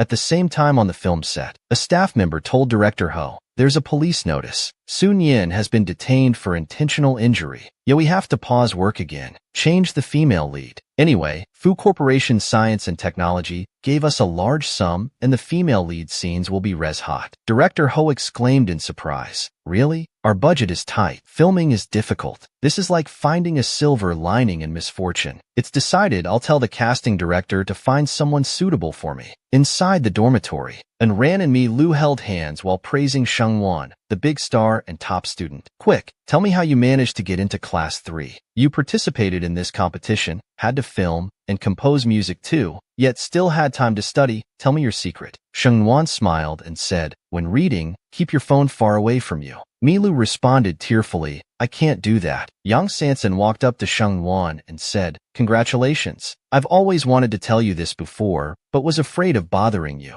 How about I treat us all to celebrate Wan Wan?" Seeing this, Milu and Ran showed visible displeasure. Sheng Wan immediately declined. "Thanks, but no need. I don't deserve your congratulations. Just curse at me less in the future. That's enough." "Are you joking? How could I curse at you?" The account Sang728 that previously claimed to be a schoolmate and exposed that I have 70,000 fans. Wasn't that you? Yang Sanson froze, thinking to herself, how does she know about my alternate account? And Rand shouted, "How could you pretend to be on our side supporting Wan Wan while using an alt account to curse at her? You're truly terrifying." Sheng Wan smiled and said to both of them, "Let's not mind others anymore. Come on, today I'm treating An Ran. That street singer you like will be performing today." "Really? Then I won't be polite anymore." The three of them left, leaving Sanson behind, who cried and thought to herself, "Looks like I can't stay in this dormitory anymore." Inside a bar, the three were sipping their drinks when suddenly Milu froze. She said to Sheng Wan, "Wan Wan, look behind you.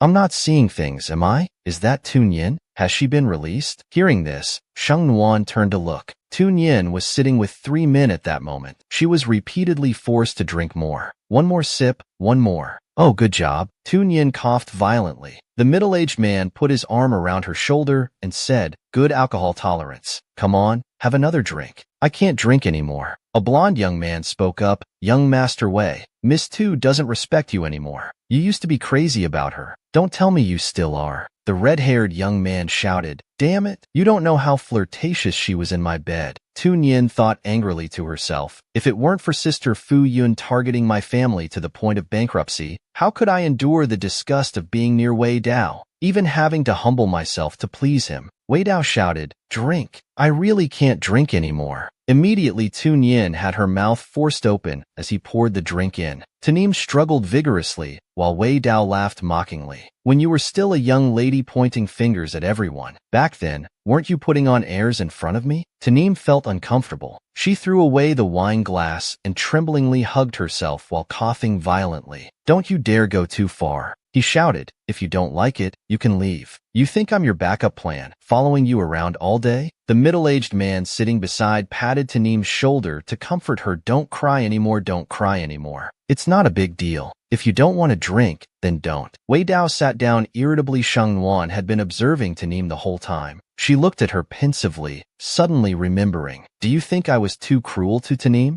If she had apologized to me like Zhao Meijia and others, things wouldn't have come to this. This was her choice. And Yin sighed with emotion. She was so angry before. Who would have thought that in just 2 months she would decline to this state? Yes, life is truly unpredictable. Suddenly, someone called out to Sheng Wan. Jinwan, Xiao Fei, and Xiaoshan approached. Xiao Fei said, "What a coincidence. Sneaking out for drinks without inviting us to join. It's fruit juice. I promised someone not to drink alcohol when going out." And Yin exclaimed in surprise, "Xiaoshan is Xiaoshan." Xiaoshan then asked, "So who's the lucky one here?" "I'm the lucky one. He's very good." Suddenly Xiaoshan spoke half-jokingly, "Just a bit too controlling of you." Fu Yanzi walked up behind Sheng Wan. He greeted them both. Sheng Wan immediately hugged Fu Yanzi. "Why are you here?" "I came to pick you up." Xiaoshan watched their intimate scene with discomfort, thinking smugly how annoying it was. Sheng Wan said goodbye to everyone. "We'll go first. You two continue having fun. Goodbye, Jinwan."